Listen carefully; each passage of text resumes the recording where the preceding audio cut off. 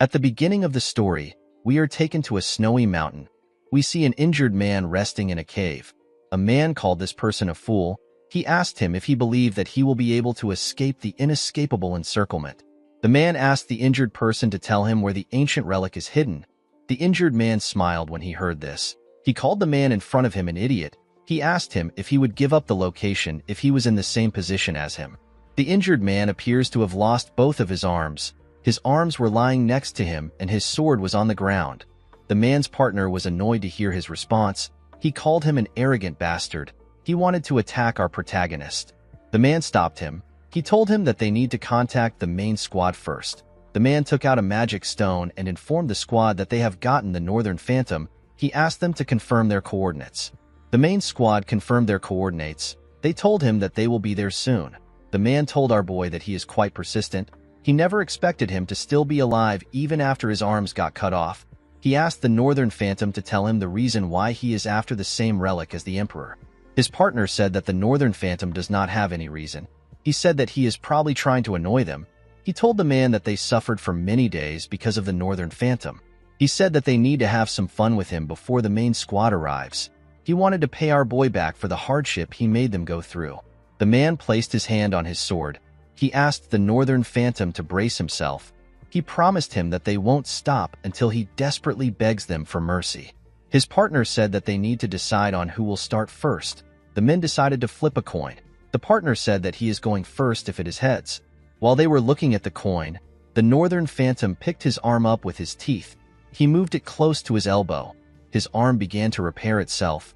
He told himself that he will not let things end without him doing anything. The Northern Phantom is the first failed awakener of the Draker household. His real name is Zeke Draker. Because he was born into the Great Dragon Slayer household with a body that can't use aura, he failed to awaken. This should have been impossible for a knight. He was treated like trash and chased out of his household. This is why he did everything he could to become stronger. The moment his arm got healed, he stood up and charged at the men at the same time. The coin just landed in the partner's hand. When he opened his hand, he saw that it was on heads. He was happy to see this. While he was smiling, Zeke beheaded him. Someone once told our boy that if all he pursues is strength, he will have nothing in the end. Zeke believed that this was some bullshit only said by the strong. He knew that those who are weak will be trampled on by the strong and what belongs to them will be stolen. This was the truth of this world. The man was shocked to see that Zeke killed his partner. He quickly took out his sword. The Northern Phantom turned around and charged at him. He destroyed his sword with a single strike and cut him down. The moment he did this, he sensed someone's presence. He used his right hand to pick up his other arm. He moved it close to his elbow and began to heal it. When he saw the men from the main squad, he told himself that he won't be able to escape. The men were shocked to see how Zeke was attaching his arm back together. They realized that he was an irregular. They were grossed out by him. One of them said that Zeke will still die if they cut off his head. The moment he said this, they charged at him. They surrounded the Northern Phantom and attacked him from every angle. By the time the fight was over, Zeke had multiple swords sticking out of him. Fortunately, he managed to eliminate every single person from the main squad. Our boy spat out some blood. He realized that he was going to die soon. Even though he couldn't take his revenge, he still managed to steal something the Emperor was after. He believed that this was an achievement. He put his hand into his clothes and took out a small sculpture of a dragon. With a smile on his face, Zeke said sorry to someone known as Alicia. While he was smiling, blood from his head dropped on the sculpture's head. The moment this happened, the sculpture released a bright golden light. A huge golden dragon appeared behind Zeke. Someone was underneath this dragon. The person stood behind our boy. A status window appeared and said that the soul of the elder dragon has been engraved upon the will of the one who persists. It said that an urgent measure has been activated. It asked Zeke if he agrees. Our boy believed that he was hearing random noise now that he was about to die. The system asked him again if he agrees. Zeke asked the system to keep quiet. He asked it to do as it pleases. The system took this as Zeke agreeing to its measures. It said that an irreversible promised power is being activated. It said that a countdown will begin now. The system began to count down from 5. This was the last thing Zeke remembered before he woke up in the body of a little boy. He wondered if he went back in time. He took a look at a mirror. He could not believe that he had returned to his younger body. He could still vividly feel the sensation of the sword stuck on his body. Zeke fell on the bed. He noticed that the place looked familiar. He quickly realized that he was in the cradle. The cradle is the Draker household training institution. The Draker family is the Dragon Slayer family. It is one of the top 3 great transcendent households. Tarakan Draker was the hero who saved the continent by killing the evil dragon Bahamut in the war 1,000 years ago. His descendants founded the current Draker household. Perhaps it was because they were descendants of the Dragon Slayer. But all the descendants of the Draker bloodline had the blessing of aura. They were able to easily awaken their high-level aura. They became knights. All of them were able to do this except Zeke. While he was resting, the administration system told him that it was restarting. Zeke quickly stood up. He wondered if he was hearing things. The system said that his soul has been confirmed. It said that his soul has been 100% aligned. It said that the soul of the Chosen Awakener has received the will of the Elder Dragon and has completely merged. Zeke was shocked to hear this. The system told him that he has the authority to a part of it. It welcomed our boy and activated the status window. It showed him several windows. Zeke was surprised to see the magic video-like things. He wondered if an artifact got activated. The system opened the status window and displayed Zeke's information to him. It showed him a low-rank administrator status window. It displayed his name. It showed his class, which was healer. His class was rare. The title he had was the one who received the blessing of the ancient dragon. He had class skills, normal skills, and draconian skill. Our boy noticed that he could push his hand through the status window and he could also navigate through it in the same manner. He wondered about what class skills were. The class skills he possessed were healing, composed mind, vigor recovery, and heightened senses. While looking at his class skills, Zeke remembered something that his master told him. His master once said that people of the ancient world categorized themselves into classes depending on what they were good at. Each class would train in specialized techniques known as skills. He told Zeke that his skill will be known as healing since his class is healer. After he awakened, his master trained him to the point that he was on the verge of death. According to his status window, Zeke is already a healer. He decided to test it out. He wanted to see if the status window was telling the truth. In his past life, Zeke became a healer when he was in his 20s right after his ether hall was unlocked. Zeke carefully circulated an energy around his body. He was happy to see that his ether hall is already unlocked. Thanks to this, he was able to understand his situation. Even though his trained body no longer exists, he returned to the past with his skills and memories. Compared to who he was before his regression, Zeke was in a much advantageous position. In order to make use of the system, he needed to find out about the things at his disposal. Before he could carefully assess his status window, someone knocked on his door. The person referred to him as Master Zeke. He asked him if he can step in. Our boy began to panic. The man outside asked him to stop acting like he isn't inside. Zeke did not know what to do. He had not yet finished reading the status window.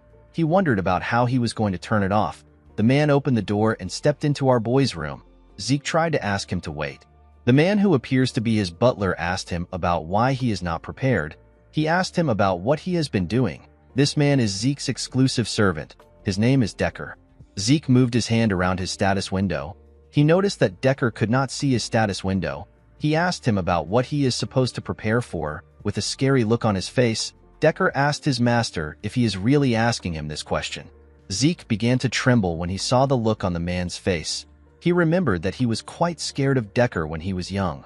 Although he had the mind of a 32-year-old, he could still feel the fear that was engraved into his body. While he was trembling, the system activated a class skill known as Composed Mind. He quickly stopped shaking. He was surprised to see that his nervousness disappeared in an instant. Composed Mind allows the mental state of the user to not be shaken regardless of the situation. Zeke did not expect this to be a skill. He found it convenient that it activates automatically. Decker told his master that he has repeatedly said that the event is important. He noticed that Zeke wasn't looking at him. He asked him if he is listening. Our boy assured him that he is. He told him that he must be talking about the evaluation test. The test is known as Pancration. Our boy seemed to have a bad memory of this event. All Drakers go through a training system called the Cradle starting from when they are 7 years old. For 5 years, they go through strict basic training. The instructors evaluate the incoming students each year through competitions of swordsmanship as well as combat of Pancration without rules. The opponents are chosen by the instructor, but there are occasions where the students choose who they want to fight. Both combatants must consent to the fight. Because there are no rules, there are people who come out of the fight with injuries. In some cases, some don't make it out alive. Because this competition is what chooses the class the students are placed into within the academy, the children have no choice but to fight with all they have. The scene shifts, and we see the students gathered at the training ground. Their instructor was speaking to them. He told them that this is the last part of their evaluation. The man is the head instructor. His name is Mark. Mark told them that they will start right away. He asked them to prepare themselves. The students accepted his order. While Zeke was standing in line, the other students spoke about the humiliation he faced last year. They wondered why Zeke would come there after facing such a terrible humiliation. They said that they would have ran away if they were him. The students questioned if our boy was really from the direct bloodline of the family. Zeke could not believe that they were openly speaking about him. A boy known as Aaron was asked to get on the stage. He and his opponent took a stance. Mark swung his hand and asked them to start the fight. Aaron charged at the boy. The boy saw Aaron's hand coming towards his face. He believed that he could dodge it. While he was distracted, Aaron used his leg to hit him on his chin. The boy fell to the ground. Zeke was not surprised to see how the boy lost. He believed that it was expected because the boy did not get into a proper defense position. Since the boy known as Gata was unable to fight again, the instructor announced that Aaron won the fight. Zeke could not believe that he was terrified of this stupid match when he was younger. The students were nothing to him. He yawned because he found the match boring. On the other side of the arena, a student watched our boy. With an evil smile on his face, the boy cracked his knuckles. The scene shifts and we see Zeke and his opponent on the stage. His opponent was the boy that was cracking his knuckles. The boy's name is Leon. The instructor asked the two of them if they are ready. They both said that they are. Zeke did not like the fact that his opponent was Leon. With a smile on his face, Leon asked our boy about why he is back. He asked him if he didn't get enough of his attention last year. Zeke remembered how he begged for his life from Leon when he was younger. The boy beat him up badly. He had to beg him to spare him. Our boy was not surprised to see that Leon was his opponent. The boy is always his opponent every year. He knew that Leon must have pulled some strings from behind the scenes. Our boy knew that his household would tell him that he needs to be able to overcome such dirty tricks in order to be a true dragon slayer. Zeke found this to be bullshit. He could not believe that this piece of shit was his cousin. In his past life, the 4 siblings of the direct bloodline never had the chance to meet. However, there were more than a dozen cousins who were more than willing to bully him. Leon commended Zeke for coming back out after getting beat up. He told him that he is really brave. He asked him if he did not learn his lesson because he is so inferior. The system activated the composed mind skill to calm our boy. He realized that it had been a while since he last heard his cousin's stupid insults. With a serious look on his face, he told Leon that he won't be nice if he calls him inferior again. Leon placed his hand on his head. He asked Zeke about what he is going to do. He called him an inferior piece of shit. The moment he said this, Zeke gave him a punch on his face. The attack pushed him back. When our boy punched his cousin, critical strike was activated. The skill inflicts critical damage on the enemy. It may be countered if the attack failed to hit the person. Leon screamed out in pain. Zeke took a look at his hand. He only wanted to knock Leon out. He did not expect a skill to be activated when he punched in his normal style. The instructor asked Zeke about what he is doing. He quickly ran to check on Leon. He told our boy that he attacked before he asked them to start. Zeke told Mark that no one says ready, set, and go on the battlefield.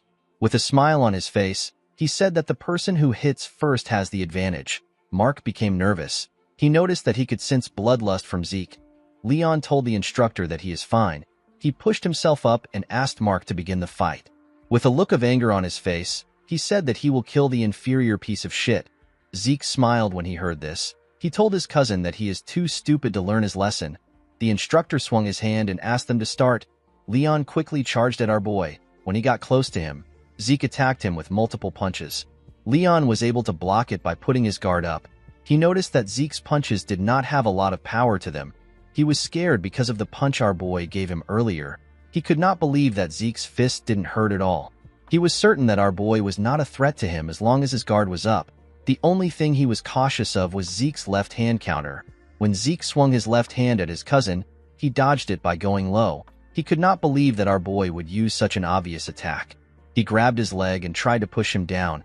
He called him an inferior piece of shit and asked him to die. Before he could push Zeke down, he felt some pain in his head. He quickly moved back. The instructor was shocked to see what just happened. He could not believe that a 12-year-old had this level of combat sense.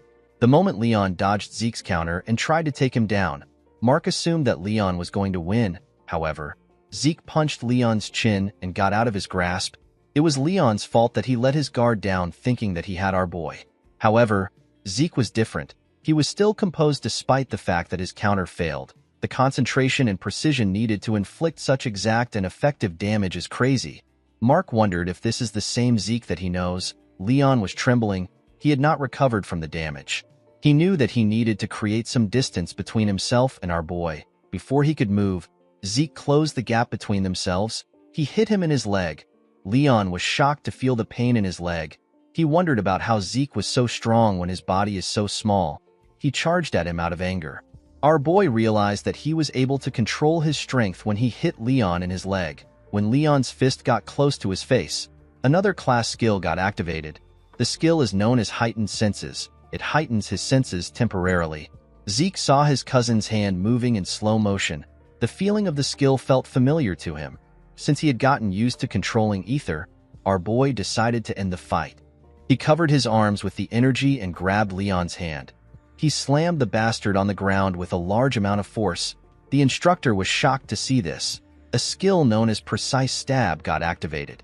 The skill allows Zeke to stab the weak point of the enemy for critical damage. Zeke used his elbow to hit Leon's rib. He got on top of him and covered his hand with ether.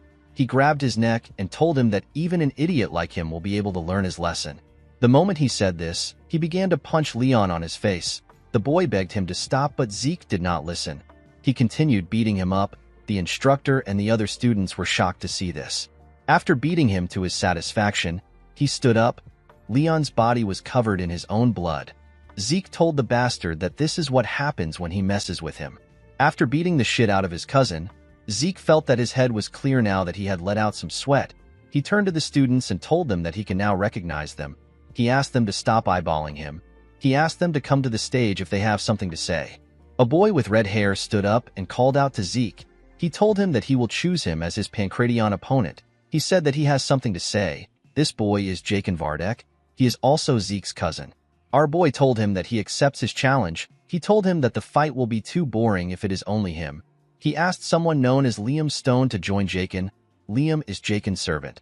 The boy was annoyed to see that Zeke asked his servant to join him. With a smile on his face, our boy told Jakin that it is now a fair fight. Jakin asked him if he just insulted him. With a bright smile on his face, Zeke called him a dumbass and told him that he did. Jakin was enraged by our boy's words. He promised to beat him to death. He and Liam went to the stage. The instructor asked Zeke to not do anything until he asked them to start. Our boy asked him not to worry about it. Zeke smiled when he saw Liam. He found it interesting to see the mercenary king again. In his past life, Liam joined the cradle and the academy as Jakin's servant. But because he was a distant relative, he was left behind in education. He begged to join the higher education of the academy known as Valhalla. He eventually ended up joining the Knight Order of a small nation called Baranon.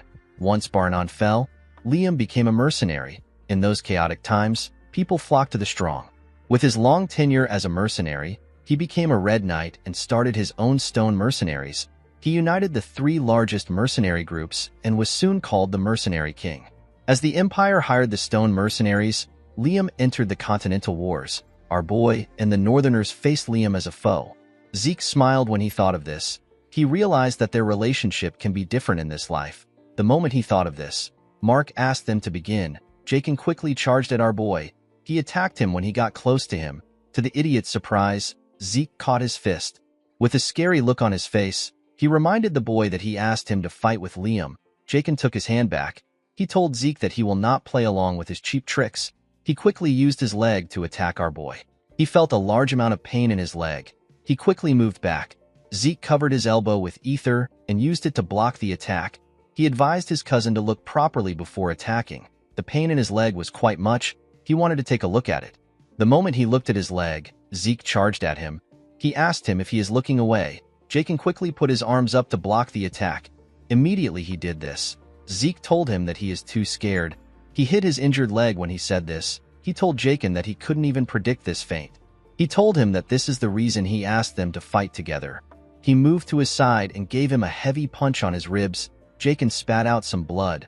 With a smile on his face, Zeke told the idiot that he is not enough alone. Jakin called out to Liam. He asked him to kill our boy. Liam took out a cloth and wrapped it around his arm. Zeke could not believe that this huge boy was also 12 years old like them. The most annoying thing about fighting Liam is his insane reach. Zeke knew that he won't be able to do anything if he lets Liam attack first. He realized that he needed to take the lead. He quickly charged at him. He launched several punches at him, but the boy managed to block them with his arm. A skill known as Slash got activated. It launches a barrage of attacks at the enemy. It allows Zeke to interfere with their sight. Our boy's attacks got faster. It was leaving afterimages everywhere. The other students were shocked to see this. They did not know what they were looking at. Even Mark was shocked. He knew that the students would be curious because they have never seen anything like this before. The technique Zeke was using was the Northern Fist fighting technique from the Midlands, a place where swords dominate. He wondered about how Zeke knew this technique. While he was attacking Liam, he began to breathe heavily. He realized that his body was really bad when he was younger. He could not believe that he was already tired from using this simple technique. Aside from this, Liam's monstrous physique was also a problem for him. He did not attack, neither did he dodge. He was simply taking it all in with his guard up. Zeke remembered that Liam was more aggressive in his time as a mercenary. Unfortunately for Zeke, his body was reaching its limit. He clenched his fist and gathered a large amount of ether. He wondered about how strong Liam's body is. He decided to take him down through his guard. He charged at Liam. To his surprise, the boy dodged his attack this time. He could not believe that Liam actually dodged the attack even though he can't see ether. Zeke realized that everyone in this place has some insane level of sense. Liam grabbed his hand and raised him up. He wanted to slam him on the ground. Before he could slam his body, Zeke hit him on his head and broke free from his hold. While he was above him, his heightened senses activated. He grabbed Liam's hand and moved to the ground. He locked his hand down and put his leg on his neck to choke him out. Zeke believed that no one can last without oxygen in their brain. While he was choking him, Liam began to attack fiercely. He punched him in his ribs. Zeke spat out some blood. He did not expect Liam to be this crazy. He decided to see who will come out on top. He held on to Liam. The boy did not give up. He continued to punch our boy. Apart from a single student, the rest felt disturbed by the sight they were seeing. Even Mark was nervous. Eventually, Liam's body gave out and our boy won the fight. The girl who was happy to see them fighting said that she expected this much from Zeke. With a smile on her face, she said that it will be worth it to take our boy down. The scene shifts and we are taken to Zeke's room. Decker was in the room with him. He heard that his master was greatly injured. He asked him if he is all right. Zeke assured him that he is fine. Decker asked his master to forgive him for his rude behavior. He told him that he wants to check his pulse. Zeke knew that his servant wanted to check if he had awakened his aura. He asked Decker to wait a bit. He put his shirt on and stretched out his hand. Decker grabbed his master's hand and pushed a blue energy into his body. Zeke was shocked to feel his energy. He did not expect Decker to be a blue knight. In order to check if someone has awakened, people take a look at their dantian. However, Decker was really thorough with the process. He was checking every part of Zeke's body. Imbuing someone else with aura is already quite difficult, yet Decker was able to precisely control his aura. Our boy was certain that he had to be a blue knight. Not all knights are the same. They are classified in accordance to their martial prowess and aura manipulation proficiency. The white swordsman is the novice level. Most children before the blessing rite are white swordsmen. Yellow swordsman is the level where a person has awakened aura and opened their dantian. All students of the cradle become yellow swordsmen after the blessing rite. Once they have learned to freely control aura, they receive the title of knight. The next level is purple knight. At this level, a person can reinforce their sword with aura. Blue knight is the next level. At this level, a person can manifest an aura blade. The realm for those who have transcended their limits. The realm which the mercenary king was in and the realm which our boy reached before his regression is known as red knight. There is another realm above this. It is the realm of black knights. There are very few monsters on the continent that are at this level. Zeke wondered why someone who is skilled enough to become a commander was babysitting him. Our boy knew that Decker won't be able to sense his ether.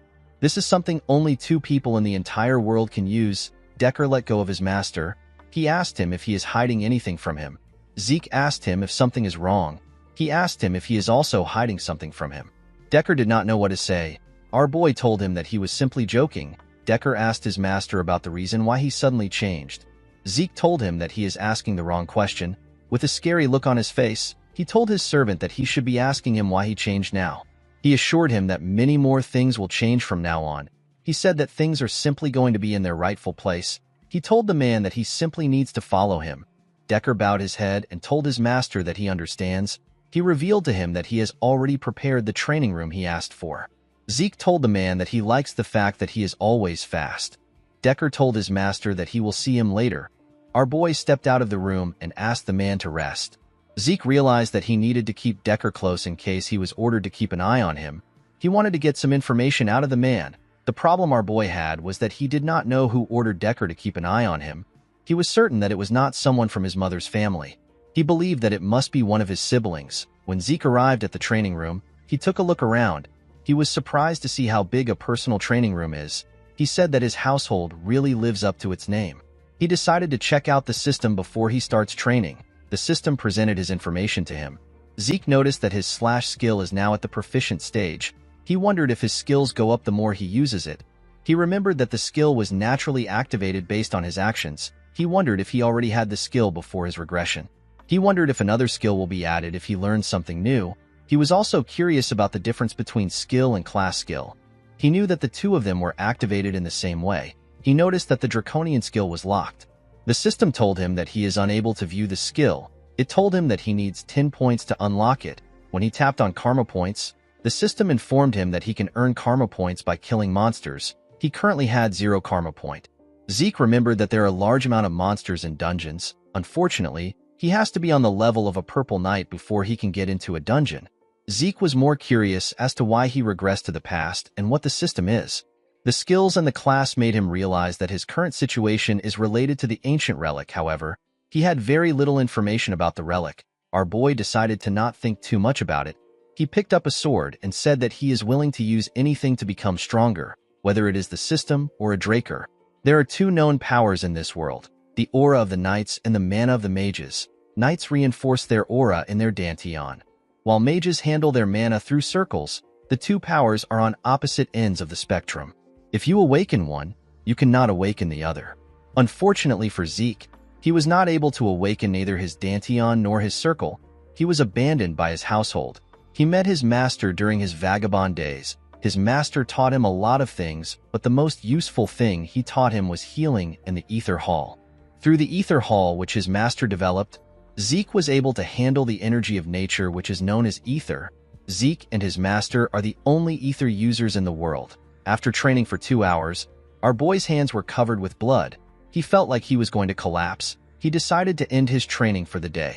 The moment he thought of this, his class skills, which are known as healing and vigor recovery, activated. Zeke's body was healed. His hands stopped bleeding. Healing is a rare skill that our boy did not even know existed until he met his master. If he were to use this skill in front of people, they would treat him as an irregular. This is why he was unable to use it during his fight against Liam. He had to quickly return to his room in order to heal himself. Since he had recovered, Zeke decided to keep training. In the evening, we see our boy covered in sweat. He realized that it was already dinner time. He took a look at the training room. He had destroyed the ground with his sword slashes. He wondered about what he was going to tell Decker. A week later, we are taken to the Cradle's cafeteria. We see the students talking about how Zeke has become a completely different person. Some of them could not believe that the loser had changed. They wondered if he dabbled in black magic. One of them said that he hopes Zeke humbles the other strong students. In another part of the cafeteria, we see a large amount of food on a table. This part was quite fancy. We see the crazy girl from before eating steak. The girl is known as Raina Torrent. A boy known as Owen Zimmons advised Leon to eat even if he doesn't have an appetite. He told him that he needs his energy for the swordsmanship duel. Leon asked Owen if he is trying to piss him off. Owen told him that he was just trying to be nice. He told him that his inferiority complex is really bad. Leon slammed his hand on the table. He asked him to repeat what he said. When he hit the table, he made Raina drop her steak. The girl glared at him. The boy became nervous when he saw the look on her face. Jakin asked the group about what they're going to do. Although he didn't mention Zeke's name, they all knew that he was talking about our boy. Owen said that the Pancration was impressive even though it was savage. He told them that Zeke will be terrible at swordsmanship. With a smile on his face, he asked his friends about what Zeke will do when he can barely hold up a sword. Leon agreed with Owen. He remembered that Zeke was so weak that he had to get a customized sword because the basic ones were too heavy for him. He said that it doesn't make sense that he lost to an inferior piece of shit. Jakin and his other friends were already tired of the idiot's inferiority complex. Leon told his friends that Zeke won against him in Pancration by luck. With a serious look on her face, Reina asked him if he believed such nonsense. Leon became quiet. Reina stood up and told the boys that they do not have the right to be knights in the Draker household if they believe in trash like that. She walked away after saying this. A sword duel is different from a Pancration. Real swords are used in the duel. It is the cause of most of the incidents within the cradle. It is also where the difference between the students' skills is most glaringly shown. A month after the final exam, the blessing rite will begin. The blessing rite is the event where the Drakers awaken their aura. The head instructor called out to Zeke and asked him to step up. Our boy went on the stage with a huge sword. The other students were shocked to see the ridiculously large sword. They wondered if Zeke believed that he would be stronger with a bigger sword. Someone called out to Zeke. When he opened his eyes, he saw Reina walking to the stage. With a serious look on her face, Reina told him that she chooses him as her opponent. Zeke pointed his sword at her and told her that he accepts her challenge. Reina noticed that our boy was easily moving a claymore. Now that she was standing in front of him, the girl could tell that this is not the Zeke who couldn't hold a sword properly that she knew. She wondered if his aura was more intimidating because he grew taller. Reina grit her teeth to get control of her thoughts. She told herself that she cannot be intimidated by Zeke before the duel begins. She decided to act confident. She took a stance and pointed her sword at Zeke. Our boy knew that he simply had to fight in the same way he always has. However, it was quite nerve-wracking for him to be fighting the Lightning Knight. Reina Turin is also known as the Lightning Knight. She is one of the knights who made a name for herself during the Continental Wars. She was also noted to be one of the greatest of the next generation of Drakers. This is because she was the one who awakened her aura even before she went through the blessing rite. Zeke realized that Reina must have already awakened her aura at this point. However, she didn't use her aura in the cradle. She said that she wanted to improve her fundamentals. Mark swung his hand and asked the two of them to start. Reina quickly charged at our boy. Zeke managed to block her first attack. Reina got pushed to the side. She disappeared and reappeared behind our boy. She thrust her sword at him. Zeke managed to block the attack, but it pushed him back. He was surprised to see that Reina was much better than he expected. Reina charged at him again. She attacked him with a lot more strength. Leon cheered for her from the side. He asked her to kill Zeke in one strike. Jakin called Leon an idiot. He asked him if it looks as if Reina is toying with Zeke. Our boy was easily directing her attacks. Even though it was narrow, Reina could still sense the gaps in Zeke's defense. However, no matter how hard she tries to take advantage of the gaps, Zeke's sword always blocks her. It was as if Zeke was applauding her for her attempts. Immediately, he blocks her attack. Another gap opens up. It was almost as if Reina was in a training duel that was meant to teach her a lesson. Zeke blocked her attack again and pushed her back. The girl began to breathe heavily. Our boy looked like he was disappointed. He could not believe that this was how the Lightning Knight fought when she was in the cradle. Her swordsmanship was honest. Zeke expected this from someone who was obsessed with their fundamentals. It was this fundamentals that were holding her back. Zeke took a low stance. He decided to help the girl break out of her shell. Reina was surprised to see his extremely low stance. She believed that Zeke intends to close the gap in one go. She knew that her speed was nothing to scoff at. She decided to face Zeke head-on. Before she could take a stance, Zeke appeared in front of her. He made a huge swing. Reina managed to dodge the attack. His sword hit the ground and destroyed it, since there was some distance between them. Reina believed that it was possible for her to react to Zeke's moves. Our boy raised his sword and swung it at her. The attack missed her body. Reina's eyes followed the movement of his sword. The moment she looked at the sword, some rocks got thrown into her eyes. Zeke was able to raise the rocks when he lifted his sword from the ground. Reina quickly used her hand to clean her eyes. When she opened her eyes, she saw Zeke in front of her. Our boy swung his sword at her neck. The girl quickly realized that she was done for. Somehow, she managed to knock Zeke's sword out of his hand. The cadets were happy to see that Reina won. They said that the girl won even though she did not use aura. The head instructor knew that the cadets were wrong. As Zeke's attack closed in on Reina, she used the faintest amount of aura. It was an amount that was barely noticeable. Mark couldn't believe that the girl who promised to never use aura until she got into the academy was forced to use it. Zeke forced her hand. Reina was feeling bad for what she did.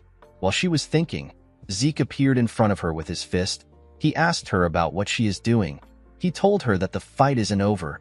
He gave Reina a heavy punch in her throat. The girl fell to her knees and spat out some blood. Leon was annoyed to see this. He said that they won't stand for such cheap tricks in a duel. The other cadets agreed with him. They said that Reina won the duel. They pointed their fingers at Zeke and told him that he doesn't have what it takes to become a knight. They asked him if he has no shame.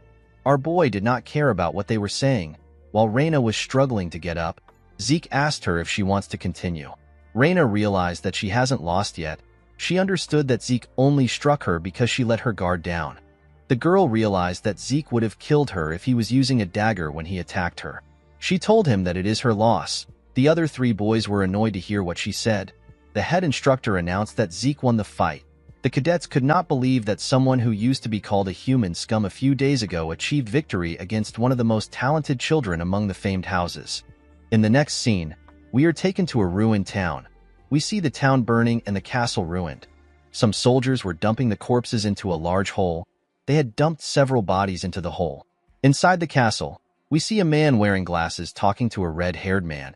He asked the red-haired man, whose name is Abel, about how he can drink tea in this situation. The man told Abel that the bastard known as Zeke defeated Reina.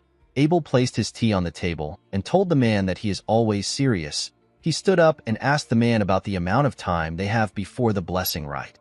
The man told him that they have until the next full moon. Abel said that this is the right moment to pay the family a visit. The man was shocked to hear this. He asked Abel if he is really going there by himself. Abel placed his hand on his sword. He said that the situation has piqued his interest. With a smile on his face, Abel said that he is interested in knowing the kind of awakening their youngest is going to go through. Although Zeke's victory left the entire cradle in shock, he simply returned to the training room and resumed practice. A month later, we are taken to the day of the blessing rite. Zeke was in his training room. He used a cloth to clean his sweat. He wondered about how he became a red knight in his previous life with this terrible body. He opened his status window to see the state of his skills. Zeke noticed that once his mastery surpasses the expert level, the skill ranks up and resets. Our boy managed to raise the mastery of his swift steps. This was a skill he gained during the duel. While he was looking at his status window, Zeke asked Decker about what he wants. The man was at the entrance. He informed Zeke that they will be leaving in 2 hours. Our boy told him that he will join him soon. He asked him to get everything prepared. In the next scene, we see the students in carriages. They were all going to the same place. While he was inside the carriage, Zeke realized that it had been a while since he was at the main estate. The estate belongs to the Draker family, and it is situated in the Duchy of Troy.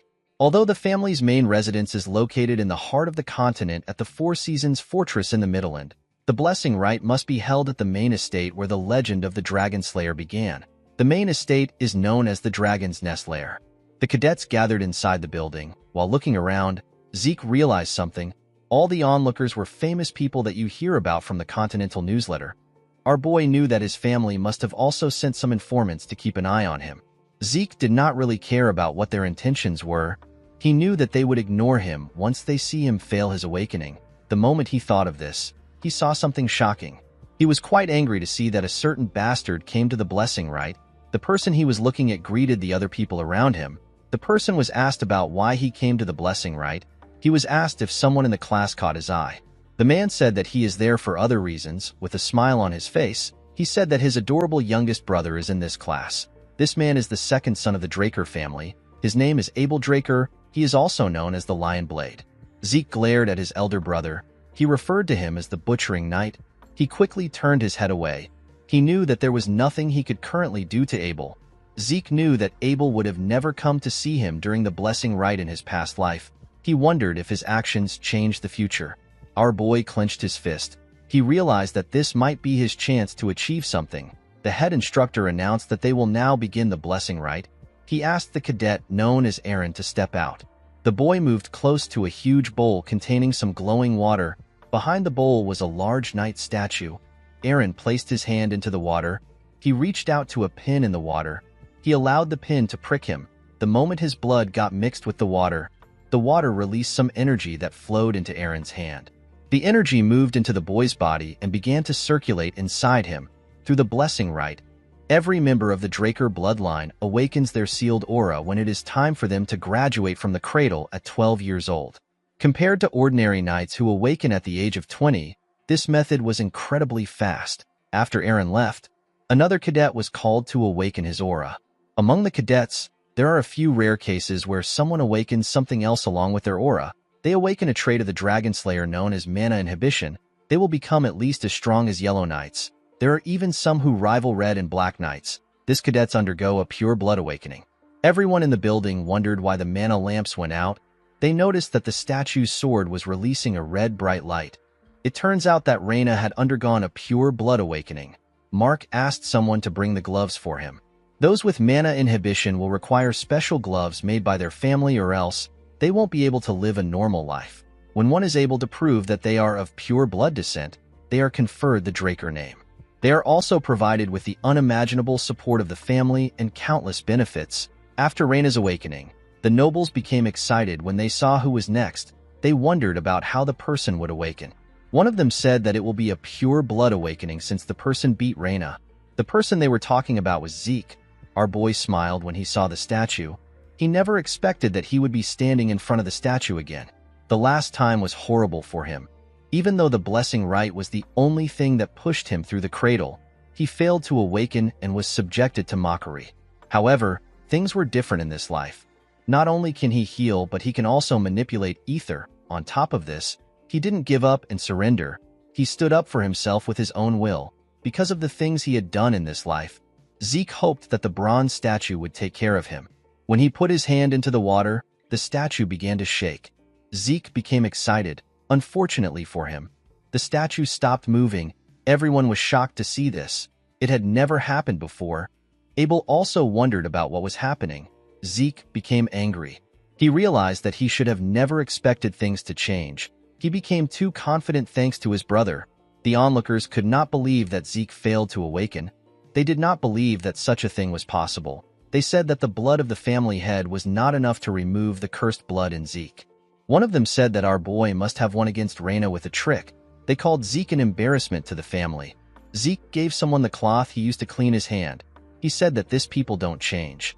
Our boy told himself that the awakening doesn't matter. There were plenty of ways to get stronger other than awakenings. The moment he thought of this, the system sent him an apology. It told him that a message got delayed due to an error during processing. Zeke did not understand what the system was talking about. The system explained to him that necessary information has been found missing from the identification terminal during class identification. It said that class information has been input using its authority. Our boy wondered about what the system meant when it said that information has been found missing. The system informed him that the class information input is complete. It told him that the terminal has identified his talent as a healer. It said that his class has been unlocked. Zeke obtained a rare class. He quickly turned around. He saw the statue release a red light. Everyone was surprised to see that Zeke had a pure blood awakening. The system appeared in front of Zeke again. It told him that the terminal has made a connection. It said that the ancient dragon's blessing within his soul has been activated.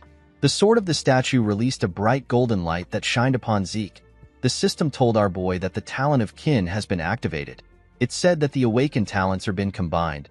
Due to the combination of rare talents, a new class was created for Zeke. Our boy was surprised to hear that a new class was created for him. It was a unique class. The class is known as Immortal. The nobles did not know what was happening. They had never seen a golden light before. They did not know if they were to call this a pure blood awakening. Zeke was not surprised to see that they had some doubts. He knew that this doubts will work against him if he says anything. One of them said that the mana lamp was fine. He asked if the statue was broken. While the nobles were talking among themselves, Abel clapped his hands. He asked them about why they are all acting so serious. He told them that they got 2 pure blood awakening in one batch. He said that this is something to celebrate. The nobles became nervous when they heard this. They all smiled and said that Abel is correct. They said that it is a blessing for them. Abel ordered someone to get some gloves for their newest member. When Zeke wore the gloves, he noticed that it was quite hefty. When he moved away from the statue, another person was asked to step out. Abel smiled as he watched his brother walk away. Although Zeke was already aware of his brother's intentions, he felt terrible receiving help from Abel. After all the cadets had awakened, Mark announced that the blessing rite has come to an end. He said that a celebration party will be held soon. He asked them to enjoy it. Zeke did not care about the party. He wondered if there was a training room somewhere in the building. On his way out, someone called out to him.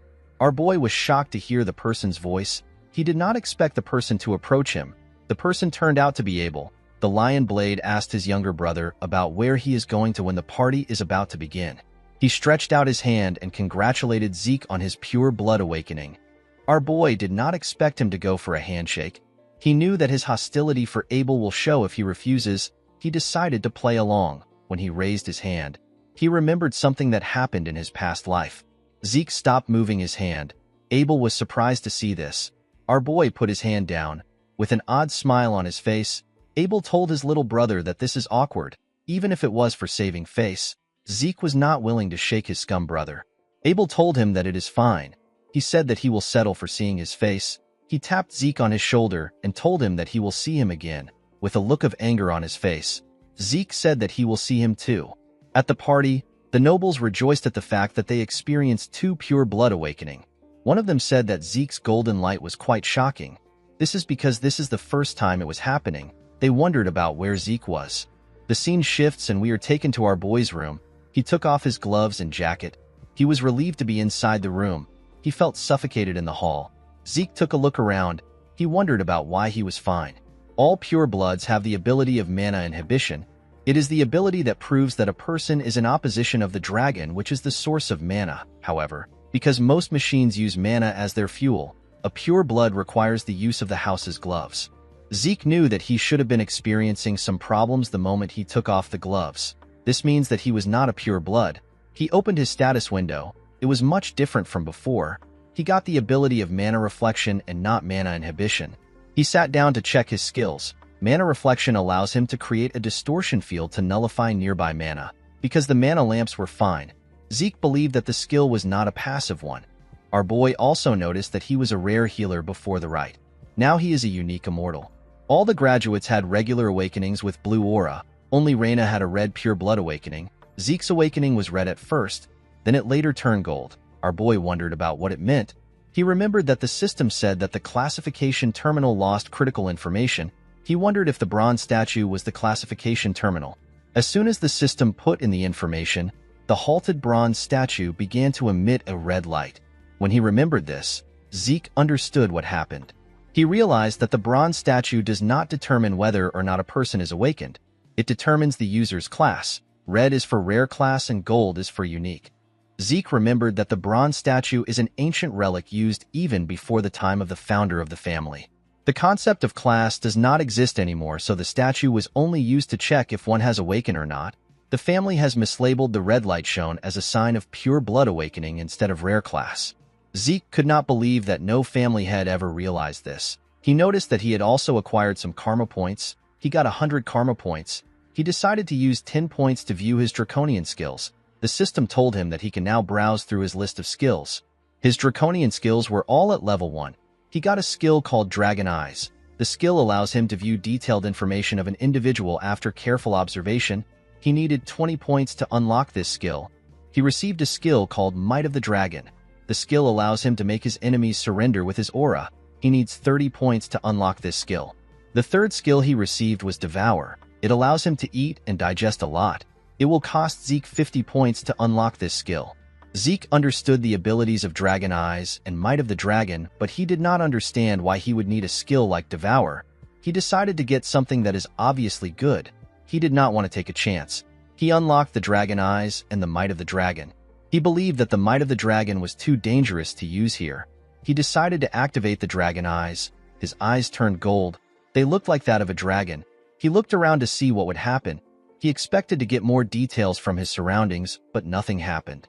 He stood up and opened the door that led to the balcony. When he stood on the balcony, he saw something amazing. The statue in the center of the garden looked like it was right in front of him. He realized that this skill will be very useful to him. When he closed the door of the balcony, the system asked him if he wants a detailed information of the object. Zeke was surprised to hear this. Multiple windows appeared in front of him. The system told him about where the items around him were made. His carpet was made from the Room Empire and his drawer was made from the Merc Empire. While he was looking around, Zeke became tired. He quickly sat down. While breathing heavily, he wondered if all draconian skills are like this. He couldn't use them for a long time. While he was breathing heavily, the system activated his healing factor and vigor recovery. Zeke was surprised to see this. He never intended on using the skills. When he opened his status window, he noticed that all his class skills have changed into passive skills and their levels have increased by 1. His healing factor allows his body to automatically repair itself. Zeke smiled when he saw this description. The skill was too broken. Healing may seem like an overpowered skill, but it is not something Zeke can constantly use and its effects are limited. However, healing factor is infinite. Our boy decided to test out the skill. He grabbed a table knife. He used it to cut himself. The moment he did this, his healing factor got activated. When he cleaned the blood on his arm, he saw that his hand looked normal. Zeke remembered that it takes 5 years to finish the academy. With a smile on his face, he said that he will finish within 2 years. Draker Academy is the greatest knight academy on the continent. It is a place that any aspiring knight would give an arm and a leg to enroll in. The academy is located in the Duchy of Troy. It teems with life each time a new semester rolls around. At the academy, we see several students looking at Zeke. Our boy remembered that higher-ranked students in this place are no different from adults. All of them have been trained to perfection. Zeke noticed that the students from the great families have already established their authority. He believed that his family was rotten to the core. Among the countless branch families supporting the transcendent Draker family, there are 3 families that have the largest amount of influence. These families are the great families. The Turin of Strength, which is Reina's family, is the first one. Zimmons of Wisdom is the second family, and the Vardek of Gold is the third family. Zeke decided to ignore the great families. He believed that he had nothing to do with them. He went to his dormitory. Our boy was given a high-class dormitory in the Platinum Mansion. Zeke was given a dormitory in this place because he is a pure blood. The Platinum Mansion is a dormitory furnished with a training hall, a library, and various kinds of facilities. It is only open to the highest-ranked students. Even those from the cradle can't easily get inside. Pureblood awakeners like Zeke and Reina are given the special privilege of a floor master. They are given an entire floor at the top of the building. These floors are known as the Platinum Floors. When Zeke went into the building, a maid welcomed him. She told him that she has been expecting him. The maid told him that she will escort him to his assigned floor. When our boy arrived at his floor, a large amount of servants greeted him. Zeke felt like this was too much. He believed that no student deserved this kind of treatment, even if they are purebloods. An older servant informed him that Decker is waiting for him in his room. When Zeke stepped into his room, Decker bowed his head and greeted him. Our boy asked the man to tell him what happened. Decker told his master that he has something to deliver to him. He presented Zeke with a box. When our boy opened the box, he found some gloves inside. They were new gloves given to him for his mana inhibition. Zeke said that the new gloves are quite different from the temporary gloves. Decker was happy to hear that his master liked the gloves. Zeke picked up his sword. He told his servant that he wants to get a new sword. He asked the man about what he thinks.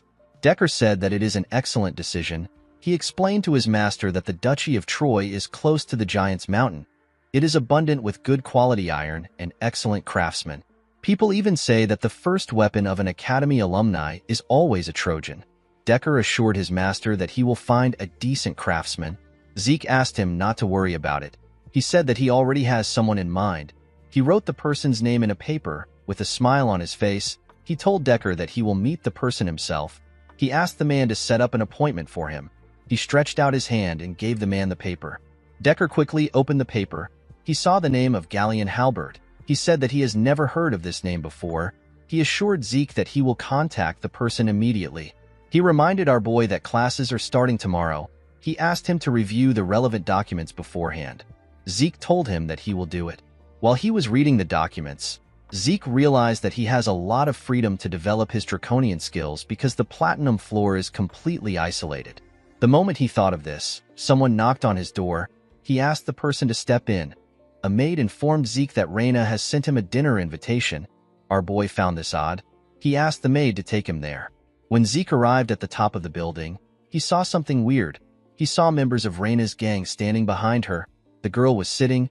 Our boy wondered about why they were acting like the Southern Cartel. Reina welcomed him to her floor. She apologized to Zeke for the crowd. She said that her family's people are rather peculiar. Our boy sat down. He asked her not to worry about it. Reina said that they can discuss their business after their meal. Zeke noticed that the Lightning Knight was fully utilizing her lower abdomen to control her aura. He realized that she was getting close to becoming a purple knight. He wondered why her swordsmanship was stuck in a rut. He believed that this was a waste of her potential. After they were done eating, Zeke could only laugh in a nervous manner. He always knew that he was a big eater, but Reina was beyond his expectations. The girl basically devoured her food. Since they were done eating, Reina suggested that they get down to business. She asked Zeke to accept the Turin family's support. Our boy reminded the girl that they are both pure-blood awakeners. Reina believed that Zeke had a misunderstanding about pure-blood awakeners. She explained to him that although they receive a lot of privileges, they don't receive any help when it comes to their growth. The centuries of academic and practical know-how accumulated in the academy and a personal instructor to effectively raise your abilities are things necessary to grow. A person who doesn't have any of this will fall behind regardless of how well off they are. This is why support families are necessary. Even Abel, who is a pure-blood awakener like them, received support from his maternal family, which is the Zimmons. Thanks to their support, Abel became the youngest person to attain the title of White Knight. He is also a Black Knight. Reina told our boy that the patriarch of her family told her that he is not receiving any support from his maternal family. She said that the patriarch did not tell her the reason for this. She decided to give Zeke another chance. She asked him to accept her family's support. Zeke quickly declined her request. Reina was shocked to hear this. She asked our boy for his reason. She told him that it will be good for him to receive her family's support. Our boy stood up. He told her that he does not need any other things than the benefits he is receiving as a pure-blood awakener. He walked towards the exit. He placed his hand on a tree. He told Reina that he will give her a piece of advice to thank her for the meal. He told her that her sword has too much strength behind it. Reina did not understand what Zeke was saying. He told her that she is too conscious of the men who were behind her earlier. Zeke used his hand to shake the tree. It let out a lot of leaves. He explained to Reina that her greatest strength is the fluidity that arises from having a flexible body. He advised her to not receive attacks head-on and to not crush her opponents with her strength. He told her that fluidity will allow her to cast her opponent's attack aside and land a single delicate strike. Zeke gently controlled the leaves with his movements. He told her that she will be able to grow several times stronger if she follows his advice. Reina was surprised to hear this. After saying this, Zeke walked towards the exit. He thanked her for the meal. Reina slammed her hand on the table. She was annoyed to hear the advice Zeke gave her.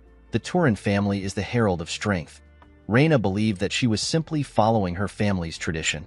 She told herself that she was not being conscious of others. The moment she said this, she realized that Zeke was right. Because she has always been obsessed with becoming a person fitting of the Turin name, she unintentionally projected her logic into her sword. She could not believe that Zeke saw right through her. Reina picked up a leaf that landed on her table.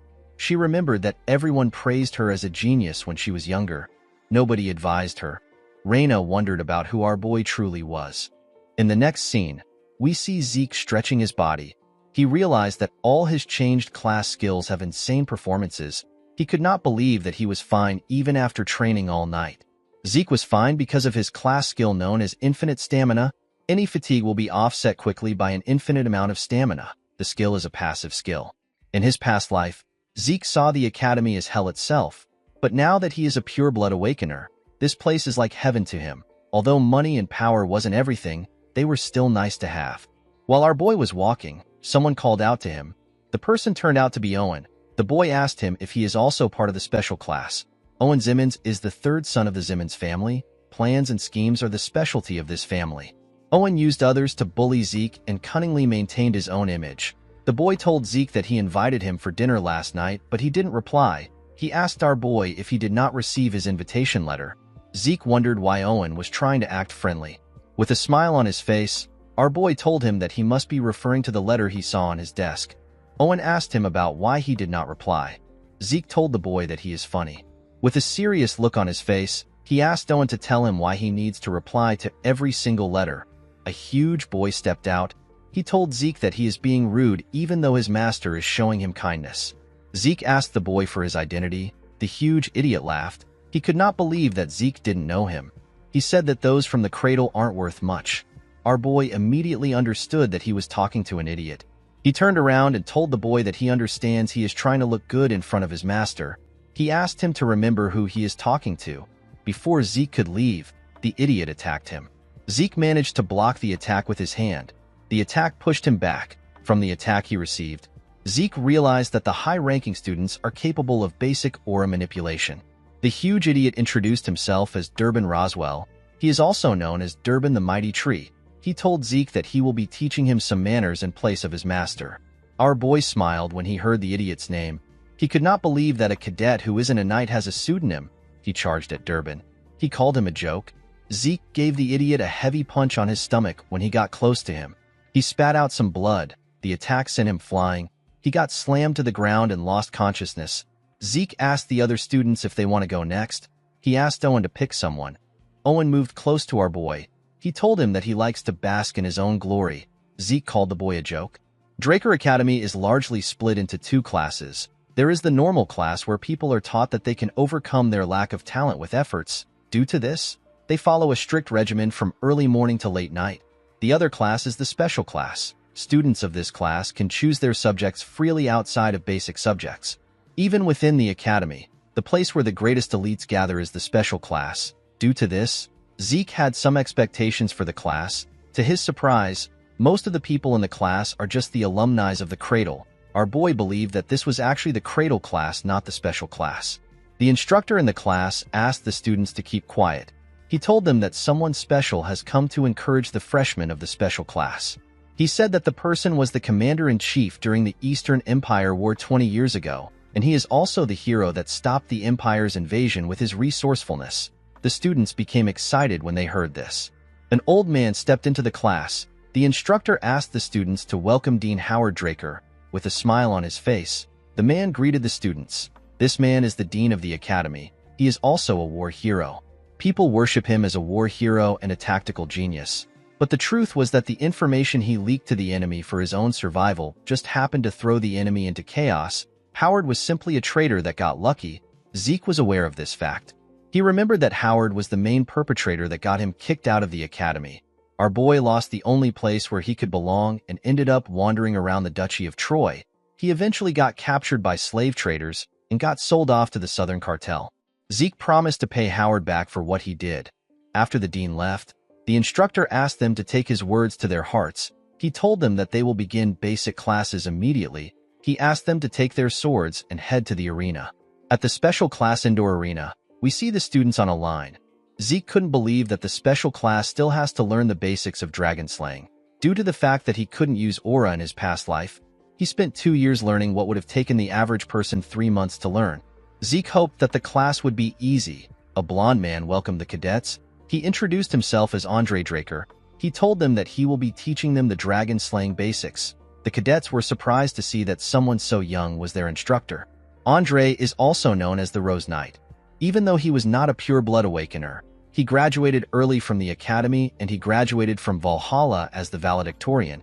He is a once-in-a-century genius that was awarded the Draker name. Zeke was surprised to see that even the special class instructors were on a different level. He remembered that Andre was famous for his inflexible personality. With a scary look on his face, Andre asked the students to keep quiet. He told them that he will start the class now.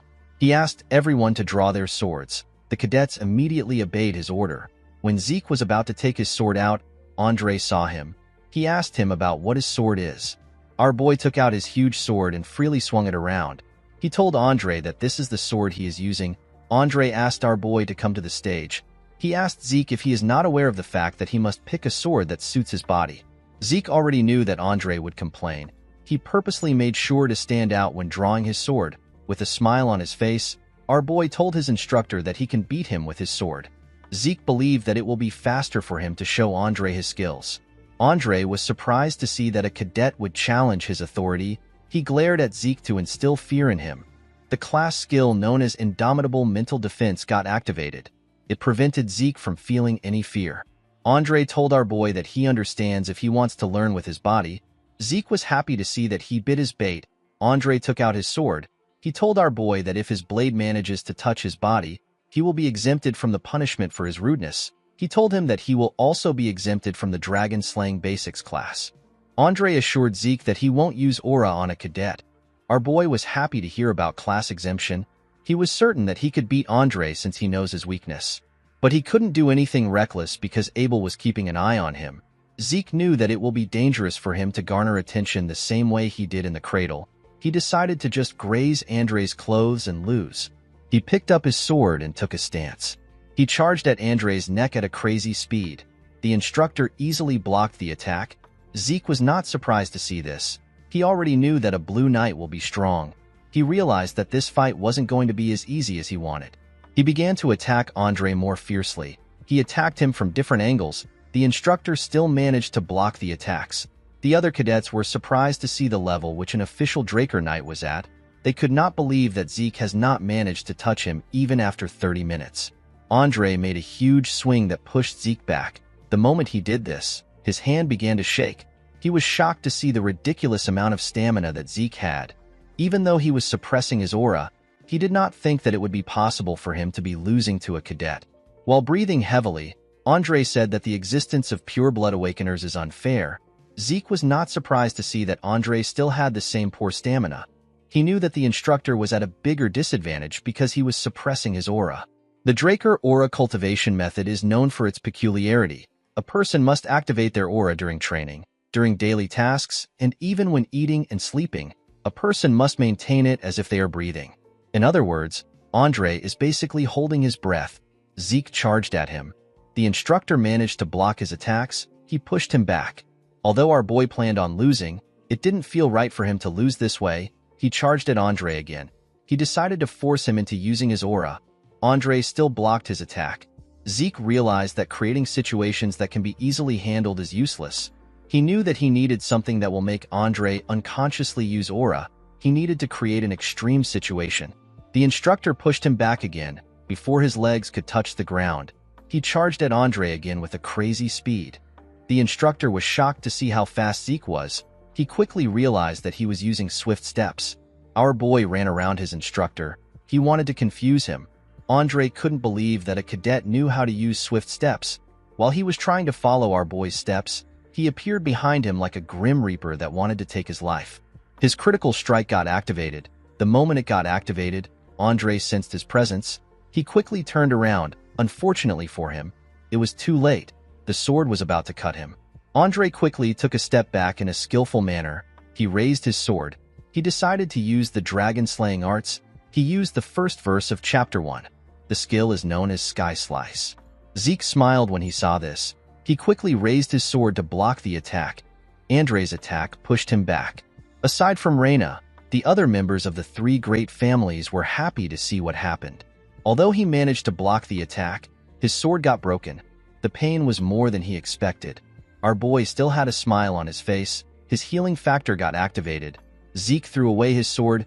He decided to collapse now. Andre put his sword away. People from the infirmary quickly went to check on Zeke. With a look of anger on his face, Andre announced that our boy no longer needs to attend his class again. He asked the cadets if there is anyone among them who also wishes to be exempted. The cadets kept quiet. They knew that they were screwed if they raised their hands up. With a scary look on his face, Andre told them that he will assume that no one wants to leave. At the infirmary, we see Zeke resting on the bed. He commended himself on his performance. Although he didn't graze Andre's clothes, he got him to use aura and acknowledge his abilities. Our boy considered the situation a win-win because Andre got disciplined and he obtained free time. While resting, he remembered Andre's last attack. The technique is the most basic move of the dragon-slaying arts. However, because the technique was used by a blue knight, the force was ridiculously powerful. Although Andre was powerful, Zeke was still certain that he could beat a blue knight, especially since he had limitless stamina and healing. Even though he was already strong, Zeke did not believe that it was enough for him to live freely. He wanted unrestrained power to live a life where he was not restricted. He wanted the power that won't let him submit to anyone. While he was thinking, someone holding a bottle of liquor asked him if he is Arthur's youngest son. Our boy was shocked to see the man. He did not know who he was. With a smile on his face, the man told him that he has the same eyes as his father. He called Zeke's father an arrogant bastard. Zeke could not believe that he wasn't able to sense the man's presence despite the strong stench of booze. He could not believe that someone had the guts to call his father, who is the current patriarch of the Drakers, an arrogant bastard. He asked the man for his identity. The man asked him about how he did something. Zeke asked him about what he is talking about. The man chugged a large amount of booze. He asked our boy to stop feigning ignorance. He reminded him that he was inflicted with an internal wound. With a smile on his face, he asked Zeke to tell him how he instantly got healed. Zeke was surprised to hear that the man has found out about his healing factor. The moment he thought of this, his indomitable mental defense got activated. Our boy became calm. He realized that it was impossible for anyone to know about healing in the academy. He grabbed his bedsheet. He told the man that he does not know what he is talking about. The man could not believe that Zeke was still keeping up with his charade. He swung his hand at our boy. Zeke managed to react and dodge the attack.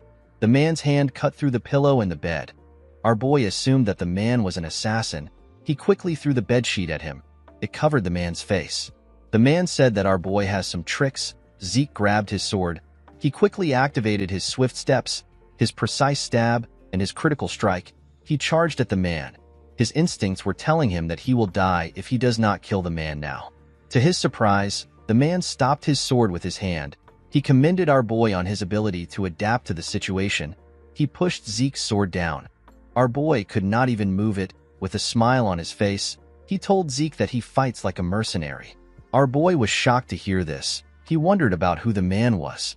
He quickly stepped back when he heard this. He wondered about why the man called him a mercenary. He wondered if the man knew something about his past life. The man played with Zeke's sword. He found it odd that a Draker abandoned his sword and stepped back. He threw Zeke's sword back to him. He told him that he is better suited to be a mercenary than a knight. Our boy caught the sword. Zeke felt something that he only felt from his master. He became certain after having a brief fight with the man. Our boy felt the overwhelming gap between their abilities. It was to the point where this man could kill him anytime he wanted. Zeke was certain that this man was at least a red knight. The man realized that our boy was using a claymore from the basic supply of the cradle. He told Zeke that he is talented. He asked him about why he is using such a weapon.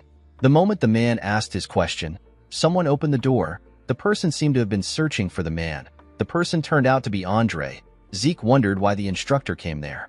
Andre referred to the man as garden keeper Dexter. Our boy was surprised to hear that the man was a garden keeper. The man referred to Andre as a leech-like bastard. He asked him about how he knew he was there. Andre told him that he saw him at the training ground. The man was annoyed to hear this. He realized that Andre is quick-witted. Andre asked Zeke to leave since he is done getting his treatment. Our boy quickly went to the door. Before he left, the man asked him to visit the Academy Western Greenhouse if he has some time. He told him that he will teach him something useful. Zeke declined the offer and stepped out of the room. The man was annoyed to hear this. He told our boy that he has the same personality as his father. Our boy closed the door. He could not believe that the man was pretending to be a garden keeper, someone who has the rank to call the current patriarch by his name. Zeke remembered that this man is the one who only had one disciple throughout his life. Andre was his disciple. This man is Duke Draker. He is also known as the Gale Knight. He is one of the Black Knights who have the martial power to go against a whole kingdom alone. Duke was quite the talk of the town in the past. He suddenly disappeared one day. Zeke could not believe that Duke was living a secluded life at the academy. He realized that this must be the reason why Andre came to the academy. Our boy remembered hearing a rumor that Duke obtained Black Knight status simply because he likes the color black. Right now, Duke is showing some interest in Zeke, however. Our boy was not interested in receiving light teaching due to a simple interest. He wanted to learn Duke's secret move. He promised to change the man's interest into tenacity.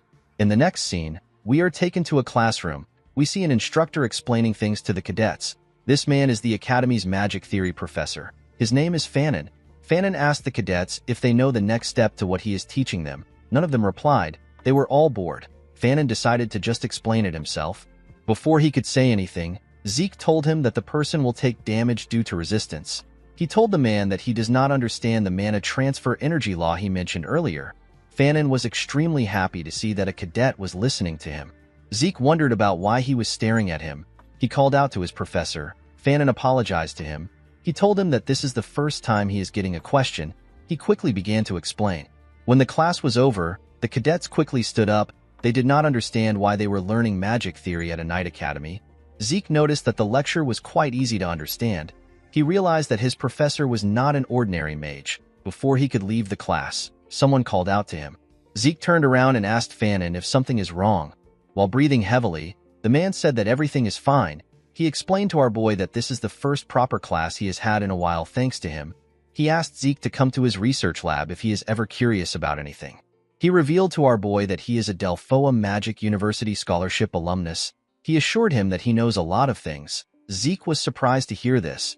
He knew that the man wasn't an ordinary mage, but he did not think that he will be an alumnus from Delphoa, the nation where magic originated from. He told the man that he understands. Fanon waved to our boy as they left the classroom. Zeke gently smiled at him. He believed that it would be good for him to get closer to a mage. Mages who are good at math are usually flexible thinkers. Our boy believed that this mages are better suited as colleagues than stuffy knights. He decided to test Fanon to see if he will be useful. The moment he stepped out of the building, he saw something odd. He saw Duke resting on a bench in front of the building.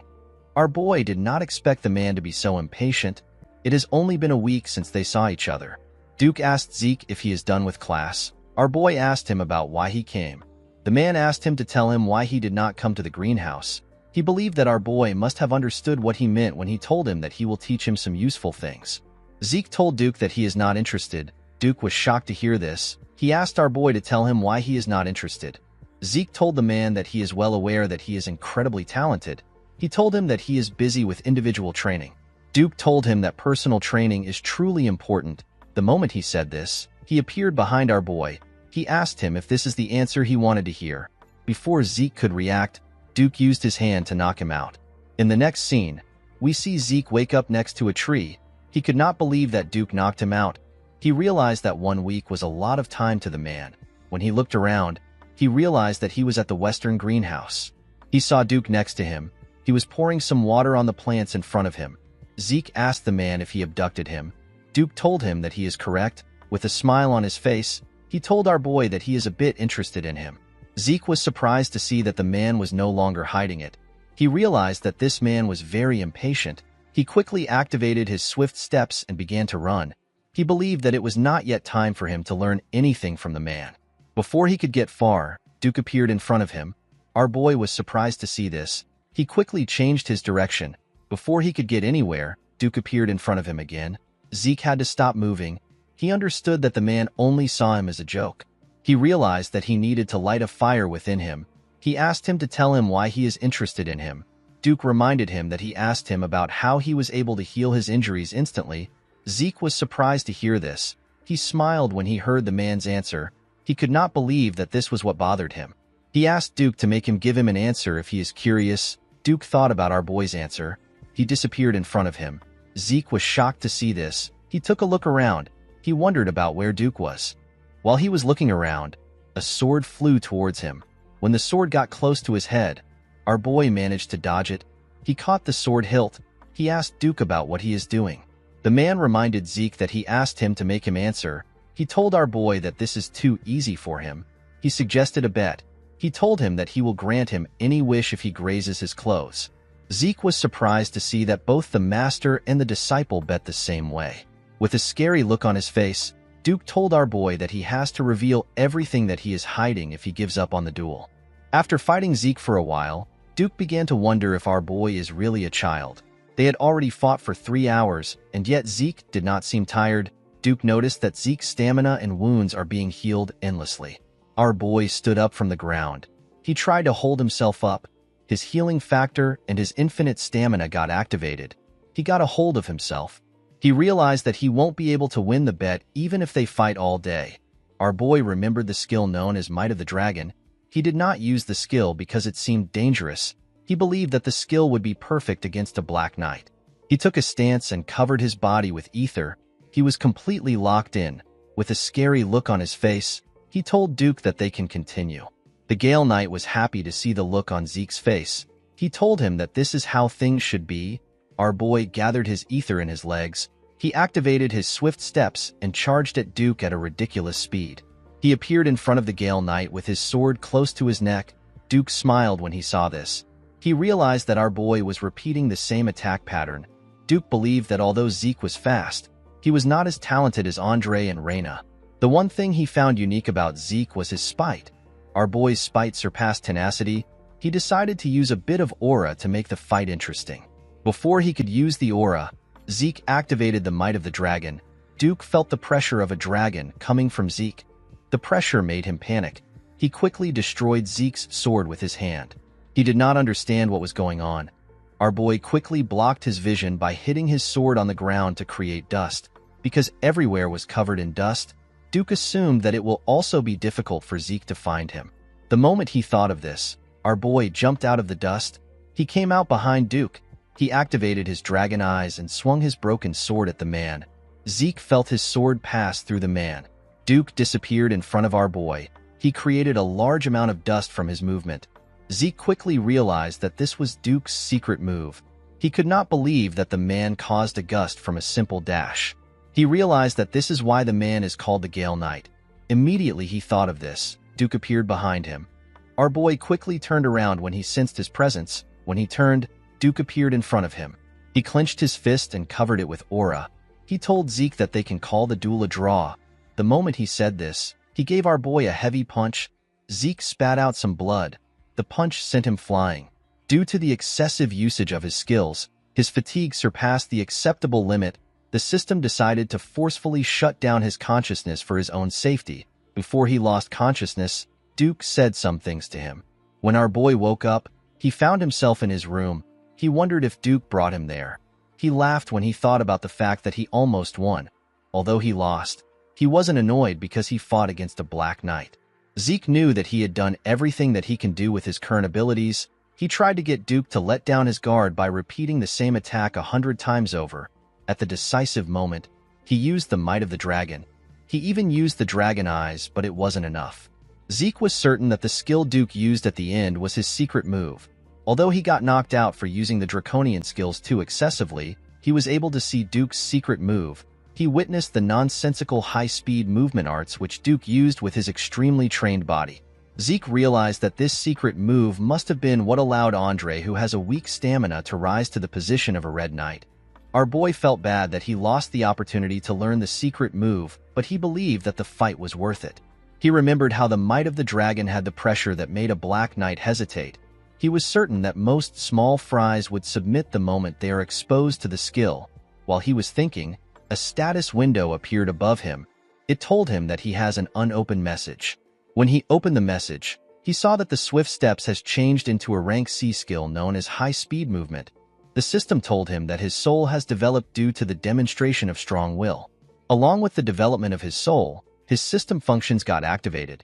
The system told him that it is possible to activate the next function using karma points. Our boy was surprised to see this. The mini-map function got opened. The geographical terrain features can be seen through the form of a map. Zeke needed 20 points to unlock this function. Another function known as inventory got activated.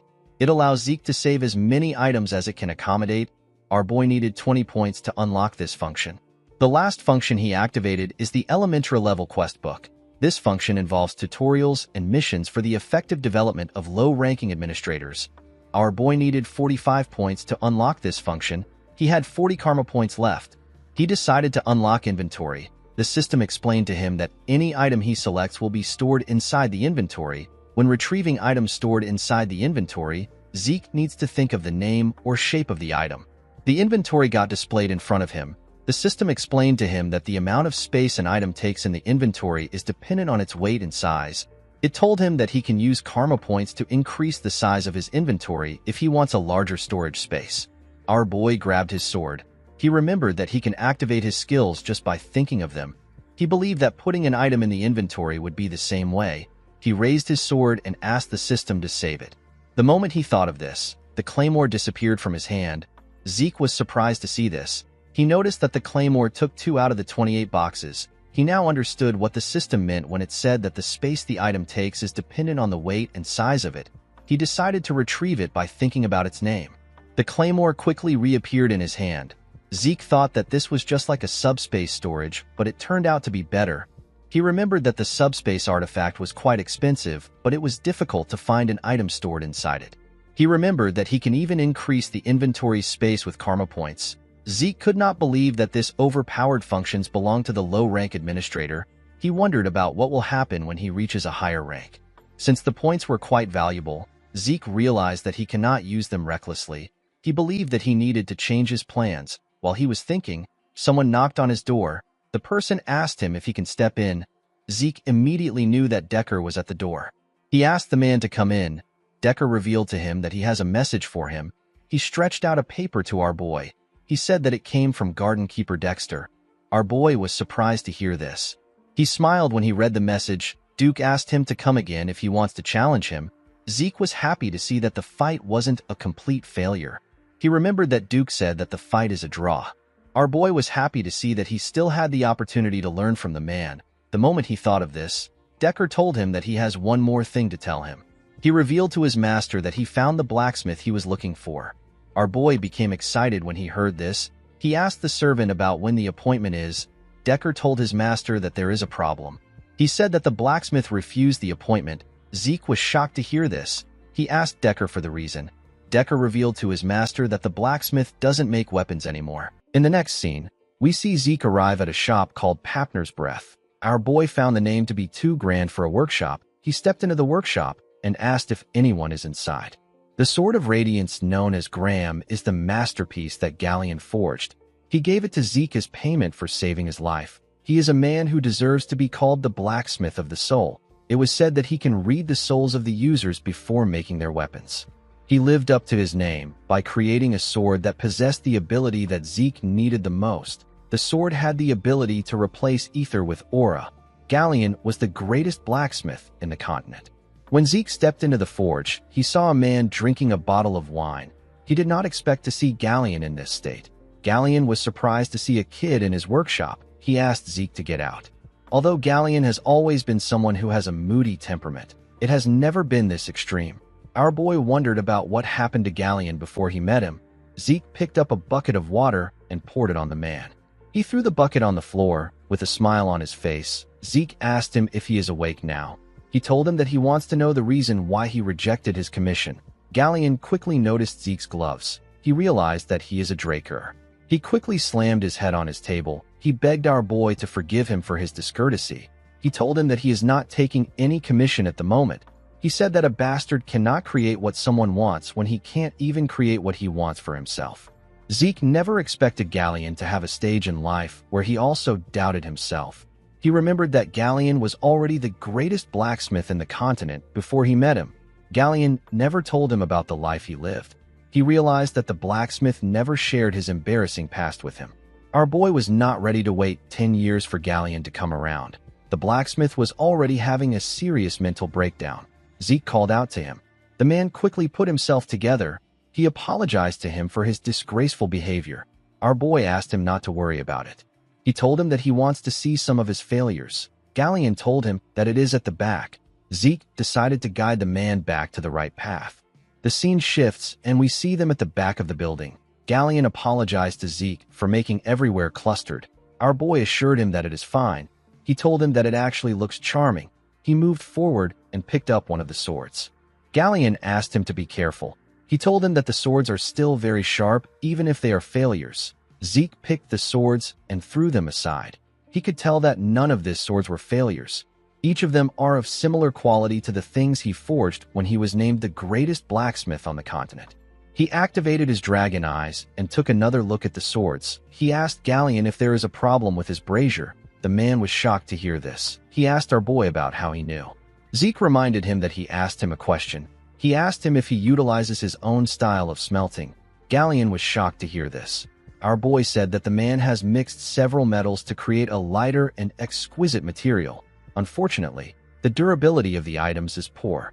The moment he said this, Zeke used one of the swords to hit another sword. The two swords broke. He told the blacksmith that things like this happened because the impurities weren't properly eliminated during the heat treatment process. Galleon could not believe what he was hearing. He did not expect Zeke to make an accurate analysis of everything. He did not think that our boy would be able to immediately recognize his smelting method. He even analyzed the major flaw and its cause. Galleon realized that the person in front of him is different. He clenched his fist and called out to our boy. He told him that he has something to show him. He took Zeke back inside. He asked him to take a look at something. The moment he said this, he spread a large blueprint of something on the table. Zeke immediately recognized what he was looking at. He knew that this was Galleon's secret blueprint that will be revealed years later. It is the blueprint of a magic brazier. In the past, Galleon showed our boy his brazier. He said that there is no point in hiding something from his savior. He explained to Zeke that it is a brazier where the temperature can be freely adjusted with magic. In the present, our boy told the man that his smelting method will work perfectly with the brazier. Galleon was happy that Zeke was able to understand his idea. Our boy asked him about why he is not making it when he has the blueprint. Galleon explained to him that the most important part of the brazier is the mana energy laws. However, the Magic Tower's commission fee is 10,000 gold. Zeke was shocked to hear this. The monthly expenses of a normal family is 10 gold. 10,000 was a ridiculous amount. Our boy realized that it must have taken Galleon 10 years to gather the money. He said that the price is too absurd. Galleon told him that this is why he wanted to show him, because he is a Draker and a pure blood. He promised Zeke that he will accept any commission from him for free and without any conditions for as long as he lives if he makes the brazier for him. This was a tricky situation for Zeke. It would have been possible if he were the family's guardian knight. Unfortunately, it is impossible for him to get 10,000 gold even if he is a pure blood. However, our boy could not give up on the Sword of Radiance. While thinking, Zeke got an idea. He remembered that the issue is related to mana energy laws. He rolled up the blueprint and told Galleon that he accepts his request. The man was surprised to hear this. Zeke explained to him that he will ask for a favor from a mage he knows. He told Galleon that he will let him know when he gets an answer. He advised the man to stop drinking. The moment he said this, he saw Galleon holding his leg. With tears in his eyes, the blacksmith thanked our boy. He promised to serve him for the rest of his life as his savior. Zeke asked him to let go. He assured him that he will contact him once it is complete. The scene shifts, and we are taken to the professorial research buildings. We see Zeke walking somewhere. He wondered why the Magic Tower's commission fee were so high. The structure of the brazier itself was quite simple. Our boy was on his way to meet Fanon. He remembered that the instructor's major is the design of mana energy laws. While thinking, our boy hears a sound. He turned to the side. He noticed that the noise was coming from an alley. When he went to check it out, he saw a boy getting beat up in the alley. The boy was begging his bully to forgive him. The bully turned out to be Leon. Leon asked the boy to repeat what he said. He saw the boy as Zeke. The poor boy referred to him as Sir Leon Conrad. He apologized to him for putting his lowly hands on him. The bastard referred to the boy as Zeke and told him that he said it well. He slammed his head on the ground with his leg. He told him that he will give him the opportunity to clean up the land that he messed up. The poor boy had no choice but to thank him. Our boy felt sick when he saw this. He decided to leave. Leon continued to beat the boy up. He told him that his existence is an hindrance. He said that Zeke is also an hindrance. He could not accept the fact that Zeke got a golden light during his awakening. He did not like the fact that he had a pure blood awakening that was better than others. He kicked the boy repeatedly and asked him not to mess with him. The idiot believed that his loss against Zeke could not be helped because our boy attacked him before the fight started. He referred to Zeke as a stupid bastard and wondered about how he became a pure blood awakener. He said that it was all luck. While he was beating the boy up, someone called him Freckles. Leon quickly recognized the voice. He stopped hitting the boy. With a smile on his face, Zeke asked his cousin if he has found someone to replace him. With a horrifying look on his face, he told the boys that he will give them 3 seconds to plant their heads in the ground.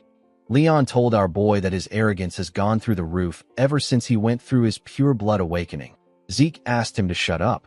With a scary look on his face, he asked him to get down. The boy became nervous. He felt an unknown pressure. He remembered how Zeke used to crawl between his legs a few months ago. Now he is the one who is scared. This made Leon angry. He called our boy an inferior bastard. He could not believe that he was telling him what to do. He ordered his friends to attack Zeke. The boys were happy to hear this. They quickly charged at him. Zeke asked the boys not to blame him for what is about to happen. The moment he said this, one of them stretched out his hand to punch him. Our boy easily dodged the punch. The boy was annoyed to see this. Zeke gave him a heavy punch that slammed him to the ground and knocked him out. He quickly moved close to the next person and gave him a punch in his chin. One of them tried to attack him from above. Zeke grabbed the idiot and threw him on the person that was about to attack him from behind. He charged at the next person and used his knee to hit him in his face. He went low and punched the boy that he threw. The poor bastard spat out a lot of blood. While he was down, Zeke used his leg to hit the person close to him in his chin. Leon was shocked to see what happened. He could not believe that our boy managed to beat up everyone in his group. He wondered if this was the Zeke Draker that he knew. Our boy asked him not to be scared. He told him that it will only hurt for a moment. Leon quickly took out his sword. He was shaking like a little girl. He told Zeke that he will cut him if he comes closer. Our boy told him that it was not smart for him to draw out his sword. He asked him if he knows what this means. Leon became more scared. Zeke announced that he needs to draw out his sword in order to face the murderous intent of Leon Conrad, who has unsheathed his sword outside the holy training arena. He pulled out his sword and said that he will retaliate in the name of honor. He released a terrifying energy when he said this. Zeke said that the battle will end once one of them is faced with death. Leon began to tremble when he heard this. Our boy reminded him that the opponent will take no responsibility for the outcome to follow. He asked the boy who Leon was beating up to be their witness. The boy turned out to be Liam Stone. After saying this, he told Leon that they can begin. The idiot quickly dropped his sword on the ground. He said that he is sorry. He actually peed himself. He referred to our boy as Sir Zeke Draker and begged him to let him leave. He begged him to let him go. When Zeke saw this, he remembered how he used to beg Leon to let him leave. He called Leon a foolish bastard. He attacked him with a quick slash. He put away his sword and told his cousin that he will be taking his ear as payment. The boy began to scream when Zeke said this. His hand was covered in his blood. Zeke grabbed his head. He told the boy that he will take something else if he sees his ear reattached when they meet again. With a scary look on his face, he told Leon that he will be taking his head next time. He slammed his head on the ground after saying this. He stood up and turned around. Before our boy could leave, Liam stood up and asked him about why he helped him. Zeke asked him not to worry about it. He told him that he wasn't helping him. Our boy was just helping his past self. As he walked out of the alley, he wondered if Galleon's nature rubbed off on him. He could not believe that he almost said something that embarrassing out loud. The scene shifts, and we are taken to Fanon's research lab. Zeke asked the man if it is possible for him to make the brazier. Fanon said that it should be. Our boy told him that he wants him to take care of it. The man asked Zeke to wait. He told him that it is better he listens to his explanation. He told our boy that he is correct about the overall structure being simple. However, the problem is the core in charge of power output. The core is considered the heart of the machine, but the circuit has an extremely tricky restriction. Even though it is small, it requires enough power. They will also need a way to adjust output without delay. Fanon said that something like this is unprecedented. Zeke asked him if it is possible. Fanon said that it is. He explained to our boy that they have two options. He said that he can personally adjust the design with the core in mind. He told him that it will take at least 15 years to redo the design for the core. Zeke was shocked to hear this. The instructor said that it really takes a long time. He told our boy that they still have another method. He said that they can avoid designing the core and use an alternative material. Although this would save them a lot of time, the material needed is a high-compression mana stone. Zeke could not believe what he was hearing. He reminded the instructor that this is an ancient artifact that can't be made with modern technology. Fanon told him that he is correct. He said that it is extremely hard to find an artifact in the ruins. To come across a mana stone that can withstand their design, it will cost them over 3,000 gold. Zeke was shocked to hear this. The situation was not looking good for him. He knew that he will get kicked out if someone finds out that he can't use aura. 15 years was too long for him to wait. Unfortunately, he did not have 3,000 gold, but he was still not ready to give up on the Sword of Radiance. Most people think that Zeke is an aura user thanks to the events that occurred during the Blessing Rite. They did not know that it was merely a reaction created from ether and healing. The fact that he is unable to use aura still remains the same. Ether is considered to be a difficult power to be controlled by humans. However, excluding the skill known as the Spirit of the Soul, which his master taught him, Zeke can't use any sword skill that utilizes aura. Even with the skill, our boy can only reinforce and swing his sword around. Compared to Ether, aura is easier to use and more versatile. This is why Zeke needs Graham. Our boy wondered about how he was going to get a high-compression mana stone. Fanon said that the creator of the blueprint is amazing. Even if they took the complicated core into account, it is still an efficient design. He said that this brazier will be difficult to create even more than the Golden Age relics. The moment Zeke heard about the Golden Age relics, he got an idea. He could not believe that he did not think of this idea earlier. He stood up and asked his professor to take care of his design until he is back. Fanon was surprised to hear this. He asked Zeke if he wants him to use the 15 years to complete the design. Our boy laughed when he heard this. He said that he is going to bring something. With a smile on his face, he told him that he will bring back a high-compression mana stone. The Golden Age is the time when the Liberation War was fought to escape the rule of dragons. The war ended with the defeat of the evil dragon Bahamut. The dragon was slain by Tarakan Draker. This granted humanity a century of peace. During that time, ancient relics were uncovered within the dragon's lair. They were the remnants of the age of the Hero King. This was the prime age of magic. All the discovered relics, techniques, and magic far surpassed modern standards. Among these items was the high compression mana stone. It is an item that is capable of sustaining the mana needs of a village. It is a relic from the age of the Hero King. In the next scene, we are taken to the Draker Academy's central library. Despite being rarely used, the central library continued to be maintained. It is believed to have been established by Tarakan himself. During the expansion of a records room, relics from the Golden Age were discovered. This led to the involvement of the Magic Tower and the Archmage of Nirvana, who is a member of the three great families. During those few months, countless relics from the Golden Age were discovered. News of it spread through the Continental newsletter. This event will take place 10 years later. For now, no one is even aware of the existence of the treasures. We see Zeke looking around the records room of the library. While looking around, our boy realized that he can search for it all day and still not find it. He activated his dragon eyes and began to search again. While looking around, he saw a tile that had a red glow. When he tapped the tile, he noticed that it sounded hollow. He activated the soul of the spirit and formed a blade made out of ether with his hand. The technique is known as cut. This was the only ether application for the soul of the spirit skill, which he learned from his master. Zeke used the skill to cut the tile in a clean way. Since ether materializes a user's will, it is possible to apply certain properties like cut and use it in different scenarios. However, the skill has its drawbacks. The user must expend a large amount of ether to perform any action. Zeke immediately got a headache after using the skill. It was too much for his body. He opened the tile and jumped inside. In the next scene, we see Zeke holding a torch underground. He did not remember the newsletter saying that the place was this deep. The moment he thought of this, he sensed the presence of something. He quickly put out the torch and hid himself. He remembered that it should take at least a decade for people to discover this ruin. He wondered if someone was already there. He activated his dragon eyes to see in the dark.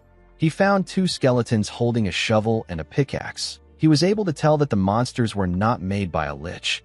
This means that the fight should be easy. He took out his sword from his inventory and rushed to attack them.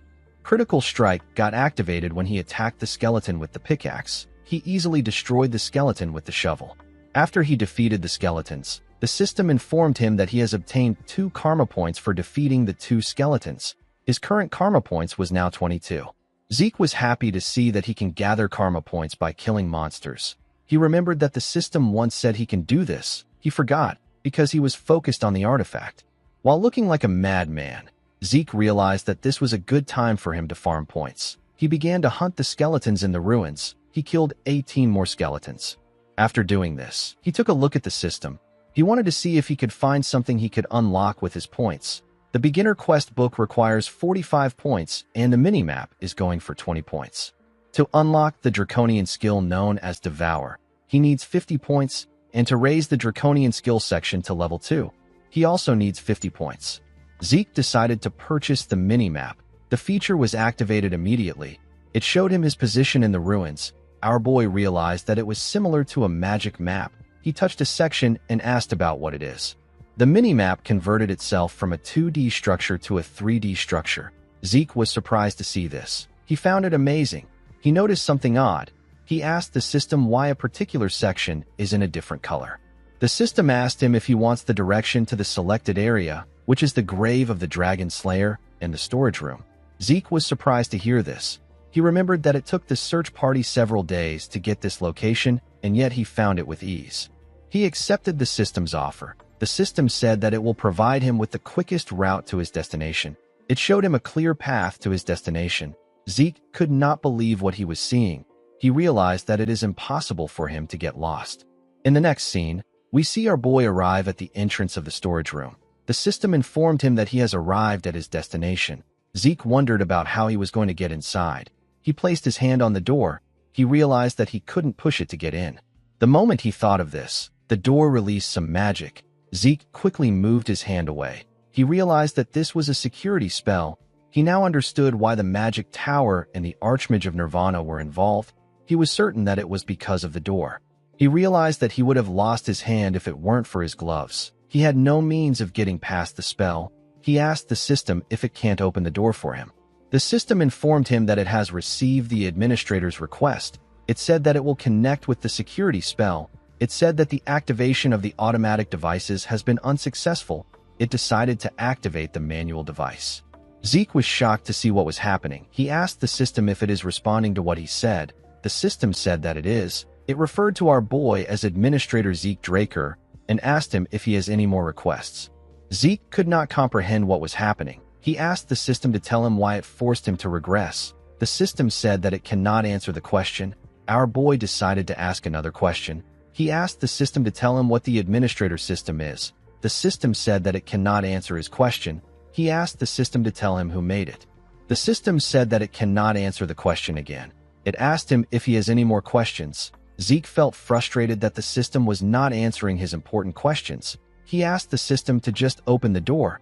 The system confirmed the request. It informed him that the grave of the Dragon Slayer, which is the storage room, has been opened. The moment it said this, the door got opened. When Zeke stepped into the room, he was surprised to see how large it was. He saw several treasure chests in the room. A treasure chest is a chest filled with valuable relics and treasures. Finding even one of these relics would be considered a miracle. When Zeke opened a chest, he saw gold coins and several valuable items. He could not believe that he was surrounded by hundreds of these chests. He quickly began to open them. While checking the chest, he found the item he was looking for. He found the high compression mana stone. He actually found a box filled with 4 of them. He used 1 point to create 4 more slots in his inventory. Unfortunately for him, he didn't have enough space for everything in the storage room. He decided to return to this place regularly until he graduates. Since he had found what he wanted, he decided to return back to the surface. Before he could take a step forward, he felt something. He felt an ominous energy coming from somewhere. He moved close to the wall to check the place. The moment he touched the wall, it released some magic. Zeke was shocked to see this. Before he could do anything, a magic circle got activated. The magic circle teleported our boy somewhere else. Zeke found himself in another room. He quickly called out to the system and asked it about where he is. The system informed him that he is at the home of the Dragon Slayer. Zeke looked around. He was certain that he did not hear anything about a room filled with coffins in the newsletter. He opened the mini-map to check his location. He noticed that he was not far from where he previously was. The only odd thing was that there wasn't a path connected to this room. Our boy realized that this is a hidden area that was never found. He decided to explore the place. He opened one of the coffins. He saw a knight's armor inside. The system informed him that he has found unknown Dragon Slayer exclusive equipment. Our boy found the name to be weird. He raised the armor up. He believed that the armor must be different because it is from the Golden Age. While inspecting it, he noticed a hole in its neck. The moment he saw the hole, Zeke got an idea. He took out one of the high compression mana stones. He wanted to make use of the opportunity when he inserted the high compression mana stone into the hole. The system informed him that he has installed a mana battery into the Dragon Slayer exclusive equipment. The moment it said this, the armor opened its eyes. Zeke became excited. Unfortunately for him, the armor began to shake. Our boy did not understand what was happening. Before he could do anything, the armor blew up. The system explained to him that an overload caused by equipment failure has caused the activation to fail. It said that an explosion will occur in a few seconds. It advised Zeke to hide. Our boy was annoyed to hear this. He told the system that the explosion already occurred. The system apologized to him. Zeke could not believe that a high compression mana stone was the energy source for this ancient armors. He wondered about the kind of features that the armors had for them to use such a large energy source. He decided to continue looking around. After searching every room, he did not find anything. He decided to go into the last room. He found a glass cube in the room. It was the only thing in the large room. While he was looking around, the system sent a message to him. Zeke was shocked to see what the system said. He called Tarakan Draker a crazy man. The system informed him that the legacy of Tarakan Draker, which is the heart of the cursed light dragon known as Bahamut, has been found. The heart appeared in the cube. Our boy did not expect his ancestor to leave the heart of the dragon he defeated as a dying gift. He now understood the ominous feeling he got when he was in the storage room. However, what he was feeling now was different. Zeke slowly walked towards the cube. The system informed him that the heart of Bahamut is reacting to him. Our boy placed his hand on the glass. He told the heart that he can hear it. He said that he understands. He said that he will kill everyone. Our boy was slowly losing himself. Before he could completely lose himself, his indomitable mental defense got activated. He grabbed his hair. He wondered about why he wanted to kill everyone. The moment he thought of this, he felt something weird. He took a look at his hand. He saw that a dark energy had covered it. One of his eyes had turned black. The energy surrounded him. Zeke became nervous. He did not understand what was happening. He began to panic. The system informed him that he is about to take Tarakan Draker's test. He was asked to defeat the strong curse from Bahamut's heart. He was told that he will receive Tarakan's dying gift as a reward for clearing the mission. The moment the system said this, it slowly got removed. It tried to activate the indomitable mental defense, but it failed. Our boy fell to his knees. The curse asked him to kill everyone thousands of times. Zeke grabbed his head. He tried to resist the thoughts. The curse asked him to accept it. It said that he will be free when he accepts it. Fortunately, our boy is strong-willed. He hit his head on the glass cube. He asked the curse to stop mumbling. He told it that it is so annoying. As blood gushed down from his head, Zeke smiled at his cursed self. He called it a dumbass and told it that freedom is something to be won. The glass shattered after he said this. The system informed him that he has won against the Light Dragon's curse. It told him that he will receive ownership over Tarakan's dying wish. Zeke was relieved that the quest was over. He knew that things could have gotten worse. He did not expect a skill activation to fail. While he was thinking, his healing factor and infinite stamina got activated. The system informed him that he has started to absorb the heart of Bahamut. When our boy raised his head up, he saw the heart glowing. It fired a large amount of energy at him. The energy pushed him back. Zeke could not comprehend what was happening. A pure and dense source of mana was flowing into him. Unfortunately, Zeke did not have any circles in his body to accept the mana into. Without a place to store this mana, his body was getting destroyed. He realized that he had to do something. He released his ether and activated the spirit of the soul. He put his hand together to form a hole. He used a technique known as seal. He decided to use ether to cover the mana and seal it in an ether hole. He grit his teeth and forcefully put his energy together. While he was struggling, an explosion occurred. The explosion was quite large. Our boy was pushed down. When the smoke cleared up, we see Zeke struggling to stand. He let out some smoke from his mouth. He did not expect to actually survive. We see a mark of the dragon on our boy's chest. Zeke moved close to the glass. He noticed that the heart was gone. He realized that the mana must have really come from Bahamut. While looking at the glass, our boy noticed something. He saw a reflection of his chest. He saw the dragon's mark on it. He wondered if this happened after he sealed Bahamut's mana. While he was thinking, the system informed him that he has absorbed Bahamut's mana. It told him that the absorbed mana has changed his body. It told him that his constitution has changed to divine body. The system informed him that it has detected that he is unable to control the power. It told him that 95% of the power has been compressed and sealed. It told Zeke that he has the right to open Tarakan's secure library as the herder. It revealed to him that the beginner quest book has been unlocked. It said that tutorial for the low-level administrator has been provided. Zeke did not understand anything the system was saying. He told the system that he will check it later. He asked the system to get rid of them. The moment he said this, he asked the system to wait. He asked it to keep one status window open. He smiled when he saw what was written on the window. He said that his ancestor must have felt generous. Our boy was asked if he wants to open Tarakan's other dying gift. He asked the system to open it. The system accepted his request and told him that it will open Tarakan's gift. When the gift was open, Zeke saw something shocking inside. The scene shifts, and we are taken to the Platinum Mansion. Our boy put away his clothes. He decided to take a look at his status window. The system informed him about a draconian skill known as incantation. It told him that the skill has been added. The skill allows his words to be filled with power. The skill was currently locked because he lacks experience. Zeke noticed that authority, constitution, and several other things were added. He realized that he can only use incantation once he becomes stronger.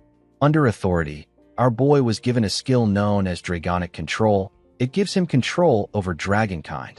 Dragons under his control can be summoned and will follow his orders. Under Constitution, Zeke was given the skill known as Divine Body. It allows his body to perform at the highest level. His rate of learning techniques and his transfer rate of ether in his body will increase. The descriptions were not really helpful to Zeke. He went into a training ground. He remembered that there was another status window related to Tarakan. He asked the system to open the status window related to Tarakan. The system informed him that an information update is needed in order to open Tarakan's secure library. It asked him to move to a location where an information update is possible. It asked him if he wants to see the location on his minimap. Our boy did not expect that he would have to go somewhere. He asked the system to show him the place. When the system showed him the place, our boy immediately recognized it. He referred to the place as Valhalla. Valhalla is the most prestigious knight training institution. People who are not administrators like him are unable to view the place, let alone enter it. Even Zeke would have trouble entering Valhalla. He never planned on joining the institution. Since it was something related to Tarakan's dying gift, our boy decided to adjust his plans. He realized that he has to continue being a part of his family. The system informed him that the beginner quest book has been activated. It told him that his tutorial will soon start. It told him that a quest will be given to encourage his growth once the tutorial is over. Once the quest is over, he will be given a reward. Zeke realized that this is similar to the mission from an adventurers guild. It is like a mercenary assignment. The only thing he didn't know was what a tutorial is. While he was thinking, the system informed him that the tutorial will begin now. The moment it said this, the ground began to transform. Zeke was shocked to see this. He was dragged into a different place. He wondered if he got teleported like earlier. He quickly realized that this was different. He could tell that the entire area has changed. While he was looking around, monsters appeared in front of him. These monsters were orcs. The system asked our boy to defeat the monsters within the given time frame using 2 or more different skills. He will be given points, and the system store will be unlocked as a reward. Zeke was given 60 minutes. He took out his sword. The situation felt weird to him. Monsters suddenly appeared, and an appropriate reward is given. Our boy wondered if the tutorial is trying to create situations where he can take advantage of the system. He wished that he had gotten the tutorial earlier. While he was thinking, the monsters rushed to attack him. Before they could hit him, Zeke activated swift steps and continuous slash. He tore through the monsters in one attack. He noticed that his claymore was as light as a feather. He realized that this was thanks to the divine body. With his current body, he could easily defeat a purple knight. The system informed him that he has completed the tutorial quest. It sent him back to his dimension. Our boy took away his sword. He wondered if what he experienced was an illusion. It felt incredibly real to him. The system told him that he has obtained critical bonus and time bonus. It told him that he has obtained 40 points and access to the shop category. Zeke was surprised to see that he can buy items through the system. He found it amazing. The items there were rare relics that cost a fortune to buy. Our boy wondered if he can make a fortune by reselling the items in the shop. The system informed him that he can also sell items in his inventory. It told him that the training claymore can't be sold. It asked him if he wants to sell an elven dagger for 4 points. Zeke realized that he can only sell ancient relics. The elven dagger could be sold for 100 gold at an auction. The 4 points was a bit too small. Our boy decided not to use it unless he really needs points. He closed the system and decided to leave the training ground. He wanted to get a good night's sleep. The next day, we are taken to Fanon's office. The man could not believe that Zeke actually found a high compression mana stone within a day. He asked him about how he did it. Our boy said that it is too complicated for him to explain. He asked the man to tell him how long everything will take. Fanon said that it is already complete. Zeke was surprised to hear this. He told the man that he is incredible. Fanon told him that he finds it more amazing that he was able to get a high compression mana stone. Our boy took a sip of his tea. He realized that his instructor is suspicious of him. Every time high compression mana stones are found in the continent, they are registered using a variety of ancient texts. They are used to manage the ownership of some of the more expensive mana stones. By checking the registration number, a person can confirm where and when the mana stone was found, as well as the current owner of the mana stone. However, there is no way the mana stone Zeke has is registered. Fanon looked through the Central Continent High Compression Mana Stone Registration Encyclopedia. He was not able to find anything, because Zeke is the first person to find it. Our boy liked Fanon's ability to suspect him rather than just blindly trust him. His judgment and skills were very good. He believed that his instructor is too talented to rot in a place like this. He moved close to him and asked him if he has now confirmed the registration number. Fanon was shocked to see that our boy knew. In the next scene, we are taken to Galleon's workshop. We see the blacksmith activate the brazier. He wore some gloves and used his hand to control the magic in the brazier. Galleon was extremely happy to test the brazier. Fanon was happy to see that the brazier worked. He told Zeke that he has a lecture to attend. He told him that he will see him later. Zeke thanked his professor. Galleon thanked our boy for completing the magic brazier. He said that he never expected to finish it in his life. Zeke asked him not to thank him. He reminded him that it is part of their deal. He asked him if he has not forgotten his part of the deal. Galleon told him that he hasn't. He asked Zeke to tell him what he wants. Our boy opened a box. He asked Galleon to make the item in the box into a sword. The blacksmith was shocked to see what it was. He could not believe that he was looking at a dragon's fang. This was Bahamut's sharpest fang. Galleon was extremely impressed. He said that he has never seen a fang of this size in such a perfect condition. He asked Zeke about where he got it. The fang was Tarakan's second dying gift. Our boy did not expect his ancestor to take the dragon's heart and fang.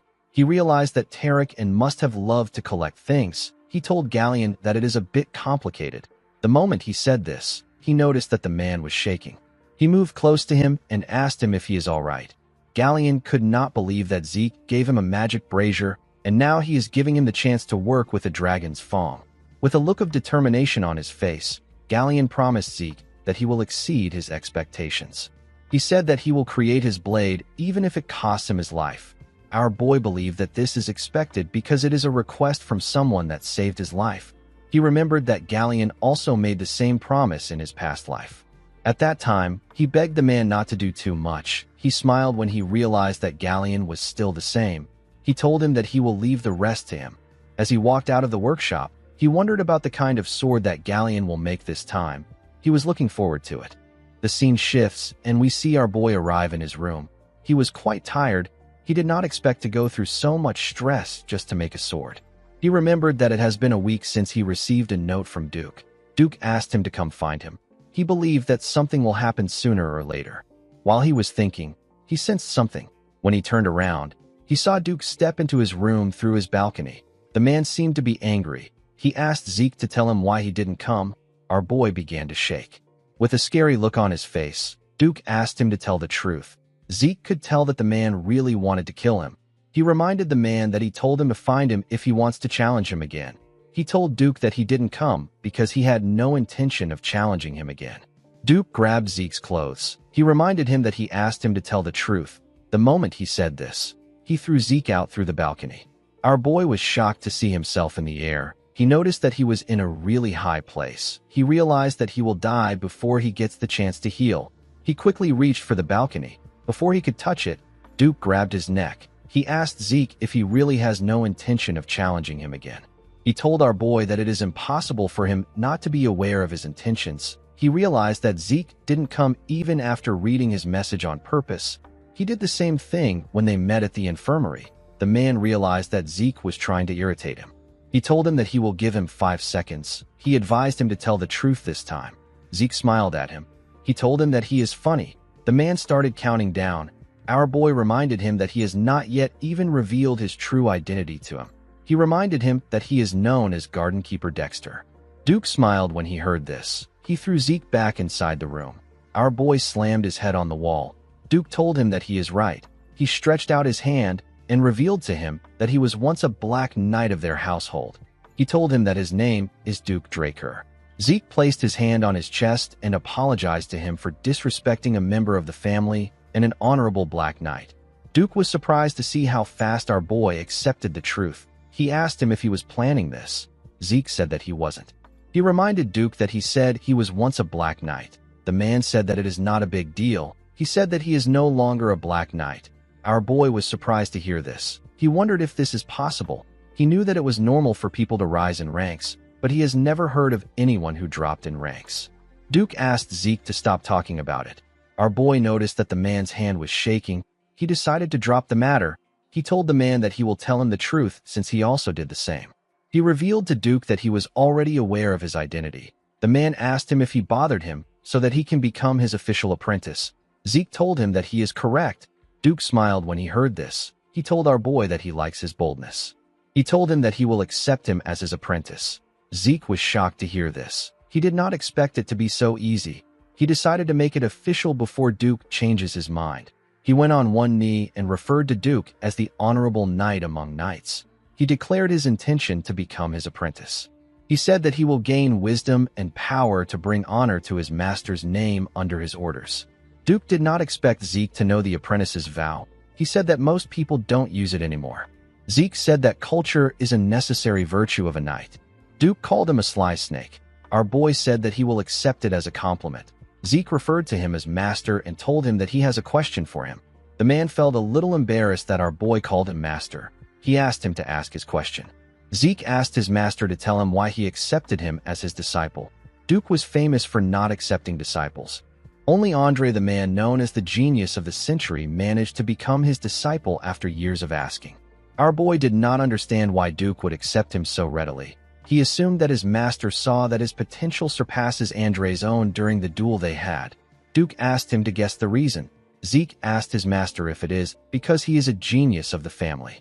The man laughed when he heard this. He told our boy that his confidence is something else. He told him that he would have chosen Reina if he was looking for a genius. He revealed to Zeke that he likes his tenacity. He explained to him that talent isn't the only thing needed to reach the level of a red or black knight. Individuals who never faced any issues usually fall in the face of adversity. Zeke knew that the man was right. Most of the praised geniuses who were projected to reach the level of red knights usually fail to reach this level. They stay at the level of blue knights. Duke stood up. He asked our boy to follow him. He said that it is time for his first lesson. Zeke followed his master to the Western Greenhouse Gymnasium. He was surprised to see how large it was. He did not know that there was a gymnasium underneath the greenhouse. He wondered about what his master was planning. He has been running around the gymnasium since they arrived. Duke realized that our boy has been running for 3 hours. He asked Zeke to stop. Our boy asked him if he no longer has to run. Duke told him that he has a question for him.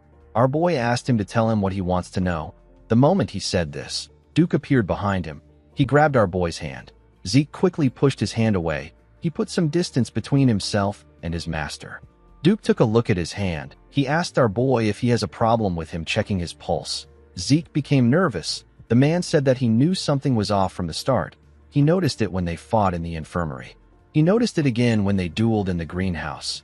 Even after Zeke ran 500 laps around the gym, the man could not sense a single drop of aura from him. Our boy also stopped him from checking his pulse. Duke asked him if he is unable to use aura. Zeke was shocked to hear this. He could not comprehend what was happening. Duke remembered seeing the bronze statue release a golden light. He remembered that there was an uproar about the golden light, which has never been seen. He walked up to Zeke. With a smile on his face, he asked our boy to tell him why he does not want to allow him examine his pulse. Zeke had to look away. He could not look his master in the eyes. Due to the way he spoke, our boy could tell that Duke was not suspicious. He was simply curious. Even though it is a very serious issue for a Draker to be unable to use aura, Duke was more focused on his curiosity. Our boy realized that he is lucky that he is facing Duke. He hoped to get Graham soon so that he can avoid people's suspicions about his aura. He knew that he needed to be cautious until the time he gets his sword. Zeke believed that there was no need for him to tell lies. Unlike his previous life where he was the first failed awakener in his family, Zeke was different in this life. He believed that the truth will cover up his lies. Zeke took off his gloves and told his master that he is correct. He revealed to him that he has mana reflection, which is the proof of his pure-blooded nature. The moment he said this, he activated his mana reflection skill. He was able to turn off the mana lamps in the gym. He informed Duke that he cannot use aura for some reason. Duke was surprised to see that his guess was correct. Zeke apologized for his behavior earlier. With tears in his eyes, he told his master that he will be chased out if people find out that a Draker can't use aura. He told Duke that he is scared. Zeke believed that it will be beneficial for him to put on an act that is befitting of his current age. Duke used his aura to check our boy's pulse. Zeke asked him about how things are. Duke noticed the look on our boy's face. He noticed how desperate and sad he looked. He found this a bit odd. He remembered that Zeke kept malice that was unbefitting of his age. He believed that a child will still be a child regardless of how mature he behaves. Duke wondered why he couldn't sense any aura from our boy despite the fact that he successfully awakened. The man began to think deeper about it. Zeke knew that his master will not be certain even after examining his pulse. This is the level at which the blessing right is absolute for a Draker. The Draker family places all their faith on the blessing right. Even though our boy told him the truth about his aura, he knew that Duke would find a way to deny it to himself. While he was thinking, his master placed his hand on his shoulder and told him that he is an irregular. Zeke was not surprised to see that Duke came to this conclusion. He believed that it was natural for the man to think like this since he isn't aware of the concept of class. Our boy pretended as if he didn't know what an irregular is. He asked Duke to tell him what an irregular is. Duke said that it is a term used to refer to people with anomalous abilities. An example of this is the ability to use aura and mana together. Another example is an irrational ability of peering into the future. Due to their abilities, irregulars are not treated well. Duke asked our boy not to tell anyone about his ability. As Zeke ran after his master, he asked him to tell him why he thinks he is an irregular. Duke told him that he has an insane amount of stamina and incredible recovery. No matter how light the damage is, treating internal wounds take time. Yet Zeke was able to recover almost instantly. He told our boy that it must have taken a ridiculous amount of energy for him to heal instantly. The man asked Zeke to tell him what he thinks energy is. Our boy told him that it is aura. Duke explained to him that his energy is being constantly consumed in exchange for stamina and regeneration. Thanks to this, there is barely any energy left for him to sense. He told Zeke that this is just his own theory. Our boy realized that his theory actually makes sense. It was quite plausible. He asked Duke if he will never be able to use aura. He told the man that he won't be able to meet his expectations. Duke laughed when he heard this. He walked up to the stage. He asked Zeke not to worry about it. He revealed to him that his Gale art is a special art that doesn't use aura. Zeke joined him on the stage. The man explained to him that a special art is a special skill personally developed by a knight who has reached great heights. Normally, the special arts is a specialization of dragon slaying, so it would be proper to use aura. However, the Gale arts uses only a trained body.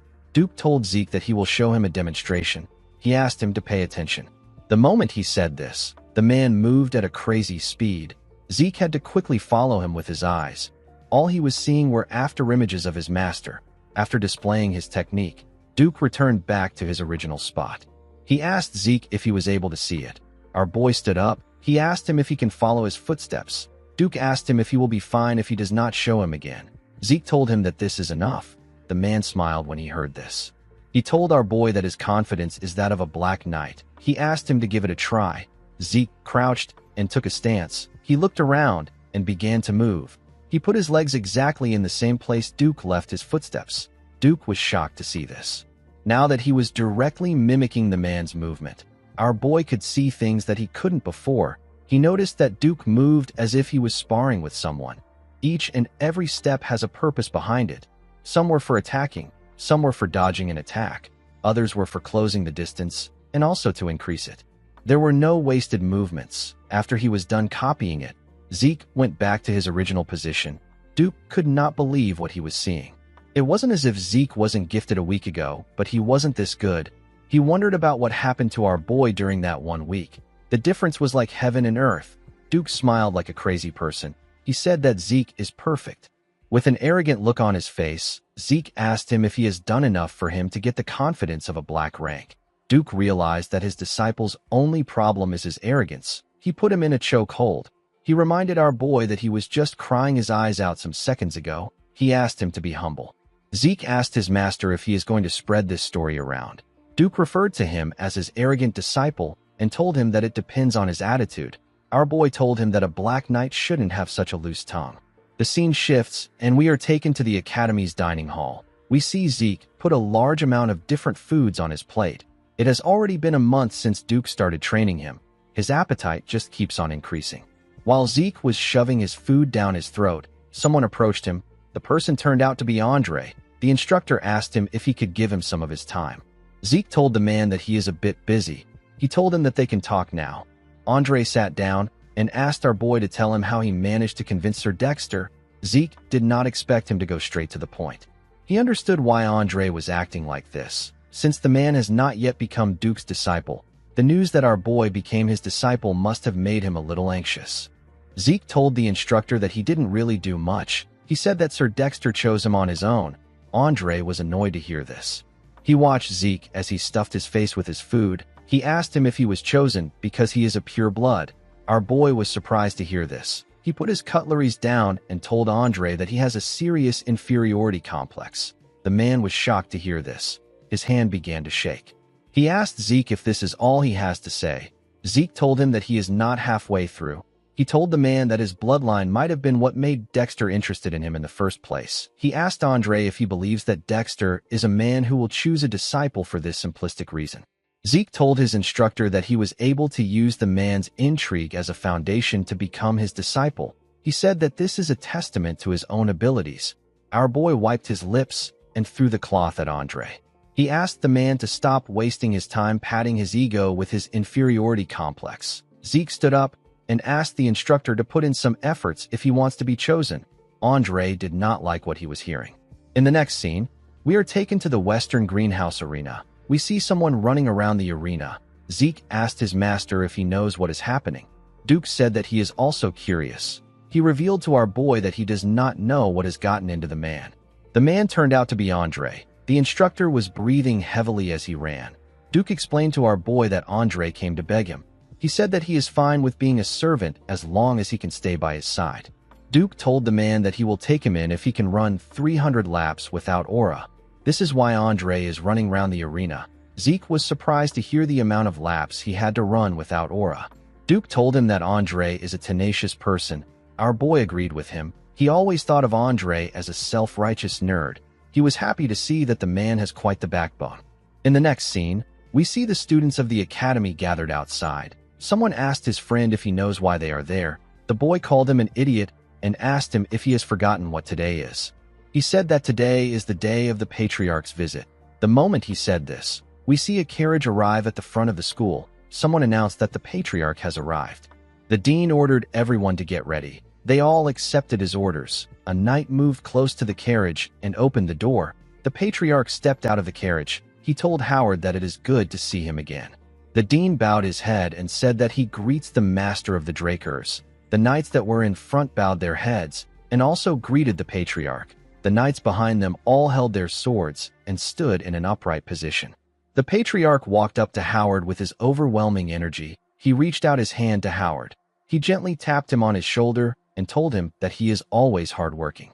The dean said that his work is nothing compared to his. With a smile on his face, the handsome patriarch told Howard that he is the only one who understands him. The patriarch is known as Arthur Draker. He is the master of all Drakers. Howard told the patriarch that the sun is quite hot today. He told him that it will be better if they go inside. Arthur raised his hand when he heard this. Howard quickly stopped talking. The patriarch moved close to where the students were. They were all excited to see him. Arthur raised his hand and called the students young dragon slayers. He told them that they are the hope and the future of the Drakers. He advised them to train harder. He told them that their development will be the Drakers' development. The students bowed their heads and accepted the order from the master of the Drakers. After saying this, Arthur turned around and told Howard that they can go in now. The man accepted his order. The scene shifts and we see Zeke greeting his father. He referred to him as the leader of all knights and the guardian of the name of the Dragon Slayer. He told him that he greets him with respect. Arthur laughed when he heard this. He told his son that nobody greets like this anymore. He asked Zeke to take a sit. Arthur placed a tray containing tea and other snacks on the table. He told our boy that he heard that he likes tea. He said that he prepared something rare. He told him that he hopes he likes it. Zeke thanked his father for the tea. He realized that even the food he likes was being reported to him. Zeke heard people say that they may be things that the Emperor doesn't know, but there will never be anything that a Draker doesn't know. Our boy felt like this saying was true. His father informed him that he called for him because he heard that he became Duke's disciple. Zeke did not expect him to go straight to the point. He told his father that Duke did him a great favor. Arthur agreed with him. He told his son that he does not know what his goal is, but he will be able to accomplish it if he follows Duke's teachings. Zeke revealed to his father that he wants to be the strongest on the continent. Arthur glared at his son when he heard this. Zeke told him that he will become stronger than everyone so that he can live freely. With a smile on his face, Our boy said that this is his goal. Arthur's expression changed when he heard this. He released his aura and asked his son if he plans to surpass even him. Zeke began to sweat. He felt like something was pushing him down. He recognized this power. It is known as Astral Sword. It is said to give a person power over all living things within its radius. It is the pinnacle of aura usage that only Black Knights can reach. Arthur began to smile. He noticed that his son was pushing back. Zeke told his father that he will surpass him. The patriarch seemed to be pleased. He took away his astral sword. He told his son that this is the most interesting thing he has heard in ages. Zeke did not expect the master of the Drakers to be this powerful. The man is a real Black Knight, the pinnacle of strength. Duke was already ridiculously strong, but the patriarch was on a whole other level. Zeke was scared. Arthur informed his son that he came to support him in the academy. He said that his support is no longer enough. He put his hand into his clothes and brought out something. He placed it on the table. He told his son that this is a gift for becoming Duke's disciple. Zeke was shocked to see what it was. It was a card that had the Draker emblem on it. Our boy called it a black card. Due to his son's reaction, Arthur was able to tell that he already knew what it is.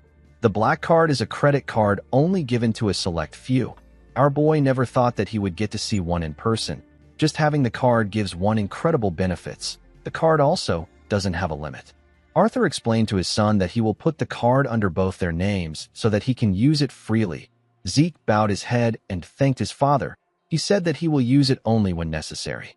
Although his father was acting nice, Zeke was aware of his true intentions. Using a credit card leaves a record. Arthur wanted to keep track of what his son is doing. Due to the fact that his father was using this method instead of opting for the Black Martial Squad, Zeke was able to deduce that his father must not yet see him as a threat. Arthur told Zeke that he doesn't want to waste any more of his time. He said that he must be busy training to become the strongest on the continent. He told our boy that he is excused. Zeke bowed his head and left the room. The patriarch rested his head on his chair. The moment he did this, Duke told him that he is sickening. Arthur asked Duke to tell him why he is so angry. Duke told Arthur that he is suddenly playing father to his son after he neglected him for a long time. The patriarch told the man that he had no choice as the head of the household. He told him that what he just said counts as defamation of his character. Duke sat down on the chair and asked Arthur to take him away. The patriarch smiled when he heard this. He told the man that he is the only one that he can talk to without worries. The moment he said this, he put his hand into his clothes and brought out something. He showed Duke a bottle of liquor and told him that they can have a drink to go with their conversation. Duke became very excited. He referred to the drink as the dragon's breath. The patriarch poured his friend a drink. He asked him if he knows that the atmosphere in the continent has been very strange lately. Duke said he cannot know anything because he has been cooped up in the academy. He asked Arthur to tell him how he is supposed to know. The patriarch reminded his friend that he has eyes and ears all over the place. Duke called the patriarch a snake. He told him that he asked a question when he already knows his answer. Duke told his friend that he heard that the emperor has gone crazy over the idea of immortality and is looking all over the continent. Arthur asked his friend if he thinks that it is possible to be immortal. Duke told him that magic can make a person look younger, but it can't grant them immortality. The patriarch agreed with Duke. He asked the man if it will be different when the relic the emperor is looking for is related to the elder dragon. Duke was shocked to hear this. While the patriarch and Duke were talking, we see Zeke in another room. He activated his ether and used the spirit of the soul, which is also known as soul manifestation. He used a skill known as hearing. He was able to spread his senses around the floor. Zeke began to listen to what his father and Duke were talking about. Duke told the patriarch that it might be possible if it is related to the elder dragon.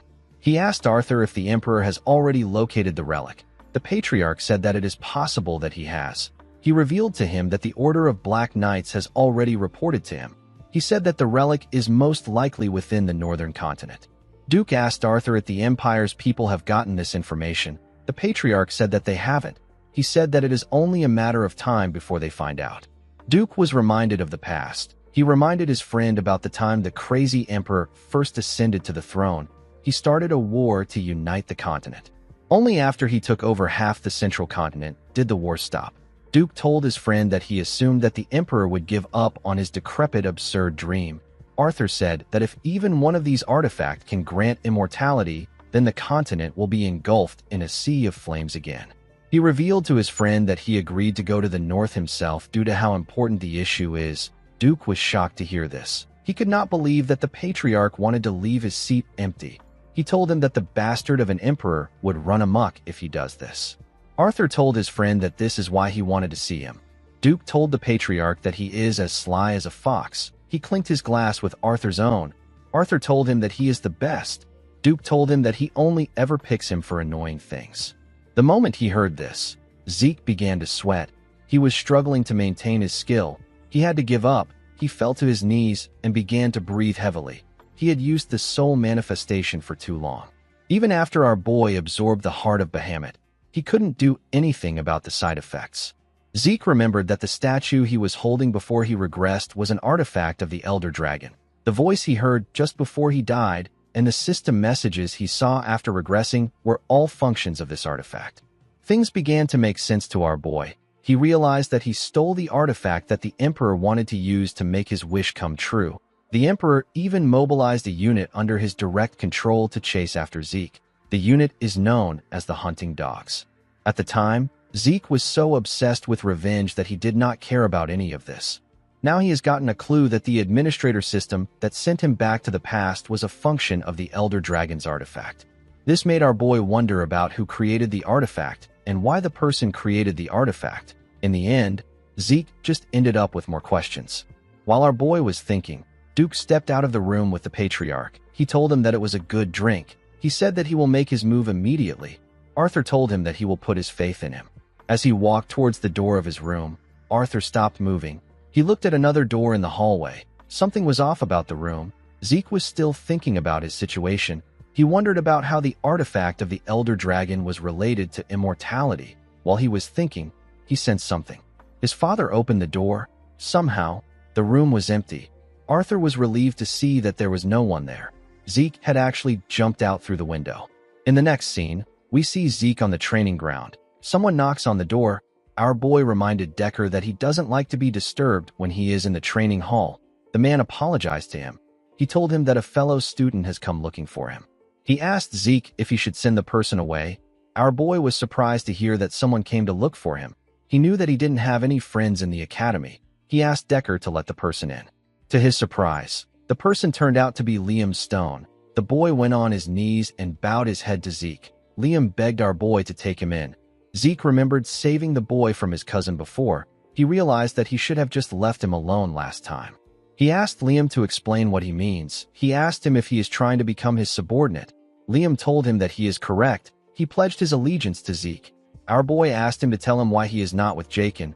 Liam scratched his hand on the hard concrete ground. He told Zeke that Jakin abandoned him. With a desperate look on his face, Liam said that he must go to Valhalla. He begged Zeke to take him in. Our boy remembered that Liam was like this too in his past life. He wondered why the boy was so obsessed with Valhalla. Zeke asked Liam if he is stupid. He asked him to go to the Turin or the Zimmons. He turned around and told Liam that he is not a support family. He told him that he won't be of any help to him in entering Valhalla. Zeke grabbed his sword and asked the boy to tell him how he is supposed to believe him. He told him that he could be a spy sent by Jakin. Liam was shocked to hear this. He took out a knife. He held his ear and cut it off with his own hand. He told Zeke that it is natural for him to doubt him. He promised to prove himself to him no matter what it takes. He said that he will cut off his tongue if he wants him to become mute. While shaking in pain, he told Zeke that he will cut off his foot if he wants him to become a cripple. He referred to our boy as his lord and told him that he will place his life in his hands. Zeke did not expect this. He remembered that he cut off one of Leon's ears before. He believed that Liam was trying to show him how serious he is. The boy begged Zeke to take him in. Our boy was reminded of the time he met his master. He told him that he wants to become stronger than anyone else. He begged his master to teach him. Liam continued begging Zeke. Our boy threw a sword at him. He told the boy that he will take him in if he manages to withstand even one strike from him. Liam was happy to hear this. He thanked our boy for the opportunity. Zeke asked the boy to get himself treated before he fights. After getting treated, Liam went back on the stage with some bandages tied to his head. The boy believed that one strike from Zeke would be easy because he is someone who can also use the Draker aura. However, now that he was standing in front of our boy, he realized that they were not in the same league. He could not believe that Zeke is actually the same age as him. he was scared. It became hard for him to breathe properly. Zeke charged at the boy. Liam raised his sword and managed to block the heavy attack. The attack sent waves around the training hall. Unfortunately for him, he could not withstand Zeke's attack. Our boy was able to push him back and knock his sword out of his hand. Zeke asked Liam if this is all he has. He told the boy that he is quite miserable. He told him that he can tell he is determined. He advised Liam to give up on going to Valhalla. The boy called out to Zeke. Our boy realized that Jaken must have really cast Liam aside. He remembered that Liam is a descendant from a very distant family. If he didn't become Jaken's attendant, he wouldn't have been able to enter the cradle. The academy is a place where power is limited. Even a direct descendant like Zeke was expelled in the past. It won't be odd if Liam is also expelled now. Zeke believed that the boy had to accept his fate. The moment he thought of this, he felt something. When he turned around, he saw Liam holding his leg. Zeke wondered why the boy was clinging on to him so desperately. In his past life, Liam was expelled from the academy and the order. His life fell to ruins. However, he managed to make his way up to the level of Red Knight and became known as the Mercenary King. With tears in his eyes, Liam begged Zeke to give him one more chance. Our boy realized that Liam doesn't intend to give up. He told the boy that he will give him another chance. Liam was shocked to hear this. Zeke told him that he has a condition. He reminded Liam that he said that he will cut his tongue if he wanted him to be mute, and he will cut his leg if he wants him to be a cripple.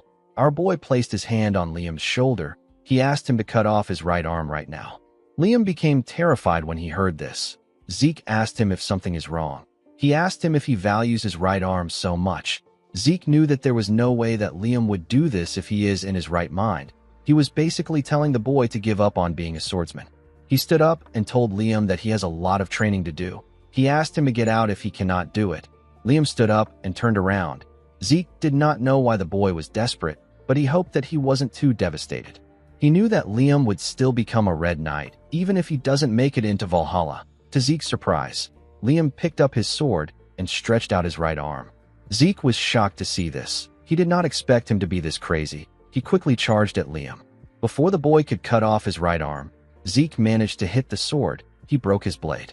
Liam was surprised to see that his arm was still there. Zeke grabbed the boy's clothes and asked him if he has lost his mind. He asked him to tell him what he will do if he went back on his word.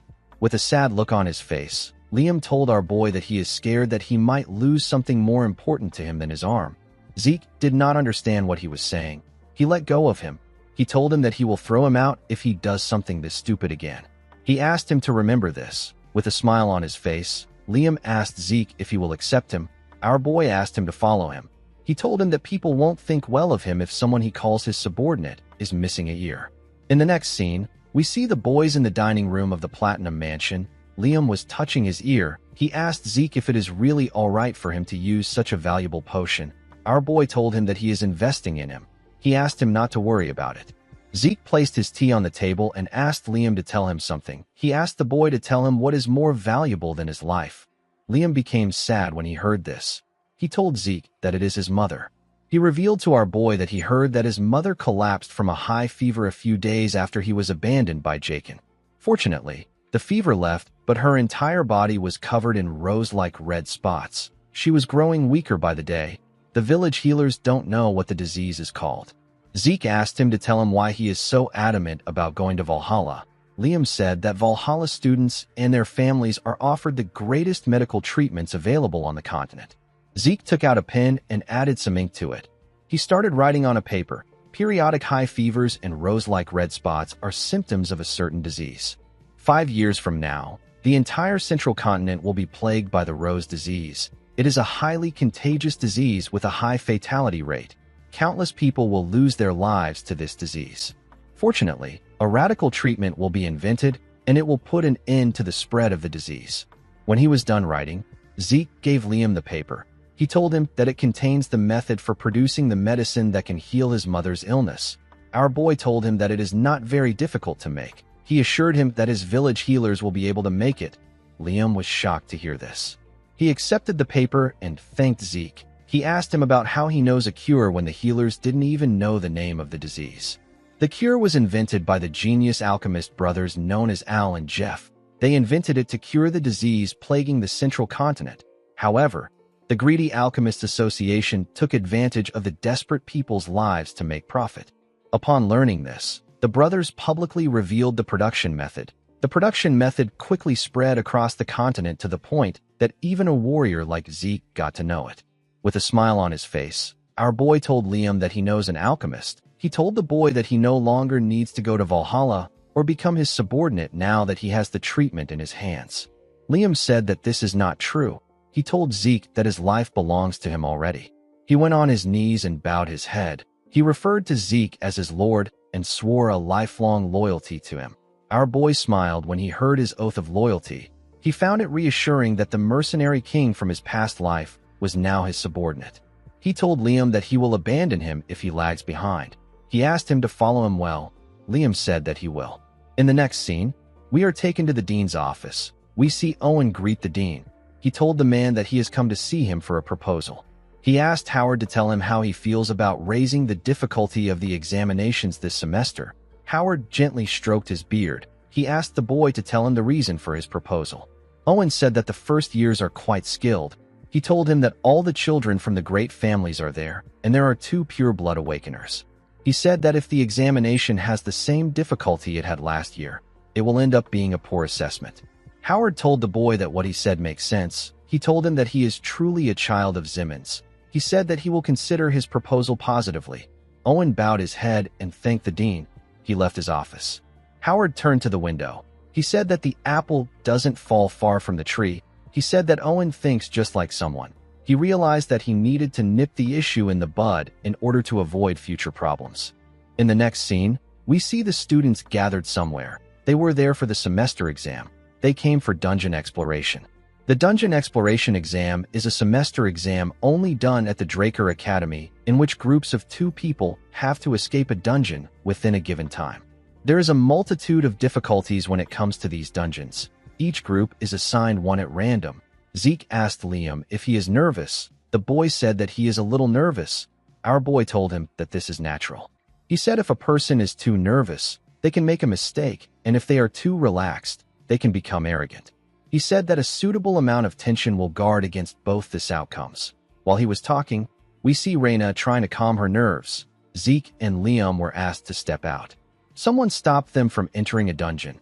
He pointed at another dungeon and asked the boys to enter it. Zeke glared at the man. He felt like something was off. The man referred to him as Cadet and asked him about why he is just standing.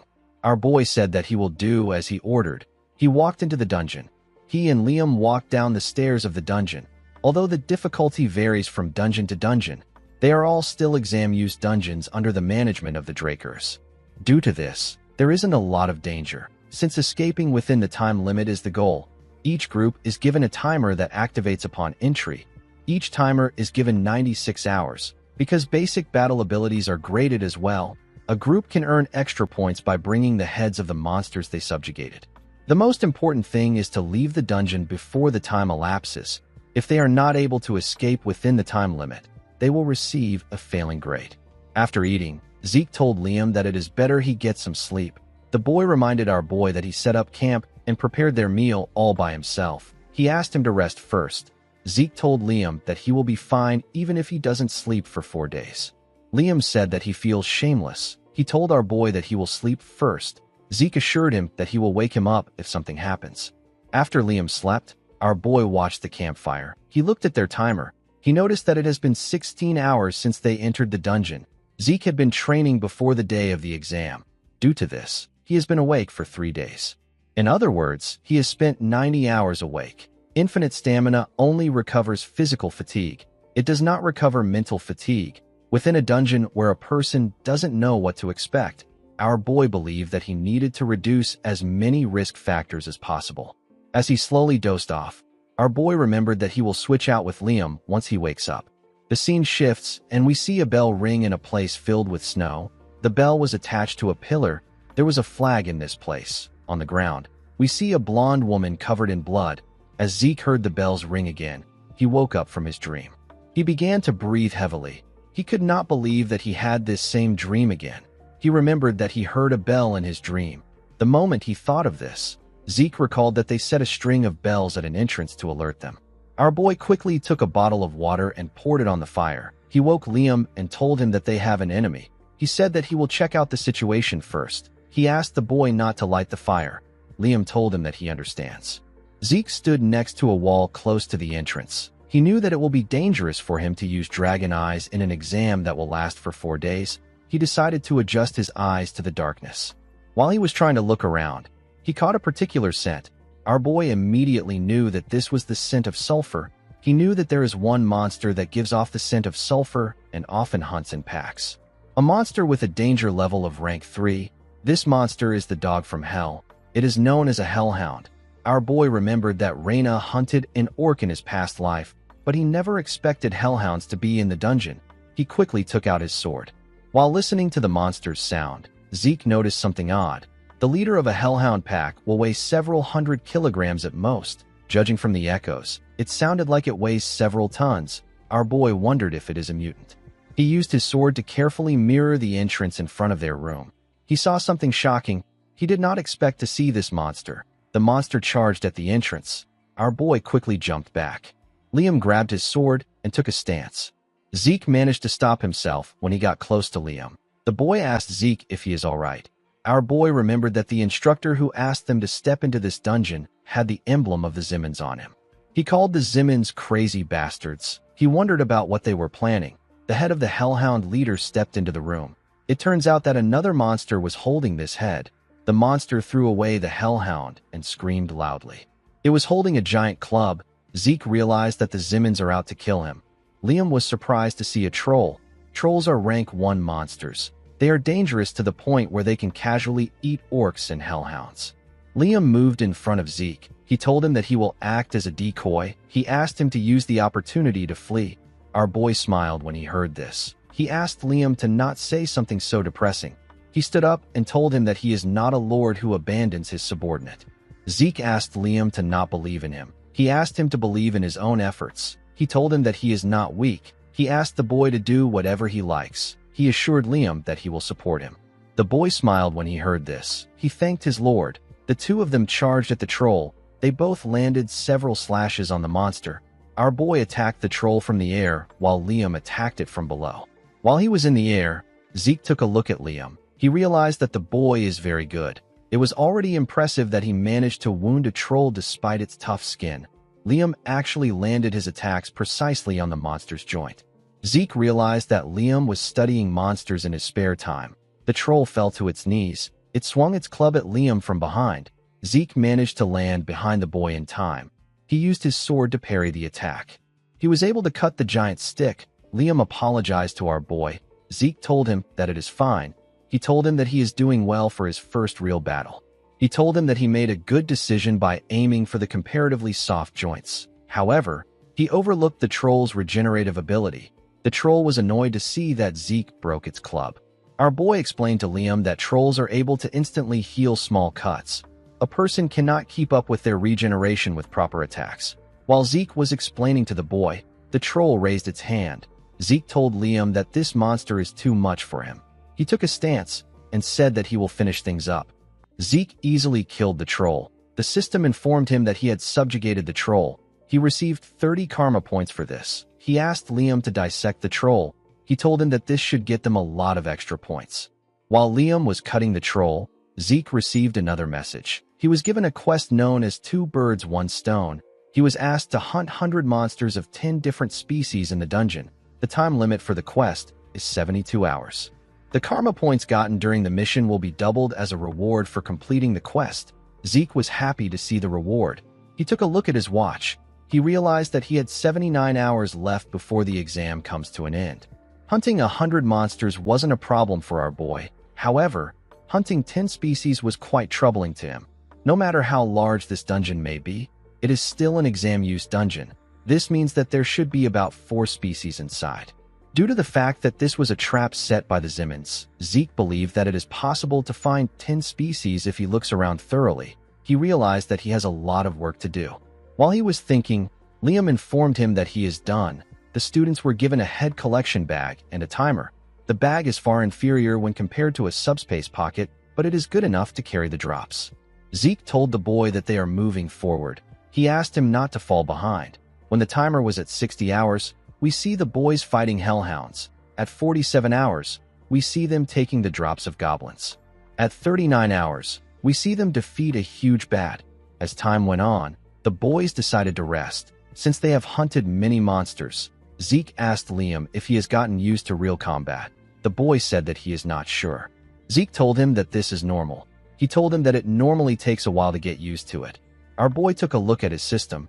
He saw that he had 50 minutes left. He had hunted 9 species already. Zeke took a look at the dungeon's layout. He noticed that he had already looked everywhere. He said that the Zimmons are really useless. He believed that they should have prepared one more monster for him. While thinking, our boy sensed something. The cave they were in began to shake. The ground began to crack. Zeke drew out his sword and ran towards Liam. He ordered Liam to leave the bag. The boy was surprised to hear this. Zeke managed to get close to Liam in time. He quickly cut the rope that the boy tied to his clothes. The moment he did this, something came out of the ground and ate the bag. Blood splashed all over the place. Liam was shocked to see this. He noticed that Zeke's arm was covered in blood. He asked Zeke if he is all right. Our boy asked him not to worry about it. He told him that it is the blood of the monsters. He asked Liam not to interfere in the fight. He told him that he won't be able to pay attention to him. The monster that came out of the ground was a giant worm. Zeke did not expect to see a dungeon worm. A group of 8 purple knights who are well-trained are needed to subjugate a monster like this. The monster moved in front of Zeke and screamed at him. Our boy did not expect the Zimmons to be this prepared. The monster charged at Zeke. Liam quickly called out to his lord. He grit his teeth out of anger. He knew that he will be a burden to Zeke if he interferes now. He turned to his bag and went to check something inside.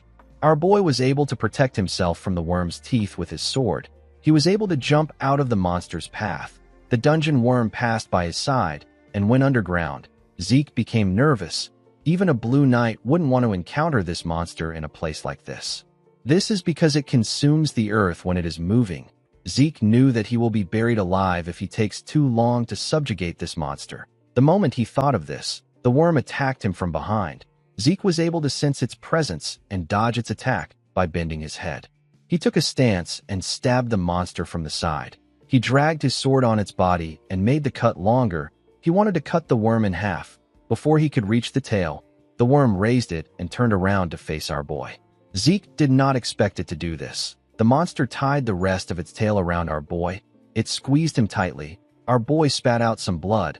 While the worm was trying to choke Zeke, Liam stabbed it from behind. The worm screamed out in pain. As he healed his body with his skill, Zeke noticed that the pressure was a bit weaker. He was able to jump out of the monster's grip. Liam asked him if he is all right. Zeke asked the boy to tell him what he did. Liam revealed to him that he applied an anesthetic to his sword. Our boy remembered that the main ingredient in an anesthetic is belladonna. For a human, it simply weakens their senses. However, it is a deadly poison for a worm. In this urgent situation, Liam recalled that worms are incompatible with belladonna, and he quickly adapted by using anesthetic as a substitute. Zeke believed that Liam's judgment and adaptability reflect his title as Mercenary King. He realized that he made a smart choice when he took Liam in. He asked the boy to stab the worm with his sword again when he gives him a signal. Our boy ran to the top of the monster. He jumped and called out to Liam. The boy stabbed the worm when he heard his name. The monster screamed out in pain.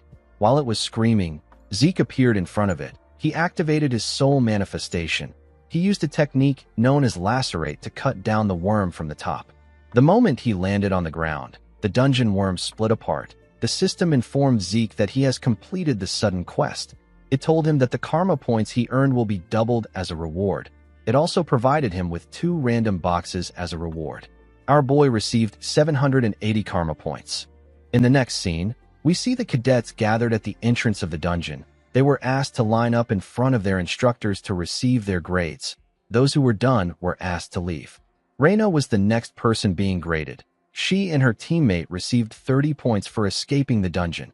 After calculating the amount of monsters they hunted, their total point was 180. The cadets were shocked to hear this. It was close to Abel's record of 200. They said that purebloods are on a different level. The instructor commended Reina for surpassing the passing grade of 130 points. The girl thanked him for his praise. After Reina, Owen and his teammate were graded. They received a total of 120 points. They surpassed the passing grade of 70 points. The instructor commended them on their efforts. Owen's teammate was very happy with his score. Owen hated it. He turned to Reina. He saw her talking to members of her clan. He was annoyed to see this. He said that the girl won't be able to act cocky forever. He believed that he could always take care of her just like he did with Zeke. The moment he thought of this, someone asked his teammate about how long it has been since they last saw the sun. Owen was shocked to hear this. He recognized this voice. When he turned around, he saw Zeke and Liam walking out of their dungeon. Liam was dragging the head of the dungeon worm. Owen did not understand what was happening. The other students were shocked to see the head of the worm. They believed that orcs were supposed to be the highest scoring monster. Liam dropped the worm in front of the instructor. Zeke moved close to Owen. He told the boy that he looks pretty surprised. He asked him if he is so happy to see him. Owen was annoyed to hear this. He frowned his face out of anger. He could not believe that Zeke was taunting him. Our boy asked him about why he is no longer maintaining his poker face. He told him that this look suits him more. Owen turned around and began to walk. Our boy asked him if he is leaving already. Owen was annoyed to see that the two purebloods surpassed him. He promised to make them pay for looking down on him. Zeke watched Owen as his squad members ran to him. He said that the boy is merciless. While he was looking at him, an instructor asked him if he is done fighting. Our boy quickly recognized the instructor. He told Andre that it has been a while since they met. Andre said that he will begin the grading. Zeke told the man that this is the only monster he has. He asked him if there is a need for him to be graded. Andre put on some gloves. He explained to our boy that he cannot carelessly gloss over things as an instructor. He asked him if the monster ate the bag containing the heads of the monster they killed. Zeke told him that it did. Andre put his hand into the monster's mouth. The cadets were shocked to see this. Our boy realized that he got lucky. They lost all the heads they gathered in the last 4 days because of the dungeon worm. Since they couldn't afford to receive a failing grade, they had to take the head of the dungeon worm with them. Zeke knew that no other instructor would inspect the flesh and skin stuck between the teeth except Andre. After he was done inspecting, Andre confirmed that they hunted gremlins, goblins, hellhound, hobgoblins, orcs, and a troll. The other cadets were shocked to hear this. They could not believe that Zeke and Liam fought a troll. Andre was able to tell that there were dozens of heads. He said that he can't count the dozens of heads because it would be unfair. He said that he will count each monster species as one head. Although the troll and dungeon worm are not included in the examination criteria, records state that a troll is as strong as 3 orcs and a dungeon worm is as strong as 6 orcs. Andre decided to give the boys 90 points for the troll and 180 points for the dungeon worm. After calculating everything, their total point was 368. The boys were told that they pass. An instructor moved close to another instructor. He asked him about the amount of points they got when they were cadets. The man told him that hellhounds were not even included in the exam criteria at that time. The other students could not believe what they were hearing. One student belonging to the Zimmons family said that this isn't fair. He told the instructor that Zeke's only proof is the head of the dungeon worm. The instructor reminded him that the dungeon worm alone is worth 180 points. The boy asked him about what this means. The instructor asked the other cadets to think about things carefully. He asked them if they would have been able to fight against a dungeon worm or a troll. The cadets wondered if Zeke was always this strong. Our boy did not like the fact that they were making a lot of noise. It was different from how he used to be mocked in the past. Zeke didn't feel bad, but he did not like the fact that he had done something to stand out again. He could not believe that the Zimmons went as far as to manipulate the exam-use dungeon just to eliminate him. He wondered if this was Owen's decision alone. He quickly realized that the boy was not powerful enough to mess with the Academy's examination. He understood that it was the Zimmons as a whole that made this decision. Our boy realized that he was being observed more than he thought. He decided to try to adapt and keep an eye on the situation. While he was thinking, someone called out to him. The person turned out to be Reina. The girl walked past him and told him that he wins this time. Zeke watched her as she walked forward. He did not understand what she was talking about. He did not know what he won. The scene shifts and we see Zeke on the training ground. He decided to check his system. He took a look at a draconian skill known as gluttony, which allows him to eat a lot and digest a lot. Zeke had been ignoring this skill because it looked useless. However, now he has 780 points. He could easily invest 50 points. The system asked him if he will activate the skill. Our boy told it that he will. He noticed something shocking. The skill description had changed. The system explained to him that when he is in a state of gluttony, he will be able to eat and digest anything and convert it into energy. If he consumes a monster with bloodline abilities, he will be able to absorb that monster's ability. Zeke smiled when he saw that he could absorb the ability of a monster. He realized that he should have activated this skill before he went for the exam. He decided to test the skill. He wanted to see what energy conversion is like. He brought out a piece of meat from his inventory. The moment he did this, the skill got activated. Something pulled the meat from his hand. Our boy was surprised to see this. When Zeke turned around, he saw a dark, shadowy entity arise from his shadow. The shadow was swallowing the meat. Our boy did not know what he was looking at. It was as if the jerky was being swallowed by a bog. While he was looking at the shadow, the system informed him that he has recovered energy from the energy he absorbed. A small golden light shined around him. Zeke noticed that his migraine was gone. It was as if he took a nap. Although it was small, he could feel that his mental fatigue has been reduced as well. He also felt like his whole body has been rejuvenated. His mental fatigue, physical fatigue, and even his ether has recovered a little. Zeke reactivated the skill. He began to pour more meat into the shadow. He realized that it was worth the 50 points. With this one skill, he will be able to reduce the risk of all his other skills. He can recover his mental fatigue with gluttony, and thanks to his infinite stamina, he can't feel physical fatigue. Our boy realized that he can train for 24 hours without the need for food or sleep. He decided to start right away.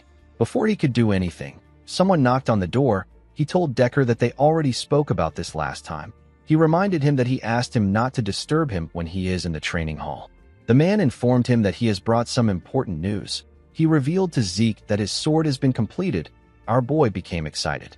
In the next scene, we are taken to Galleon's shop. Zeke told the man that he heard his sword is complete. Galleon asked him to give him a moment. In his past life, Galleon gave our boy something made of mithril and pure iron. This was the Sword of Radiance. It is a famous sword that anybody would recognize its excellence with just a glance. Even though he gave him a dragon's fang as material for the sword, he still thought that Galleon would give him something that has a similar appearance to Graham. Unfortunately for him, the blacksmith gave him something else. This new sword was dark, and it did not look anything like Graham. It had a unique energy around it. Zeke picked it up to check it out. Only judging by its appearance, it was not a very pretty sword. He asked Galleon if he did not sharpen it on purpose. The blacksmith told him that it is supposed to be like this. Zeke placed the sword down. He asked the blacksmith if this is the sword that he believes suits him best. Galleon told him that he is correct. He found Zeke to be weird. Most people would have been bewildered at his words, but our boy easily understood what he was getting at. Galleon realized that Zeke was the only one fitting to do something. He revealed to our boy that the sword doesn't have a name yet. He said that he has tried to name it, but no matter how hard he tries, he can't think of a good name. He asked Zeke if he can name the sword. Our boy was surprised to hear this. He did not expect Galleon to ask him to do this. In his past life, Galleon came up with Graham the Sword of Radiance by himself. Our boy found it odd that Galleon can't think of a name. He believed that this sword was Graham in a different form because he provided Galleon with a dragon's fang. Our boy realized that he has to think of this sword as something entirely different from Graham. He put his hand into his pocket and took out something from his inventory. Galleon was shocked to see what Zeke took out. He was shocked to see our boy holding a dagger. Our boy used the dagger to cut his hand. Galleon asked him about what he is doing. The moment he cut his hand, his healing factor activated. His healing factor is a skill that is active at all times. Regardless of this, it is still Zeke's skill. Our boy believed that he should be able to control it. The system confirmed his request. It told him that the passive activation of his class skill has temporarily been delayed. Zeke's arm stopped healing. He placed it above the sword and let his blood drip on it. Galleon quickly realized that this is the sword naming ritual. The sword naming ritual is a traditional dwarven rite in which one grants a weapon a name. The owner will infuse his blood with his energy and aura or mana and have it drip onto their sword to initiate the ritual. Once the ritual has begun, the initiator will enter into the depths of their unconscious mind and spend time there endlessly until they pick a name. Galleon took a look at the sword. He could not believe that Zeke knew about this ancient dwarven ritual that has long been forgotten because of how dangerous it is. He did not know how this was possible. Zeke fell into his mind. Hundreds of characters appeared in front of him. Of the countless names whirling around him, he must pick one name that will stay with him. For the sake of his new sword, he must pick a new name. As Zeke fell deeper into his mind, he saw more names. When he reached a point in his consciousness, our boy found the perfect name. He named the sword the Stygian Blade Bahamut. When he opened his eyes, the system informed him that it has registered Bahamut as an item. Bahamut and thousands of other blades appeared before him in his consciousness. Zeke could not believe that he chose the name of an evil dragon. He wondered if his mind is okay. In the next scene, we see Galleon help Zeke wrap his hand with bandages. He told our boy that he is amazing. He told him that he knows about a ritual that even dwarves barely know about. Zeke told him that he came across it while studying dwarven history. Galleon asked our boy if he can rest there for a moment. He told him that he has something he wants to give him. Zeke asked him not to worry about it. He told him that he can take his time. The man thanked him for his patience. Our boy took a look at his arm. He remembered the system telling him that he has temporarily stopped his healing factor skill. The fact that he could suppress the activation of a passive skill was a big deal to him. This means that he will be able to avoid other people having to find out about his abilities just like Duke did. Our boy believed that there was no need for him to show all his cards, although he felt bad for Galleon. Zeke was still going to take off the bandages when he returns to the academy. While thinking, our boy realized that he needed to check out the sword. According to the system, Stygian Blade Bahamut is a blade forged in the mana of the blue flame by an outstanding craftsman with soul vision using the strongest form of the cursed light dragon. The properties of the sword are indestructible and aura conversion. It also had some special notes which will be released depending on Zeke's growth. Zeke was surprised to see this. He had never heard of a weapon like this before. Although it was made with a dragon's fang, our boy did not expect it to be indestructible. This was just unbelievable. Our boy picked up the sword and smiled when he looked at it. He was happy to see that the sword possessed the most important thing he needed. The sword had aura conversion. The reason Zeke overexerted himself to create magic circuits for Galleon when commissioning this sword was partly because of his incredible abilities and also because of Graham's core ability, which is aura conversion. Mana, ether, or any other kind of energy will be converted to aura thanks to this property. Our boy closed his eyes and activated his ether. He pushed the energy into the sword. The sword immediately converted it into aura. As someone born without the ability to use aura, this is what allowed him to reach the level of Red Knight. While Zeke was circulating his energy, Galleon stepped into the room with something. He apologized for spending some time to find it. The man was surprised to see our boy's aura. Zeke welcomed him back. Galleon noticed that the sword is wrapped around a clear aura. He could not believe that our boy has already overcome what purple knights struggle with. Zeke told the blacksmith that he has made a truly absurd sword. He commended him on his work. The man said that it is nothing when compared to the furnace. He presented Zeke with a sheath and asked him to take a look at it. Zeke found it odd that Galleon was asking him to look at a sheath. Galleon revealed to him that the sheath was personally crafted by his master. Our boy realized that he has never heard anything about Galleon's master even in his past life. He took a look at the name written at the back of the sheath. The sheath was made by someone known as Golan Jobert. Zeke was shocked to see this name. It is the name of a person who is at the pinnacle of blacksmithing. Golan Jobert is currently the greatest blacksmith on the continent. He is unrivaled even among dwarves. Golan's creations were all created near perfectly and bear special abilities. Collectors will pay hundreds of gold to get their hand on these creations. Zeke told Galleon that he did not know that he was Golan's disciple. The man was surprised to hear this. He realized that our boy read the name on the back. He asked our boy if he can also read Dwarven language as well. Zeke told Galleon that this must not be a simple sheath if it was made by Golan. With a smile on his face, the man told him that he is correct. He explained to him that he can transform the sheath into a shield by using the dial located by the opening of the sheath. The moment he said this, he moved the dial and turned the sheath into a shield. Galleon revealed to Zeke that it is made with mithril and wyvern bones, so it can take a good amount of damage. He told our boy that the shield will turn back to a sheath if he turns the dial on the shield's handle. Zeke was very impressed. Galleon told him that this is nothing compared to the grace he has shown him. He asked Zeke to take the sheath. He told him that it is a gift. Our boy told Galleon that he could have just sold the sheath to make his furnace. The man said that he cannot sell his master's work to just anyone. Zeke revealed to him that he could have sold it for several hundred gold coins. Galleon was shocked to hear this. He asked our boy to just accept it. Zeke noticed that the sheath was smaller than the sword. He believed that Galleon must have some special ability that will make the sword fit in. The moment he put the tip of the sword into the sheath turned to fragments and created a shape that perfectly fit the sword. This far exceeded Zeke's expectations. He thanked Galleon for giving him such a valuable gift. The man told him that he is happy he likes it. In the next scene, we are taken to the training hall. We see our boy wearing a gauntlet. He noticed that the gauntlet was made from a light and durable material called meteoric iron. It doesn't have any properties. Zeke was told that the properties will activate when he wears a full set of meteoric iron. Our boy received 2 random boxes when he completed the sudden quest. He thought that it would be similar to a treasure chest, but there was something more valuable inside. Zeke decided to check the second box. When he opened the box, he found something odd inside.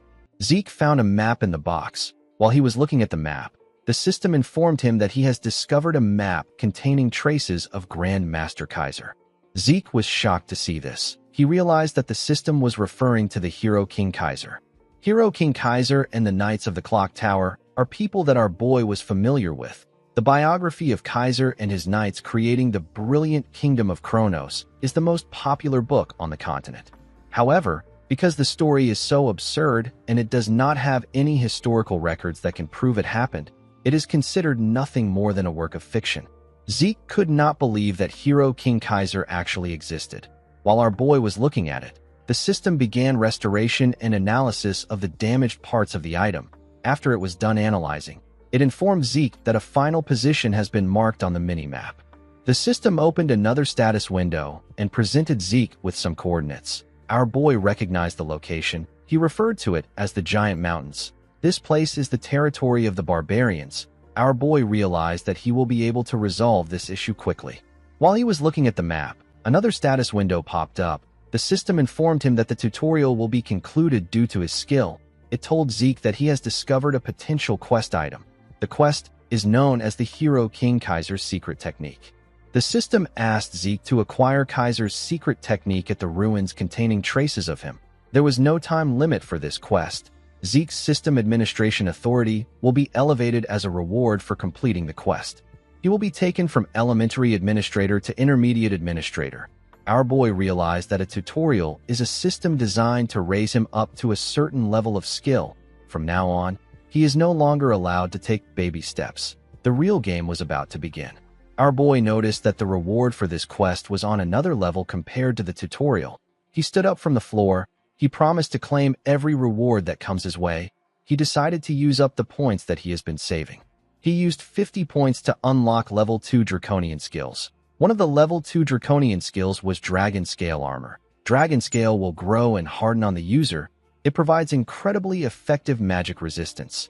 Our boy needs 80 points to unlock this skill.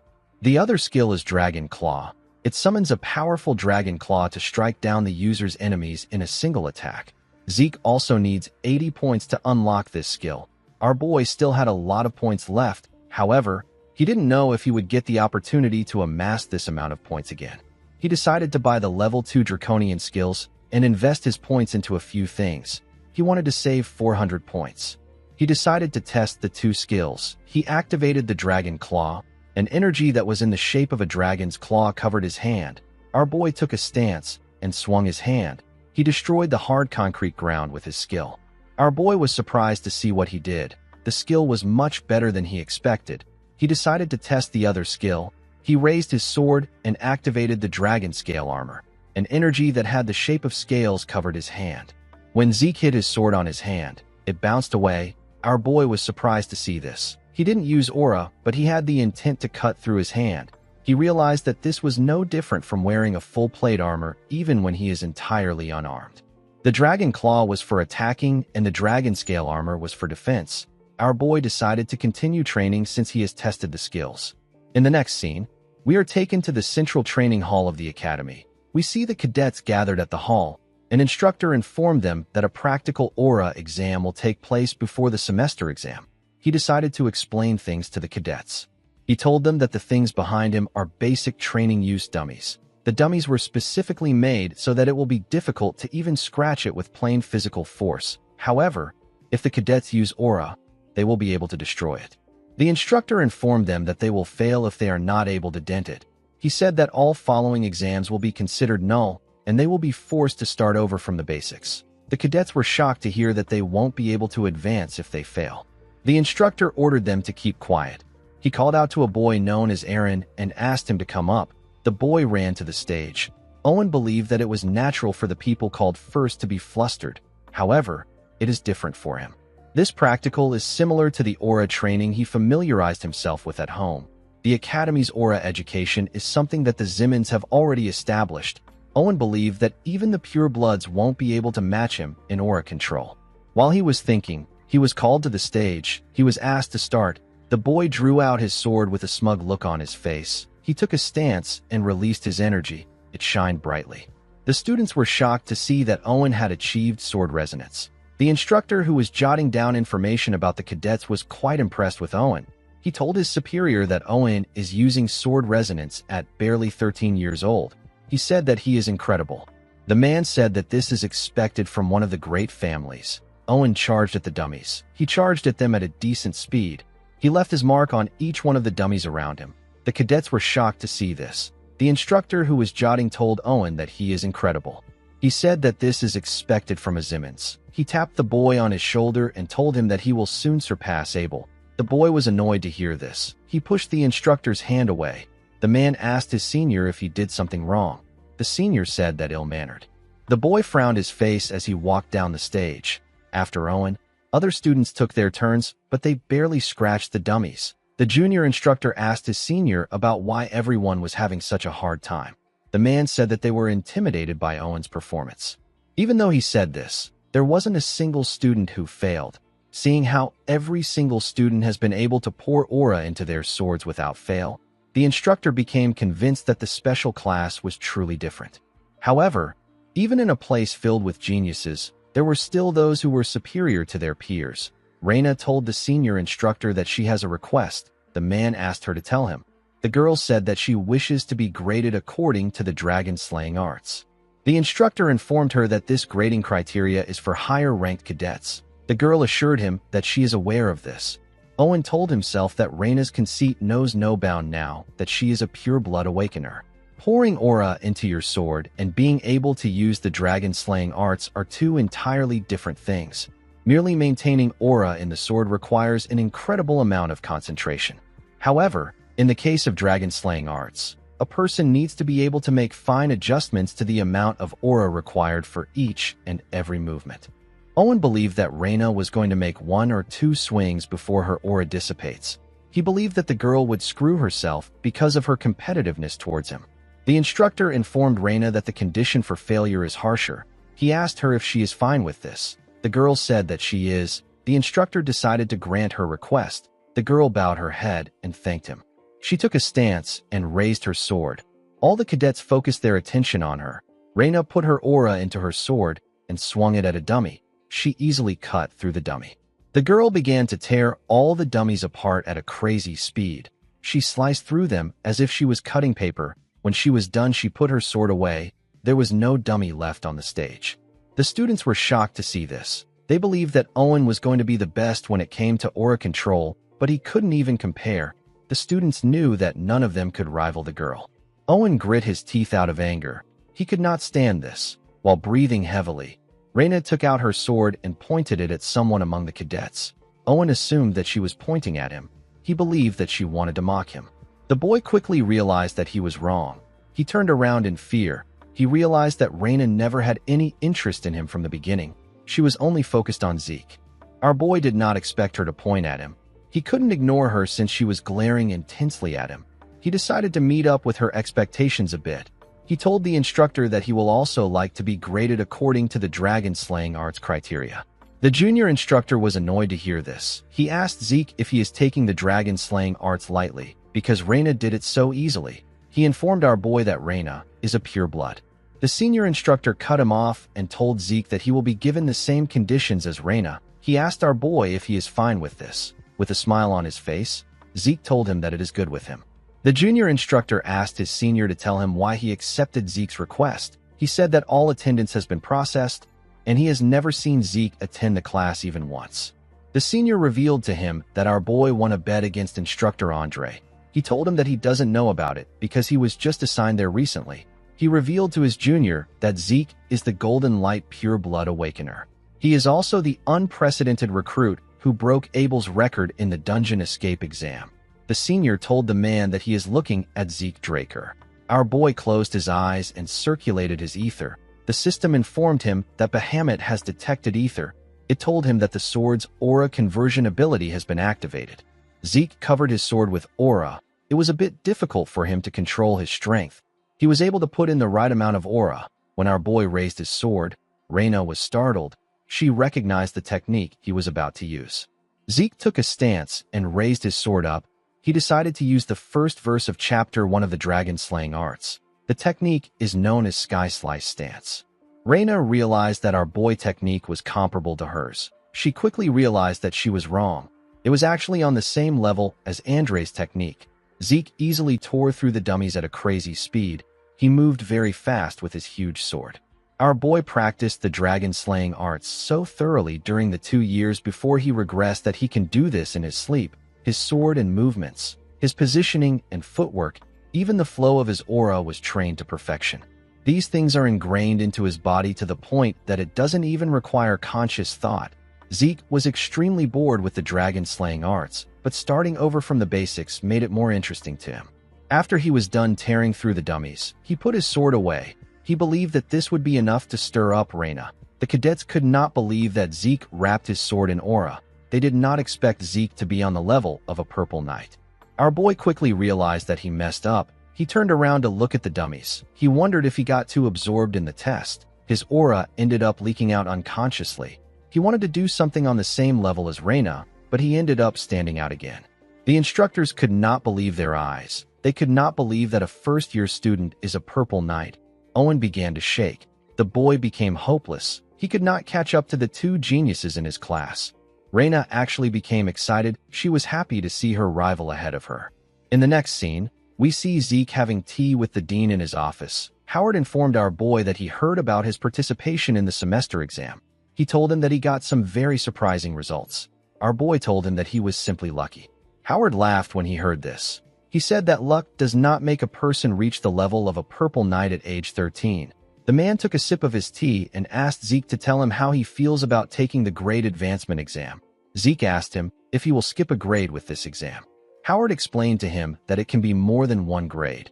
He told him that it depends on his performance. He told him that it is a system designed for remarkable cadets like him. Zeke knew that Howard would come looking for him because he stood out more than he planned, but he did not expect the man to take his bait so fast. With a smile on his face, Zeke told the dean that he will take the exam. As he walked out of his building, Zeke realized that Howard has something planned. He decided to play along with the man. After Zeke left, Howard turned to the window and took out something from his clothes. He took out a stone.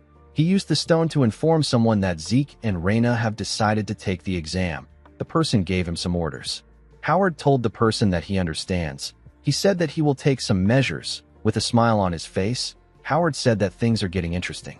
The scene shifts, and we are taken to the upper-class training hall of the academy. We see Zeke and Reina inside the hall. The girl was staring at our boy, but he looked away. He wished she could pretend that she was not staring at him. While he was looking away, someone apologized to them for making them wait. He presented their examiner to them. He introduced the man as an upper-class knight from the main family. The knight had white hair and a scar on his face. He was introduced as Sir Al Draker. Zeke was shocked to see the man. He quickly realized that he was looking at Dieback Blade. The scene shifts, and we are taken to the past. We see an older owl carrying a dead young boy in a destroyed town. While Owl was digging a hole for the boy with his hands, someone walked up to him from behind. The person turned out to be the older Zeke. Our boy quickly recognized the Draker uniform on the man. He grabbed his sword and called Owl a damn dog of the Empire. He asked him about what he is doing there. Owl didn't say anything. He just continued digging a hole. Zeke saw the dead boy next to the man. When he turned to the side, he saw a large amount of graves that Owl had made with his hands. While the man was still digging, our boy pushed a shovel into the ground. Al quickly covered his hand with aura when he heard the sound of the shovel. Zeke asked the man if he needs help. He pushed his shovel into the ground and began to dig. He told Al that he will help him even if he says no. Al did not expect this. Our boy introduced himself as Zeke Murray. He said that he is a member of the Northern Allied Forces. He asked Al if he is a Draker. The man said that he is no longer a Draker. He said that he left. Zeke revealed to him that he also did the same. He asked the man to tell him what he wants him to call him. Al asked him to call him Dieback Blade. In the present, Zeke was surprised to find out that his real name was Owl. He believed that it fit the Kurt Dieback Blade perfectly. Our boy and Raina bowed their heads to greet the man. Zeke did not expect them to bring an upper-class knight for a first-year grade advancement exam. The supporting pillars of the Drakers are the upper-class knights. One must possess power and experience equally in order to be granted this title. It is a high-ranking position. An instructor explained to Zeke and Raina that the examination method is one that is familiar to the alumni of the Cradle. It is a swordsmanship battle. He told them that they can continue as long as they don't lose consciousness or give up. He advised them to do their best. Raina placed her hand on her sword. She said that she will go first. Al declined her request. He told her that there is no need to fight separately. With a serious look on his face, he asked Zeke and Raina to fight him together. Raina was annoyed to hear this. She wanted to charge at him. Zeke placed his hand on her shoulder and asked her not to get too heated up. He told her that she should be aware of the difference in their skills. He revealed to Raina that the test has already began. He explained to her that she would have lost some points if she had failed to control her anger and charged at the man. When Raina heard this, she turned around. She saw that the instructor was jotting down things that were happening.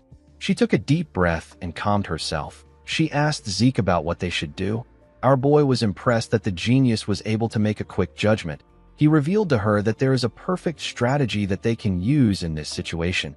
He said that they have to get one strike in. The two of them surrounded the man. Al drew his sword. Zeke found his sword to be weird.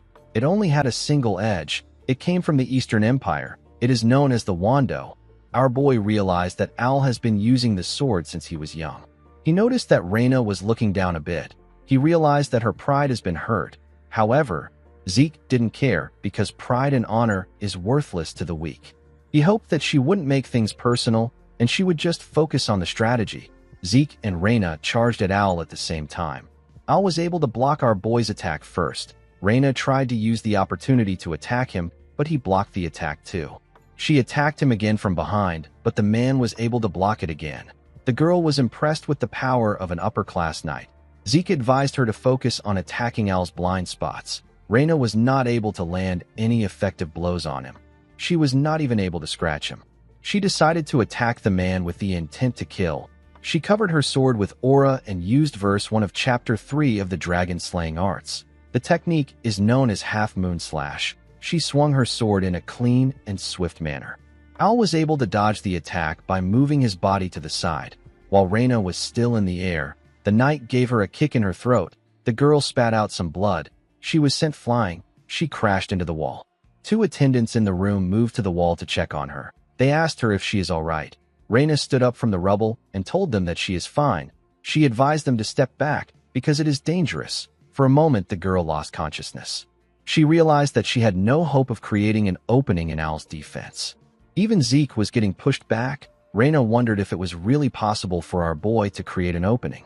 Earlier before, when Zeke was explaining his plan to Raina, the girl said that she cannot participate in such a shameful strategy. She asked our boy if he intends to tarnish an honorable duel. Our boy asked her if honor puts food on the table. He tapped her on her shoulder and reminded her that this isn't a match between knights. He said that it is an exam. He told Raina that they are testing their ability to kill. The girl told him that she understands. She knew that she was the one who asked Zeke for his help. She asked our boy if he really believes that his strategy will work. She reminded him that Al is an upper-class knight. Zeke explained to her that they have to create a situation where the plan works. He reminded her about the fight that they had when they were in the cradle. He asked her if she knows why she wasn't able to dodge the rock. Raina said that it is because she didn't expect him to use such a method. Zeke told her that she is correct. He said that it is the same thing with Al. He asked her to just wait for his signal. He assured her that it will work. He told her that a small opening is all they need. Our boy charged at the man again. He used the Gale Art's shadowless step to charge at Owl. He created several afterimages of himself. Owl looked around. He quickly realized that this was Duke's technique. He was actually able to sense Zeke and block his attack from the side. With a smile on his face, our boy told Owl that he has to get serious from now on. The moment he said this, the lights in the building went out. Owl did not expect this. He immediately realized that they were taking advantage of a pure blood's trait of mana interference. He knew that Reina was the one responsible for this. He pushed Zeke back. Our boy charged at him again in the darkness, but the man was still able to block his attacks. He believed that this was a childish ploy. He could not believe that they expected that they would have an opportunity to defeat an upper-class knight like him by simply obstructing his vision. While he was blocking the attacks, the man got a strange feeling. He did not understand how Zeke was able to move within this pitch darkness where even he could barely sense the things around him. It was as if Zeke's vision was unperturbed. Our boy was using his dragon eyes. He put some distance between himself and Owl. He decided to use his dragon claw. He has been looking for an opportunity to use the skill. He knew that Owl isn't the type of person who would go around talking about what he experienced in a fight. Zeke covered his hand with the golden energy and fired an attack at Owl. The man was shocked to feel the weight of Zeke's attack. He was shocked to see that this was the sword strike of a first-year cadet. He quickly realized that this wasn't a sword strike at all. It was something different. Owl didn't actually care about what it was. All he knew was that Zeke has long surpassed the level of a cadet. He noticed that Reina couldn't move in the dark like Zeke. He wondered if our boy disregarded unnecessary forces to restrict him. This was something that would only work against an opponent of a similar level. While he was thinking, Zeke charged at him again. The man was able to block the attack. He decided to make his attack faster. He and Zeke moved at a crazy speed. Our boy was able to keep up with his attacks, but it was a bit tough for him. He noticed that Owl's attacks are starting to resemble what they were before the lights went out. He did not expect him to have already adjusted to the darkness. While he was in the air, Owl swung his sword at him. He noticed that Zeke had disappeared. He could only make out a hazy figure. It was like fighting a shadow. The moment he thought of this, someone appeared behind him. Owl swung his sword. He ended up cutting something different. The man noticed that he tore through a mana light. Our boy was cutting the ropes holding the lights in the air. He allowed them to fall on Owl. The man realized that this extraneous noises were covering up any traces of Zeke. While he was trying to sense his presence, our boy attacked him from above. Owl managed to block the attack. Immediately he did this. Zeke asked Reina to do something. The girl threw something at them. The scene shifts, and we are taken to the past. We see Fanon telling our boy that he can create something since its structure and ingredients are simple. He said that it is only a one-time use item. He asked Zeke about the kind of spell he wants to store in it. He asked him if it is explosion magic. Our boy smiled and told the man that it isn't. He said that a flash and the sound of an explosion is enough. The scene shifts, and we are taken back to the present. We see our boy's magically engineered flashbang get released in the air. Zeke was able to hide behind his sword and cover his ears. The bright light blocked Owl's vision, and the sound affected his hearing. The man knew that they got him. He realized that he made a mistake by disregarding Reina as unnecessary. The girl and Zeke charged at him at the same time. Our boy was happy to see the man cornered. Owl decided to use verse 1 of Chapter 4 of the Dragon-Slaying Arts. The technique is known as the Full Moon Slash. The attack covered the area around him. It caught Zeke and Reina off guard. It sent them flying. They both crashed into the ground. Owl was able to do this without his senses. In the next scene, we see the attendants carrying Zeke and Reina on a stretcher. The instructor commended Owl on the match. Before Owl could reply, someone yelled at him and told him that he did a number on his disciple. Owl quickly bowed his head to greet Duke. He referred to him as the Knight of Gale. The instructor also bowed his head and greeted the man. Duke waved at him. He told Owl that he is as stiff as ever. He placed his hand on his shoulder and asked him about how his disciple was. The moment he heard this question, Owl remembered that Zeke intentionally abandoned his sword and raised his guard. He knew that our boy could have launched a counterattack if he wanted. He did not understand why he did not do it. He wondered if Zeke did not do it because his goal was to advance and not to gain victory. The man realized that Zeke might have revealed his abilities to the extent that he deemed necessary. While looking at his hand, Owl told Duke that Zeke is far beyond his capacity to evaluate. The scene shifts, and we see the dean having a meeting with the instructors. This was the Academy Grade Advancement meeting. Howard asked the instructors if they are all in agreement regarding their decision. Al nodded his head. Andre said that he has no objections. Other instructors also agreed with the decision. It was announced that Reina and Zeke have advanced to the 3rd and 5th grades. After this, our boy lived as quietly as possible. After he was done learning all the Gale arts from Duke, he passed his place to Andre. Our boy continued to maintain a good relationship with Professor Fannin. However, the man was chosen by a royal magic laboratory in Delphoa. Due to this, Zeke ended up parting ways with him when he left the academy. Our boy no longer got involved with the heirs of the 3 great families. The only odd thing was that Al would meet him every quarter to request for a duel. After this, Al handed in a leave of absence and isolated himself inside a closed training hall. It was as if he gained a sudden realization. 2 years passed by like this, and Zeke graduated from the academy. Inside the Platinum Mansion, we see Decker congratulating our boy, who was now 15 years old. He told him that he is the youngest person ever to gain an admission to Valhalla. He told him that the Patriarch would be proud of him. He said that he never expected the dean to personally write him a letter of recommendation. Zeke said that he is grateful for it.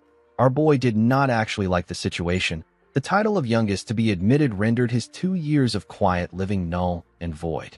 He told Decker that he has 3 months before the entrance ceremony takes place. He asked the man to head to Atlas first. Decker was surprised to hear this. Before he could say anything, Zeke told him that he intends to rest quietly by himself. He said that he doesn't want to be bothered by anyone. He asked the man if he understands. Decker assured him that he understands. Zeke planned on going to the giant mountains where Kaiser's remains lay. Our boy plans to use his vacation as an excuse to go there. He wanted to explore through the Adventurers Guild belonging to the Argos Kingdom. He didn't want to reveal his destination to any suspicious individuals. While he was looking through some documents, someone knocked on his door. Zeke asked the person to come in. The person turned out to be Liam. The boy kneeled in front of Zeke. He referred to him as his liege. Our boy reminded him that he asked him to ease up a bit. He told Liam that it is fine to greet him informally. Decker said that he will be leaving. Zeke asked him not to forget to use the black card to take care of the matter with Valhalla. Liam asked Zeke to tell him why he called him to the Platinum Mansion. Our boy told him that he heard about him getting transferred to the special class. He said that he couldn't just stand by and do nothing as his liege. He grabbed a book and stretched his hand out to Liam. He revealed to him that he organized everything that he will need during his time in the academy. It contained expected exam questions, training manuals, and information on some essential items. Zeke asked the boy to go to the Papner's Breath and show the blacksmith the book. He told him that he will be given the required items. Liam was shocked to hear this. Our boy reminded him that he will need a personal sword in the 4th year. He asked him to commission Papner's Breath for this too. He asked him not to worry about the cost. He told him that he has already paid for everything. With a smile on his face, Zeke told Liam that he believes that he will follow after him. Liam was very touched by his master's gesture. He wanted to cry. He went on his knees and promised Zeke that he will live up to his expectations. Our boy reminded him that it has not been a minute since he asked him to ease up a bit. Liam said that he will try to rectify his behavior.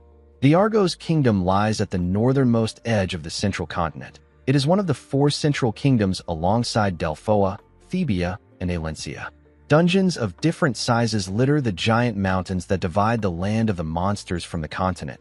This draws in adventurers aiming to get rich quickly.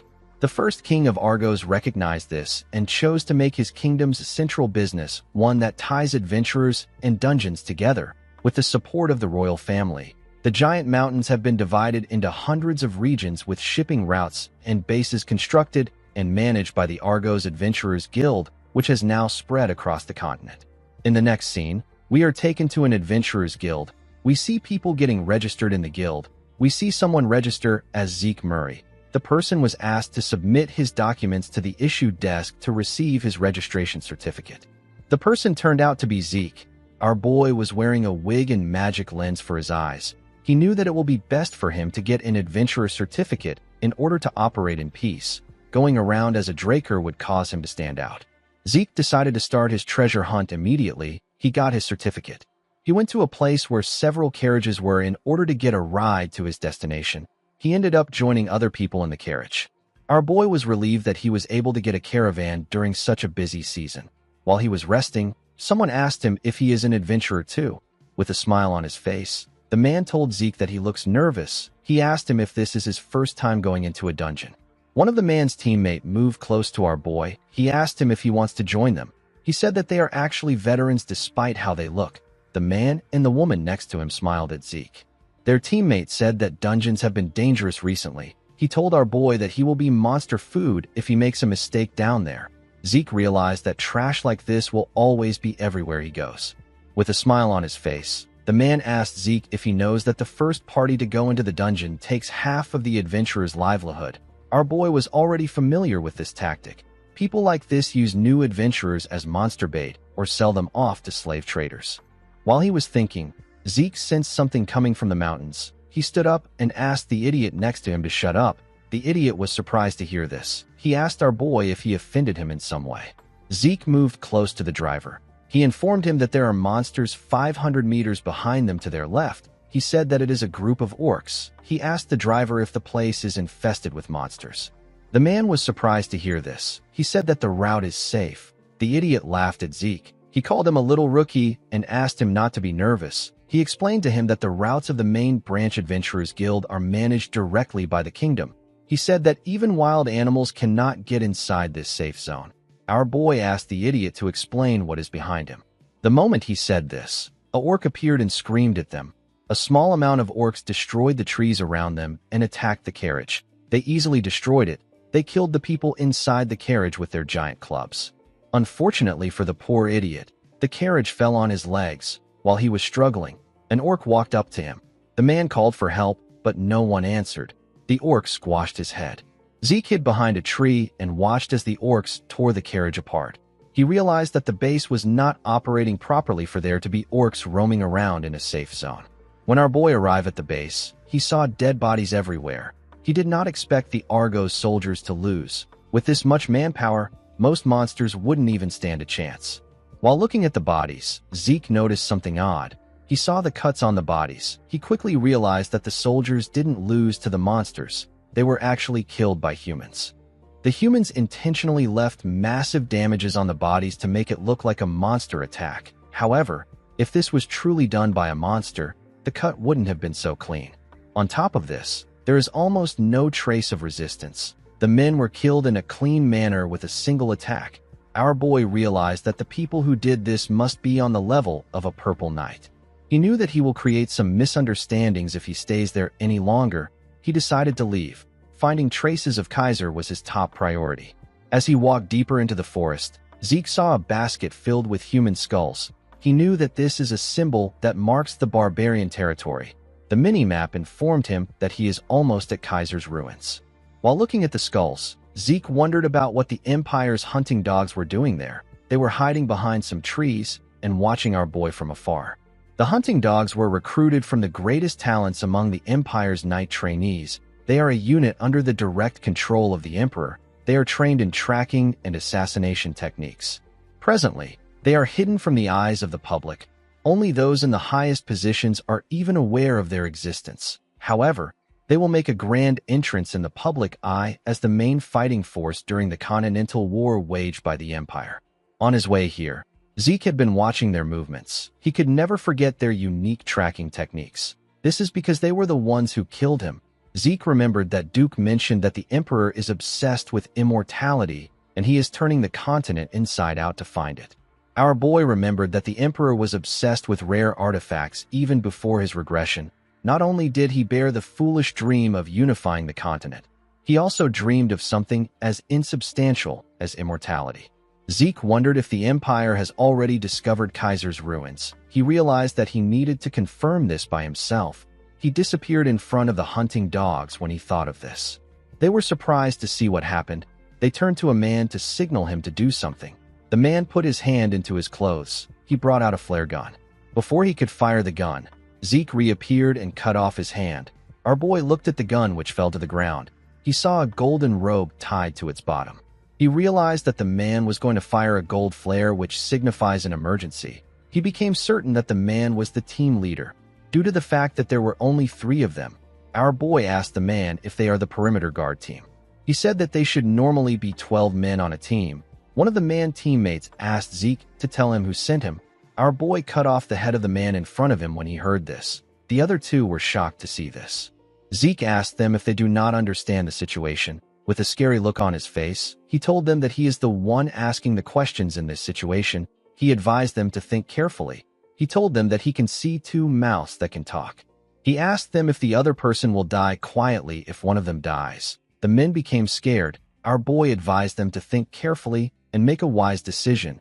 Zeke was able to get the location of their temporary base. It was filled with hunting dogs. Our boy realized that these hunting dogs were probably the ones who killed the people at the base. Due to the fact that they harmed the kingdom's soldiers, Zeke wondered if they have really found Kaiser's ruins. He decided to check it out by himself. Zeke beheaded the other two men and placed their heads in their hands. He drew a symbol on the tree where he placed their bodies. This was the sign of the McCain. There is a rule that states that those who draw their swords against a McCain will be put to rest. The scene shifts, and we are taken to the base of the hunting dogs. We see two men guarding the entrance of the cave. One of them yawned and said that no crazy bastard would even bother entering the territory of the barbarians. He said that there is no point in watching. The man on the other side agreed with him. The moment he said this, a blade got fired at the man's head. The other man was shocked to see this. Before he could react, a blade got fired at his head too. Zeke ran into the cave at a crazy speed. One of the hunting dogs heard the sound of something. His colleague asked him about why he stopped moving. The man asked him if he didn't hear something coming from the entrance. His colleague said that he didn't hear anything. Before he could react, Zeke stabbed the man in his neck. He swung his dagger at the colleague, but he was able to dodge it by moving his head. The man screamed intruder. Before he could say more, Zeke put his hand into his mouth and slit his throat. The other hunting dogs surrounded him in no time. As he looked around, Zeke was reminded of the old times. He remembered the time when he was ordered by his boss who was tired of a 5-year-long power struggle. His boss ordered him to raid the Pabella cartel. This was how our boy felt in that moment. The boss of the hunting dog said that this is the knifemanship of a southern hitman. He wondered if Zeke came from McCain or Pabella. He didn't actually care. He told our boy that they can't let him leave alive now that he has gotten here. He promised to grant him an easy death if he surrenders. Zeke was surprised to see that this was the man in charge. The man was probably staring at the ceiling of Blue Knighthood. These hunting dogs were far weaker than the hunting dogs he fought in his past life. Zeke asked the leader if he is allowed to say something like this to the person who killed their comrades. The other hunting dogs were annoyed to hear this. Our boy asked the men if they care so little for their comrades that they wouldn't tear him apart and slaughter 3 generations of his kin. The leader told Zeke that they will grant his wish. He told him that he will tear him apart while he is still breathing. The moment he said this, one of the hunting dogs charged at Zeke. Our boy was able to block his attack. The others also charged at him. Our boy was easily blocking their attacks. Something felt odd to him. He wondered if the hunting dogs were always at this level. He wondered if they were too weak or if he had gotten too strong. It didn't really matter right now. He activated his mana reflection skill. The moment he did this, the mana lights went out. The leader was shocked to see this. He could not believe that there was a power outage at a time like this. It was too convenient. He wondered if this was a Dragon Slayer's mana interference. The hunting dogs were struggling to adjust to the darkness. The leader remembered that Zeke was empty-handed from the start, and he didn't use aura either. He was also using a dagger. The leader was certain that our boy is a hitman. He decided to conclude that the power outage was a simple malfunction. He called out to his men and asked them not to panic. He said that the power will soon be restored. The moment he said this, Zeke killed one of his men. By the time the lights came back on, all the hunting dogs were already dead. The man was shocked to see this. Our boy appeared behind the man. He told him that the emperor is quite bold. He said that he did not expect him to go after the ruins of the hero King Kaiser. While his hands were shaking, the man grabbed his sword and swung it at Zeke. He said that he doesn't know what he is talking about. Our boy disappeared and asked the man not to worry about it. He told him that he will find out on his own if he doesn't want to tell him. Before the man could take a step, he saw a hand over his eyes. With a shaky tone in his voice, he told Zeke that they really don't know anything. Our boy slit his throat. As he walked out of the cave, he threw the dagger on the ground. He did this so that all the events that occurred there will be attributed to the McCain.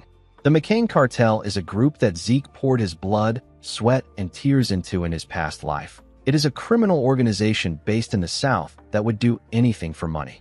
After the Cusco Kingdom in the South fell due to a civil war, the McCain cartel divided the resulting lawless land in two. Zeke was certain that he could cover his tracks using his draconian skills, but he intentionally used the Southern knifemanship and left the McCains unique warning. Our boy knew that the Empire will definitely think of this as the Southern cartel's doing. Even if the Empire makes its move due to the events that transpired, it would only serve to eliminate the McCain, so Zeke stands to benefit either way. Thanks to the letter our boy found inside, he was able to know that the Emperor has gone much further than he expected. The only command the Emperor gave the hunting dogs was to find ancient ruins. What shocked Zeke was the enclosure operation map. Our boy believed that it was natural for the Emperor to have covered the central continent, but he did not expect him to reach the eastern regions and unexplored dark seas. He mobilized hunting dogs everywhere that he suspected an ancient ruin existed. Zeke realized that the hunting dogs were already on the scale they were at before he regressed, but they still haven't found Kaiser's ruins. Zeke knew that he had to start searching immediately. The moment he thought of this, a flare was shot in the sky. It was a red flare. Zeke was surprised to see it. He knew that this was a signal for disaster. In the next scene, we see Zeke running in the forest. Our boy was running from the hunting dogs. When he turned around, he saw that the hunting dogs have already caught up to him. The 5-part red flare that was fired earlier refers to an absolute snare. It informed the members of the hunting dogs that they are to kill the hazard no matter what. With the flare as the center, they will search and secure their target and then ensnare them until the target is found. All the hunting dogs in the relevant area will continue their search. This is the archetypal assassination method of the hunting dogs. It is synonymous with a death sentence. Even Zeke died to the absolute snare when he stole the artifact that the Emperor wanted. The only thing different is that our boy now has the system. While he was running, one of the hunting dogs appeared out of nowhere and swung his blade at him. Zeke was able to dodge the attack. The other hunting dogs caught up to our boy. The red-head man with a scar and his teammates rushed to attack our boy. Zeke took out his daggers. He was certain that he could take care of the men. He used his daggers to block their attacks. Immediately he did this. He jumped out of their midst. He moved behind a tree. The hunting dogs were not fazed.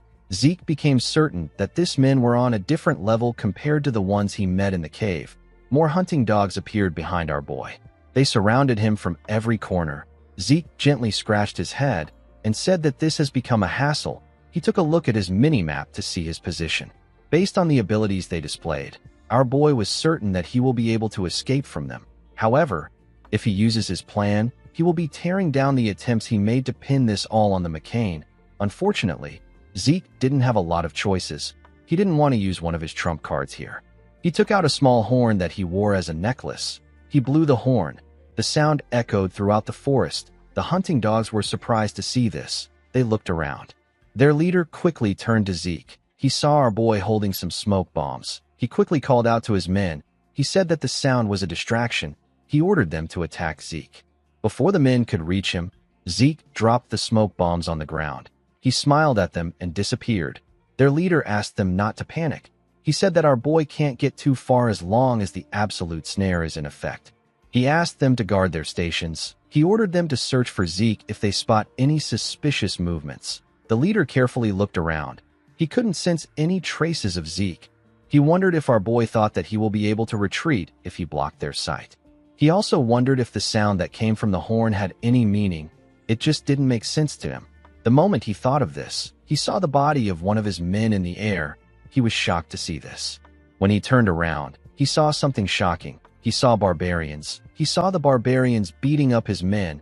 He did not understand what was happening. He was certain that they didn't do anything to provoke the barbarians. It was possible for them to take on 1 or 2 barbarians. However, they were attacking in a large number. One of the hunting dogs drew out his sword and called the barbarians uncivilized brutes. He told them that they have a lot of guts to intrude. The moment he said this, he swung his sword at the barbarian. His sword was not even able to dent his skin. The man was shocked to see that his hand was shaking. The barbarian crushed his head with a single blow. The leader realized that this was his first time seeing them so enraged. He understood that they are at a disadvantage with their current force. He took out a flare gun and fired a flare to the sky. He informed his subordinates that they are withdrawing the absolute snare. The barbarians chased after the hunting dogs. After they all left the area, Zeke came out of the ground. He said that the horn was far more effective than he expected. The barbarian's horn was created to be an efficient means of communication during the chaos of battle. It is a barbarian tool of war. When Zeke looked at his necklace, he noticed that the horn has broken. In his past life, he was able to develop a friendly relationship with the Mohawken tribe. They taught him how to make and use the horn. The signal Zeke sent with the horn was to tell the tribe that there were outsiders intruding upon their sacred motherland. The barbarians are considered to be simplistic and uncivilized savages. However, they have clear cultures and traditions, and they live in their indigenous civilizations. Zeke took off the necklace. He realized that he could only use this shoddy replica once. Our boy ran into the forest. He decided to find the real ruins.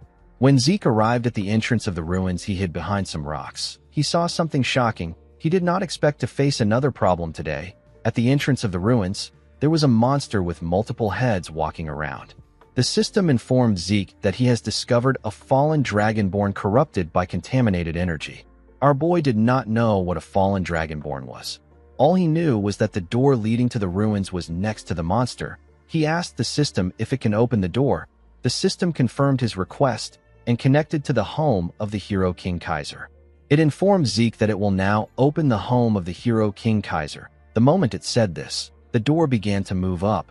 The dragonborn also saw this. It screamed when it saw this. Zeke realized that the monster was now on high alert. He knew that he couldn't walk past it.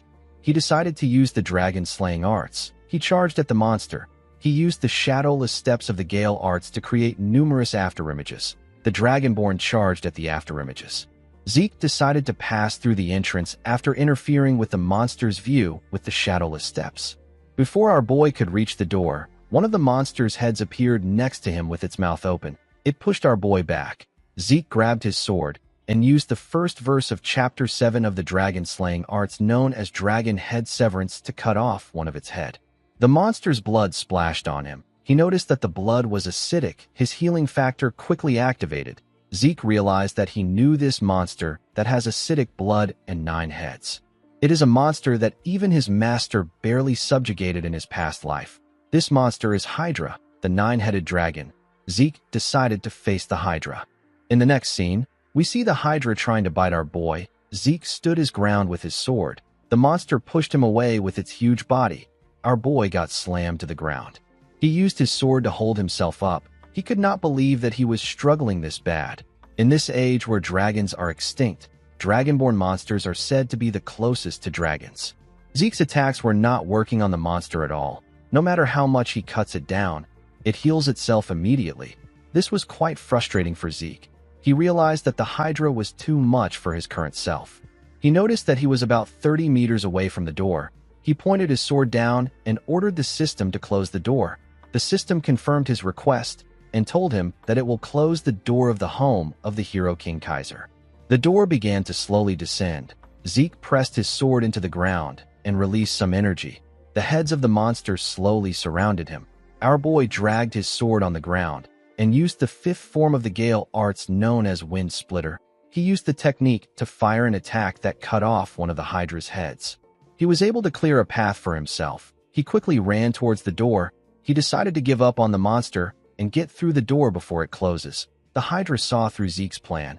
It quickly charged at him with multiple heads. Our boy carefully used his sword to hold the door and pass through it. He quickly turned around to see what happened to the Hydra. Immediately he did this. One of the monster's heads passed through the door and grabbed his hand with its teeth. Zeke grit his teeth to withstand the pain. He did not expect this. The Hydra used part of its neck to hold the door. 2 of its heads were able to enter the ruins. Zeke did not think that the Hydra would follow him here. Since the head was holding on to his hand, our boy added his ether to his sword and used it to cut it off. While he was in the air, his arm began to regenerate. One of the heads fired a poisonous gas at him. The system informed him that he has been poisoned by the Hydra. Zeke added ether to his sword and activated his soul manifestation. He used Lacerate to cut off the head that poisoned him. He easily cut through it. Unfortunately for him, there was still one head left. Our boy was breathing heavily. He was quite exhausted. The head charged at him while he was breathing heavily. Since he was tired, Zeke decided to use one of his draconian skills. He activated the dragon's dignity. He used it to create a terrifying image of a dragon. With a horrifying look on his face, Zeke asked the monster to screw off if it doesn't want to get crushed. The Hydra could feel Zeke's terrifying power. It became scared. It quickly moved back and left the room on its own. Our boy did not think that dragon's dignity would walk on the Dragonborn. He realized that he should have tested it earlier. Zeke wondered why he was so tired.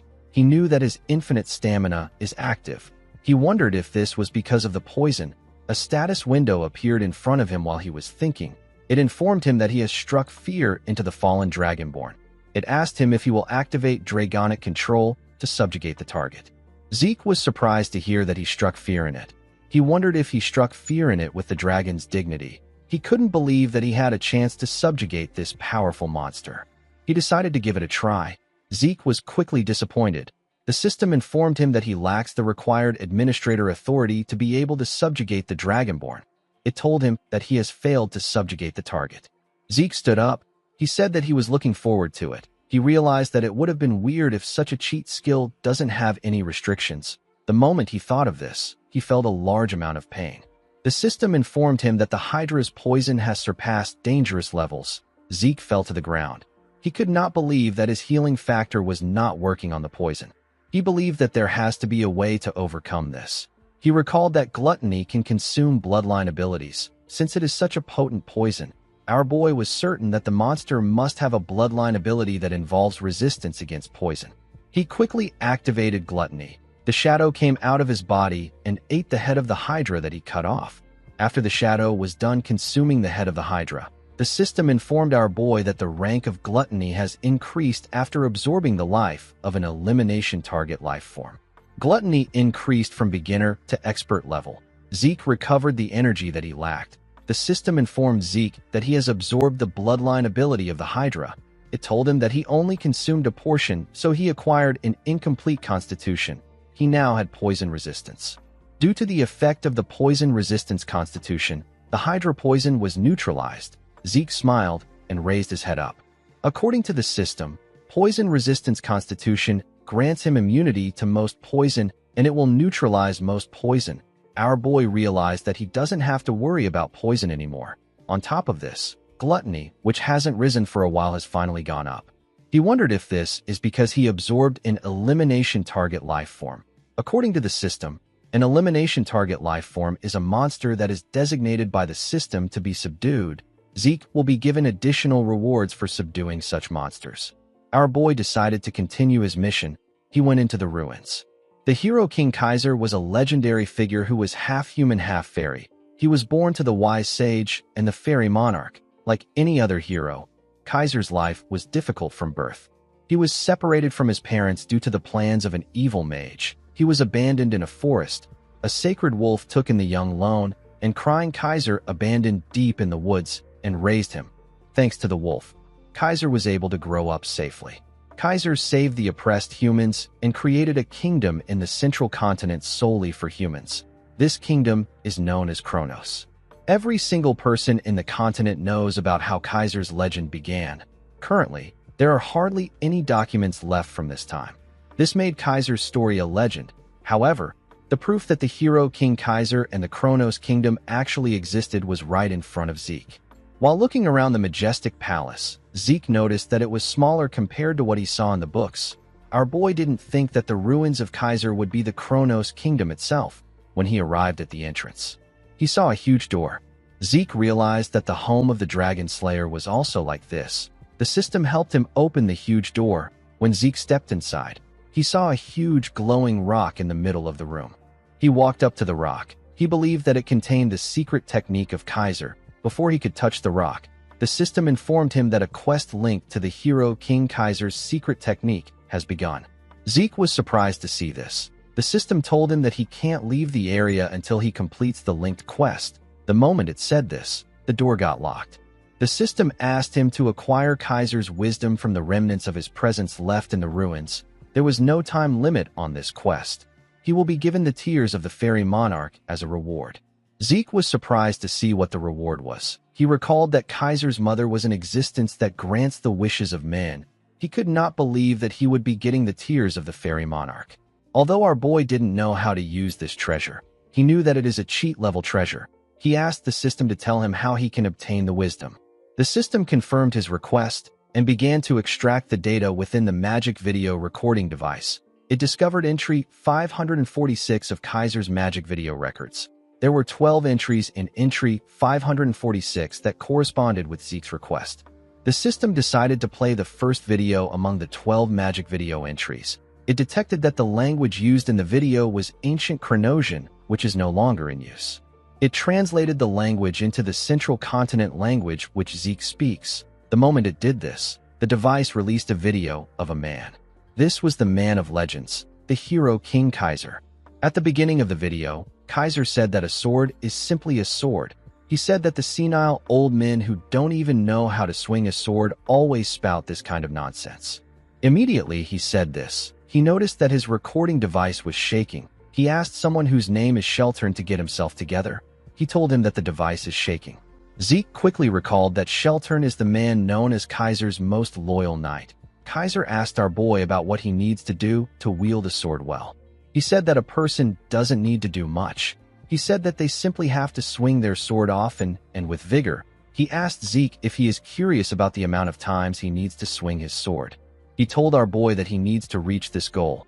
The moment he said this, he took out his sword and made a simple and powerful swing. Zeke felt like he was cut in half. He basically died while looking at the attack. Our boy fell to the ground. He began to sweat and breathe heavily. He could not believe that this overwhelming spirit was able to affect him even though it was just a recording. He could not believe that this was the wisdom of the hero king. Zeke smiled nervously. He said that he likes it. He stood up and asked the system to replay the video from the beginning. The system accepted his command. In the next scene, we see Zeke swing his sword. It has been about 4 days since he locked himself in here to train. He discovered 3 other doors across the entrance. The first room is a food storage that contains enough food to last for months. The second room is a rest area meant to allow one to manage their body's condition. The final room contains a variety of books and weapons of war. This room is a training room meant for Kaiser's successor. Thanks to this, Zeke was able to focus purely on training and swinging his sword. Our boy was already able to mimic the form he saw in the video, but it still didn't feel right to him. While he was looking at his sword, the system informed him that he has acquired Kaiser's wisdom. It told him that he has gotten the basic form of the elemental sword. Zeke was surprised to see this. He didn't know what it meant. The system informed him that he has surpassed the basic level and entered the applied level. Our boy did not know what this meant. The system told him that it is going to summon Kaiser's soul. The recording device began to gather a large amount of energy. It brought together something. The device stopped gathering energy when the person had been formed. The person turned out to be the king of the ancient Chronos kingdom, the hero King Kaiser. Zeke could not believe his eyes. The hero King Kaiser was standing in front of him. While he was staring in wonder, Kaiser took out his sword and attacked him. Zeke was able to block the attack. He did not know why Kaiser suddenly attacked him. Kaiser added more strength to his attack and sent our boy flying. Zeke crashed into a wall. The hero king asked our boy to stand up immediately. Zeke could not believe that he sent him flying. He only felt this kind of strength once in his life. He felt it when he was facing his master in his past life. Kaiser asked our boy if he is going to learn his swordsmanship with such pathetic skills. With a look of anger on his face, he said that the knights of the old would pound the ground and lament at this sight. Zeke did not understand why Kaiser was attacking him. He wondered if the hero king was trying to test his abilities. Before he could even get up, Kaiser appeared in front of him. He swung his sword at our boy. Zeke was able to dodge the attack by moving to the side. Kaiser's sword destroyed the wall. Our boy became convinced that Kaiser was trying to kill him. He did not know if he will be able to go against the hero king. Zeke knew that a ridiculously powerful monster was in front of him. He took a deep breath and told himself that there is no need to think about it too much. He threw his training sword on the ground and told himself that he simply has to do what he always does and give it his best. He took out his sword and covered it with aura. He told the hero king that he is ready. Kaiser did not expect to see Zeke wield aura. He asked him if he is Sheltern's disciple. He had forgotten about the name of the power our boy was using. He wondered if it was called Aurora. While he was thinking, Zeke charged at him. Kaiser blocked his attack and pushed him back with a simple swing. The Hero King was still thinking about the name of Sheltern's power. Our boy's arms were shaking from receiving Kaiser's attack. He could not believe that the Hero King was this strong even though he was not paying attention. The moment he thought of this, he saw Kaiser in front of him. The Hero King said that the name doesn't matter. He said that all that matters is how fun it is. He attacked Zeke again. Our boy was able to block the attack. Kaiser began to make his attacks faster. Zeke was struggling, but he was able to keep up with him and parry his attacks. His body was shaking after he received the Hero King's attacks. Zeke already knew that he couldn't win against this man. However, he didn't think that there would be this much difference in their powers. He was like an ant that Kaiser was playing with. He wondered if Kaiser was trying to show him why he is the Hero King. Even though he was losing, Zeke was still confident in his perseverance. His critical strike got activated, his continuous slash and high-speed movement got activated, his dragon claw also got activated. Our boy charged at the Hero King with his skills. He used his dragon claw to attack him. The attack caused a huge explosion. When the dust cleared up, we see that Kaiser didn't even move. He simply stood there and took the attack head-on. He was actually surprised to see that Zeke was able to wield draconian powers even though he is not a dragonoid. Our boy charged at Kaiser from behind. He activated his ether. Kaiser turned around to see him. He told Zeke that he is also using elemental force. Zeke activated his soul manifestation and used Lacerate to attack the Hero King. Kaiser covered his sword with an unknown energy and used it to stop Zeke's attack. Our boy grit his teeth and continued pushing. The Hero King simply smiled at him. In the next scene, we see Zeke wake up on the ground. Our boy was surprised to see himself on the ground. Kaiser referred to him as weakling and asked him if he is finally awoken. When Zeke raised his head up, he saw Kaiser floating in the air. The Hero King told him that he has quite the talent. He said that our boy has Sheltern's talent, draconian powers, and even elemental force. Immediately he said this, Kaiser noticed something odd. He moved close to Zeke. He told him that a part of his soul is stuck in the spirit realm. Our boy was surprised to hear this. He didn't know what the spirit realm is. Kaiser explained to him that he managed to overcome the wall of death even though he has a human body. He said that his ability to utilize elemental force now makes sense. Zeke stood up and told Kaiser that he has been talking about nonsensical things like the spirit realm and Sheltern's talent. He asked the Hero King to explain things in a way that he understands. Kaiser smiled when he heard this. He asked Zeke to forget about these trivial issues. He reminded him that he has a more important goal.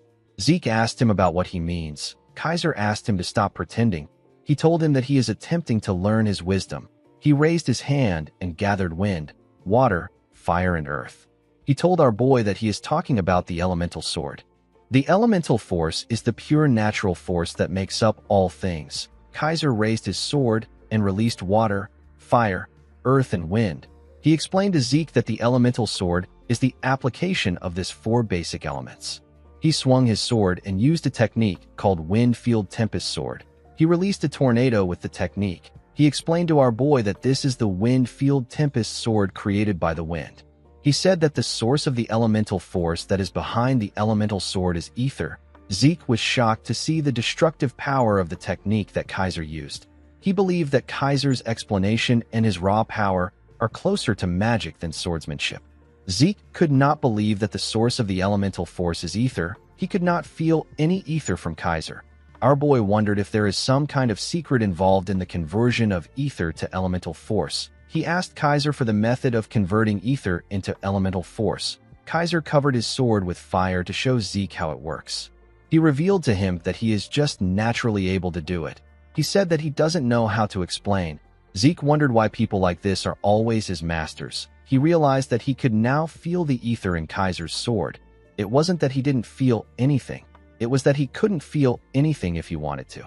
This is because Kaiser's ether usage is so perfectly controlled to the point that he needs to completely focus all his senses in order to feel anything. Zeke raised his sword and told his master that he will try it on his own. He told himself that he shouldn't lose himself in what he can see.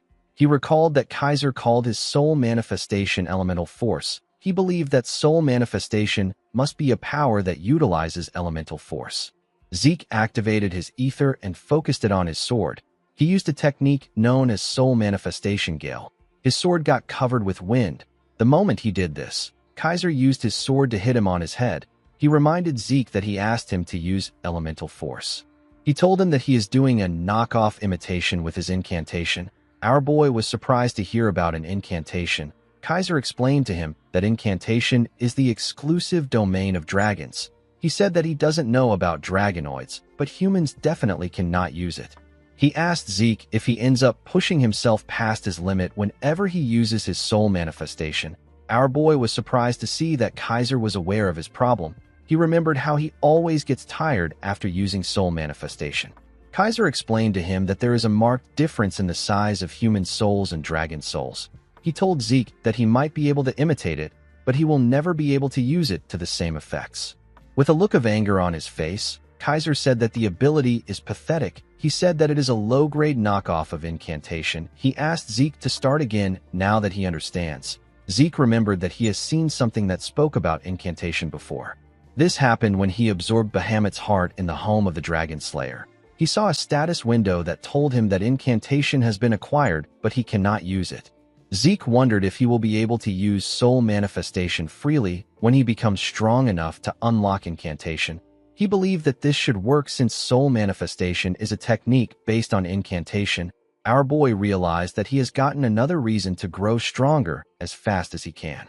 Kaiser asked him if he needs another blow to get himself together. He asked him to stand up. Zeke quickly stood up. The application training took more time than the basic training.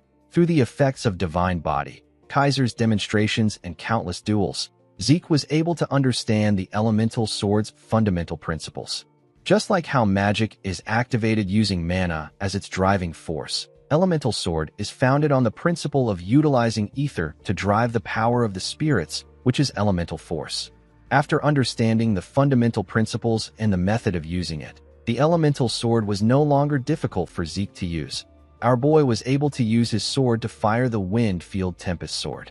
Kaiser told him that he can finally look at him. He told him that it will be incredibly difficult to reach the next level. He asked him to rest for now. Zeke told him that he understands. When Kaiser put his sword into the ground, Zeke asked him if he can ask a few questions while he rests. Kaiser used the wind to float in the air. He asked Zeke to go ahead. After learning from Kaiser, Zeke now understood that he was floating using elemental force. He asked his master to tell him why he called him Sheltern's disciple when he saw him use aura. He asked him about what it meant. Kaiser realized that the name of the power he was trying to remember was aura. He revealed to Zeke that Sheltern told him that humans can't use elemental force. He told Zeke that Sheltern created the power that he is using. Kaiser was annoyed to see that Sheltern ignored his techniques and only passed down his own. He cursed the man known as Sheltern Draker. Zeke was shocked to hear Sheltern's surname. He could not believe that the right-hand man of the hero king and the man known as the noble knight was the founder of Aura and a Draker. This means that the progenitor of the Drakers was not Tarakan. It was actually Sheltern Draker. Zeke wondered why this truth isn't known by the people. He told Kaiser that he also wants to know what the spirit realm is. He explained to him that he has acquired elemental sword, and he can feel the power of the spirits, but he cannot yet grasp the concept. Kaiser swung his hand when he heard this. A huge wall made from wind rose from the ground. Zeke immediately knew that this was the elemental sword wind field. He did not expect that it could also be used in this way. Kaiser said that the spirit realm is basically the afterlife. He asked our boy to think of their current realm as this life. He told him that he can never return once he leaves his body in this realm and enters the spirit realm. It is as if a person has been blocked off by a wall that he cannot cross. Zeke reminded his master that he said that part of his soul is in the spirit realm. He told Kaiser that he also exists as a soul in front of him. Kaiser snapped his finger and created a hole in his wall. He told Zeke that this is his first time seeing a case like his. He said that there are actually a couple ways to cross between realms. Zeke passed through the hole. Kaiser revealed to him that a dragon actually helped him cross over to this realm. Our boy simply accepted this.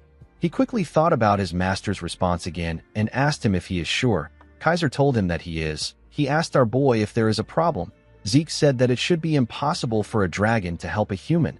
Kaiser asked him about what he is talking about. He said that dragons are beings that cherish humans. Zeke was shocked to hear this. He did not understand what his master was talking about. He did not know what to say. He wondered about the monsters that were led by the evil dragon Bahamut to destroy the world. Zeke was having a mental breakdown.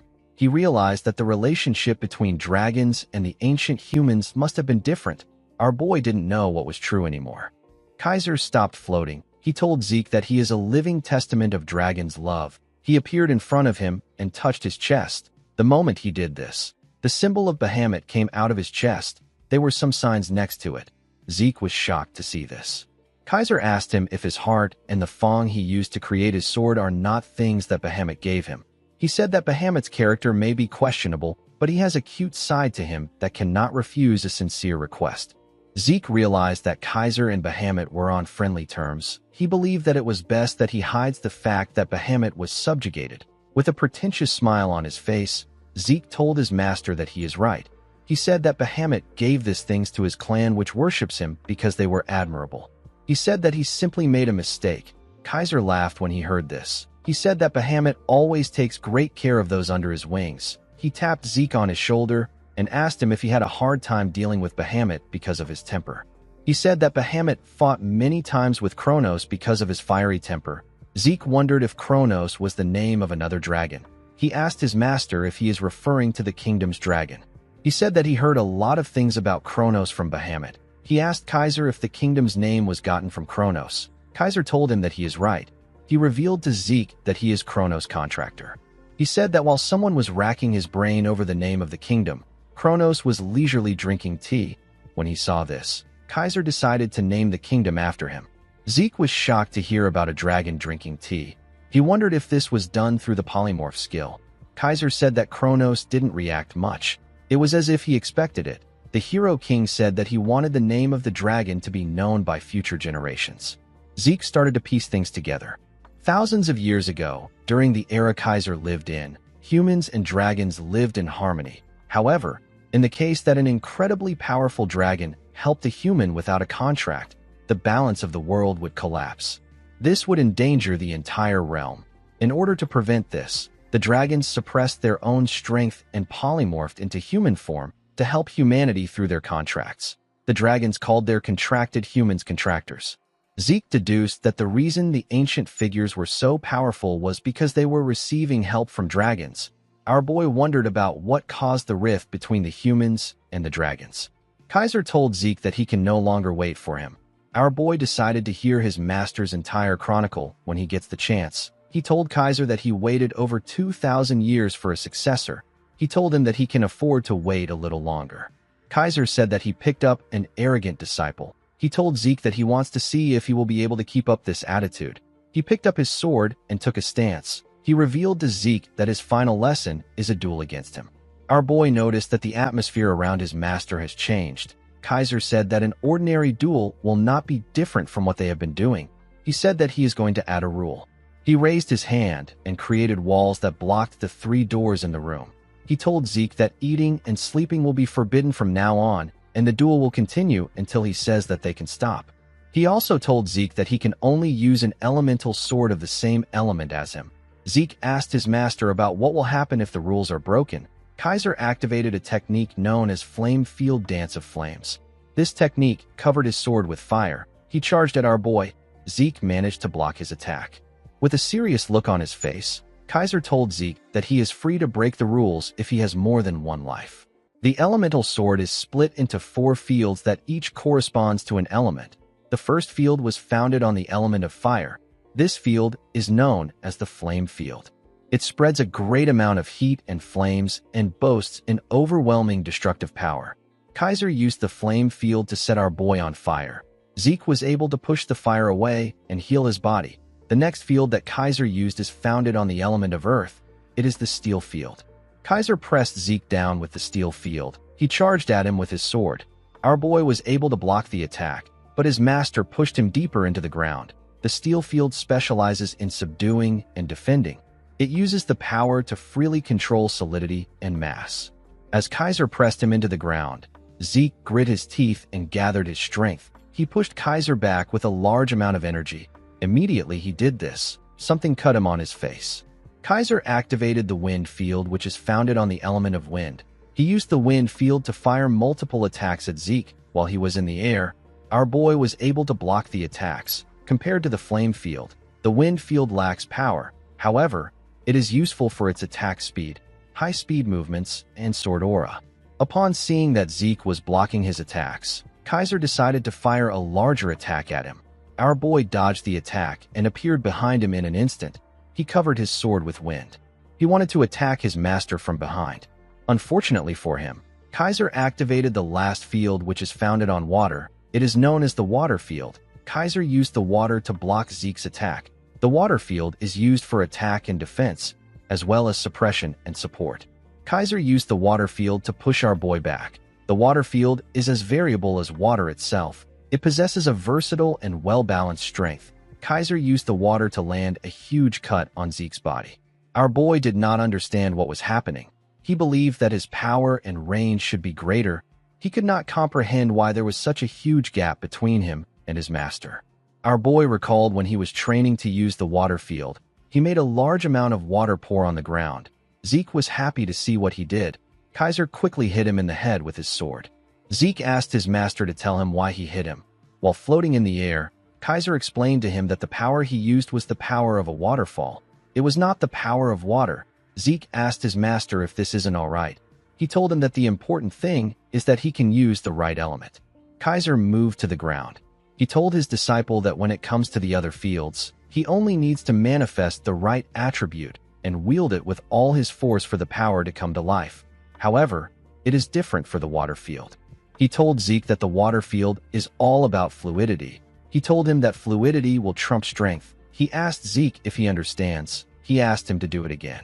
Our boy stood up out of anger. He believed that his master was spouting nonsense. It did not make sense to him that fluidity would win against strength. He remembered that he submitted in his past life because he lacked the strength to fight back. He lost what was precious to him because he lacked the strength to protect it. In order to survive, in order to adhere to his convictions, in order to protect that which is precious to him, Zeke sought nothing but strength throughout his life. He could not believe that his master was now telling him that fluidity will win over strength. Our boy could not comprehend this concept. He put himself together and covered his sword with water. He used it to block Kaiser's attack. He could not believe that he was thinking of something else during the duel. Kaiser sent Zeke flying with his attack. Our boy used his sword to hold himself down. His body trembled as he slowly pushed himself up. He realized that he stopped keeping track of time after the 15th day.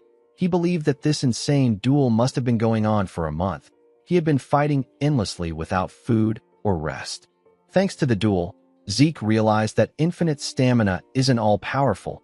It didn't mean anything in front of a monster that overwhelms it. Kaiser charged at him again. Our boy quickly used his sword to block the attack. He noticed that he couldn't put any strength into his arms right now. The floor was also slippery. While struggling to stand his ground, Zeke slipped and caused a huge splash in the water. Fortunately for him, he was able to stand his ground. He did not expect that he would parry Kaiser's heavy attack with the water. Zeke smiled when he remembered what his master said. He now understood what his master meant when he said that fluidity will trump strength. When he casted aside his strength to grip his sword and his strength to remain standing, he finally began to understand Kaiser's words. The methods our boy learned to control a blade's arc and strikes do nothing but bind its freedom. Zeke realized that he needed to cut away this unnecessary shackles. Just like how water flows from above to below, our boy needed to create his own path. He grabbed his sword and charged at his master. He recalled that he has felt something like this in his past life too, when the line between his sword and himself blurred, and he felt like he was one with the world around him. Zeke now understood that water could be violent at times and refined too. He moved his sword with the water and pushed his master back. He stood before Kaiser like an equal. Kaiser smiled when he saw this. He was excited. He swung his sword at our boy. Zeke quickly moved back to dodge the attack. He went down and gathered a large amount of water around his sword. Kaiser also did the same. With a smile on their faces, the two of them used a technique of the water field known as Water's Edge. Their attacks shook the entire Kronos kingdom. It even left a large hole in the roof of the palace. Zeke fell to his knees. He lost consciousness. Kaiser told him that he is magnificent. He accepted Zeke as the sole successor of his teachings. In the next scene, we see Zeke wake up. He was surprised to see that he passed out.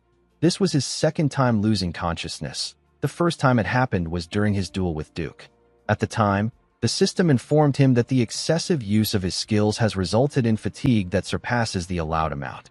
The system forcefully shut down his consciousness for his own sake. However, it was different this time.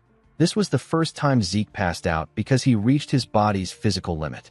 He pushed himself up and called out to Kaiser.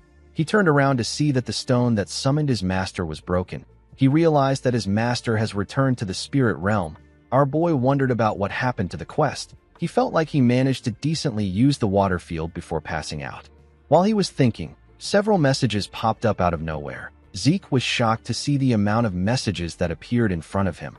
The system informed him that he has completed the linked quest. It told him that his reward will be increased due to the time bonus.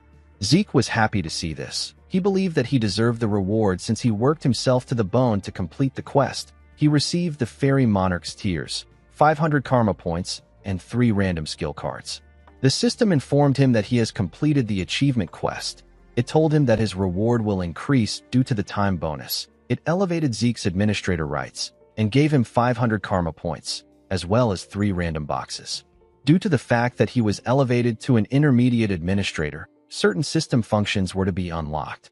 Zeke's elementary level quest book changed into an intermediate level quest book. An item hotkey slot was unlocked. The mini-map portal transportation function was also unlocked. The system informed Zeke that his soul has seen some growth. Due to the growth in his soul, the seal on Bahamut's heart was partially unlocked. 90% of Bahamut's power was still sealed off. The messages were quite much. Zeke believed that reading through them will be a lot of work. Our boy decided to first check the seal percentage. He recalled that the seal was at 95% when he first absorbed Bahamut's heart. At that time, Zeke tried to unlock the seal immediately, but the system blocked him. Since he had directly faced the power, he knew that it was something that he couldn't handle. He realized that he can only handle 10% of the power now. Zeke understood that incantation, which he couldn't unlock with points alone, and dragonic control, must be related to the seal percentage. He decided to keep an eye on it. He opened the system and unlocked the random boxes he got as a reward. He got some boots created from meteoric iron and a lower body armor that was also created from meteoric iron.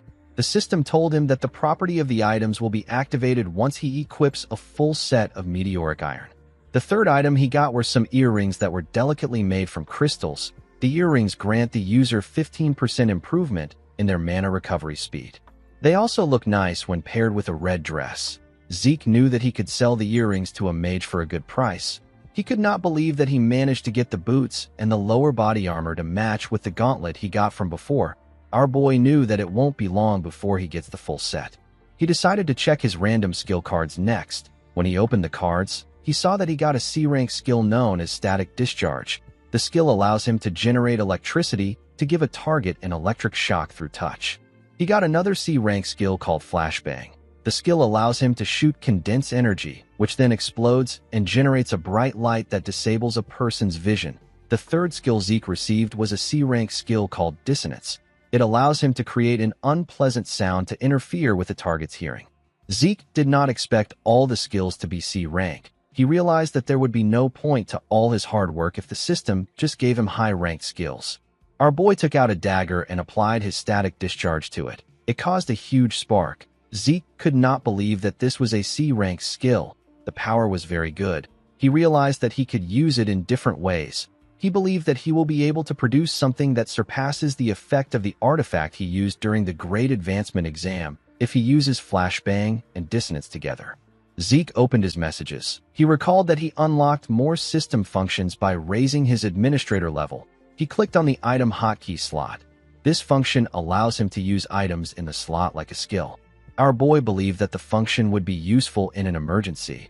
He wondered about what he should keep in the slots. Since he had healing factor and infinite stamina, he didn't need any healing potions. While looking through the system, Zeke realized something important. The skills that he thought would be all-powerful each had their own disadvantages. However unlikely it may be, there is no guarantee that he will never encounter another skilled opponent like Kaiser that can't be managed with infinite stamina. He realized that he hasn't been able to confirm the limits of his healing factor yet. He did not want to take any chances. He bought a top-grade healing potion known as Salvation. He bought it for 350 karma points. he registered the potion in the item hotkey slot. Salvation is the masterpiece of Javor Hassan. It is a top-grade healing potion that will instantly recover any mortal wound and stamina. Because of its incredible performance, anyone who has taken it before will not be affected by it again. It also possesses an unknown effect. Although it was an unexpected expense, Zeke was not mad about it. He knew that he had to get a potion that would work as a replacement for infinite stamina or healing factor. Zeke decided to check the most important reward. He took out the fairy monarch's tears. It was in a glass bottle. The tears were said to be spilled after falling to the grief of losing the hero King Kaiser to an evil mage's conspiracy. It can be used as a medium to summon the fairy monarch from the spirit world. It can only be used once. Zeke was shocked to see the description of the item. He recalled that the fairy monarch appears in legends as an existence that grants human wishes. Zeke wondered if summoning the fairy monarch would lead to a wish being granted. He realized that it can only be used once. He decided not to test it now. He kept the bottle in his inventory. He stood up and told himself that a time will come when he will be able to use the item. After saying this, he walked out of the building.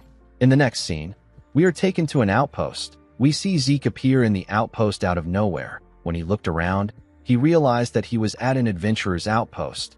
He could not believe that he was actually transported there. He was able to do this with the new system portal function. He jumped out of the outpost. The system asked him if he would like to use the portal transportation function. It asked him to pick a destination to be transported to. He was currently at the Argos Kingdom's 8th adventurer outpost. As long as Zeke picks a destination from the minimap, he will be able to move there immediately. Other than the fact that the required points increase with distance, there are no restrictions.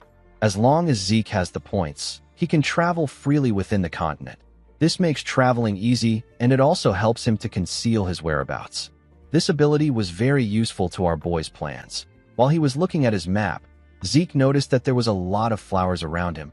He wondered why flowers would be there in winter. Zeke quickly realized that he messed up. The scene shifts, and we are taken to the Central Continent's top night nurturing facility. The place is known as Valhalla. We see different students wearing white clothes. At the facility, we are taken to the dean's office. We see him trimming his plant. Zeke was in the office with him. He told our boy that he has never seen a case like his in his 10 years as a dean. He had never heard of a freshman that comes to school a month after the entrance ceremony. Zeke did not expect that he would be locked in Kaiser's home for a whole month. In the entrance guide he was given, alongside a letter of recommendation, there was a clause stating that the dean has authority over the entrance into the school if a student fails to participate in the entrance ceremony. Entering next year was too late for Zeke. He needed to get into Terrakin's secret library. He decided to use any excuse to convince the dean. Zeke explained to the dean that he completely lost himself in a state of unity while training in order to make up for what he lacks. He told him that he lost consciousness for a long period of time. The dean, whose name is Flaubert Borges, stopped trimming his plant when he heard this. With a serious look on his face, he asked Zeke if this is all he could come up with in order to make up for missing the entrance ceremony. Flaubert Borges is a knight renowned across the entire continent, hailing from the kingdom of Thebia as a member of the royal guard. The story of how Arthur Draker went to meet Flaubert 3 times to ask him to become the dean is so famous that it is still spoken of 10 years after it happened. Zeke knew that this man is someone who highly values honor and order. He knew that things won't go well for him if he tries to make an emotional argument. He bowed his head and told Flaubert that he has no excuses for his absence. Flaubert did not expect this. He knew that unity isn't something that is easily achieved. If it was any other cadet, he would have dismissed it as a lie. He revealed to Zeke that he received a letter of recommendation from the academy's dean. He told our boy that he will arrange a place for him. Zeke was shocked to hear this. Flaubert explained to him that he will permit his enrollment if his month-long training is determined to have been worth more than a month in Valhalla. Zeke did not like the fact that Howard helped him in this situation, but he didn't have a lot of choices. He thanked Flaubert for giving him a chance. Flaubert pressed a bell. An assistant quickly entered his office. The dean asked the man to reserve an empty training room immediately. He asked him to tell the professors of each department that there will be an extra entrance exam, so they need to gather there. The scene shifts, and we are taken to the cadet individual training room. We see Zeke standing on the stage. Our boy looked around the room. He realized that all the professors here are renowned knights that he has seen in the continent's news at least once. Since everyone had gathered there, Flaubert ordered Zeke to show them the fruits of the training he claims to have undertaken. Zeke grabbed his sword. He wondered about what he should show this instructors. He knew that he couldn't show them his elemental sword. He took out his sword and took a stance. He could feel the intense pressure of the instructors who were staring at him. Our boy was aware that this were the people training the greatest knights on the continent. He knew that they wouldn't even blink if he showed them some old technique. Zeke decided to show them a little bit of what he is capable of. He released a large amount of energy in the hall. He focused his energy on his sword. The instructors were shocked to see Zeke's aura shining brightly. They could not believe that they were looking at an aura blade. The instructors could not comprehend the fact that Zeke has already reached the level of a blue knight at age 15. They recalled that Abel was the one who held the record of the youngest blue knight. He became a blue knight at age 19. The instructors believed that our boy was able to achieve this because he is a golden awakener. Zeke realized that he messed up. He recalled asking Kaiser about what he thinks of aura. The Hero King said that it is a petty trick used by the weak. After facing Kaiser for a while, our boy completely forgot how to hold back his aura. When he saw how the instructors were arguing, he became relieved. He was relieved that they only think of him as a warrior at the level of a blue knight. Before meeting Kaiser, Zeke's aura was at the level of a blue knight. However, after he learned the elemental sword, his aura broke through to a whole new level and he managed to reach the level of a red knight. The key difference between the two lies in the usage of Aura Blade. Aura Blade is a technique that allows one to wrap their sword in a thin and sharp layer of aura to optimize deadliness. A blue knight is only capable of manifesting and maintaining it. A red knight, however, would be capable of changing its form freely while maintaining its deadliness.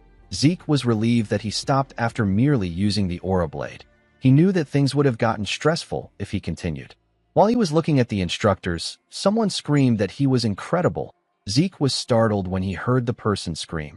The person turned out to be Flaubert, with a smile on his face. The dean told Zeke that he has shown results that are incomparable to spending 1 month in Valhalla. He told our boy that he could have taken several years off if it was for his awakening. Zeke put away his sword. He was surprised to see Flaubert acting like a completely different person. Zeke bowed his head and told the dean that he apologizes for missing the entrance ceremony. He said that it was due to his own incompetence. Flaubert laughed and asked him not to worry about it. He turned to the instructors and asked them if there is anyone opposed to Zeke's entrance. The instructors realized that the dean is really indulgent towards talented students. The instructors told him that they are not against our boy's entrance. One of them said that such a clear manifestation of Aura Blade is rare even among active knights. He said that they don't need to see anything else. Flaubert agreed with them. He congratulated Zeke on his enrollment. Midland Atlas is a great city that is the size of a kingdom in the center of Midland. It is where the training facility of the greatest knights on the continent is located at. Valhalla and the Drakers' Four Seasons Fortress are located here. Since the Four Seasons Fortress is a place where the patriarch of the Drakers and several key figures reside, it is known as the true castle of the Drakers. In the next scene, we see Zeke arrive at the entrance of a mansion. This ridiculously huge mansion is Zeke's personal house. Even our boy felt like it was too much for him. As he slowly opened the door, we see 2 people waiting for him inside. The moment Zeke stepped in, someone popped a confetti and congratulated him on his entrance into Valhalla. The person turned out to be Duke. Andre was with him. The 2 men wore silly clown costumes. Zeke was surprised to see his master. Duke tapped his disciple on his shoulder and told him that he is amazing. He said that it is his first time seeing someone miss the Valhalla entrance ceremony. He told our boy that they need to get started since he has arrived. Zeke did not understand what his master was talking about. It turns out that Duke and Andre prepared a surprise enrollment party for him after they arrived at Atlas. Our boy wondered why people who should be in the academy were in Atlas. It turns out that Duke has been called back to the Four Seasons Fortress by the Patriarch. It has been a month since Duke decided on his own to become our boy's housekeeper at his mansion. Andre revealed to Zeke that he became an assistant professor at Valhalla. He apologized to Zeke for imposing on him. Our boy felt like Andre followed him there. He did not like this people disturbing his peaceful life. He was annoyed that they decided everything without even informing the owner of the mansion. After drinking several bottles of liquor, Duke and Andre passed out. It was already late in the night. The scene shifts, and we are taken to a bar. We see someone place a coin on the bartender's table and ask for a beer. The bartender was shocked to see the symbol of the Drakers on the man's gloves. The person turned out to be Zeke. Our boy told the bartender that he also wants to meet Kay. The bar became quiet the moment our boy said this. Everyone turned to him and took out their weapons. Our boy smiled when he saw this. He raised his hand and asked the men if they want to have a go at it. The men were terrified to see the Drakers symbol on his gloves. They all quickly sat down and continued drinking like nothing happened. With a nervous look on his face, the bartender apologized to Zeke. He said that he should have stopped the men. He raised his hand and pulled a bottle to open a secret door. He told Zeke that he will guide him to the branch manager. While walking inside a tunnel, Zeke noticed that the tunnel has a second and third layer security magic. He knew that only Kay would do this. Before Zeke's regression, there were two groups that could have been called the greatest intelligence organization on the continent: the Drakers' Order of the Black Knights and the Rome Empire's Intelligence Bureau. However, there is another organization that is not well known among people. This is the Syndicate. At first, it was simply a gathering of smugglers, but after Kay joined the organization, she used their smuggling network as the foundation to form an intelligence network. Around this time in Zeke's past life, he would have been chased out of the academy and would have ended up with the McCain. Our boy did everything he could to survive and clawed his way up as one of their hitmen. Kay, who was the branch leader at that time, went to look for our boy with a commission to clean up an important transportation route. At the time, she wanted to expand the transportation routes they had already secured in order to grow the Syndicate into an intelligence organization that won't fall behind the Black Order or the Information Bureau. Through her talent and tenacity, she managed to turn the Syndicate into her own. After Zeke lost everything to the Empire, Kay went to visit him and presented him with information on the artifact that the Emperor is after. She told Zeke that it won't be easy. She advised him to be careful.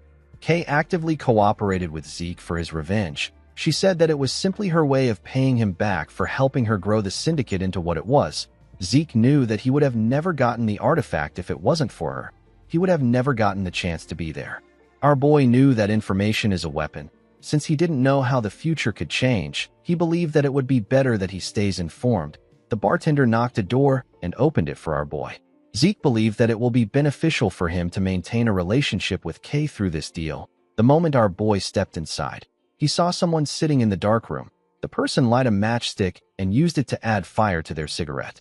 Zeke realized that Kay was still the same. A mana lamp got turned on in the room. Kay asked our boy to tell her why he wants to meet with her. Kay turned out to be a beautiful red-hair woman with big boobs. She asked Zeke not to beat around the bush. She asked him to give her only the key points. Our boy revealed to her that he wants to open up a trade with the Syndicate. Kay asked Zeke to tell her the reason why a prodigy who has reached the level of Blue Knight at age 15 and is a noble, pure-blooded awakened of the Draker family wants to make a deal with a criminal organization. Zeke was impressed that she was already aware of what happened at Valhalla. He put his hand into his coat. He realized that she was playing games with him because she is not open to the idea. He took out something from the coat and placed it on the table. He asked Kay to make a decision after seeing what he has. Kay saw some earrings on the table. Zeke revealed to her that it is actually an artifact. He asked her to try it on. He told her that she will be surprised. Kay asked him if the earrings enhance mana recovery. She decided to try them on. She told our boy that mana recovery artifacts are common. The moment she said this, her cigarette fell out of her mouth. She was shocked to feel the power of the artifact. She realized that her mana recovery rate improved by 15%. Kay was shocked because most artifacts have a mana recovery improvement of 1%. Even the impressive ones are only at 3%. Kay couldn't believe that our boy gave her something 5 times better. She knew that there would be no way she wouldn't know about the artifact if it was on the market. She realized that Zeke must have either gotten it from a route she doesn't know about, or he managed to get it on his own. Kay became suspicious. With a smile on his face, Zeke asked her if she is ready to talk. Kay wondered about who Zeke truly was. In the next scene, we see Zeke explaining things to Kay. He told her that she can open up a new account with the sealed personal statement she got. He told her that he has already requested for a representative. He told Kay that the only thing she needs to do is go to the Atlas Northern Bank and take care of the item. Kay knew that Zeke wanted to sell the earrings, but she did not expect him to want to work with her to sell unknown artifacts on his behalf. Zeke wrote that she can take 10% for each item sold and an additional bonus for every 10,000 that they sell. Everything Zeke wrote was what Kay had in mind. It was the upper limit of the deal that she wanted to make. Kay realized that Zeke has access to information. This is because he was already aware that she is a magician. Kay stood up and picked up the contract. She told Zeke that she accepts his terms. She told him that she hopes they both get good luck. Before she could leave, our boy stopped her and told her that he has one question that he wants to ask. With a smile on his face, Zeke asked Kay if her ghost ship is okay. The woman glared at him. Several men appeared behind our boy. They were all holding daggers. With a scary tone in her voice, Kay asked Zeke to tell her where he heard about this from. Zeke laughed and said that he was just asking a question. He asked her to tell him why she is so on the edge. He told Kay that she can actually threaten him. He released his dragon fear and asked her if she can handle the aftermath of her actions. Zeke's energy covered Kay. The woman felt like she was looking a monster in the eye. She began to tremble. The men in the room were also shaking. Kay realized that she doesn't have enough information. She wondered if the entire syndicate will stand a chance if they attack Zeke all at once. She wasn't sure about what to do. Our boy called out to his new partner and told her that they should change locations. The scene shifts, and we are taken to the office of the branch manager of the Atlas branch of the syndicate. We see Kay sitting on her chair. Our boy was standing in front of her. He looked at something called a contract of oath. He recalled that it was a common item for a magician to use. A contract of oath is a way of sealing deals that is commonly used by magicians to ensure the integrity of the deal. To sign the contract, a person uses their own blood as ink. Although it is a simple method, its effects are undeniable. Once the contract is signed, each side of the contract will have a seal appear on their arms. If someone were to harm the other party, they would lose their life. Of course, the seal would disappear if methods such as assassinations and betrayal were used. However, it will cause an unending restriction. This will make things difficult. Kay asked our boy to sign it since he knows about it. She told him that it is natural for her to want some insurance in case something happens. She told Zeke that there is no way of knowing when he will change his mind and simply kill her. Our boy smiled and told her that she is right. He used the pen to cut himself and used his blood to sign. The moment he did this, a magic circle appeared above him. He told Kay that he is willing to sign as many contracts as she wants if he can earn her trust.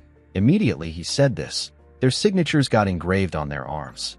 Zeke sat down on the chair and told her that they can continue their conversation now that they are partners. He asked her if the person using her ghost ship is using it to distribute Soma to the Marken. Kay let out a sigh. She did not know how Zeke got this information. She told him that he is right. She said that she is using it to distribute Soma to the Marken. Soma is a drug of sorts that is currently banned. With the fall of the kingdom after the Civil War, the southern part of the continent was turned into a breeding ground for Soma. Zeke realized that it must be because of the message from the Transcendent household. Kay told him that he is right. She told him that her customers would like to avoid conflict with the Transcendent household. The only land route that connects the central and the southern regions of the continent is the desert. The desert region is controlled by the Transcendent household known as Ishtar. However, just a few years ago, Ishtar denied all outsiders from entering. Thanks to this, trade with the south has been completely restricted. Since the land routes were closed and most of the sea routes were under the control of the Pabella, our boy was able to deduce that Kay decided to take advantage of the syndicate sea routes. The woman said that she is fortunate that they have a client that is willing to pay. Marken and Pabella are two criminal organizations that control the lawless southern regions. They use the central forest as a delineation. The northern part is controlled by Marken while the southern part is controlled by Pabella. Marken took advantage of the land routes to distribute Soma. Since they had no access to land routes, the Pabella had no choice but to develop sea routes. However, with Ishtar closing their doors, Marken had no choice but to look for new sea routes. Unfortunately for them, the Pabella already had full control of the seas. Kay told Zeke that the story is not important.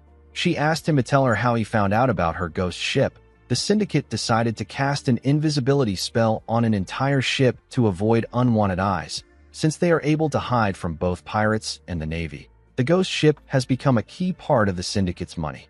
It is a resource they try to keep secret to this day. Zeke couldn't tell Kay that he learned about it in his past life. He asked her if an information broker like herself is asking for information. He asked her if she shouldn't be focused on the Pabella's offer. Kay was shocked to hear this. She realized that there was no point in hiding it from Zeke. She told him that he is right. She said that the Pabella offered double of what the Markin is offering them. They promised to give them double for cutting off trade relations with the Markin. Kay told our boy that they are still looking into things. Zeke advised her to reject the offer. He explained to her that the syndicate can use this to slow down the Pabella and Markin. He asked her to think about the offer carefully. He told her that once she cuts ties with the Markin, she will lose an important client for Soma. Zeke revealed to Kay that the Pabella are pirates defeated by the Knight of White Silver. The woman was shocked to hear this. She stood up and told our boy that this is impossible. She said that the Pabella is known for keeping true to their principles. She told Zeke that they are different from the stupid pirates. Zeke told her that it is all for show. With a serious look on his face, he revealed to Kay that the Pabella is trying to find her hidden treasure, which is the syndicate's hidden sea route. Unlike the Markin who want to keep the goose that lays golden eggs alive, the Pabella will attack the syndicate once they learn about their ghost ship. Kay told Zeke that he is wrong. She said that the Southern Pirates and the Pabella are two different entities. Zeke hit the table and told Kay that she needs to pay for the information she got. He told her that he simply wants to meet Don Juan, the boss of Markin. He told Kay that he will make her the boss of the syndicate if she can do this. Kay was shocked to hear this. After saying this to her, Zeke stepped out of the building. Although Kay's network of information is impressive, it is still not enough. In the past, the fastest way of gaining access to the syndicate's information was to even the playing field and absorb any organization along the way. Zeke hoped that the small fire he started today will grow in intensity and eventually consume Don Juan. The scene shifts, and we are taken to Valhalla. We see Zeke looking around. He could tell that this place was completely different from the Cradle and the Academy. It has a very free vibe. While looking around, Zeke wondered about when the guide the dean assigned to him will arrive. The moment he thought of this, someone called out to him. The person asked him if he is the guy the dean mentioned. The boy with a face tattoo smiled at Zeke and raised his hand to give him a fist bump. Our boy didn't do anything. He didn't know why the boy was acting friendly. The boy tapped him on his shoulder and told him that he has a long way to go for the Academy blood to get out of his system. Zeke pushed his hand away and asked him if he is the guide that the dean sent. The boy imitated Zeke and showed him how he asked the question. He smiled and asked Zeke to tell him why he is using such a serious tone. The boy gave Zeke a rock and roll sign and asked him not to be so stuck up. He advised him to relax. He told our boy that he is the guide that the dean personally assigned the duty of showing him every nook and cranny of Valhalla. Zeke could tell that this boy talks a lot.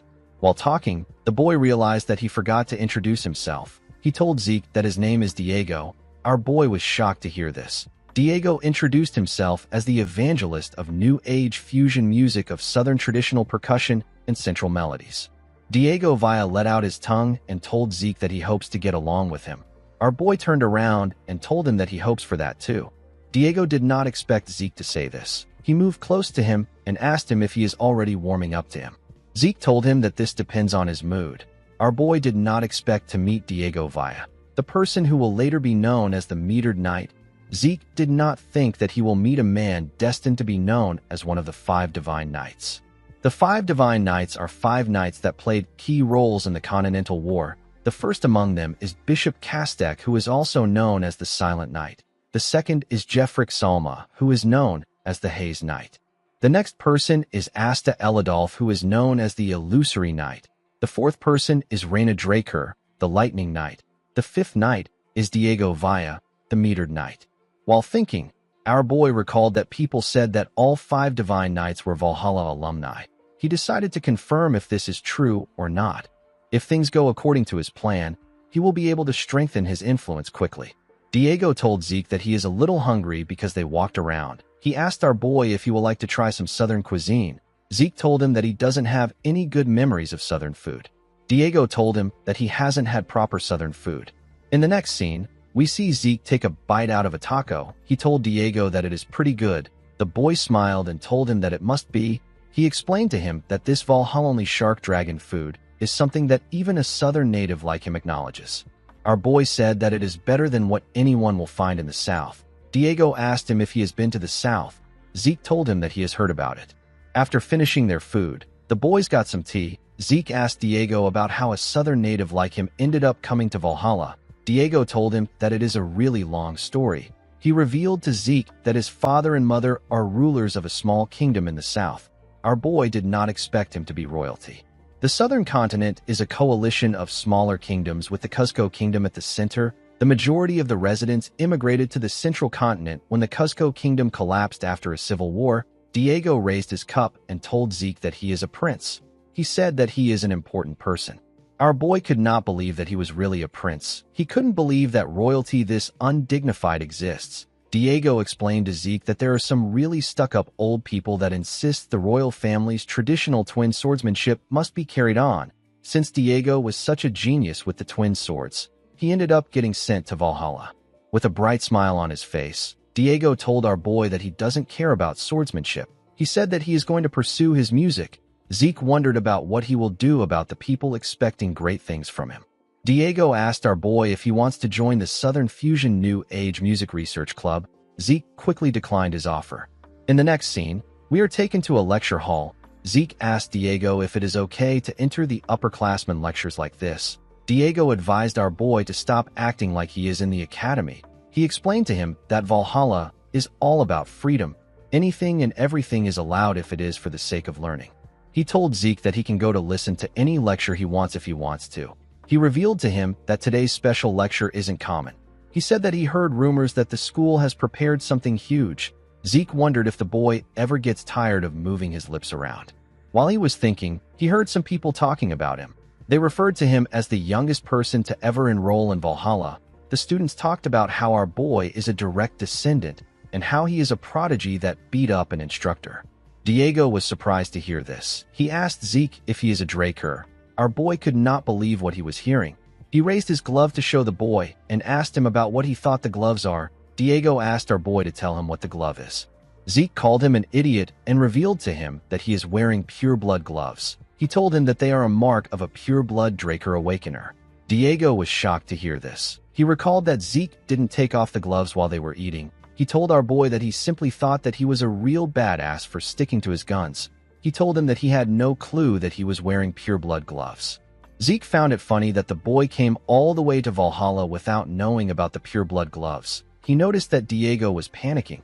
He felt like this was the normal reaction a person would have when encountering a pure-blood awakener. Zeke was quite relieved to see that Diego stopped talking. The moment he thought of this, Diego told him that he now understands why he is so stuck up. Zeke was annoyed to hear his voice. He did not know what to even say to him.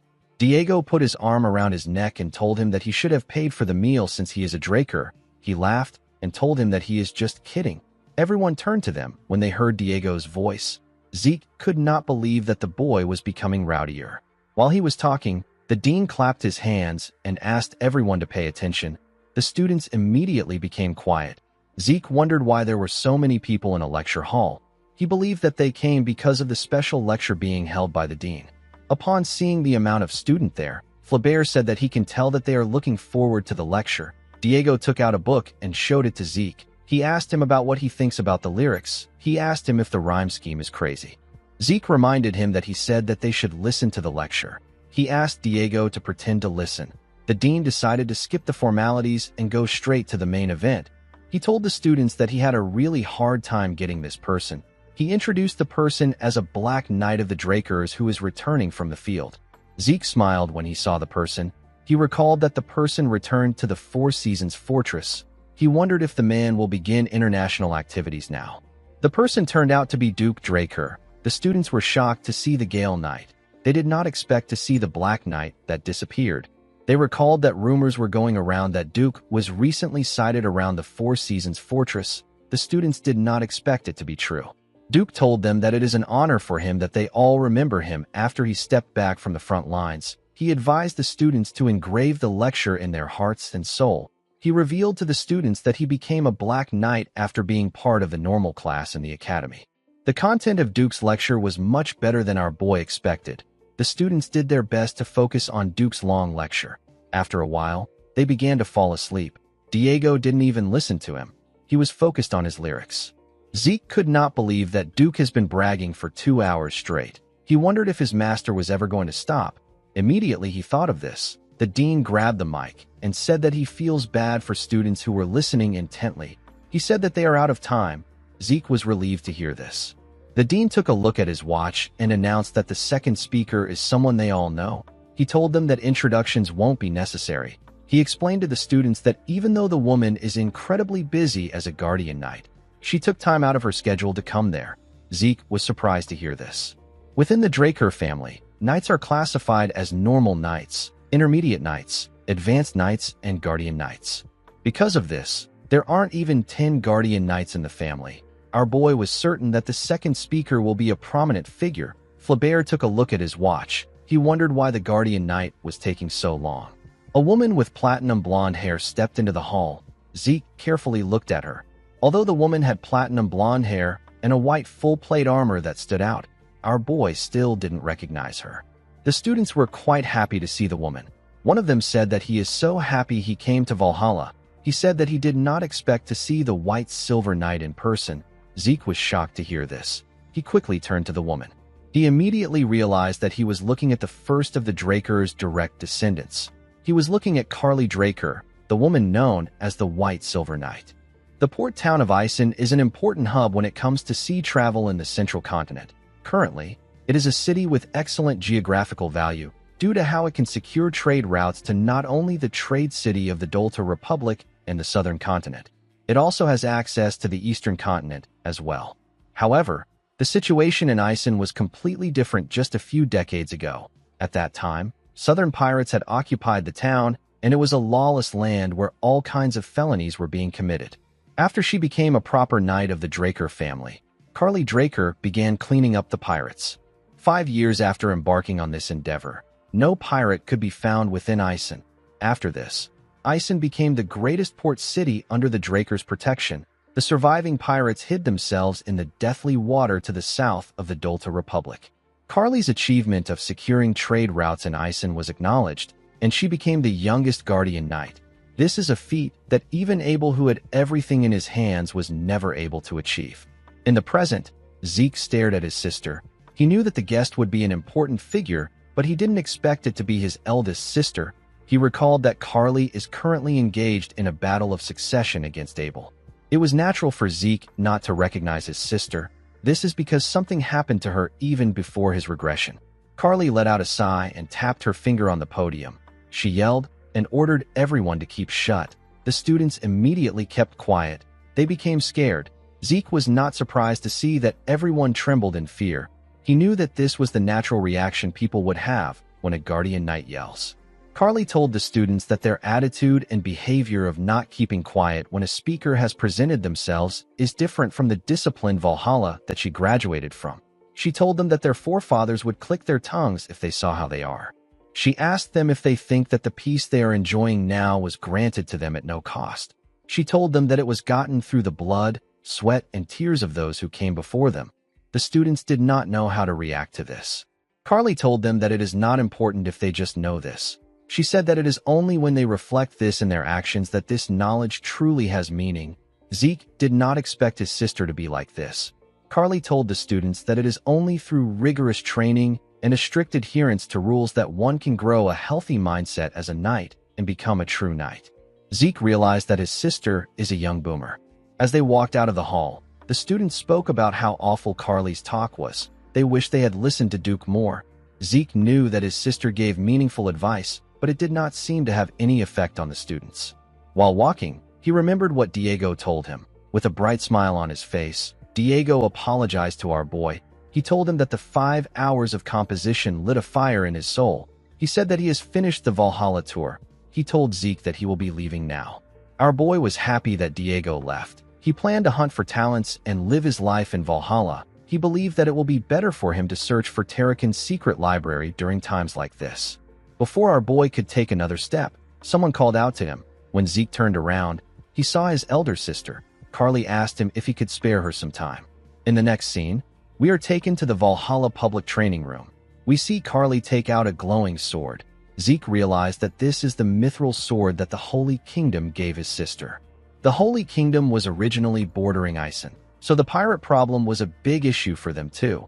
As a show of goodwill to the benefits they gained from the pirates being cleared out, the Holy Kingdom gifted Carly a 100% purity mithril sword and armor. She got the title of White Silver Knight because of her appearance when she wore this gear. Carly told her brother that she wants him to show her his abilities without hiding anything. Zeke locked his fingers together and carefully stretched his arms. He wondered why his sister came to meet him. He did not think that she would challenge him to a duel. He realized that Carly must have heard the rumor of him reaching the level of Blue Knight. Our boy placed his sword sheath on the ground and drew his sword. He recalled that she said that she wanted to see his abilities without hiding anything. He told Carly that he will do as she wishes. Of course, Zeke knew that he couldn't show the full extent of his abilities. He was well aware that his sister wasn't the only one curious about the extent of his abilities. He could not see a reason why he would put himself at a disadvantage like that. The founding principle of the Draker family is the law of the jungle. Reaching the level of a Blue Knight is already an unprecedented display of growth. If word gets out that Zeke is at the level of a Red Knight, the Zimmons family, who is in the middle of the battle for succession, will end up using any method they can to kill Zeke. The patriarch will do whatever he can to place Zeke under his control. Our boy believed that showing all his cards is something he should do after he surpasses his father. He knew that what he needed now was the background of being from a transcendent family. Zeke does not plan on following his family's will. Immediately he thought of this. He and his sister charged at each other. When their swords clashed, some sparks flew between them. Carly used her sword to push our boy's sword down. She quickly swung her sword at his head.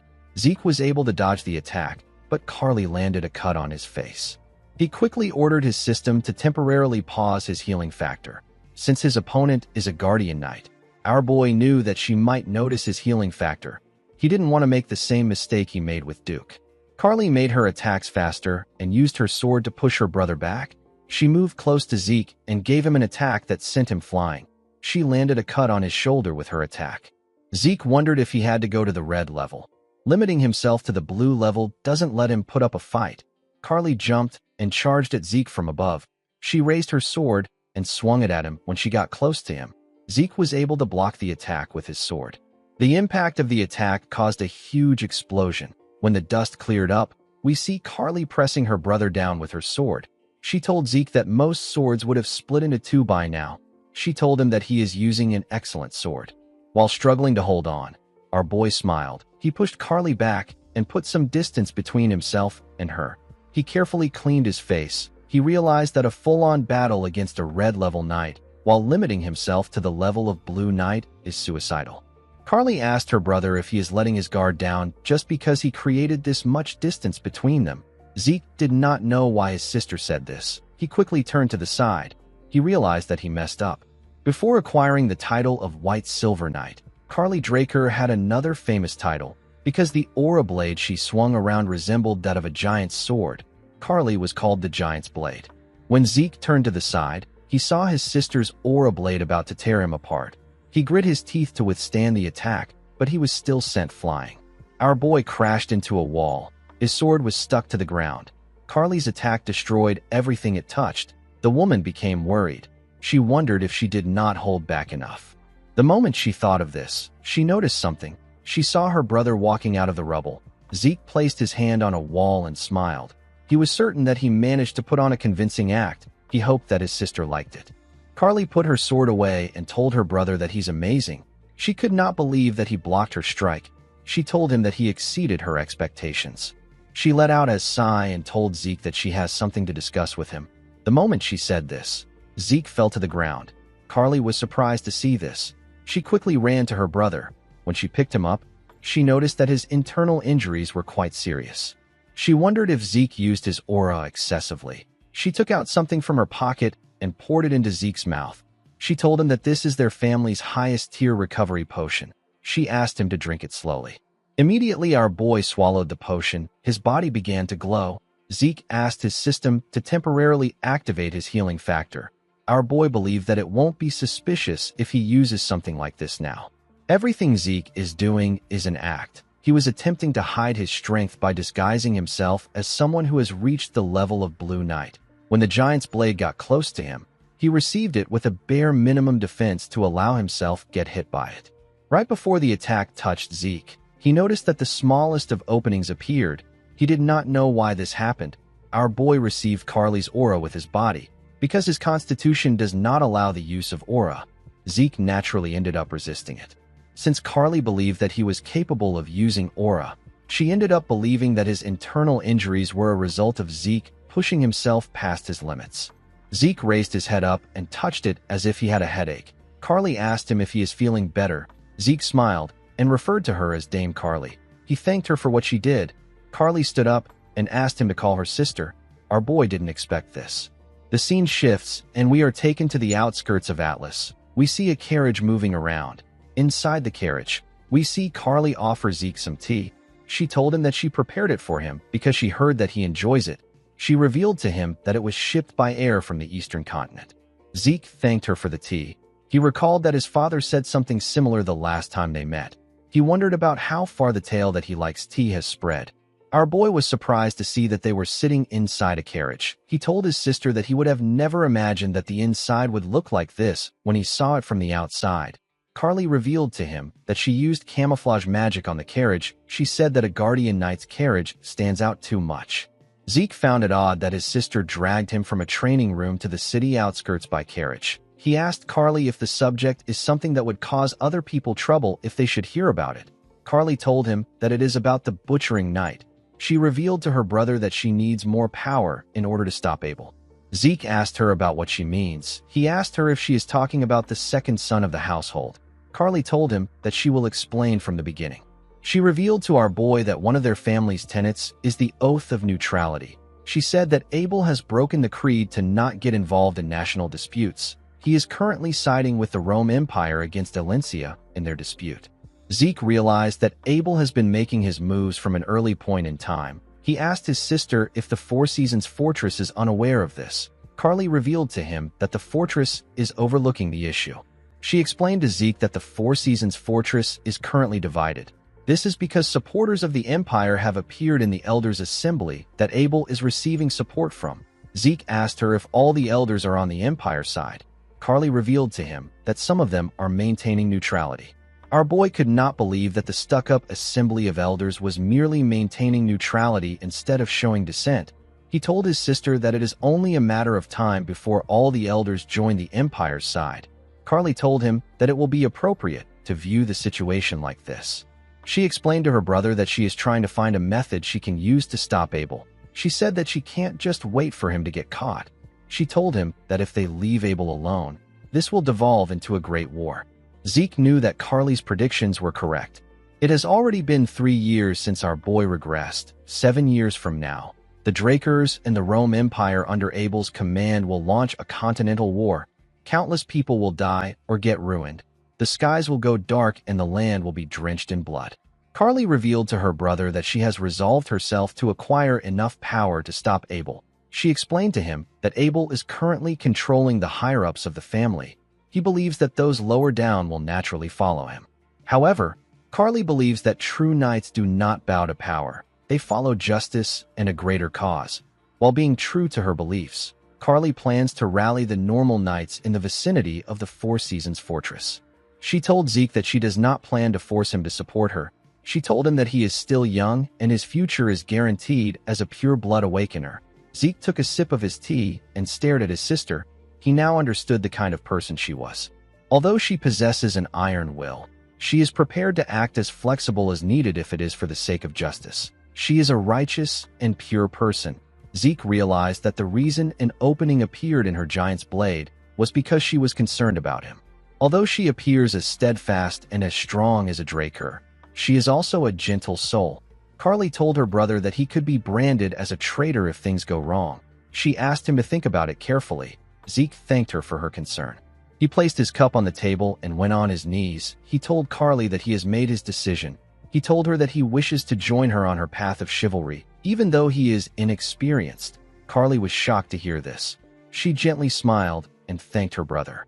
The scene shifts, and we are taken to Valhalla Research Facility. We see Zeke looking at his status window.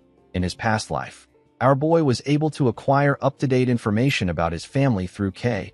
He never expected that this corruption was already in his family even before the Continental War.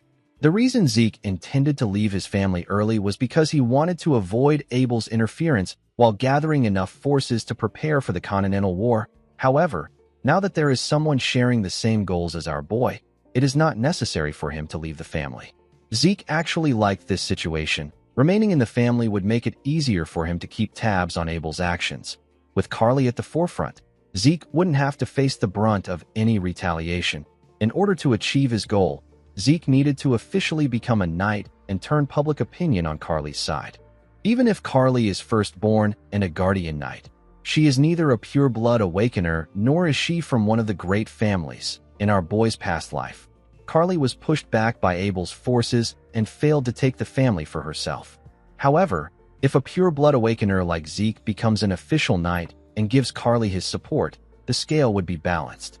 Zeke could not believe that he had to act like a knight, even though it didn't suit him in any way. While thinking, our boy looked at the map. He saw that he was almost at his destination. He entered the Great Central Library in Valhalla. He went inside to check for the main reason he came to Valhalla.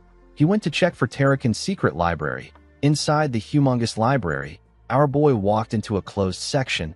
The system informed him that he has arrived at his destination. Zeke could not believe that this was the secret library. He felt kind of disappointed when he looked around. He didn't see anything special or meaningful there. Since it was a place the system guided him to, Zeke expected to find something like Bahamut's heart or fangs. He wondered if he ended up coming there in vain. Immediately he thought of this. He took another step. The system informed him that it has detected a data storage point. Immediately it said this. A huge shelf appeared in front of our boy. Zeke was shocked to see the shelf. He was more shocked by what he saw on the system. The system informed our boy that the secret library of the administrator known as Tarakan Draker has been found. Zeke could not believe that Tarakan was a user of the same system.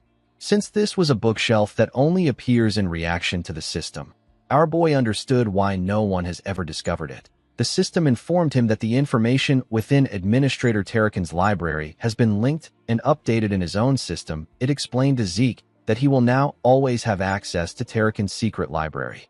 The system provided categories in order to allow Zeke access the information easily. It created 4 categories. The first was the Organization Management Manual. The second was the Dragon Slaying Manual version 5.21. The third was the Reference Materials, and the last was the Collections of Proverbs to improve growth. Zeke decided to check the categories later. He asked the system to find him something that will help his growth the most right now. The system confirmed his request and informed him that a book matching his request has been found. Zeke noticed that the book was glowing on the shelf. The book appeared in his hand. Its title is The Secret Technique of the True Dragon's Swordplay. Zeke was certain that he had never heard about this technique.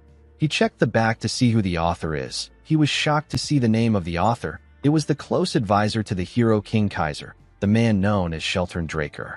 In the next scene, we see Sheltern Draker writing in his study. Sheltern wrote that he wants to elaborate on why he felt the need to create the true dragon's swordplay. According to him, the relationship between dragons and humans began with the great hero king. It is because of him that even mere humans are able to form contracts with supreme beings like dragons. However, dragons cannot help humans without any special reasons to do so. They simply took pity on the weak humans because they lack the special traits that other races possess. Thanks to Kaiser, the number of contractors greatly increased. They spread across the continent to create civilizations. However, it is because of this incredible rate of development that Sheltern is worried.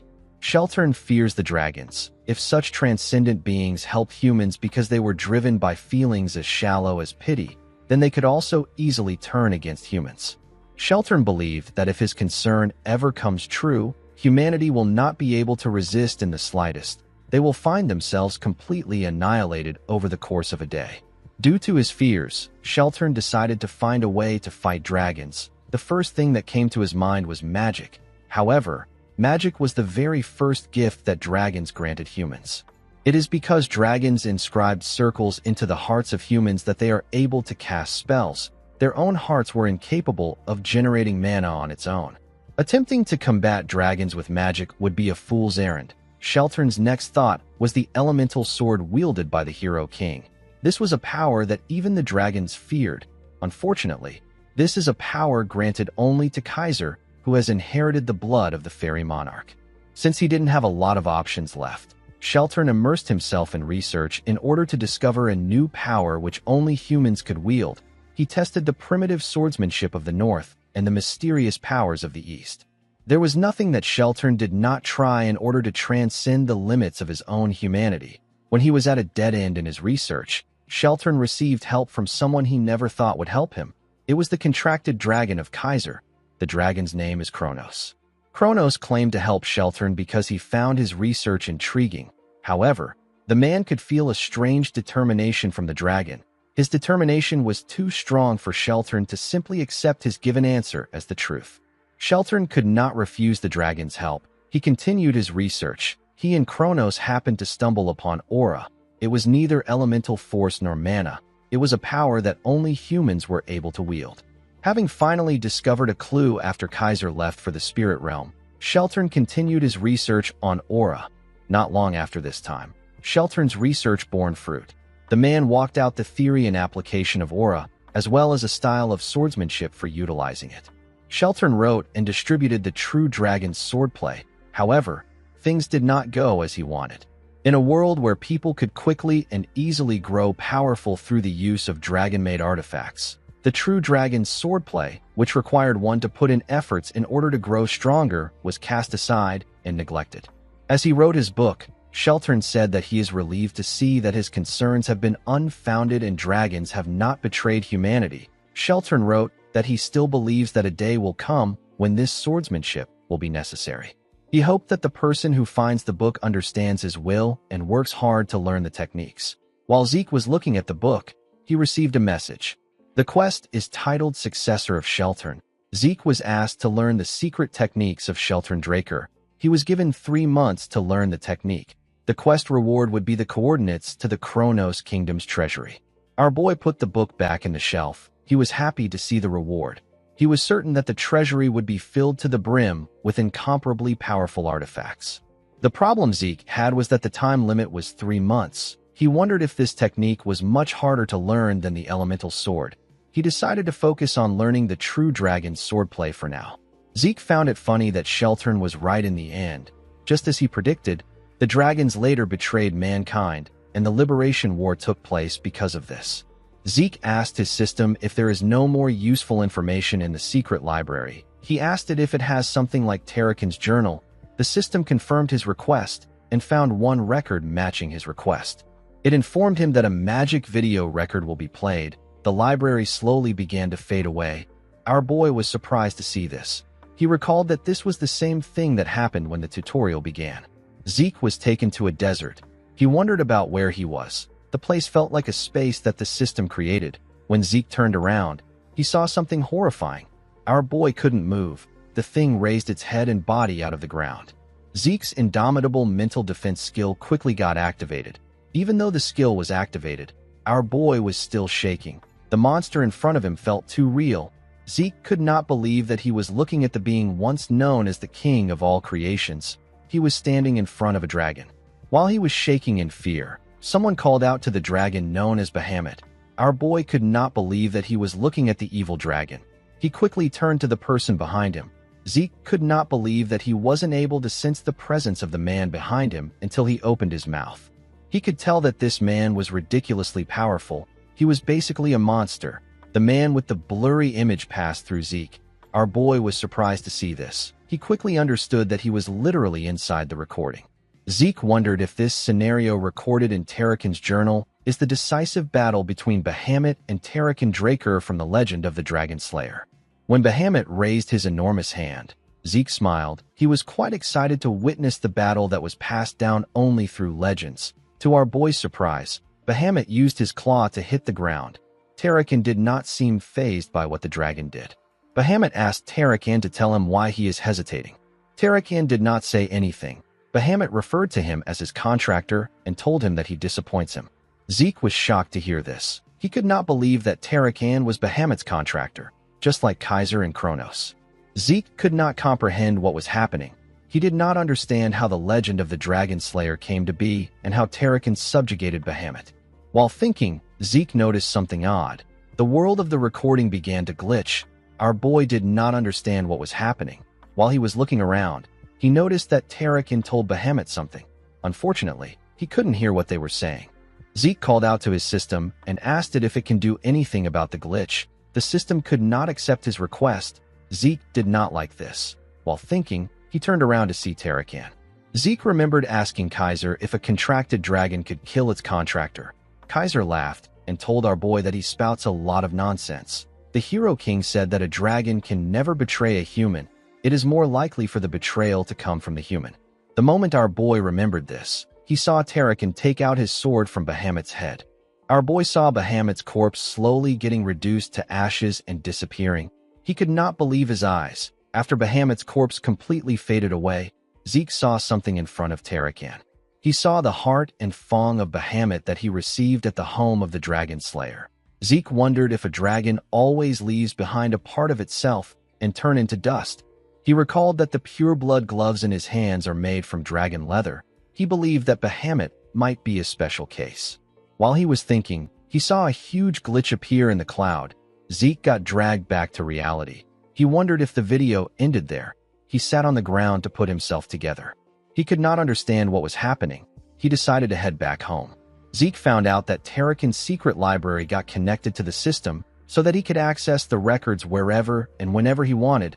Our boy quickly tried to replay the record again. However, there was still so much noise in the part where Bahamut and Tarakan spoke. Zeke couldn't hear their final conversation. Fortunately, our boy was able to gain something from it. Thanks to him consistently looking through the secret library, he was able to discover something new. Zeke found out that the dragon-slaying arts originated from the true dragon swordplay. Tarakan simplified the complex true dragon swordplay and refined it to create the dragon-slaying arts. Because the techniques got simplified, the power behind it also went down. Unlike its name, it became a technique that was unable to deal a fatal blow to even a dragonborn.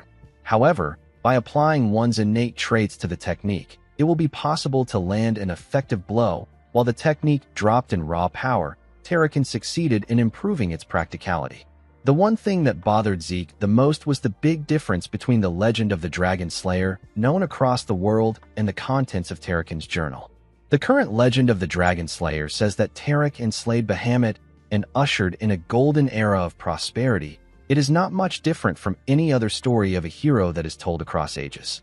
Although the big picture doesn't differ much from Tarakan's journal, the fact that the two were contracted is not mentioned anywhere. This wasn't the kind of information that could have been easily omitted. The scene shifts and we see Zeke outside. He took a letter from a messenger pigeon. It was a letter from Kay. The magician told Zeke that she investigated every variation of the legend of the Dragon Slayer across the continent, just like he asked. She did not understand why Zeke suddenly gained interest in folktales. She revealed to Zeke that she even checked versions that weren't translated into the common tongue. Kay wrote that she didn't find any information about contracts between humans and dragons, or the dragons that Tarakan and Kaiser were contracted with. After digging for a while, Kay noticed something strange. She found it weird that all the sources she found were using the exact same words to describe the event. It was almost as if there was some kind of conspiracy at play. As she dug a little deeper, Kay received a warning message directly from the Great Draker family. Due to this, the syndicate decided to back out of the investigation. They did not plan to have any friction with the Drakers. Zeke became worried when he saw what Kay wrote. He quickly burnt the letter and turned around.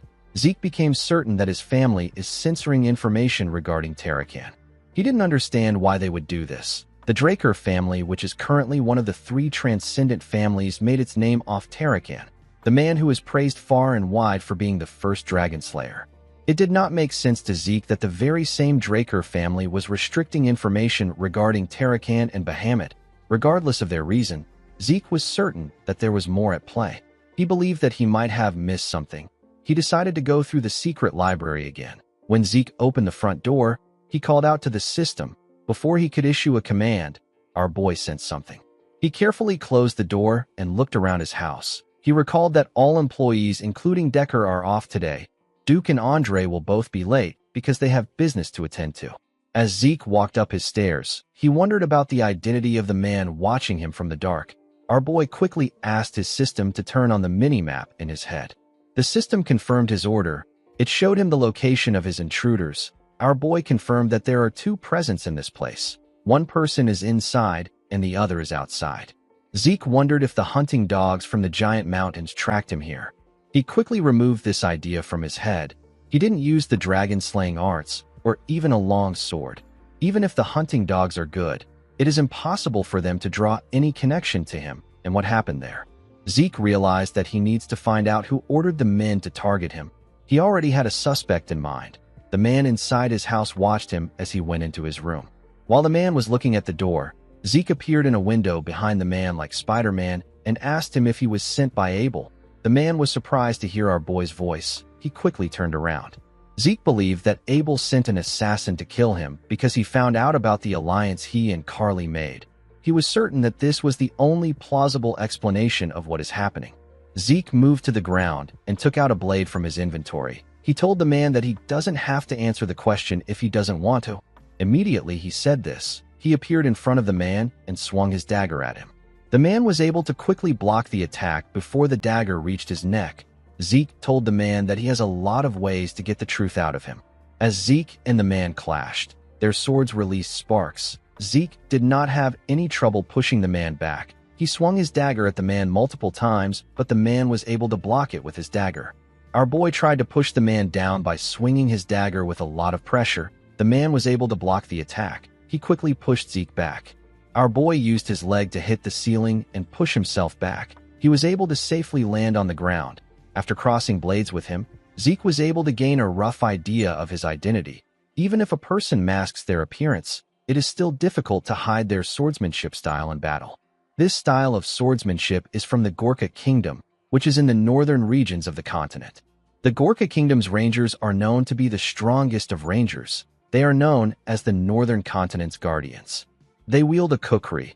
This is a dagger which bears a distinct shape. Thanks to their outstanding skill, they are highly valued in the Central Continent and are used as special forces who are assigned important missions. Since it was a Gorkha ranger, Zeke realized that this wasn't Abel's doing. He swung his sword and wondered why the ranger was doing this. The Gorkha rangers don't take on requests like assassination because it creates grudges. Zeke pointed his sword at the ranger. He quickly raised his sword and took a stance. Our boy noticed that the man was far too defensive for a ranger. Despite the fact that he purposely showed some openings in their fight, the ranger didn't show any intentions of exploiting them.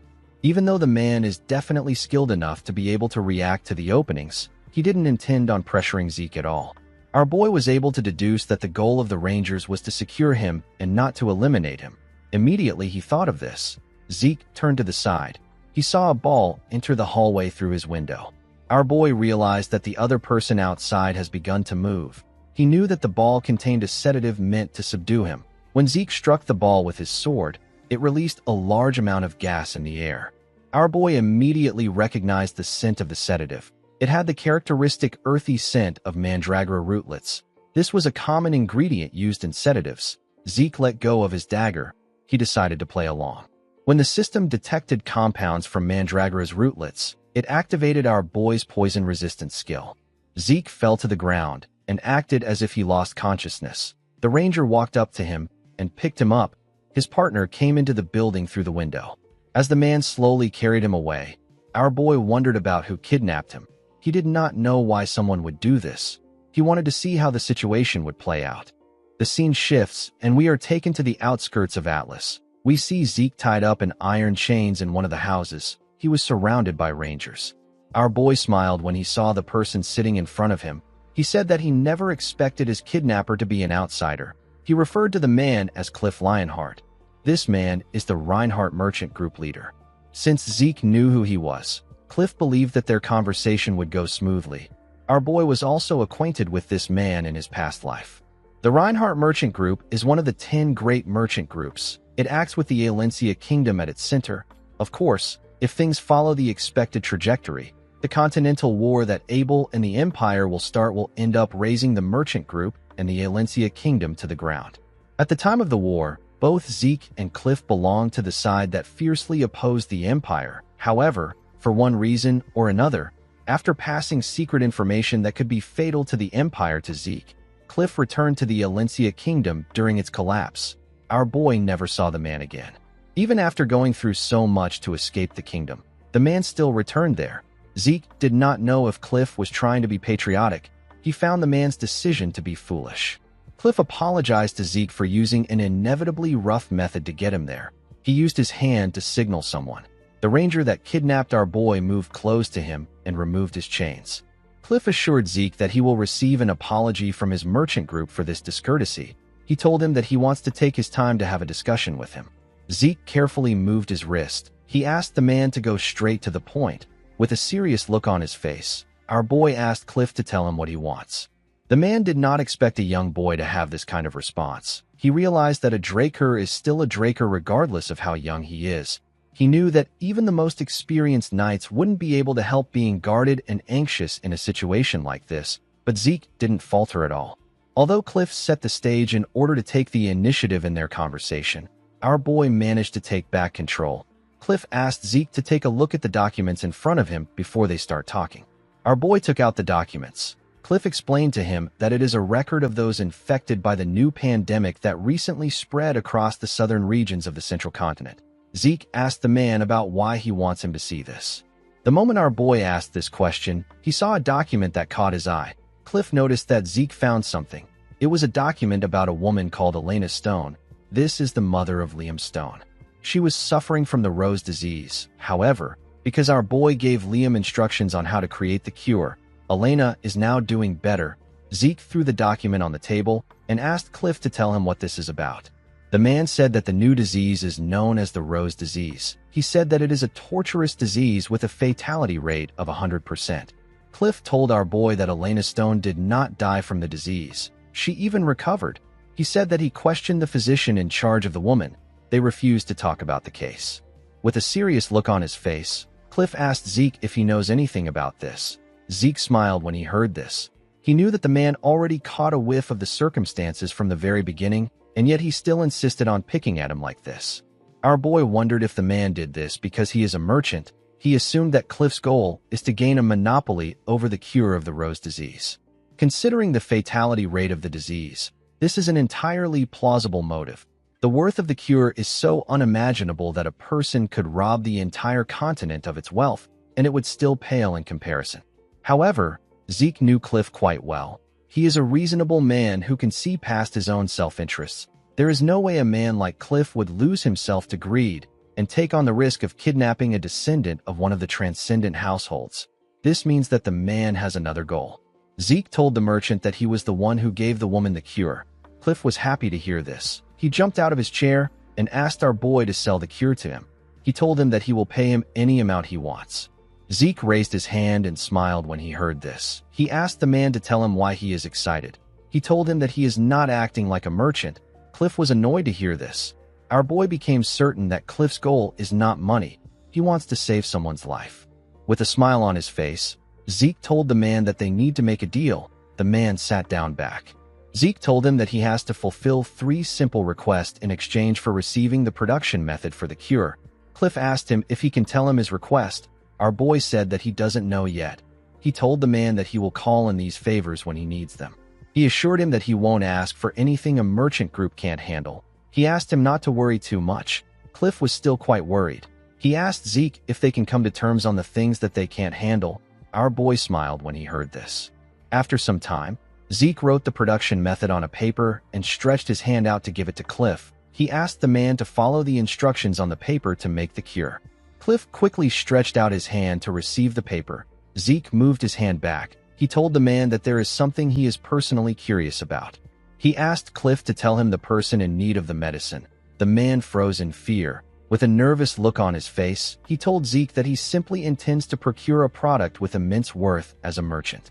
Our boy explained to him that he got the Northern Rangers to kidnap someone from a transcendent family, and he also reacted with an explosive emotion as if he forgot what the word composure meant.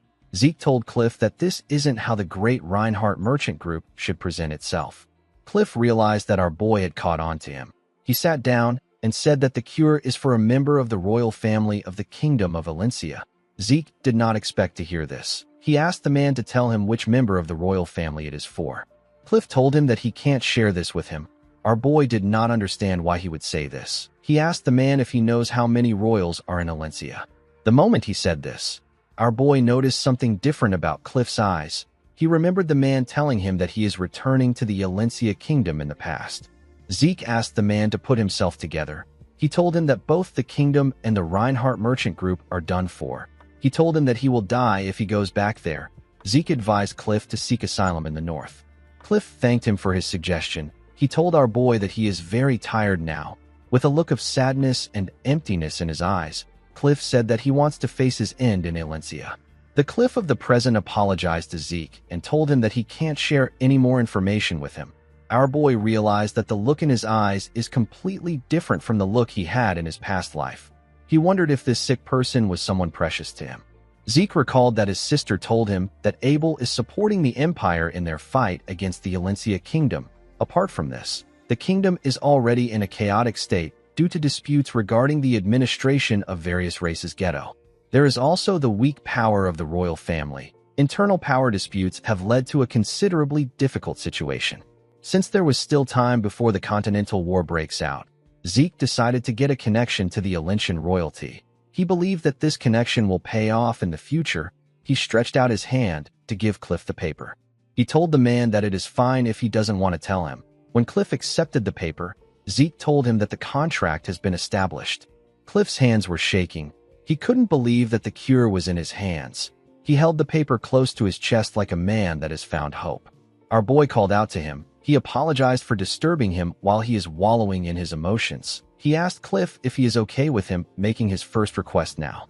Cliff put away the paper and told Zeke that he can ask for whatever he wants as long as it is something that his merchant group can handle. With a smile on his face, Zeke told the man that he wants his merchant group to hire him. Cliff did not expect to hear a request like this. He asked Zeke if he is planning to start a business. Zeke explained to him that he needs a fake identity for temporary use. Cliff believed that Zeke could easily get something like this if he wanted. He told our boy that he wouldn't need his help if this is all he needs. He asked him about what he really wants. Our boy explained to him that he plans to use the identity in the southern continent. Since it is a crime-ridden territory, Zeke couldn't afford to take any half-hearted measures. However, the Reinhardt Merchant Group has built up enough trust in that part of the continent that they can even make use of the cartels there. Cliff told Zeke that he is correct. He said that he is not very proud of what they have done. He told Zeke that he understands the situation. He told him that he can use his cousin's name. The cartels won't be able to outwardly suspect him if he does this. Zeke was happy to hear this. He asked Cliff to provide regular transportation to the south and a house to stay in. He revealed to him that he will be storing his cargo in the house. He asked him to make sure it is on the larger end. He told the merchant that this is the end of his first request, since the men kidnapped and brought him there. Zeke asked them if they have prepared a way for him to return. Cliff forced himself to smile. He was annoyed to see that our boy was just making difficult requests. He wondered if Zeke didn't have a conscience. He accepted our boy's first request and told him that he will contact him when everything is ready. He told him that the Rangers will provide a horse for him to return on. Zeke was surprised to see that Cliff accepted the deal calmly. He realized that this person must be extremely important to the man. Cliff got up and left with his guards. The red-haired man and his partner moved close to Zeke. The red-haired man asked Zeke to follow them. They took him outside and showed him a horse. Our boy told them that it is a pretty good horse. He walked past them and took something off them at a crazy speed. He stored the thing in his inventory. When Zeke got on the horse, the ranger told him that their business is over. He said that they will be leaving. Zeke asked the man if this also means that their contract with Cliff is over. The rangers were surprised to hear this. The red-haired ranger turned around and told our boy that he didn't know that he knows how to speak Gorkalai. He asked him if the Drakers even learned things like this. Zeke smiled and told the man that it is his own hobby. He revealed to him that he wants to hire them for something. Zeke informed him that he wants to rescue someone imprisoned by McCain. The man turned to his partner. His partner shook his head. Zeke asked them if the reward is too small. The man said that the money is not the problem. He knew that they would gain a good profit since it is the same condition as the one they were given by the Reinhardt Merchant Group. He told Zeke that the problem lies in his identity. He explained to him that their king does not make deals with the transcendent households. Zeke was shocked to hear this. He couldn't believe that this was what they were thinking so hard about. He reminded him that Cliff is going to prepare a fake identity for him. The commission request they will be sending to Gorka will be written under this name. The man told him that it is fine as long as he doesn't get caught. Zeke told him that they need to settle something before they move on. The man didn't know what he was talking about. Our boy threw 2 kukris to the ground. The 2 rangers were shocked to see the kukris. The kukri is no simple weapon for the rangers of the Gorka Kingdom. It is a weapon granted to them when they are recognized as full-fledged warriors. It bears equal weight to the ranger's life itself. It is their soulmate. The fact that something bearing equal weight to their lives was stolen from them, while they were completely unaware, means that their lives were easily taken from them by someone of overwhelmingly greater skills. Zeke told the men that this is his way of saying thank you for kidnapping him. The men didn't know what to say. The red-haired ranger called our boy a monster. With a smile on his face, Zeke told the man that he is quite good at speaking in the common language. He told him that he hopes they meet again. After meeting with Cliff, Zeke began to properly search for comrades. His targets were the heroes that distinguished themselves during the Continental War and gained the title of 5 Divine Knights. Our boy wanted to get closer to them now and win them over to his side later. He was certain that this people will become great assets. Fortunately for him, he received the Dean's incredible support. He was able to find out that all 5 heroes are graduates of Valhalla. The problem he had was the timing. The Silent Knights, whose name is Bishop Kastek, has already graduated and joined the Knight Order of the Thebia Kingdom. The Haze Knight, whose name is Jeffrick Salma, is in the graduating class, and he is currently participating in an on-site training. Asta Eladolf is currently on leave and is refusing to return to Valhalla due to his severe insomnia. Zeke knew that Reyna will be enrolling next year. Since she is a blood relative, he has many opportunities to see her. In the end, the only person our boy has access to now is Diego. In the next scene, we see Zeke playing the drum for Diego and his band. Zeke didn't know how he got there. He remembered going to Diego's club in order to win him over. Diego put his hand around his neck and told him that he came at the perfect time. He told him that they are in need of a drummer. Zeke didn't understand what he was talking about. Diego told him that he understands that he wants to jam. He made him sit on the drummer's chair and congratulated him for joining the Southern Fusion New Age Music Research Club.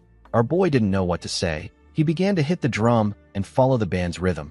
He decided to just have fun with them. In the next scene, we see Zeke looking drained and tired. He had a difficult time catching up to Diego's pace. When he stepped into his mansion, his butler bowed his head and welcomed him. Zeke informed the man that he is going to train. He asked him to tell the servants not to disturb him. Inside his training room, Zeke pushed his sword into the ground and sat down to read the True Dragon's swordplay. He saw that he was supposed to concentrate the flow of aura to pierce through his blood vessels. This will take him from the microcosmic orbit to the macrocosmic orbit. Zeke did not know what this meant. He had never heard of this terminologies before. After seeing the book for himself, our boy understood why Tarakan reformed it into the dragon-slaying arts. This is because all the techniques in the True Dragon's swordplay require an incredible amount of compression and decompression of aura. This swordsmanship is not meant to be used against men. It was created to solely fight against dragons. Because of this, its lethality can be compared to that of an elemental sword. Zeke stood up and took out his sword. He took a stance and released some energy. He tried to focus on creating a sword art that was much more powerful than the dragon-slaying arts that he is familiar with. He needed to compress his aura until it is so dense that it cannot possibly be compressed further. This was done so that he could slice through a great dragon with a single slash. Zeke followed the instructions and swung his sword. Decker stepped into the training ground. He watched his master swing his sword at a crazy speed from above. Zeke smiled as he swung his sword. He found his divine body to be amazing. His divine body allows him to naturally perform at the highest level, and the rate at which he learns combat and transfer ether within his body is incredibly fast. The divine body showed Zeke images of the steps he should take. It was as if a map was being spread out in front of him, and it was showing him the optimal and completed form of the technique in order for him to know where to go. Zeke followed the path placed in front of him. The more he repeated the movements, the faster he was able to learn them. Our boy raised his sword and made a clean and swift strike. It was basically a perfect strike. The moment he did this, he felt something. Zeke just recently surpassed his former wall and became a red knight. However, he was already reaching the next wall. He was getting closer to becoming a black knight. Normally, our boy wouldn't pursue a hasty growth because he believes that it will hinder him later. However, the heart of Bahamut residing in his ether hall is resonating with the True Dragon's swordplay and crying out. This made Zeke continue swinging his sword. He wanted to hold on to this sensation. He wanted to get a hold of what he was feeling. While he was swinging his sword, A symbol and some letters appeared in front of his chest. Zeke was surprised to see this. Before he could do anything, a mysterious energy took over his body. His eyes became black. Zeke could not comprehend what was happening. The system informed him that Bahamut's heart has reacted to Sheltern Draker's True Dragon's swordplay. It told him that it will now show him the memories engraved within Bahamut's heart. Zeke was surprised to hear that he will be seeing Bahamut's memories. His consciousness got transported somewhere. The place was quite dark. Our boy couldn't see anything. Suddenly, he heard someone coming. When he looked down, he saw a dragon. He saw someone call out to the dragon known as the Lord of Dusk. This dragon is Bahamut. The man told Bahamut that he has a request to make. Bahamut opened his eyes when he heard this. The mysterious man took out a book and told Bahamut that he would like him to hold on to the True Dragon's swordplay that he created. This man is Sheltern Draker. Bahamut stood up and told Sheltern that he always knew that he was detestable, but he didn't know that he was mad. Our boy realized that the man in front of him was Sheltern. Bahamut asked the man if he truly plans to entrust a dragon-killing technique to a dragon. Sheltern revealed to him that Kronos has already agreed to it. Bahamut slammed his hand on the ground when he heard this. He gathered his energy inside the cave and created some huge weapons in the air with his energy. He said that Kronos has been led astray by humans and he has lost his sense as a mediator. Upon seeing that Bahamut wasn't ready to listen to him, Sheltern placed his hand on his sword. Bahamut created more spears in the air. While screaming at the top of his voice, he told the man that he doesn't believe in Kronos' rambling prophecies. The moment he said this, he fired his spears at Sheltern. Sheltern quickly drew his sword. He used it to block the huge spear that came close to him. He easily pushed it away. Unfortunately for him, there were still many more spears. Sheltern wasn't fazed by them. He stood his ground and blocked the ones that came close to him. Each one of the spears had enough power to destroy the cave. Bahamut continued attacking the man with his spears. Sheltern used his sword to skillfully brush them aside. Zeke watched in awe. This was his first time seeing the pinnacle of all creation. It was his first time witnessing dragonic magic. The sheer force of the spears was ridiculous. Our boy knew that he was only capable of knocking down 1 or 2 spears. He couldn't believe that Sheltern took all the attacks head-on. Zeke realized that his ancestor is a different kind of monster. Bahamut asked Sheltern to get out of his lair. He told him that his next attack will be directed at the Kronos Kingdom if he doesn't leave. Sheltern asked him if he is really fine with doing this. He explained to him that he will also be subjected to the karmic sanction if he does this. The moment he said this, the spears began to slowly fade away. Bahamut told him that the karmic sanction is a joke. He gathered the energy he used in creating the spears. He raised his hand and sucked the energy in the cave. He asked Sheltern to tell him what a human like him knows to talk about karmic sanction. He said that such sanctions will never apply to him no matter how many maggots he crushes under his feet. Sheltern pushed his sword into the ground. He said that things played out exactly as Kronos predicted. He took out a luxurious pocket watch. Bahamut seemed surprised to see the watch. He spread his wings and turned the huge energy ball into a ridiculously huge sword. He asked Sheltern if he believes that he can do something to him just because he wields Kronos' power. He fired the sword at Sheltern. Sheltern raised the pocket watch and pressed it. Immediately he did this. A huge magic circle in the shape of a clock appeared beneath him. This magic circle stopped Bahamut's attack in the air. Zeke could not believe his eyes. He couldn't believe that the magic circle actually stopped Bahamut's attack. He quickly noticed something else. He saw that the magic circle was also underneath and above Bahamut. It was restraining him. The magic circle held him in place. Zeke realized that this unbelievable magic was the power of the watch. He recalled that Bahamut asked Sheltern if he thinks that he can defeat him because he wields Kronos' power. He realized that the watch is an artifact containing Kronos' power. While our boy was staring at the watch, Bahamut raised his head and screamed. Zeke had to cover his ears to block out the thunderous voice. He wondered if the dragon broke the spell. Bahamut slammed his hand on the ground and used his head to destroy the magic circle beneath him. While drooling, he asked Sheltern about the vision he just showed him. Sheltern informed him that it is Kronos' prophecy. He asked him if he now understands why he is entrusting the true dragon's swordplay to him. Bahamut said that the very concept of dragons forming contracts with humans was wrong to begin with. Sheltern agreed with him. He said that humans should rise up with their own power. Bahamut opened his scary mouth and revealed his fangs to let out a sigh. he asked Sheltern to hand the book over to him. He asked him to give him the technique to kill dragons. Bahamut used his magic to scroll through the pages at a crazy speed. When he was done, he closed the book. He commended Sheltern on what he wrote. The man said that he did it in order to protect the world. Bahamut found this funny. He glared at Sheltern and told him that his desire is to protect mankind, not the world. Sheltern couldn't argue with the dragon. Bahamut touched the book with his claw and made it disappear. He told the man that he will be taking care of the book. He explained to him that the book will never see the light of day if the prophecy doesn't come true. Sheltern turned around when he heard this. He said that it doesn't matter because humans will eventually learn how to use aura. Bahamut told him that he will personally exterminate all humans if this happens. He believed that insignificant beings like humans cannot control this power. Sheltern smiled when he heard this. He explained to Bahamut that he created the true dragon's swordplay out of fear of the dragons. However, he trusts him and Kronos. Bahamut didn't expect to hear this. Before leaving, Sheltern revealed to him that Kronos always said that he will eventually find someone that he can open his heart to. He will find a contractor. After saying this, Sheltern left. Bahamut laid back down. He found it funny that Kronos thought that he would find a contractor that he can open his heart to.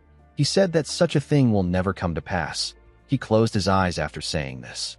Zeke got sent back to reality. He sat on the ground and looked at his ceiling. Even though he couldn't understand a single thing that they spoke about, the one thing he was sure of is that Bahamut is incredibly distrustful of human beings. Due to the fact that Bahamut's heart was in his body, Zeke could empathize with him. Despite his hatred, Bahamut still ended up making a contract with Tarakan. Zeke wondered about what made the dragon change his mind. After seeing Bahamut's memories, our boy continued to carry out research on the war that took place. He wanted to satisfy his curiosity.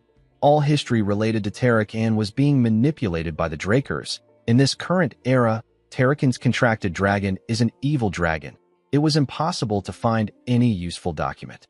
While searching for clues and training in the true dragon's swordplay, Zeke received a message from Cliff which informed him that the preparations for the first request is complete. Our boy requested for an identity that would allow him to completely avoid suspicion. He didn't think that he would end up being the deputy manager of the Reinhardt Merchant Group's southern branch. Zeke believed that this was a bit too grandiose. While he was reading his letter, Zeke noticed something. He saw a bird pecking on his window. Our boy smiled when he saw the messenger pigeon. He realized that Kay has resolved herself. In the next scene, we are taken to the Syndicate Atlas branch jurisdiction. The place is known as the Secret Garden Hotel. Inside the hotel, we are taken to the top floor. We see Zeke enter a room. Kay was waiting for him in the room. Our boy was wearing his disguise. Kay referred to him as partner and welcomed him into the VIP lounge. Zeke smiled and sat down. He found it funny that she was now calling him partner. Before he could say anything, he turned to the transparent glass to look outside. Kay did not understand why he was looking outside. Although our boy has been in Atlas for a while, he had never gotten a view like this before. The city looked quite beautiful. Our boy was captivated by its beauty because the view he was used to seeing were ruins caused by the Continental War. He put himself together and turned to Kay. He told her that he didn't know that there was a place like this in Atlas. The woman was surprised to see that our boy actually got absorbed by the scenery. She revealed to him that the hotel is one of the Syndicate side businesses. They wanted a place where those working underground could speak in secret. Kay poured a drink for herself and Zeke. Our boy pushed the drink forward. He told the woman that he doesn't drink liquor. Kay found this funny. She asked him if he is refusing to drink because he is underage. She told Zeke that he has a cute side to him. Zeke did not know why she was making a stupid assumption. He explained to her that he doesn't drink because he can't feel anything from it. Zeke took a drink when he got caught up in the atmosphere of his entrance celebration party. He learned that his poison resistance skill considers alcohol a poison and detoxifies it on its own. Before his regression, Zeke would occasionally drink because he wanted to get drunk, but now he can't do that anymore. Due to this, Zeke prefers to drink tea, which is something he actually enjoys. Kay told our boy that she understands that he doesn't like alcohol. She said that they can leave the small talk aside. She told him that she has something to show him. Our boy realized that Kay doesn't really care if he drinks or not. The magician took out a report and some pictures. She told Zeke that the Pabella are truly involved in piracy. Immediately, she started looking into it. The evidence kept coming out. She found it shocking that her organization hadn't noticed anything until now. The decisive evidence was the fact that there was a period of intense growth for Pabella after they disappeared as a result of being cleaned up by the White Silver Knight. On top of this, there were undocumented profits made by the Pabella. Kay pointed at a man in a picture. The man's name is Joaquin Fernandez. He is also known as El Mencho. Despite being the second-in-command for McCain, he still has dealings with Pabella. Kay explained to Zeke that she hasn't reported anything to her superiors because the information is quite shocking. She knew that it would cause chaos within the syndicate. She said that ignorance can be bliss. The woman wanted to mention something about the artifact that Zeke asked her to find a buyer for. However, something shocking caught her attention. Zeke thanked Kay for doing him a big favor. With a horrifying smile on his face, Zeke told the magician that he will now tell her how he plans to make her the boss of the organization. Kay was terrified by our boy's smile. In the next scene, we see rain falling in a town. We see trains moving in that town. Zeke appeared in an alley with an umbrella in his hand. He opened his system to check something. The system informed him that he opened a portal at a specified location. Zeke teleported here with the mini-maps portal function. Using this function consumes a significant amount of karma points. However, the function helps make sure that no one suspects our boy. Even in the Nirvana, which is one of the 3 transcendent families that is skilled in magic, there are a very limited number of individuals that can use teleportation magic. In fact, moving between cities would require a magic tower's large-scale portal to begin with. Thanks to his portal function, Zeke can mask this plan as a simple accident. He smiled when he thought about how some old geezers would react to what he is about to do. He couldn't wait for night to fall. Later in the night, we see a building on fire. The people were shocked to see the building burning. Someone said that they need to call the firefighting mages. Another person asked if someone has contacted the owner of the building. While everyone was panicking, Zeke mixed with the crowd and carefully walked away from the scene. In the next scene, we see Kay smoking on her balcony. While smoking, she thought about Zeke. She always believed that our boy was bold because he is a Draker. She now understood that he was more than that. She realized that Zeke is completely insane. She recalled the conversation that she had with him earlier. Zeke informed her that he was going to set fire to all the Soma warehouses belonging to the McCain within the central continent. Kay quickly stood up when she heard this. Our boy explained to her that he wants her to give him the location of the warehouses. Kay revealed to him that this kind of information is something that only the McCain and the executives of the syndicate have access to. She warned him that he will be caught if he does something like this. Zeke told her that this is fine. He said that he has no intention of keeping things under the wraps. He revealed to her that he plans on pinning all the blame on El Mencho. He said that it is better if they have a specific suspect. He asked her if the syndicate isn't yet aware of the fact that the Pabella are pirates. Kay told him that she hasn't reported it yet. The moment she said this, she understood Zeke's intentions. Our boy told her that she catches on really fast. He pushed the glasses and the drinks off the table and explained to Kay that they don't even have to put in any real efforts. With a horrifying smile on his face, Zeke asked the mage to wrap up all the syndicate executives weighing up McCain and Pabella with a neat little bow. He asked her to report all of them to Don Juan. Kay was shocked to hear this. She was horrified to hear our boy's plan. She asked Zeke if he knows what he is saying. Our boy assured her that he does. Kay told him that his plan is preposterous. While trembling in fear, Kay asked Zeke if he knows what will happen to the traitors of the organization. Zeke picked up a bottle of wine and slammed it on the table. Kay was startled by the sound. While screaming at the top of his voice, Zeke asked Kay to tell him why any of this is important when all the executives will be wiped out clean. He asked her if she plans to live as a low-ranked dog of the organization forever. He reminded her that she agreed to his plan to become the boss of the organization. With a serious look on his face, Zeke told the mage that she is no longer allowed to fold. He told her that she can only call or raise. He asked Kay to choose her future. Kay was shocked to hear this. She knew that Zeke was right. She reminded herself that she didn't join the organization to do other people's dirty work. The person in front of her is a phenomenal genius that managed to figure out the Pabella's true identity when no one else had. In addition to this, Zeke managed to find still undiscovered ancient ruins, and he was able to perfectly recover countless high-quality artifacts. What Kay felt after witnessing this unbelievable abilities was a determination to ride or die with him. She realized that she can't get scared and back out after hearing his plans. She dragged the wine from Zeke and chugged it down her throat. Our boy was surprised to see this. Kay told him that she has to bet everything because she will be dead if she fails. She cleaned her mouth and said that she is all in. Zeke was happy to see that she was fired up. He assured her that he will make sure that she doesn't regret making this bet. The moment she remembered this, Kay's hand began to shake. She quickly used her other hand to hold herself. She said that she will believe in Zeke and place everything on the line. Inside her office, we see a newspaper lying on her table. The newspaper spoke about how there is a serial fire in the central continent. People wondered if it is a coincidence or if it is planned. The fires occurred at the same time across the central continent.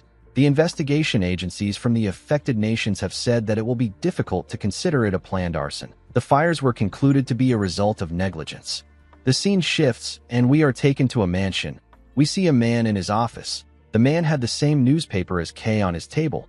The man held a drink in his hand and promised to make the person who burnt down the warehouses suffer a painful death. This man is the head of the McCain cartel. He is Don Juan. In the next scene, we are taken to Zeke's mansion. We see our boy nervously tapping his hand on his table. The semester was almost over, and it has been half a year since he revealed that he has reached the Blue Knight level. Zeke knew that something would be coming for him soon, but he did not expect it to happen now. He did not expect to receive the promotion celebration banquet invitation. Our boy was quite nervous to see the invitation. The banquet is done when young Drakers have crossed the barrier from yellow swordsman to proper knight. Even among Drakers, reaching the purple or blue knight level usually happens around 20. This is known as a Draker-style debutante. Zeke recalled that it has almost been 3 years since he met the patriarch. He hoped that things would go peacefully. The scene shifts, and we are taken to the central banquet hall of the Four Seasons Fortress. We see the patriarch dressed in white clothes. He was chatting with some guest. While he was talking to the guest, someone walked up to him and greeted him. The patriarch welcomed Abel. The boy smiled and asked the patriarch if he has been well.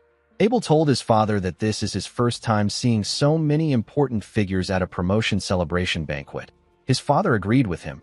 He said that everyone must be focused on Zeke because he is now the youngest in the continent to reach the level of Blue Knight. Abel knew that the patriarch purposely said this because he knew that he was the youngest to reach the Blue Knight level before Zeke. Arthur told his son that he has to prepare for the rite because Zeke will be arriving soon. He apologized to him for not being able to talk longer after meeting him again for the first time in a long time. Abel bowed his head and asked his father not to worry about it. With a smile on his face, the patriarch asked the boy to enjoy himself. Abel watched his father walk away. He glared at him with eyes filled with hatred. Outside the banquet hall, we see Zeke walking with Duke. He was wearing his official Draker attire, and his master was wearing a suit. Zeke told his master that he barely sees him at home. Duke asked our boy not to even bring it up. He revealed to him that the patriarch is working a retired man to the bone. He said that he doesn't even have time to come home. Duke was annoyed to see that the patriarch made him play the role of Zeke's escort, even though he is already quite busy thanks to him. He told our boy that his father said some shit about how it is important for a master to escort his disciple. Zeke had been wondering why his master looked grumpy. He realized that it was because he was working overtime. He asked Duke if he is headed to the spring garden. The man said that he is. He reminded Zeke that it is the only place where outsiders are allowed in the Four Seasons Fortress. Our boy recalled that the Four Seasons Fortress is split into 4 main facilities. The only place where outsiders are allowed, and the place where most ceremonies take place, is the Spring Garden. The Summer Lock is the office where most businesses involving the Drakers are handled. The Autumn Fell is the hall in which internal ceremonies and rites take place. Ceremonies like the knighting ceremony for those affiliated with the household takes place there. The last facility is the Winter Keep, where all sorts of rare artifacts spanning over 1,000 years are stored. Zeke had only ever heard of these facilities. This was his first time coming to the Four Seasons Fortress. In his past life, he had already been chased out of the academy at this point. When they arrived at the entrance of the hall, Duke told his disciple that he will have to go on by himself. He said that only the main character is allowed to go through this door. He placed his hand on Zeke's shoulder and explained to him that he won't be able to attend the event because he has some business to take care of. He advised his disciple to stand strong and do his best. Zeke smiled when he heard this. He felt happy to see that someone was worried about him like this. He laughed and told his master that he worries too much. Duke also laughed and told his disciple that he will be happy if he doesn't cause a scene. Before our boy stepped into the hall, a group began to play trumpets for him. Someone announced that the star of the banquet is entering. Everyone turned their eyes to the entrance. The group put away their trumpets and lined up next to the entrance to welcome Zeke. Our boy stepped into the hall and walked down the stairs. The guests could not believe their eyes. They could not believe that someone reached the level of a Blue Knight at age 15. They all believed that this was the ability of the Golden Light Pureblood Awakener. Someone said that they never expected him to actually break Abel's record of being the youngest Blue Knight. A man next to the person informed him that Zeke has also surpassed all of Abel's academy achievements. Zeke knelt in front of his father. Arthur announced that our boy has taken his first step as a knight. He tapped his sword on his son's shoulders. He asked his son to go forth as an honorable knight and bring glory to their name. He said that there is more. Zeke was surprised to hear this. Arthur announced that Zeke is now a formal knight of the Drakers. Our boy was shocked to hear this. Arthur said that our boy will be given the rank of knight. Everyone in the hall couldn't believe what they were hearing. They had never heard of someone becoming a formal knight at age 15. They felt like this was too much for Zeke. The only way to attain the formal rank of knight is through real achievements. The Drakers are blessed by aura, so they awaken quickly. Due to this, it is almost expected that they reach the level of purple or blue knight. Instead of focusing on a person's level of proficiency in aura, they focus on real achievements. Even Abel, who was the youngest Blue Knight before Zeke, had to gather achievements for 3 months before he gained the rank of formal knight. This shows how important real achievements are in the Draker household. Arthur's declaration at this moment is a clear violation of the way things have been done until now. However, no one can protest against it because only the patriarch has the authority to confer ranks. Zeke couldn't comprehend his father's actions. He didn't know why he would do something like this. Arthur said that he is very happy that he has been given the opportunity to introduce his son to everyone. He announced that his son got a Golden Light Awakening unlike any other, and he has become the youngest person ever to reach the level of a Blue Knight. He said that he believes Zeke will become a knight that far surpasses him in future. Arthur said that he will stop talking now so that he doesn't sound like a coddling parent. Everyone laughed when they heard this. Arthur picked up a glass of wine. He raised the glass up and prayed that his son's future will be blessed. He also prayed for the continent's peace and welfare. He ended his prayer by saying that it is all for the Drakers. Everyone raised their glass and said the same thing as him. Arthur drank his wine after giving his speech. Everyone else also did the same. Zeke glared at Arthur. He wasn't impressed with his act. He remembered how his father acted indifferent when he got exiled. He could not believe that Arthur was now acting like a proud father. While he was staring at him, Arthur called out to him. Zeke quickly bowed his head. The patriarch suggested that they go somewhere else. He told him that he wants them to speak privately as father and son. After Zeke left with the patriarch, a man wearing glasses asked Abel to change his expression a bit. The man saw that Abel was looking at his father and his brother with a terrifying look on his face. The man told Abel that an older brother shouldn't have this expression when congratulating his youngest brother.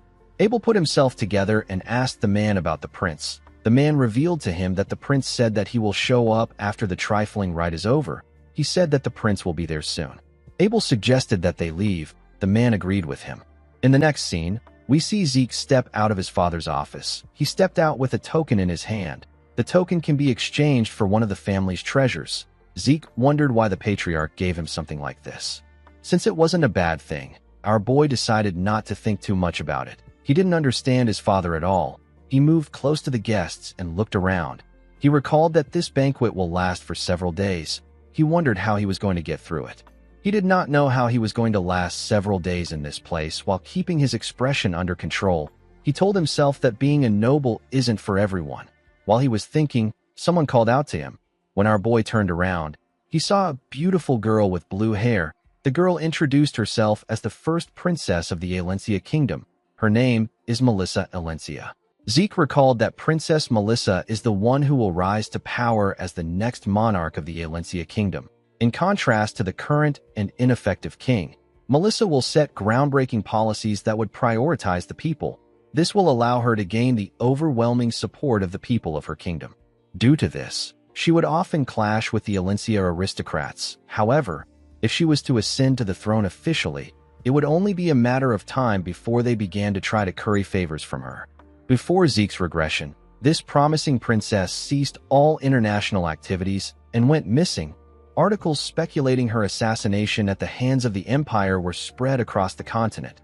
Since the Alencia kingdom fell to ruin during the war, the truth was forever lost. Even in this life, there wasn't a lot of news about Melissa's activities. Since she was able to attend the banquet, Zeke believed that nothing much has happened. The moment he thought of this, our boy remembered something. He remembered that Cliff said that the person taking the cure belongs to the Alencia royal family. Our boy believed that it was impossible for the person to be Melissa. He bowed his head and greeted the princess. He told her that he has heard a lot about her.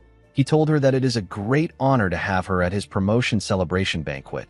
The princess was surprised to see that Zeke knew her. She asked him if he really knows her. Zeke assured her that he does. He told her that he has been very interested in the policies she makes for commoners. Melissa did not expect to hear this. Zeke told her that some say that her policies are just for show and they don't have any real meaning. With a smile on his face, he told her that he is aware that she is thinking about the finances and budgeting needed to carry out the policies. Melissa was surprised to hear this. She gently smiled. She realized that Zeke was really different from the other knights. Zeke did not know why she smiled. He asked her if he offended her in some way. Melissa explained to him that she didn't expect anyone to sympathize with her grievances. She said that she was a little delighted. She turned to the side and told Zeke that she has to excuse herself. She told him that it was a pleasure to meet him. Our boy asked her about why she is leaving already. Melissa explained to him that she would like to talk longer with him, but she cannot monopolize the guest of honor. Zeke turned to the side when he heard this. He knew that she was right. He knew that it was natural for Melissa to feel burdened by the obvious glares of the people around them. The princess asked him not to be disappointed. She smiled and told him that a better opportunity would present itself.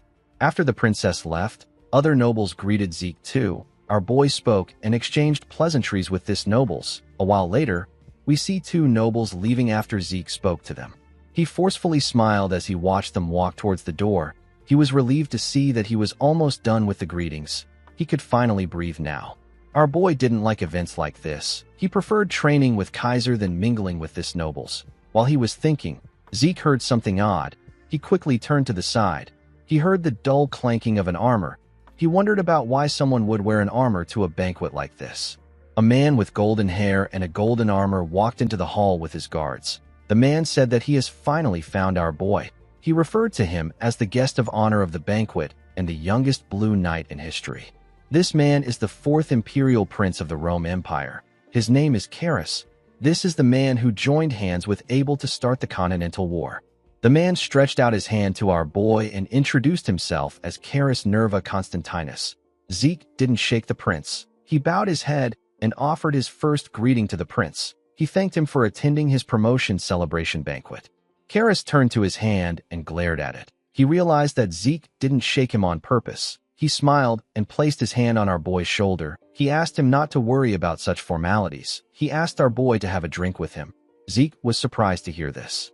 Karis called out to someone and asked him to bring them a drink. He said that the most refined man on the continent and the man destined to be the greatest knight on the continent will celebrate their historic first encounter with only the best drink.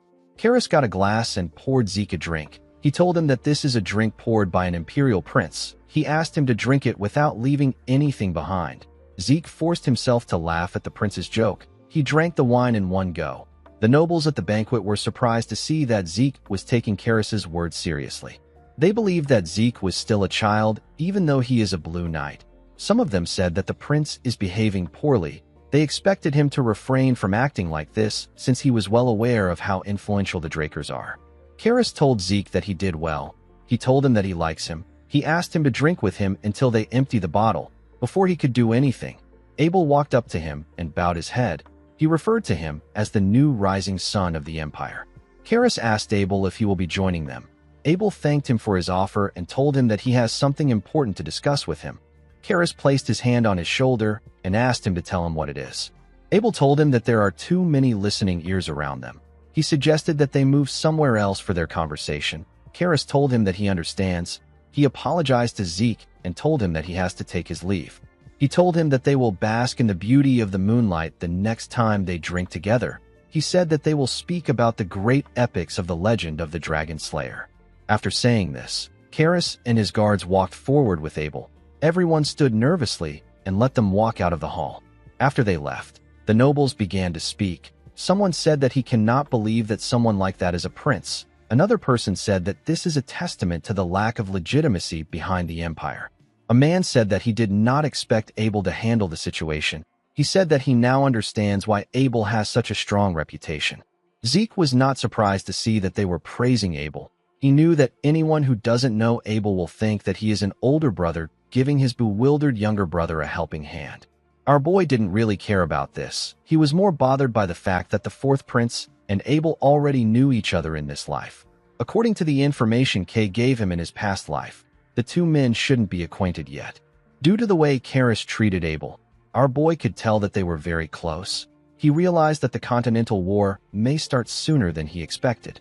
The scene shifts and we see Zeke walking somewhere. He was holding the token his father gave him. The token can be exchanged for one item in the Draker's treasury.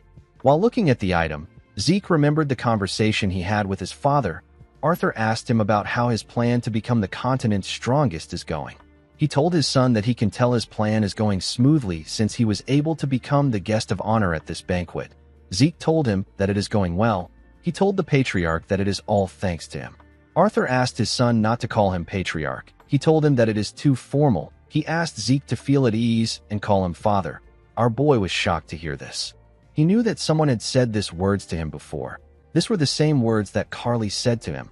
Zeke finally understood why he felt uncomfortable before. Abel has been making different bold moves, and he is even bringing the elders to his side. It is to the point where Carly has noticed. It makes no sense to believe that the head of the family has not taken notice to Abel's actions. This means that Arthur is turning a blind eye even though he is aware of Abel's schemes. Zeke wondered if his father's reference to his conversation with Carly is a way to apply pressure on him or if it is just a mere coincidence. Zeke decided to just assume that his father is on Abel's side from now on. He called Arthur father and told him that he understands. Arthur told him that it is nice to hear him say this. He told Zeke that he wants to give him a gift to motivate him to continue marching towards his goal. He placed the token on the table and explained to his son that it can be exchanged for a treasure stored at the Winter Keep. Zeke was happy to receive the token.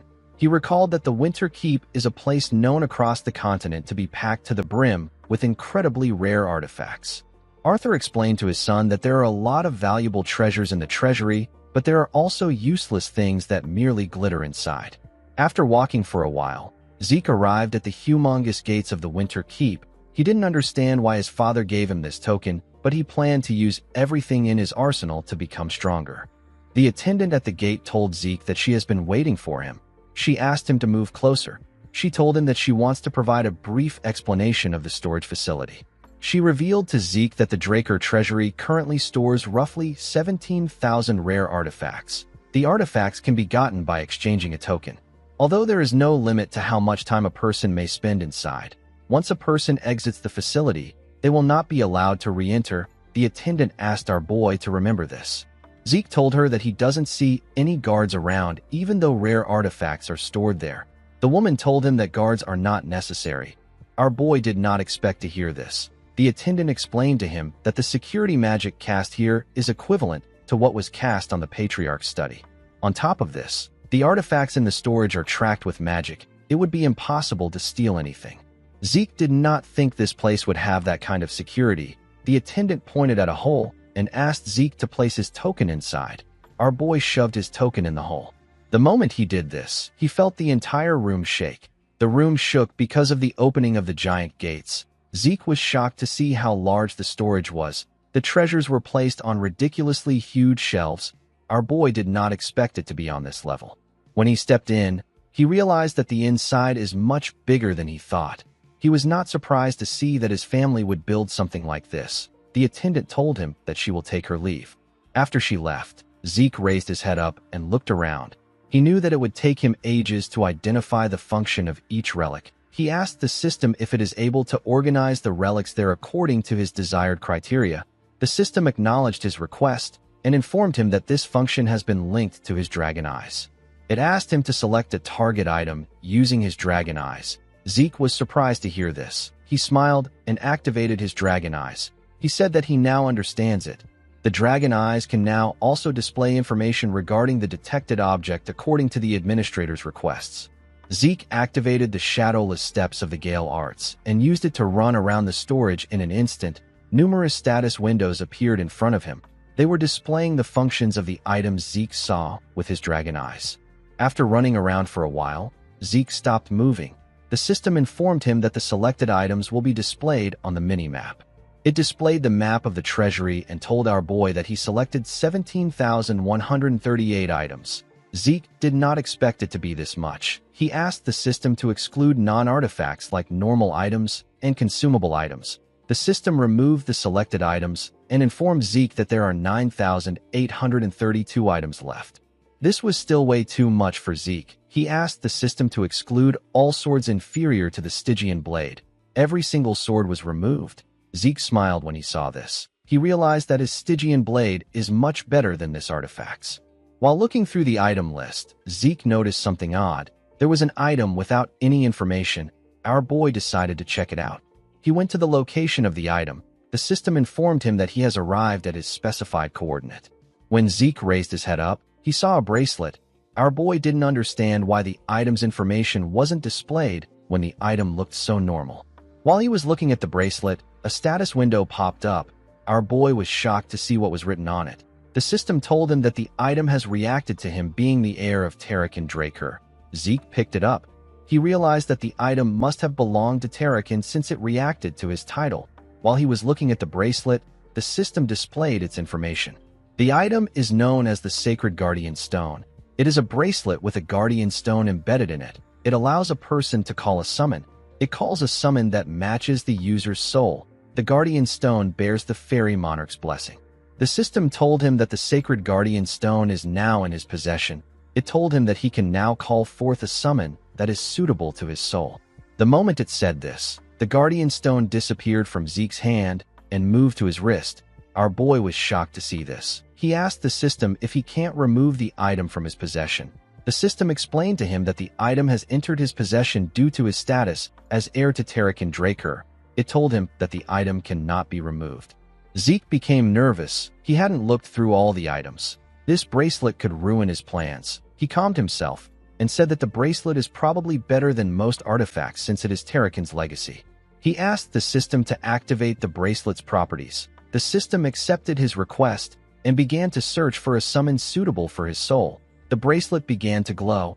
A huge magic circle appeared in front of Zeke. The system informed our boy that higher-tier summons like Holy Beasts will be included in the search thanks to the Fairy Monarch's blessing. Our boy was surprised to hear this. Immediately the system said this. It informed him that it has found a suitable Holy Beast. It said that it will summon the Holy Beast. The magic circle released a bright blue light. The light reached the top of the storage. It could be seen from any part of the room. Something majestic stepped out of the light. It was a huge blue horse with beautiful blue hair. This horse had horns. The holy beast is known as the Dragonic Steed. Zeke stepped back a bit. He had never seen a holy beast before. Its presence was overwhelming. He took a look at his hand. He couldn't believe that he got Bahamut's heart and Fong. And now he got an item that can summon a holy beast. He wondered about how many things Tarakin possessed. The Dragonic Steed moved close to him and touched his head with its mouth.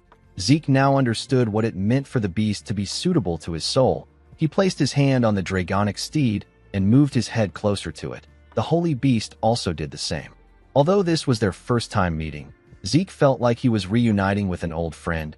He could feel a sense of familiarity from the Dragonic Steed. While he was hugging the holy beast, a status window popped up in front of him. The system informed him that he will be able to summon the holy beast at any time if he gives it a name. Our boy decided to name the holy beast Bucephalus. The holy beast proudly raised its head up when it heard its name. Zeke was happy to see that it liked the name. The system informed him that Bucephalus is a Dragonic Steed with holy presence. Its two horns can call forth the power of thunder. Bucephalus is also the king of the Dragonic Steeds.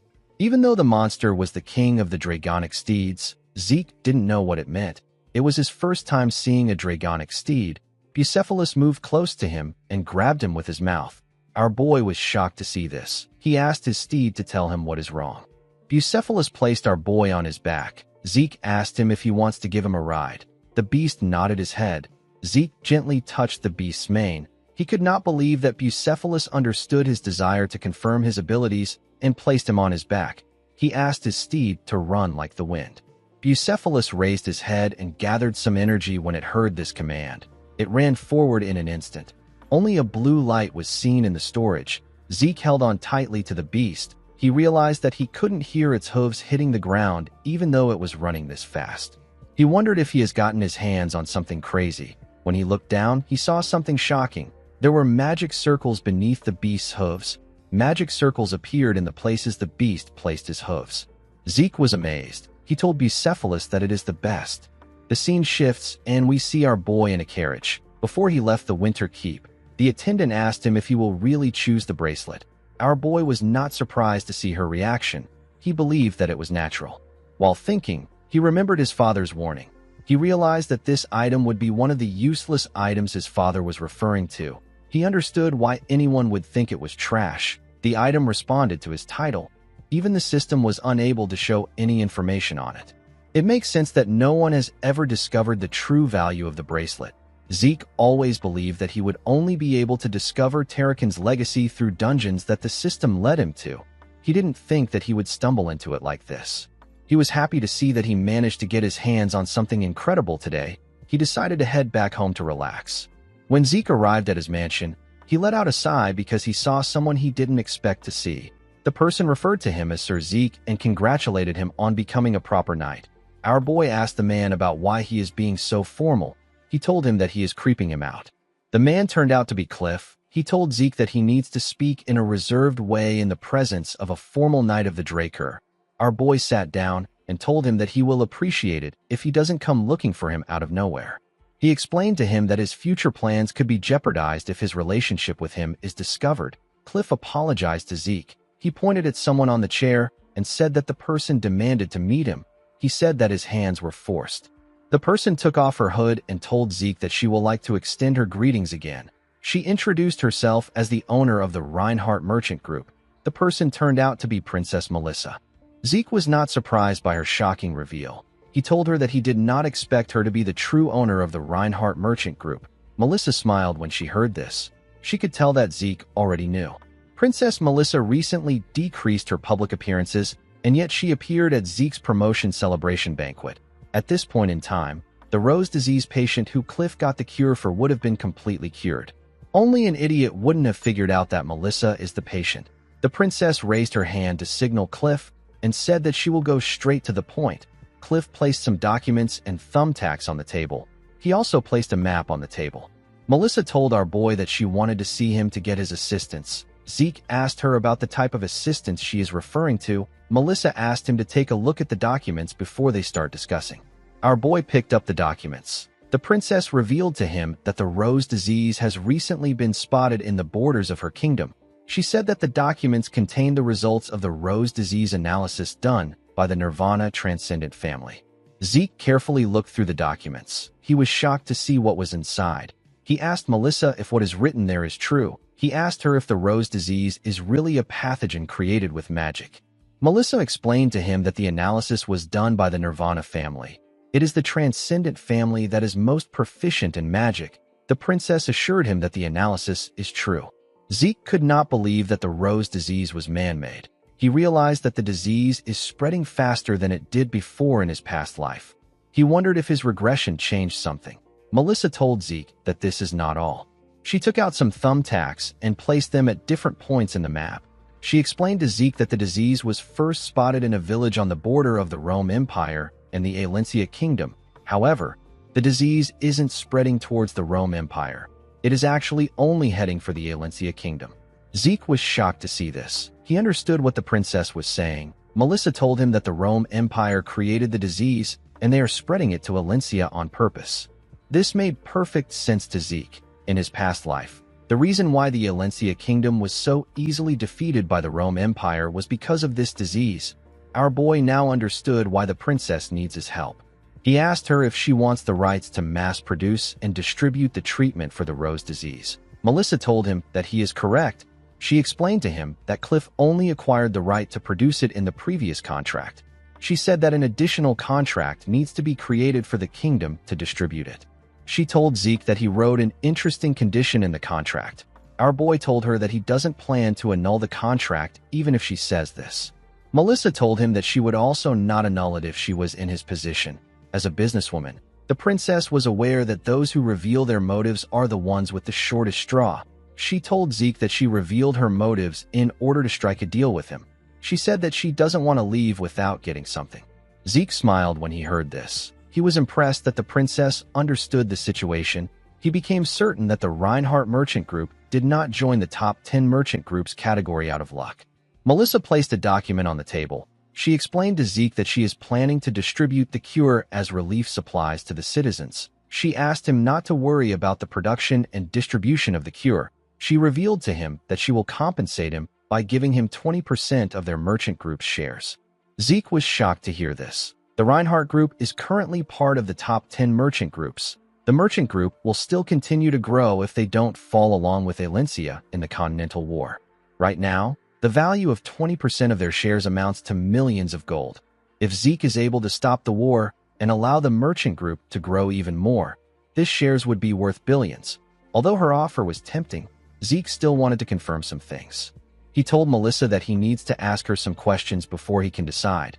He asked her about why she is openly sharing this information and why she is offering him 20% of her merchant group shares when she doesn't know if he is with the Empire. He told her that he cannot comprehend her actions. Melissa smiled when she heard this. She told Zeke that she is certain that he is not with the Empire. She explained to him that she has honed her perception by growing her merchant group. She revealed to him that she actually observed him from afar after their conversation ended. She noticed that his actions towards those who were affiliated with the Empire were quite cold. Aside from this, she saw when Zeke declined a handshake from the fourth prince. Although it seemed like Zeke was showing him respect by bowing his head instead of shaking his hand, Melissa could tell that this was an instinctive rejection of disgust. She told Zeke that he looked like he wanted to avoid the prince. She said that this is how she knows he is not on the Empire's side. Our boy did not expect her to make an accurate deduction of his relationship with the Empire. The princess told him that she doesn't have any long explanations to answer his second question. She said that she is willing to give up 20% of her merchant group's shares if it allows her to save her people. Zeke did not expect to hear this. He remembered calling out to someone known as Alicia. He asked her to retreat. He reminded the woman that she is the queen. He told her that it will be meaningless if they stop the Empire and their queen is dead. Alicia told Zeke that he is correct. She said that it will be smart for them to retreat if they want to plan for what's to come. Our boy asked her about why she doesn't just come with them if she is aware of this. The blonde woman turned around and told Zeke that she will gladly give up her life if she can buy her people time and allow them to escape. Our boy placed his hand on his head when he remembered this.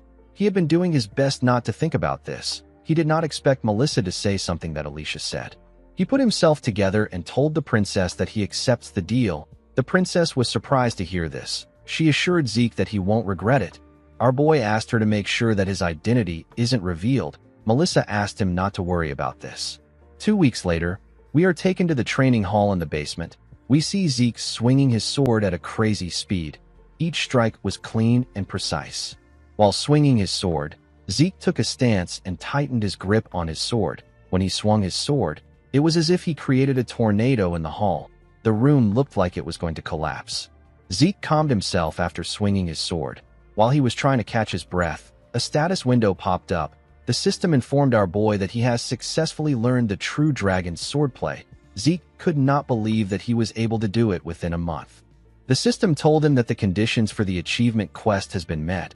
It told him that he has successfully completed the achievement quest. Our boy was given Kronos Kingdom's report radar. He was given the title of Sword Saint Successor. He was also given 500 karma points and 2 random boxes. Zeke currently had 1,095 karma points. He was happy that he got 2 random boxes, and he got some points to make up for the points he used to burn McCain's storeroom. He put away his sword. He decided to see the rewards. He took out the Kronos Kingdom's report radar. The thing turned out to be a small object. While Zeke was looking at it, a red status window appeared in front of him. The system told him that it cannot read the corresponding coordinates.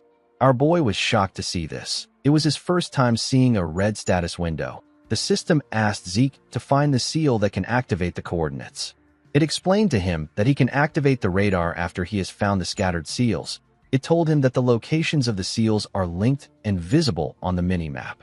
Zeke quickly opened the mini-map. He saw where the seals were. There were 2 in the middle. The other 2 were each in the south and north.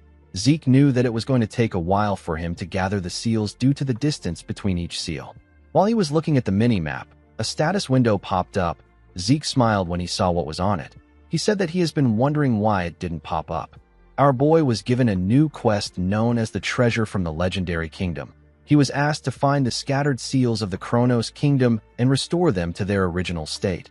His reward for completing this quest is a title known as Kronos Kingdom's Successor. Zeke carefully looked at his status window. He couldn't believe that his reward was only a title. He wondered if the system is counting the treasures he finds in the treasury after restoring the seals as a reward. Our boy instantly remembered the bracelet he found in his family treasury. He knew that artifacts can respond to titles. He wondered if this title had some kind of special function. He carefully looked at the object in his hand. Since nothing happened, Zeke decided to put it in his inventory. Since there was no time limit for the mission, our boy decided to take care of his pressing issues. He planned to slowly take care of the mission. Our boy recalled that he just got some information from Kay. He smiled when he realized that it has been a while since he saw the junkies of the South. The scene shifts, and we are taken to the port town of the southern continent. This town is known as Port Golfa. Zeke wore his disguise to the town. Immediately, he arrived in Port Golfa. He smelled the sharp scent of blood that was mixed with the smell of the sea. Our boy was not surprised by this. He was already used to the air of the South. When he came down from the ship, some men bowed their heads to him and welcomed him to the southern branch of the Reinhardt Group. They referred to him as Vice Branch Manager. Zeke smiled and said that they will work hard together. As he walked forward, the members screamed that they will wait for the day that they can be graced with his presence again. Zeke did not like the fact that they were screaming. Everyone was looking at him. Our boy walked forward. He noticed that the town was still the same way it looked in his past life. He understood that it wasn't just the smell of the air that stayed constant. He knew that he had to keep his mind sharp. The moment he thought of this, someone waved and called out to him. Zeke was relieved to see that the person and his partner arrived right on time. The people turned out to be the Northern Rangers. The men were wearing average clothes. Zeke told the men that merchant clothes suit them well. The red-haired man thanked him for the compliment. Our boy asked him if they have committed the plan contained in the request to their memories. The man told him that they have. He said that they will take advantage of the chaos that will occur on the day of the operation. He said that they will rescue the girl imprisoned by McCain on that day.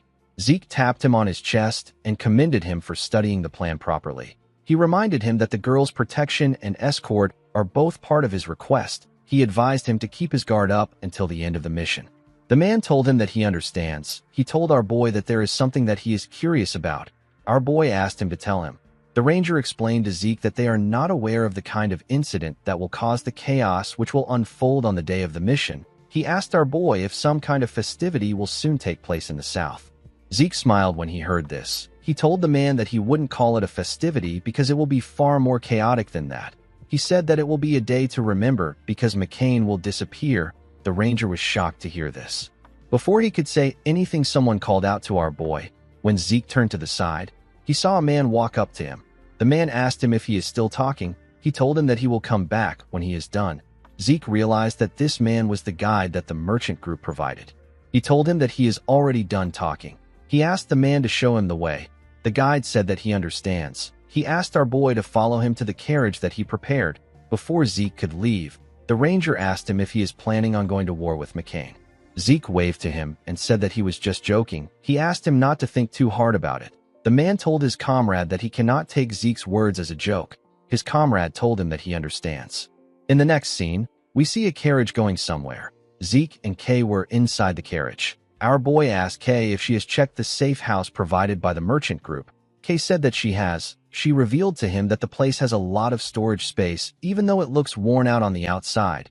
She told our boy that her organization has maintained the interior on the same level as their hotels. She said that they need to confirm their plan with a briefing because today is Don Juan's birthday. Zeke said that this is also a day where all the executives will gather to discuss business. Due to this, Kay and our boy will attend the meeting. Zeke will be there as a supporter for the woman. Our boy asked the woman if he is correct. Kay told him that he is. He asked her about how many times they will have a briefing. He said that this is already the 5th one. He told her that even a Soma addict would have memorized it at this point. Kay told him that it is necessary. She told him that she doesn't have nerves of steel like him. She said that it is natural for her to be nervous. She asked him to do the briefing for her since he was the one that pulled her into it.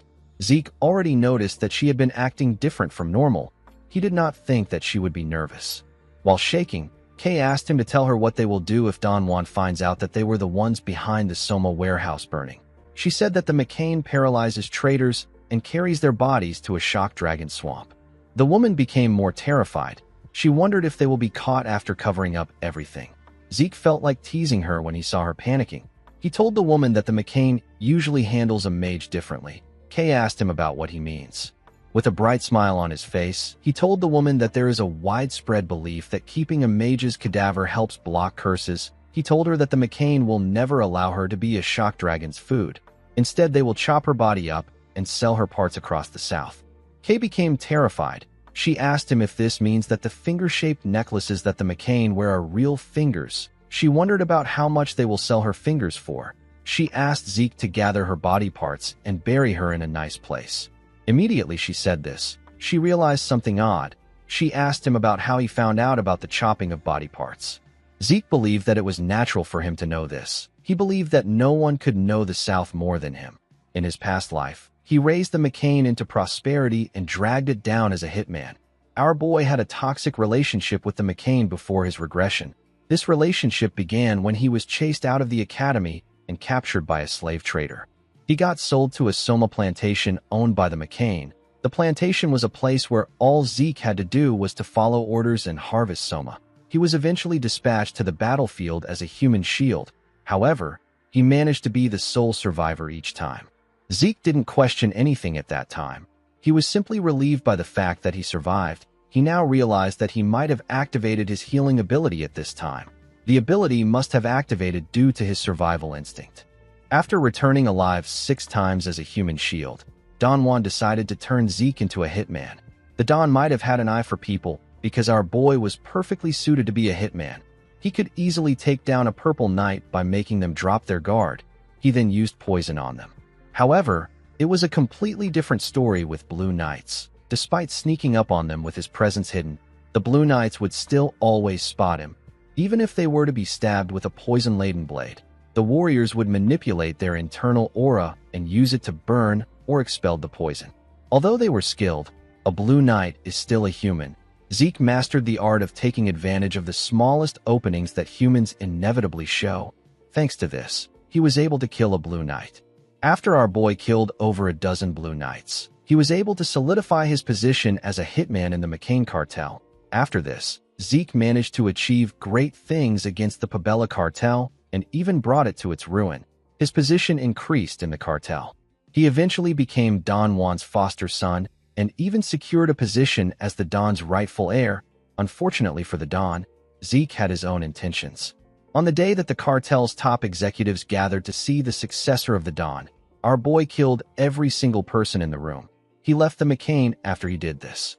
Zeke smiled when he remembered this. He found it funny that it was all in the past now. While he was thinking, Kay called out to him. She told him that he has been avoiding her question for a while. She asked him if he is a McCain spy. She accused him of trying to use her to swallow the syndicate. Zeke didn't say anything. He simply turned to the window.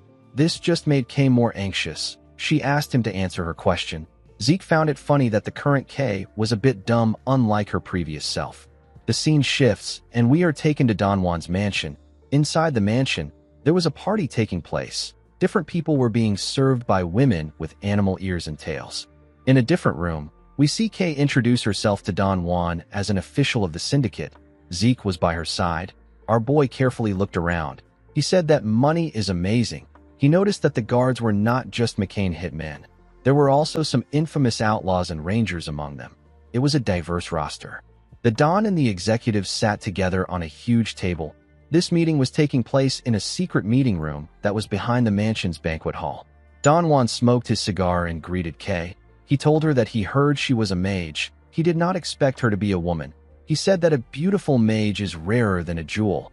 With a smile on his face, the man told Kay that he has been anticipating the wise words that she wants to share with him. He asked her to begin. Kay took a deep breath and asked the man if he remembers the Somo warehouse fires that took place several months ago. The executives were shocked to see that Kay brought up the topic. Don Juan put his cigar in an ashtray and told the woman that he cannot forget what happened. With a cold gaze in his eyes, the man asked Kay to tell him why she brought up the topic. The mage became nervous when she saw the look in his eyes. She put herself together and informed the Don that there is a traitor among his executives who conspired with the Pabella cartel in order to set the warehouses on fire. The executives stood up and called the woman crazy. One of them said that someone needs to drag her out. Don Juan slammed his hand on the table when he heard this. The executives quickly closed their mouths. With a scary look on his face, the man asked Kay if she can hold herself accountable for what she just said. The woman nervously nodded her head. He asked her to tell him who dares to betray the McCain. The executives nervously turned to the mage. They didn't know who she would pick out. Before Kay could say anything, Zeke grabbed one of the executives and put his dagger next to his throat. He greeted Don Juan and introduced himself as Zeke Murray. He told the Don that he will clarify the issue that he just spoke about. Don Juan greeted Zeke. He picked up a cigar and told our boy that he brought a blade to his party instead of a gift.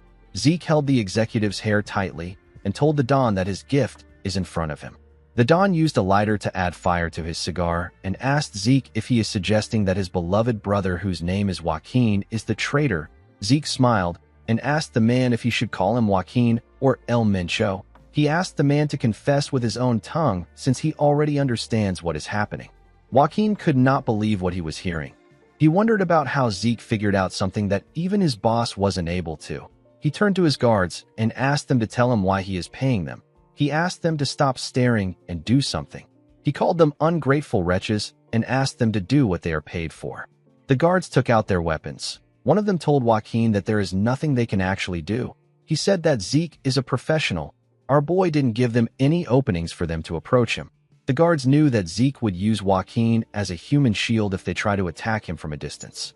One of them said that our boy might be a spy sent by the Pabella cartel. Zeke told Joaquin that he has really gathered a lot of trust as the second-in-command of the cartel. He found it amazing that they were suspecting him as a spy even though the man was the actual spy. Joaquin smiled and asked him if he is spouting nonsense because his identity has been revealed. Zeke told him that he is bold. He asked the man if he believes that he would do something like this without any proof. Joaquin was shocked to hear this. Our boy called out to Kay. Immediately he did this. The mage activated her magic. She made a document materialize in front of Don Juan. The Don put his cigar down and picked up the document. He opened the pages and read through it. He told Zeke that he has brought something interesting. He announced that Joaquin joined forces with the syndicate to betray them and the Pabella cartel are actually pirates. Immediately he said this. Everyone's expression became grim. They all seemed quite angry. Zeke smiled when he saw their reactions. He already knew that the mood in the air would change once the pirate story came up. Although no one likes pirates, the Southerners hate them more than others. They hold a grudge against them. This is because Southerners are situated very close to pirate outposts, so they end up suffering the most losses compared to other regions of the continent. Apart from this, Don Juan lost his family to pirates. He bears a deep resentment towards them. No matter who it is, Don Juan cannot overlook an incident involving pirates. When the Don saw a picture of Joaquin shaking hands with a pirate, Zeke wondered about what he will do. Joaquin was shocked to see the picture. He wondered about how Zeke was able to get it.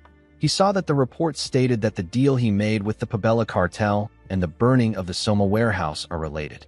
The man knew that everyone would be suspicious of him in this situation. Don Juan placed the report down and thanked Zeke. He asked our boy if he believes that a report like this would be enough for him to grow suspicious of a man who is like a brother to him. Zeke already predicted that the Don might say something like this. He decided to use a method that he didn't want to use. He moved close to Joaquin's ear and whispered something to him. The man seemed to be quite shocked to hear what our boy said. Don Juan told Zeke that he will have to pay for the crime of insulting his brother if he doesn't have anything else. The moment he said this, Joaquin called out to his boss. With a serious look on his face, he told Don Juan that Zeke is correct. He said that he is a traitor who joined hands with the Pabella cartel. Don Juan stood up and said that he understands. He told the man that he didn't think that he will betray him. He said that he has nothing to say. He walked towards something and told Joaquin that he will show him an adequate amount of respect for confessing.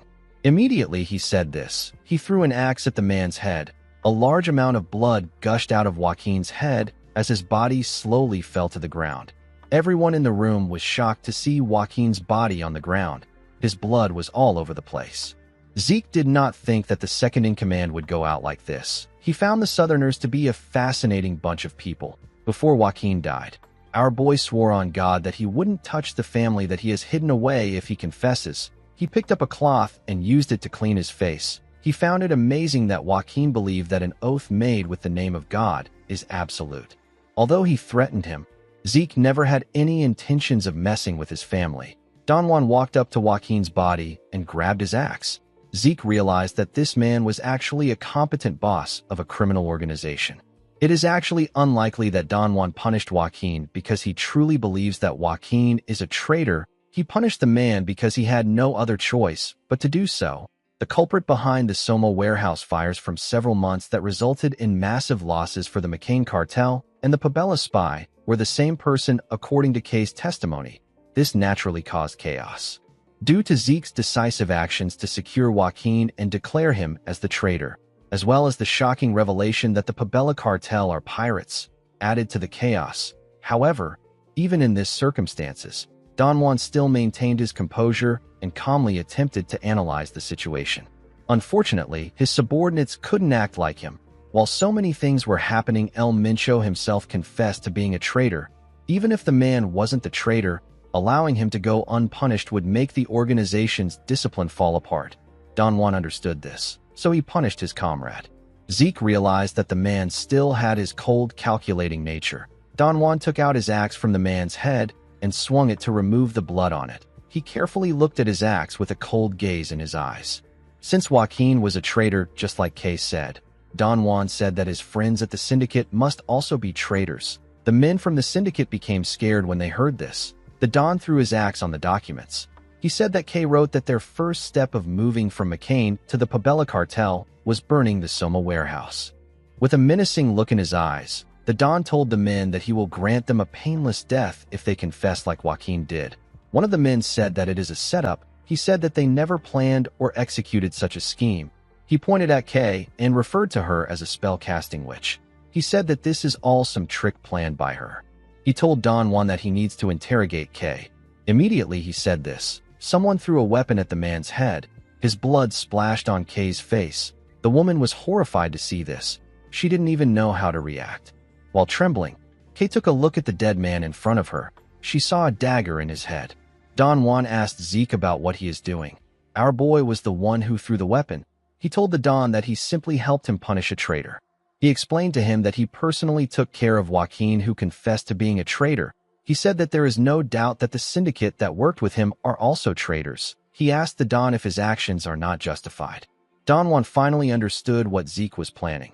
He realized that our boy wanted to use him to get rid of the syndicate. Don Juan told Zeke that his justification is fine. With a scary look on his face, the Don asked our boy if he is a messenger of God sent to aid him or an agent of the devil that has come to drag him to ruin. Zeke smiled when he heard this. He said that he is not a messenger of God or an agent of the devil. He told the man that he is simply a business partner that has come to propose a new deal. Don Juan asked Zeke about what he means. Zeke told him that he shares the same views as him. He told him that he understands that he wants to exterminate the traitorous syndicate and re-establish order. He told the Don that the only distribution channel for Soma that is available to the McCain is the syndicate. This is because the Pabella has dominance over the sea routes. Because the Don was aware of this, he hesitated to punish the organization that was colluding with a traitor. Don Juan felt like our boy was speaking as if he knows him. Zeke asked the Don not to be afraid. He revealed to him that all the distribution of Soma in the syndicate has been handled by Kay. The trembling mage forcefully smiled at Don Juan. Zeke placed his hand on his chest and told the Don that he and Kay will be in charge of taking care of the McCain Soma from now on. The Don sat down and told our boy that his offer is quite tempting. He said that it will be very alluring if it is true. He told him that deals must be built on a foundation of trust. He said that he has very little trust. He told Zeke that it is impossible for him to trust him since this is their first meeting. Our boy said that this is fair. He picked up the Don's axe and threw it away. He pushed away some papers from the document. He grabbed his dagger and pushed it into a paper. He asked the Don to tell him what he thinks about Paulo Santos. He said that he will remove the lands under the man's authority. Paulo Santos is also known as Cowardly Paulo. He is called cowardly because he always takes actions to reduce risk as much as possible. Due to this, he isn't very well recognized in the organization despite being an executive. Don Juan couldn't believe that Zeke was already aware of his existence and his nickname. He decided not to think too much about it. As long as Zeke was useful to him, the Don did not care about how he got the information. He stood up and told our boy that he will be able to win his trust if he can accomplish something like that. He told him that he respects his gallant courage, but it is far too dangerous for him to attack a place like that alone. He told him that he will assign his cartel's elite assassination troops to assist him. Our boy knew that the man wanted his men to observe him. With a smile on his face, Don Juan said that the McCain will guard Kay while he is busy proving his bravery. Kay was horrified to hear this. She didn't want to be left with this man. Zeke already understood that Don Juan was trying to take the mage as a hostage. He told the Don that he understands. He said that he will leave Kay in his care. The scene shifts and we are shown a factory. This factory is Paulo Santos's assigned territory. It is a Soma production factory. It is under the Pabella cartel's control. There was a forest facing the factory. Inside the forest, we see Zeke raise his hand and ask the assassins to stop. He and the assassins wore black clothes in order to blend in with the darkness. The commander of the squad wondered about how he also started following Zeke's orders and waiting for his commands. This man is Commander Manuel of the assassination squad. Manuel realized that only a complete fool wouldn't follow Zeke's orders after seeing his skills. His stamina was far beyond what they were capable of, and his movements were quick and precise. It was as if our boy had completely memorized the layout of the vast southern lands. Aside from this, Zeke was more skilled in combat than beastmen. He was at the level where he could easily take down werewolves who were one of the toughest opponents to go against. Manuel had never seen such a powerful monster. Zeke asked the assassins to wait in the forest. The commander was surprised to hear this. He wanted to stand up to Zeke. Our boy reminded the man that he had no intentions of helping because he came there to just observe him. He turned to him and told him that this is the only place where he can see the entire factory at once. He advised him not to say anything he doesn't mean and just focus on observing him properly. Immediately he said this, Zeke jumped down. The commander wanted to stop him, but our boy didn't give him the chance. One of his subordinates asked him about what they should do. The man said that they should just observe Zeke like he said. He reminded him that they originally came there to observe our boy. He said that there is no need for them to put themselves in harm's way. He ordered his subordinates to set up an outpost. He asked them to focus on camouflaging it so that they don't get caught by their enemies. Immediately he said this, an explosion took place in the factory. Manuel was shocked to see this. He couldn't believe that Zeke was already leaping into action. The factory was already on fire. There were several bodies on the ground. In the middle of the factory, there was a tornado of fire burning everything. One of the warriors said that there is a mage among the intruders. Someone said that the fire is too much for them. They said that they need to call the magic weapons squad for reinforcement. Zeke wasn't surprised to see that they thought he was a mage. He believed that it was natural for them to react like this after seeing the elemental sword for the first time. Someone announced that he has found the intruder. Our boy realized that this is the organization that caused a rift between the McCain and the Southerners. He was impressed by their quick response to the situation. The warriors of the cartel charged at him at the same time. Zeke raised his dagger and covered it with fire. He activated the flame field of the elemental sword and used a technique known as hellfire to cut through the men. Each person he touched with his blade got lit on fire. The flames burnt their heads and different parts of their bodies. Zeke took a look at the burning bodies on the ground. He felt like this attack was not good enough for a warm-up. The moment he thought of this, he sensed something. He quickly raised his head. He called Cowardly Paulo a crazy man. Our boy saw tanks coming towards him. He couldn't believe that the man even has magic tanks. Zeke believed that the man was wasting his money. He knew that it would have been much cheaper for the man to hire a mage to fight for him. The magic tank fired a huge bullet at Zeke with a large amount of explosive force. Our boy easily cut through the bullet with his dagger. It fell to the ground and caused a small explosion. Zeke realized that the cartel wouldn't have bothered to hire mages because they were only looking for criminals. He activated the wind field of the elemental sword and used a technique known as Tempest Sword to fire a huge tornado at the magic tanks. The attack tore the metallic tanks apart. Zeke smiled when he saw this. He realized that he would have ran away with his tails tucked between his legs if he saw a magic tank in his past life. However, things are now different. A while later, we are taken to an underground bunker. We see several dead bodies lying on the ground. We see Zeke kill a man by throwing his dagger at him. There were several bodies in the room. Our boy had taken out a lot of warriors. He realized that Paolo will soon show himself because he has taken down a lot of his men. The moment he thought of this, someone fired an arrow at him from the side. Zeke easily caught the arrow before it could touch him. The moment he did this, the arrow released a purple and green gas on him. The system informed him that it detects the black mamba poison. It told him that his poison resistance has neutralized most of the poison. Zeke threw the arrow to the ground. The system confirmed his request. It said that it will temporarily pause the activation of his healing factor. Our boy turned to the side to see his target. He saw Paulo Santos standing in the shadows. The man wondered about what his men were doing above ground for an intruder to get this far inside. Paulo stepped out of the shadows and explained to Zeke that he was just exposed to a poison gas. It is an extremely potent poison that can take down aura users. The man showed Zeke a vial containing some liquid and told him that he will give him the antidote if he can provide information on his companions.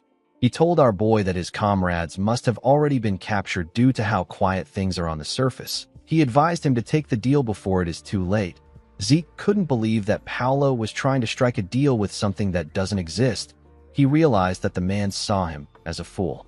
It is common knowledge among Southerners that the black mamba poison doesn't have an antidote. Any normal person exposed to it will be dead in a matter of minutes. Even a blue knight will have trouble expelling the poison out of their body. There will still be some lingering after effects once the poison is out of their system. Fortunately, the poison didn't work on Zeke because of his poison resistance trait. The trait nullified the effects of the poison. Our boy threw a dagger at the vial and destroyed it. Paolo was shocked to see this. He asked him if he is insane. He asked him if he is ready to die. The moment he said this, the man became scared when he saw the look on Zeke's face. With a menacing look in his eyes, Zeke told him that poison doesn't work on him. He revealed to him that the reason it is so quiet above ground is because he killed everyone there. Paolo was shocked to hear this. He said that this is impossible. He told Zeke that the men were the cartel's elite warriors, and they were equipped with magic weapons. Zeke asked him to check things out by himself if he doubts him. He asked him to do it if he is capable of doing it. Paolo asked him for his identity. He asked Zeke about who he is working for. Zeke asked him if there is no one that comes to mind. Paolo grit his teeth out of anger. He asked our boy if he is from the McCain. Zeke commended him for catching on fast. Paolo said that the only people who can do this to the Pabella is the McCain. He asked Zeke about why they are doing this now, when they have been properly respecting each other's territorial boundaries. Zeke told the man that he has no conscience. Paolo asked him about what he means. Our boy asked him if the Pabella considers it proper to be loitering around another cartel's distribution routes while looking for an opportunity to strike them. Paolo was shocked to hear this. He didn't know how Zeke found out. Our boy told him that his cartel has crossed the line. This alone is enough justification for the McCain to act. He revealed to Paolo that Don Juan said that he won't stop until the Pabella cartel has been crushed and burnt to ashes. He told the man that the Don said that he will erase every trace of the filthy pirates from the south. Paolo became scared when he heard this. He couldn't believe that Don Juan found out that they were originally pirates. He quickly turned to a passage and began to run. Zeke told him that he can't get away from him. In the next scene, we see our boy arrive in a ruin that had a large amount of pillars. He was already tired of pretending to chase the man. He looked around and wondered about where he was. The place looked completely different from the underground mines he was in before. Zeke recalled that he encountered tons of traps on his way there. It was hard for him to hold himself back, but he had to do it because he didn't know if there were any prying eyes in the area. Zeke realized that the traps he encountered were not originally part of this ruins. Someone installed them there recently. Our boy looked around the ruin. He wondered about what the Pabella were up to down here. While he was looking around, someone appeared next to a pillar behind him. The man charged at him from behind and swung his sword when he got close to him.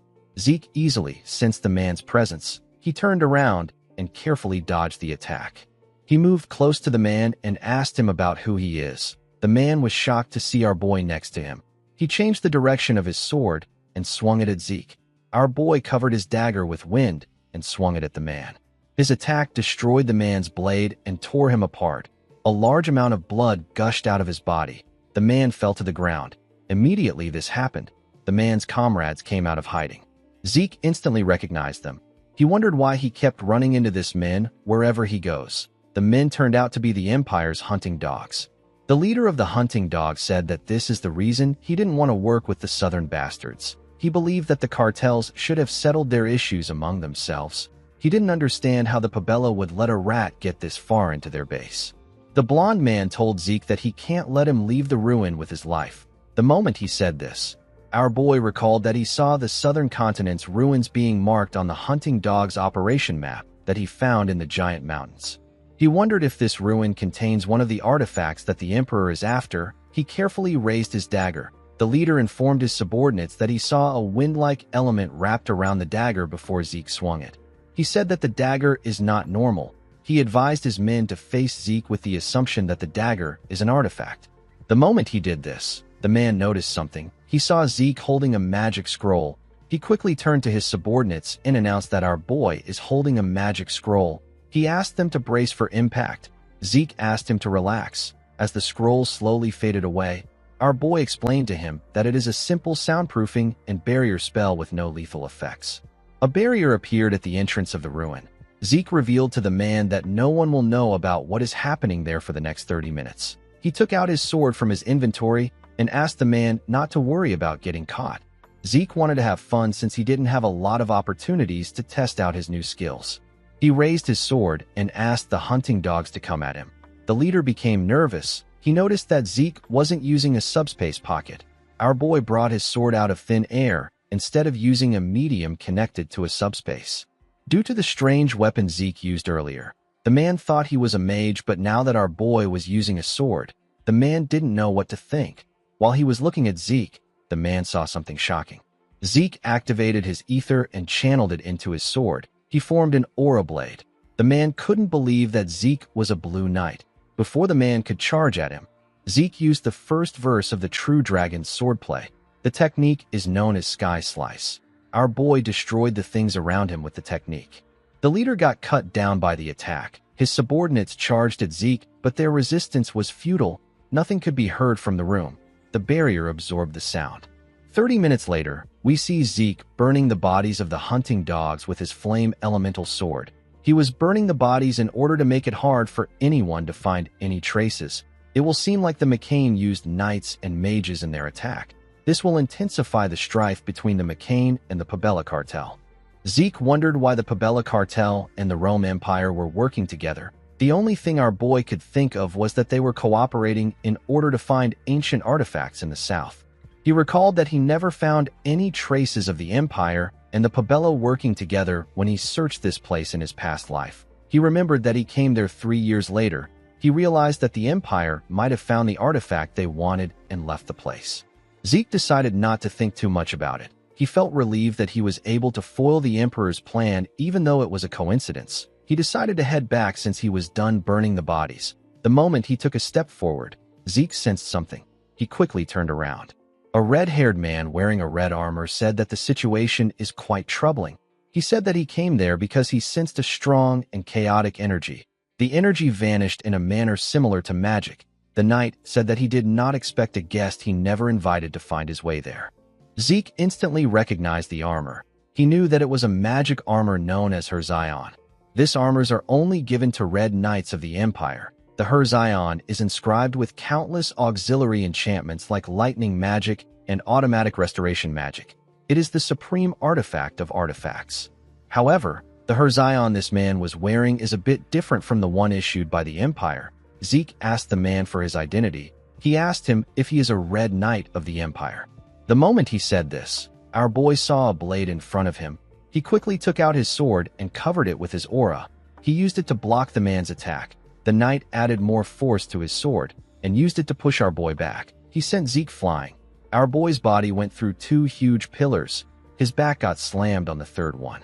Zeke quickly used his sword to blow the dust around him away. When he raised his head up, he saw the man coming towards him. The knight swung his sword at Zeke. When he got close to him, the impact of his attack heavily destroyed the ground. Fortunately, Zeke was able to block the knight's attack. He realized that this wasn't the strength of a human. He wondered if the man's Herzion was also enchanted with a strength-enhancing spell. Zeke got pushed down by the man's sword. He quickly bent his blade and let the man's sword slide off his blade. The knight swung his blade at him with a large amount of force. His attack destroyed the ground and covered the place with dust. When the dust cleared up, the man did not see Zeke in front of him. He turned to the side and looked around. Before he could do anything, a huge stone came out of the ground. Zeke activated the earth field of the elemental sword and made several stones come out of the ground. The stones covered the knight and trapped him. Unfortunately, they weren't enough to stop the knight. He used his sword to effortlessly tear the stones apart. The moment he did this, he saw a bright light. Zeke activated his flashbang skill and released a bright, blinding light on the knight. The man had to use his hand to cover his eyes. Our boy used this opportunity to get behind him. He was certain that he had outsmarted the man. He swung his sword at his neck. Unfortunately for him, the man blocked his attack. Zeke was shocked to see this. He couldn't believe that he deflected his aura blade. He quickly moved back. The man's armor immediately fixed the place that Zeke attacked. The man instantly fired a slash at our boy. Zeke quickly activated his dragon scale armor. He put his hands together and used the armor to block the attack. Even though he blocked the attack, he still got pushed back. The knight told Zeke that he possesses a lot of strange abilities. He reminded him that he asked him about who he is earlier. He told him that he will tell him his name because he is skilled enough to fight him. He revealed to Zeke that his name is Cain Zimmons Constantinus. Our boy couldn't believe that the man bears the Zimmons and the Constantinus name. Constantinus is a surname that is inherited only by the imperial bloodline of the Rome Empire. The middle names of the imperial blood are reserved solely for the Elector Prince families. These are noble houses with the right to elect the emperor. Zeke realized that the Zimmons house, which is a powerful family under the Drakers, is one of the Elector Prince families of the Rome Empire. The moment he thought of this, our boy sensed something dangerous. The system informed him that it detects miasma. It told him that he will get bonus points if he slays a target bearing miasma. Zeke didn't know what miasma was. All he knew was that it was dangerous. Immediately he thought of this. Cain released a large amount of energy. He added his miasma to his aura blade. He said that he never expected to meet someone who can rival him in this remote place. He told Zeke that he will show him proper respect by fighting him with all his might and granting him an honorable death. The moment he said this, his aura blade changed into a huge blue sword. Zeke knew that ordinary techniques won't stand a chance against this attack. Even his elemental sword skill is not good enough to counter it. He pushed his leg forward and changed his stance. He gathered his energy and activated the second verse of the 8th chapter of the True Dragon's swordplay. The technique is known as Dragon Scale Thrust. Zeke realized that this attack won't be enough to stop Cain's attack. Cain's physical enhancement, his ability to deflect aura blades, his remarkable defense and regeneration were things that our boy had to consider. As long as the knight has his Herzion, there is no way Zeke will be able to land a fatal blow. Our boy knew that he needed to drag Cain down to the same level as him. He activated his mana reflection skill. Immediately he did this, Cain noticed something odd. He noticed that his Herzion's functions have suddenly stopped. He asked Zeke to tell him what he did. Our boy told him that he doesn't know what he is talking about. Cain laughed and said that this is amusing. He changed his stance and pointed his sword at Zeke. His huge blade also got pointed at him. He told Zeke that it is fine if he doesn't want to answer. He said that figuring out an enemy's trick is part of the joy of battle. Our boy gathered his energy and made it stronger. He and Cain charged at each other at the same time. They both thrust their blades at each other. Zeke's energy took the shape of a dragon, and Cain's energy took the shape of a demon. The two swordsmen pushed each other back with their attacks. The ruin got heavily damaged when their energies clashed. A huge explosion took place when their swords touched each other. The ruin got destroyed. The roof and the pillars could barely stay in place. When the dust cleared up, we see Zeke sitting in a pool of blood. The system informed him that his miasma corrosion rate has exceeded the permissible limits. It told him that the effectiveness of his healing factor has been reduced. Zeke was heavily injured in his chest. and his body was heavily damaged. He could barely move. His sword was on the ground. This position was not favorable to him. Cain moved close to him. The knight was barely injured. His armor was already healing itself. He told Zeke that those of the Draker's bloodline are truly impressive. He told him that his skill was amazing. Our boy was surprised to hear this. He gathered his strength and asked the man about how he knows. Cain explained to him that the only force that can temporarily halt the Hersian's functions is the Draker's mana severance. He told Zeke that the sword technique he used in their final exchange resembled the dragon-slaying arts.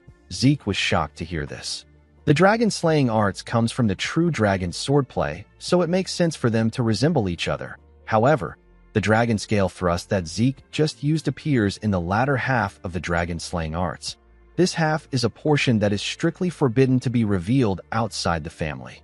For someone like Cain, who is a knight of the Empire, to recognize this technique means that the Zimmons family has already handed the dragon-slaying arts over to the Empire. The moment Zeke thought of this, he spat out a large amount of blood. Cain said that the corrosion must have advanced. He asked our boy if it is painful. He said that it will not be honorable for him to leave an opponent who stood against him bravely in this state. Immediately he said this, he stabbed Zeke in the chest. Our boy was shocked to see a blade in his chest. Cain asked him to rest in peace. Zeke gently closed his eyes. Cain took out his sword after he confirmed that he had taken out Zeke. He turned around and said that Zeke was a worthy opponent even though he was his enemy. He said that he hasn't met an opponent like him in a long time. Immediately he said this, a dagger flew towards his neck. Cain bent his head to dodge the dagger, but it still left a cut on his neck. The man quickly turned to Zeke. He saw that our boy was no longer lying on the ground. He didn't understand what was happening. Zeke appeared behind him with his huge sword in his hand. His system informed him that he used his top-grade healing potion known as Salvation. The potion instantly recovered his stamina and wounds. Zeke used his opportunity to cut off Cain's head with a single slash. The moment he did this, he fell to his knees and coughed out loud. He realized that he would have died if he hadn't placed the healing potion in the shortcut slot. Salvation is the masterpiece of Javor Hassan. It is a top-grade healing potion that can instantly recover mortal wounds and stamina. Due to its special ability, anyone who has taken it before will not be able to use it again. The item also possesses an unknown effect. Zeke used his sword to hold himself up. He noticed that the potion couldn't recover the aura-inflicted internal injuries. His system informed him that he has used his skills excessively. Due to this excessive use, his fatigue has surpassed its critical point. The system informed him that it is shutting down his consciousness for his safety. Zeke let go of his sword when he heard this. His body didn't have enough stamina. He knew that he shouldn't be collapsing in his enemy's territory. He wanted to recover immediately. As he slowly fell to the ground, he took a look at the bottle of salvation that was next to Cain's body. He also looked at the man's body. He thought about recovering through any means. Before his head touched the ground, Zeke activated a draconian skill known as gluttony. His body released an odd and unusual energy. The energy began to devour Cain's body. The system informed Zeke that he has consumed a miasma-corrupted demonic human. His stamina, mental power, and mana began to fill up. The skill took in Cain's blood and completely covered his body. The system informed its master that he has consumed the demonic human's bloodline ability. It changed his C-rank skill known as Static Discharge into an A-rank skill known as Lightning. After completely devouring Cain, the skill disappeared. Zeke opened his eyes immediately. He raised his body and placed his hand on his head. He thought that he was going to die. He was happy to see that he thought of using gluttony. When he looked in front of him, he saw Cain's armor floating in the air. The system told him that he has obtained the unknown armor. It asked him if he would like to register himself as the user. Zeke found it odd that the armor's name didn't pop up. He decided to accept the system's suggestion. The moment he got registered as the user, the armor got equipped on him. The system informed Zeke that the armor's form can be decided according to his will. It also told him that there are currently 3 magic circles that can be activated from the 28 great magic circles engraved on the armor. Our boy was surprised to see how light the armor was. He couldn't believe that the armor's functions were this good. He decided to take the armor off because he knew that he would get caught by the Empire if he wore it around. He planned to use it later when he changed its form. He decided to leave the place. The moment he had this thought, he smelled something. It was the smell of blood and corpses. It was coming from somewhere inside this ruin. Zeke followed the scent and arrived at a lab where he saw a bunch of mages performing human experiments. He grit his teeth out of anger. He couldn't believe that the Empire would do something like this. When the mages saw Zeke, they quickly released a gaseous substance at him. The system told him that it detects magically formulated poison. This poison suppressed his poison resistance effect, and it allowed him to be poisoned. Zeke quickly took out a potion and used it. He told the mages that they must be prepared to give up their lives since they have been experimenting on other people. He easily tore them apart and destroyed their lab. He also collected the lab's research materials. He believed that there might be some things in the documents that are related to the rose disease. While he was looking at the documents, someone appeared behind him and asked him if he did this. The old mage asked Zeke if he was the one who turned his lab into this mess. Our boy quickly covered his sword with his aura and charged at the man. The mage was shocked to see an aura blade. He realized that Zeke was a blue knight. He quickly raised his hand and activated a magic circle. Zeke tore his body apart before he could do anything. Oddly enough, the man's body turned into sand. It reappeared in front of Zeke. Due to his crest and magic, Zeke was able to tell that the mage belongs to the Desert's Scorpion clan. They are practitioners of forbidden magic. Our boy noticed that the man was an executive level 6 circle mage. He knew that the man was going to be annoying to deal with. He didn't expect the Empire to collaborate with bastards like this. He activated his mana reflection skill to remove the mana in the room. The mage was shocked to see that he could not create a magic circle. He asked Zeke if he is a pure-blooded Draker. He quickly took out a scroll and tore it. Sand gathered behind him. A huge monster with a unique body was created with the sand. It had very different body parts. Zeke immediately knew that he was looking at a synthetic chimera. The mage laughed and said that this is his greatest masterpiece. He said that even a Draker wouldn't be able to face his chimera. The chimera swung its claw at our boy. Zeke was able to block it, but he got pushed back. The monster swung its other claw at him. Our boy pushed it aside. He covered his leg with his ether and moved at a crazy speed before the monster could squash him. He climbed the monster's body and appeared above it. He was able to do this with the shadowless steps of the Gale Arts. The chimera quickly raised its head when it sensed Zeke. It thrust its stingers at him. Zeke was able to tear them apart. He noticed that the chimera had no blind spots. He landed in front of it. He didn't want to waste time with this chimera. He charged at the chimera and swung his blade at its head. The monster easily blocked the attack with its claws. Zeke got pushed back. He realized that reinforcement will arrive soon if this fight goes on. The moment he thought of this, the system informed him that Dragonic control can be activated. It asked him if he would like to subjugate the Dragonic target. Zeke didn't think that Dragonic control would work on this monster. He activated his dragon's dignity and ordered the chimera to submit to him. The chimera became scared when it felt the energy Zeke was exuding. The system informed our boy that he has instilled fear in the trivial dragon. The effect of his Dragonic control increased. Due to the fact that Dragon's dignity and Dragonic control worked on the chimera, Zeke deduced that the mage must have partially included some dragon traits when making the chimera. The system asked him if he would like to activate Dragonic control to subjugate the target. Our boy accepted the offer. A magic circle appeared below the chimera. It released some chains that held the monster down. The system informed Zeke that he has subjugated the trivial dragon. Our boy gently pat the chimera on his head when the chains disappeared. The chimera was quite happy with this. Zeke did not expect him to be so gentle. The mage was quite shocked. He didn't understand what was happening. He didn't know why his chimera wasn't listening to his command. Zeke turned to him and ordered the chimera to bite him. The chimera took out the defenseless mage with a single bite. Zeke pat his head and looked through the man's belongings. He saw that this man was Gurav al-Rahmani. He recalled that this was the name of the second-in-command of the Scorpion clan. While he was looking at the man's file, the chimera gently hit his head. Zeke turned to it. He asked the chimera about why it keeps interrupting him. Immediately he asked this question. His system popped up and asked him if he would like to name the subjugated dragon. It explained to him that named dragons can be summoned by their master whenever they call. Zeke realized that the chimera wanted to be named. He decided to name the chimera Gurav. The monster was surprised to hear his new name. The system registered him as Gurav. Zeke asked him if he doesn't like his name. He told him that it is too late. In the next scene, we see someone clapping his hands. The person clapped for Zeke. Our boy was wearing some new clothes and his body had fully healed. The person in front of Zeke was Don Juan. The Don sat down and told our boy that he heard he truly eliminated cowardly Paolo. Zeke nodded his head and told the Don that he keeps his promises. Don Juan told Zeke that he has to believe him now that he has proved himself. He said that valiant warriors have the right to be respected. He told Zeke that he treasures strong warriors as if they are his own children. He told him that he wishes to treat him the same way. Zeke remembered how he suffered under Don Juan in his past life. He wondered if the man saw children as beings he can freely use as tools. He was annoyed to see that the Don said this to his face. He promised to kill him with his own 2 hands. Don Juan stood up and pointed at some boxes behind him. He told Zeke that this is a present he prepared for him.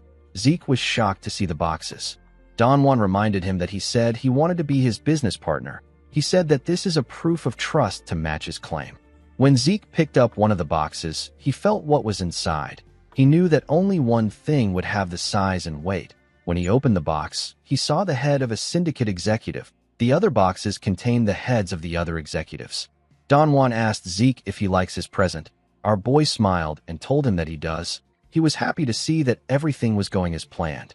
Now that the executives of the syndicate are dead, all our boy needs to do is to put K at the top. The Don moved close to his chair and said that there is still one more issue. Zeke asked him about what it is. The Don informed him that the Pabella has found out that they were the ones who attacked them. He said that the Pabella believes they attacked them with knights and mages. Zeke smirked when he heard this. He knew that the average person would think that the place was attacked by knights and mages. Don Juan said that he wants to properly warn the pirate bastards and teach them that the master of the southern continent is the McCain. Zeke realized that the Don wanted him to attack the Pabella. He told him that he will do it. Don Juan was surprised to hear this. Zeke clenched his fist and told him that he will go to the Pabella and let them know his will. He said that he wants a favor in return. He asked Don Juan to give Kay some power so that she can become the new core of the syndicate. The Don gently rubbed his head. He put his cigar back in his mouth and accepted Zeke's request. He told him that he will take responsibility as her backer. He snapped his fingers and told Zeke that he will assign the cartel's greatest hitman and his squad to him. The moment he said this, different hitmen appeared in the room. Zeke turned around to see the person behind him. He saw a man with blonde hair. The man also had an eye patch. The Don assured him that the man and his squad will be helpful to him. The scene shifts, and we are taken to Paulo Santos's territory. We see 2 people walking in the ruins. The people turned out to be Abel and his friend. The man informed Abel that the investigation is already over. He told him that the Imperial Intelligence Bureau has already gone through the place. He assured him that he won't find anything there. He reminded him that he has already received the results. According to the result, the place was attacked by one squad of mages and knights. Abel ignored the man and bent down to look at the ground. He used his finger to pull out some energy from the ground. He told the man that this place was attacked by only one person. The man was shocked to hear this. He asked Abel about what he means. He told him that there are traces of magic and swords. Abel told him that the attacker was at least a red knight. He said that the attacker dealt with everyone there. The man didn't understand how Abel came to this conclusion. As the energy in his finger dissipated, Abel informed the man that there are traces that the Intelligence Bureau dealt with this in a hurry. He told him that there is something the Intelligence Bureau doesn't want them to know. He walked forward and said that he needs to know what the Empire is hiding. The man called out to him and asked him if he is going to look into the Intelligence Bureau. He asked him about what he will do if a problem arises later. Abel turned to the man known as William and told him that there is something here that he can't miss. He said that his instincts are telling him to look around. With a creepy smile on his face, Abel asked William if he doesn't know that he wants to make the Drakers and the Empire his own. In the next scene, we are taken to the Pabella cartel port. Someone at the port saw a boat coming towards their port. He asked the people inside the boat about who they are with. Zeke drew his dagger and got up. He jumped out of the boat and moved up. He tore the man apart at a crazy speed. He threw the guard's body down. Before the man's body could reach the water and make a huge splash, the eye patch man took out his sword and threw it at the guard. The sword hit the guard in his chest and pinned his body to the wall. Zeke realized that the man dealt with the body in order to stop it from making noise when it drops into the water. He called out to the man known as Simon and asked him to come up. The hitman nodded his head at him. Simon Zapatero is the man who taught Zeke the Southern-style martial arts and assassination techniques. Even within the McCain cartel where everything was terrible, Simon was the only person Zeke could trust. Even after our boy regressed, him and Simon still possess an incredible battle synergy. Zeke wanted to bring Simon to his side. After Simon and his subordinates got to the top, they went into the city. Simon informed Zeke that the Pabella has forces in all parts of the city. He asked him if there is a way to infiltrate the central area. Zeke told him that there is. He reminded him that this land originally belonged to the Holy Empire. Due to this, underground paths must exist there. Simon found it weird that Zeke wanted to go underground. He told him that it doesn't make any sense. He asked him about how he plans to find his way through the maze-like underground paths. Zeke asked him to simply watch. He assured him that there is a way. In the next scene, we see Zeke running through the underground paths. He used his mini-map guide function to search for a way to reach Mateo's room from the underground path. Thanks to his mini-map, Zeke is able to easily find his way in this maze. While running, Zeke noticed that there were some forces in front of them. He decided to follow another path. He was trying to be careful. He recalled that red knights and knights above them do not get marked on the mini-map. This is why he ran into Cain in the ruins. He told the assassins that they are almost there. He told them that they need to split up from there. He ordered them to set up bombs in many places as possible. He said that he is going after Mateo. The men accepted his order and split up. Zeke went to the waterways of the city. He saw 3 paths meant to carry water. The paths were covered with iron bars. He moved to the entrance with no water and removed the bars. Zeke knew that the Pabella boss will be furious if he kills Mateo. This will lead to a war between the McCain and the Pabella. As he went into the waterway, he wondered if Don Juan really sent him there to start a war. Someone who is so cautious that he would even kill his subordinate to prevent unrest in his organization. There is no way someone like Don Juan would do something like this. He probably hopes that everyone he sent here ends up dead. This ambush probably serves as a warning to the Pabella. Don Juan will be able to show that he doesn't care about a sacrifice on this scale. Zeke smiled when he thought of the Don's plan. He didn't have any intentions of letting things go as the Don wished. This is because he intends to kill Mateo. He kicked open the iron bars at the end of the waterway. The guards in the area were shocked to see the iron bars. Before they could do anything, Zeke jumped out of the waterway and tore them apart. He ran into the building. As he ran through the place, he recalled that the Empire and the Pabella were working together. He wondered why he hadn't seen any soldiers.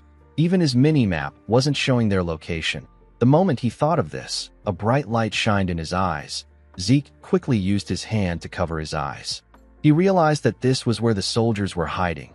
The leader of the squad said that they need to capture Zeke alive. The swordsman quickly charged at him. Zeke dodged the attack of the first person that charged at him. He used the man's shoulder to push himself up. He threw his dagger in the air and gave it a kick. The dagger went through the man's neck. Immediately, the leader saw this. He activated a magic circle and ordered his mage squad to activate their magic and fire. Zeke instantly activated his swift step the moment his leg touched the ground. He was able to dodge the attacks of the mages. He charged at them. He took out another dagger and activated the wind field of the elemental sword. He used the technique to tear the soldiers apart. Zeke realized that this people were quite weak for Imperial soldiers. He wondered if the Empire sent this level of soldiers to brag that they deployed troops. He called out to the remaining soldiers and told them that he is going to give them one chance. He activated his dragon's dignity and asked them to leave now if they want to live. He told them that they can also come at him if they are prepared to die. The mages could feel the power of something dangerous.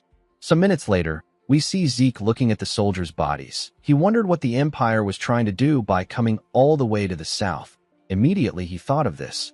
He felt a dark energy coming towards him. He quickly raised his head up. He saw a mage above him. The mage said that one roach is interrupting their great plan.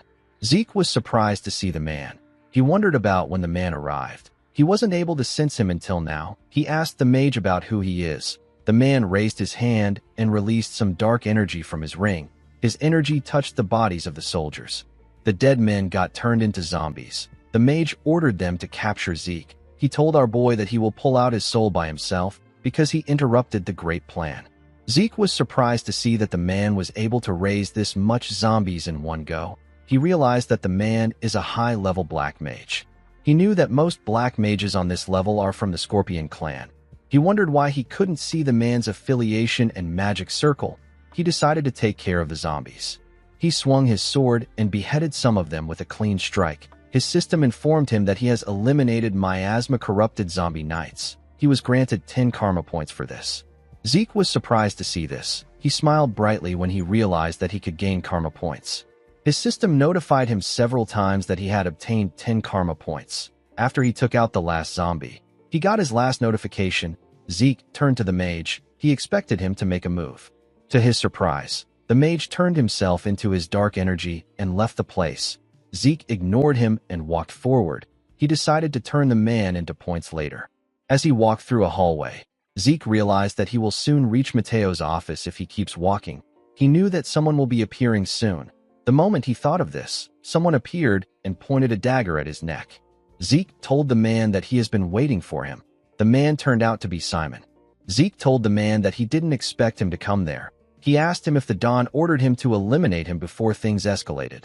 Simon moved his dagger to his other hand and moved close to Zeke. He informed him that the Don wants to destroy the Pabella cartel. He told Zeke that there is no place in the plan for a central continent guy like him. Zeke reminded him that the Pabella would have taken their distribution network from them if he hadn't interfered. Simon informed him that they will use K to control the syndicate. He assured him that the organization will be fine without him. The moment Simon said this, Zeke's system informed him that it has temporarily suspended his healing just as he requested. He grabbed Simon's hand and moved the blade closer to his throat. He let it cut him. He referred to Simon as the Shadowless Ghost and asked him about why he is not attacking him. Simon was shocked to hear this. He asked our boy about how he knew his previous name. Zeke informed Simon Zapatero that he knows his past and the reason he serves Don Juan. Simon was shocked to hear this. He didn't understand what was happening. Our boy told him that he is doing all of this to protect the last bloodline of the Cusco Kingdom. Simon was shocked to hear this. With a terrifying look in his eyes, he asked Zeke to tell him how he knows this.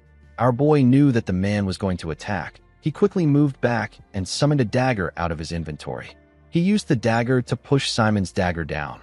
The man raised his dagger and asked Zeke about how much he knows. He asked him for his identity. Zeke pushed his dagger back and revealed to him that he is a direct descendant of the Draker family.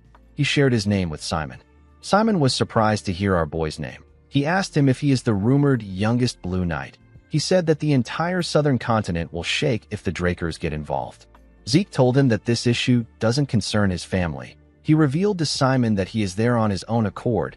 He asked him not to worry. The hitman asked him about why he revealed his identity to him. He knew that Zeke could have hidden his identity till the end if he wanted. Our boy used his dagger to push Simon's dagger out of his hand. He asked the assassin to ally himself with him. He assured him that he will help him protect the bloodline of Cusco and even help in the reconstruction of the kingdom. Simon was shocked to hear this. Zeke understood why Simon would find this hard to believe. He asked him if he doesn't already know that staying in the McCain cartel is hopeless. He asked Simon to tell him what he will do after he kills him there according to the Don's order. He asked him about what he will do about the Pabella members heading this way. He asked Simon if the Don has ever sent reinforcements for him or his subordinates.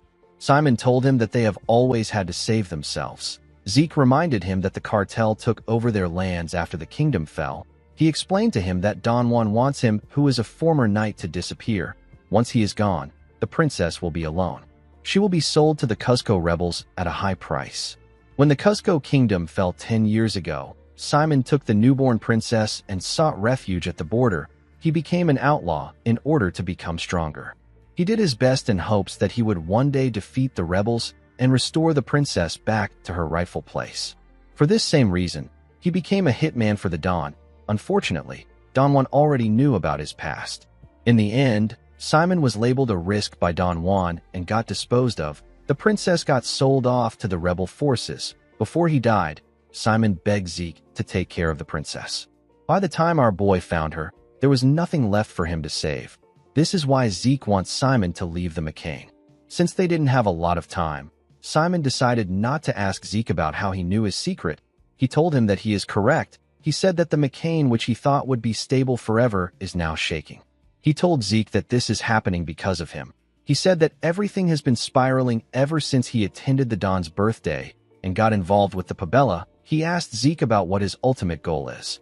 Our boy reminded him that he told him that there is no place for a central continent bastard like him in the plan. He explained to him that he wants the two cartels to start going after each other. With a smile on his face, he said that he will go for the McCain once the fight is over. Simon was shocked to hear this. He couldn't believe that our boy's real goal was to take out Don Juan. Zeke told the man that he is quite serious about his offer. He asked him to join him. Simon nervously asked Zeke to promise him two things. He asked our boy to take him and his subordinates. He asked him to honor his promise to protect the Cusco bloodline and rebuild the kingdom. Zeke smiled and hit his chest. He swore to do everything on his honor as a knight. Simon Zapatero went on his knees and gave his greeting to his new master as the Cusco Guard commander. Zeke asked him to get up. He told him that this much formality is enough. He told Simon that he will give him the necessary information on the way out. He asked him about where his subordinates are. Simon explained to Zeke that his subordinates are waiting for his signal. They are to activate the exploding scrolls in their hand and meet up to escape once they receive the signal. Zeke asked the man to give the signal now.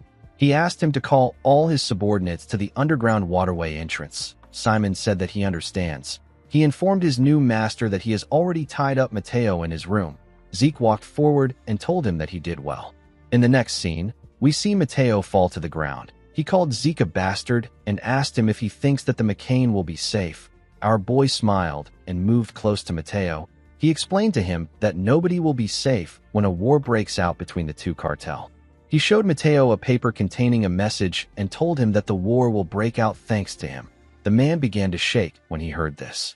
Zeke pushed the letter into Mateo's mouth. The letter states that those who wield their swords against the McCain will rest for eternity. After giving Mateo the letter, Zeke took him out. He stepped out of his room with the secret ledgers of the Pabella. He decided to leave the place. The moment he thought of this, Simon ran to him and informed him that he has sent the signal to his subordinates. Zeke quickly summoned his sword and pushed Simon behind him. He used his sword sheath to block several arrows. The cartel members were the ones who fired at them. One of them announced that they have intruders. Zeke drew his sword and activated the flame field of the elemental sword. The scene shifts and we see Simon and Zeke join the others in the underground path. Simon ordered his subordinates to greet their new boss. The men quickly bowed their heads to Zeke. Our boy told them that they will talk more later. He said that they need to move because the cartel will soon start tracking them. While they were running in the underground path, Zeke sensed the presence of others behind them. He realized that the cartel will soon catch up to them. He ordered the group to stop. He told them that they will need to split up. He said that he will lure the cartel members away. He ordered Simon to take his subordinates and run. He asked him to join Kay once he gets out. He assured him that Kay will understand once he mentions his name to her. Simon informed his master that the princess is still in the McCain cartel. Zeke asked him if he believes that he didn't prepare for something so obvious. Our boy remembered that he gave the Northern Rangers a mission. The mission was to save a girl imprisoned by the McCain in the time of chaos. Zeke smiled and informed Simon that he has already saved the princess. The scene shifts, and we are taken to Don Juan's mansion. We see the Don slam his hand on the table. He told his subordinates that it has already been a month since they attacked the Pabella cartel. He asked his scared subordinates if they know how many times they have been attacked by the Pabella in that 1 month. He reminded them that half of the executives are dead. The Don sat on his chair and thought about what he did. He told himself that Zeke and Simon were far too dangerous. This was why he tried to get rid of them by forcing a reckless mission on them. Contrary to his expectations, Zeke and Simon managed to pull off the attack and ended up provoking the Pabella too much. One of the executives called out to the Don while he was thinking. Don Juan asked him about what he needs. The man advised the Don to try distancing himself from the McCain for a while. Don Juan asked him if he is telling him to run away like a coward. The man explained to him that the crazy pirates are blinded by revenge right now. He told the Don that they will soon be charging straight into the McCain without knowing their place. He said that they will use this opportunity to go against them. Don Juan asked him if he is saying that he wants to lure them there and try to wipe them out in one go. The man told the Don that he is correct. He explained to him that he can continue giving his orders from his villa in Tawani. The Don agreed with him. He turned to his other subordinates and told them that crisis has always made them stronger. He assured them that this time will be no different. The men stood up and told him that they understand. After the meeting was over, everyone stood up and left the place. The man who made the suggestion was the last to get up. The moment he got up, Zeke entered the mansion. He pointed his dagger at the man's neck and told him that he talks really well. The man became scared. He told our boy that he did as he was told. He reminded Zeke that he asked him to lure Don Juan to Dawani. He begged our boy to let him live. Zeke slit his throat and told him that he did well. As blood gushed out of the man's neck, Zeke told him that he will finally be able to enjoy the main dish. The scene shifts and we see Don Juan arrive at his villa in Dawani. Don Juan carefully looked around when he got off the carriage. He couldn't believe that the Pabella cartel was able to push him to this villa. He promised himself that he would wipe out the pirates. Later in the night, we see the Don sitting in his room. He noticed that someone opened the door of his room. Without turning around, Don Juan said that he did not summon any servants. He asked the person to leave. To his surprise, the person moved closer to him. Don Juan turned around and asked the person to leave. He was surprised to see a masked person behind him. Zeke took off his hood and asked Don Juan if he is enjoying his nice and relaxing vacation even though the situation has gotten ugly. The Don was surprised to see Zeke. He quickly calmed himself and picked up his bottle of wine. He asked our boy if he believes that he reached this position without ever facing threats like this. He poured himself some wine and told Zeke that this is a pathetic stunt. Our boy hit the glass cup with his dagger and broke it. He told the Don that he was worried he would beg for his life in tears. He told him that this would be boring to someone who is trying to take revenge. Don Juan was annoyed to hear this. He got up and called Zeke an arrogant brat. He called out to his guards and asked them to make Zeke kneel in front of him immediately. Zeke informed the Don that no one is coming. Don Juan was shocked to hear this. Our boy revealed to him that he has already killed everyone.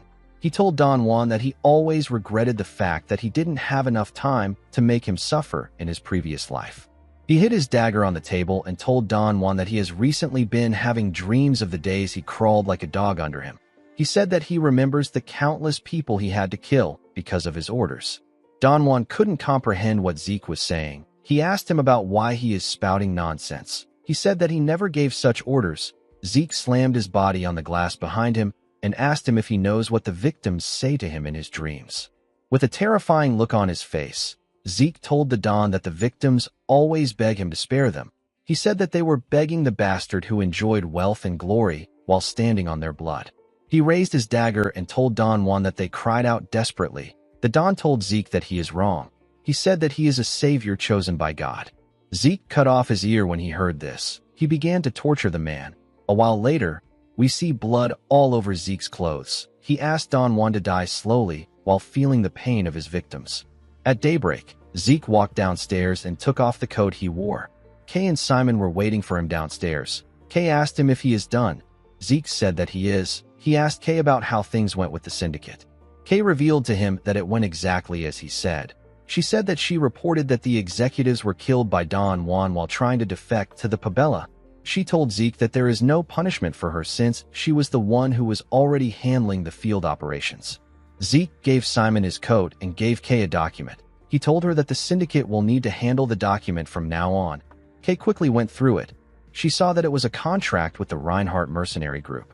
Zeke took off his disguise and explained to Kay that the merchant group is starting a pharmaceutical company. He told her that they will produce high-quality soma and supply it to the company. He explained to her that soma can be used for all sorts of medicine when processed well. He told the mage that the syndicate will handle the transportation of the product. Kay noticed that Zeke was walking towards the door. She quickly asked him about where the production will take place and the person who will control it. She told him that they can't transport soma openly with the syndicate's name. Zeke explained to her that they will get their cultivation permits after they help the Cusco Kingdom. He assured her that he has a plan for everything. He said that he can't explain things right now. He told Kay that he will see her later. The woman called out to him when she heard this. Zeke moved into the woods with his uniform. He decided to take care of his urgent business. He took out a letter from his pocket. The letter was a personal invitation from Karis. Decker informed Zeke that the prince didn't return to the Empire after the banquet. He continued staying in Atlas. Our boy knew that it would take him several days to reach the central continent from the south. He knew that the prince or someone by his side would grow suspicious if he arrived to the meeting late. They will conveniently start guessing the reason for his tardiness. They might even wonder if Zeke was involved in the destruction of the McCain. Our boy believes that the prince summoned him because he already suspects him. He believed that he needed to be careful. He decided to create an alibi for himself. He opened his system and activated its portal function. A magic circle instantly appeared beneath him. The system asked him to choose the location he would like to move to. Zeke chose the Atlas Ruins area. The system informed him that he needed 600 points to get transported there. Our boy gladly paid for the portal. Immediately he did this. He disappeared into thin air. The scene shifts, and we are taken to the Sky Lounge of the Atlas Hotel. When Zeke entered the lounge, he heard someone call out to him. The person turned out to be Prince Karis. The prince waved at him. Zeke noticed that there was another person next to the prince. He already knew who it was. The person turned out to be Abel Draker. Zeke bowed his head to the prince and paid his respect to him. He asked the prince about why he summoned him. Karis smiled and told Zeke that he called him there for a serious matter. He picked up a bottle of wine and placed his hand around Zeke's neck. He told him that he called him for the wine. He explained to our boy that William and Abel are quite good at their jobs, but they can't hold their liquor. He told Zeke that he called for him because he seems like the wild type. Our boy did not think that the prince would see him as someone who drinks. Since Abel, William Zimmons and Prince Karis were in the same room together, Zeke could guess what they were talking about. He noticed that his brothers seemed to have something to say to him separately. Karis poured Zeke a drink and asked him not to just stand around. Our boy nervously accepted the drink. He clinked glasses with the prince. A while later, we see William escorting the drunk prince out. Zeke watched the man take him out. He wasn't drunk because the system detected alcohol and classified it as a poison. Thanks to Zeke's poison resistance, the effects of the alcohol were neutralized. Our boy felt bad for being the only one that was okay. After the prince left, Abel stood up and apologized to Zeke for interrupting him. He told him that he heard he was in a closed-door training. Zeke told him that it is fine. He said that he was frustrated because he wasn't making any progress. Abel smiled and said that this is a relief. He picked up a bottle of wine and asked his brother to have a drink with him too. Zeke watched Abel fill his cup. He didn't think that Abel would make this suggestion. He realized that Abel plans to tell him something quite important today. The moment he thought of this, Abel asked him about what he thinks of the Draker house. Zeke didn't understand what he meant. With a terrifying look in his eyes, Abel told Zeke that he plans to bring the Drakers to ruin one day. Zeke stood up and acted surprised. His brother told him that he carries the same scent as him.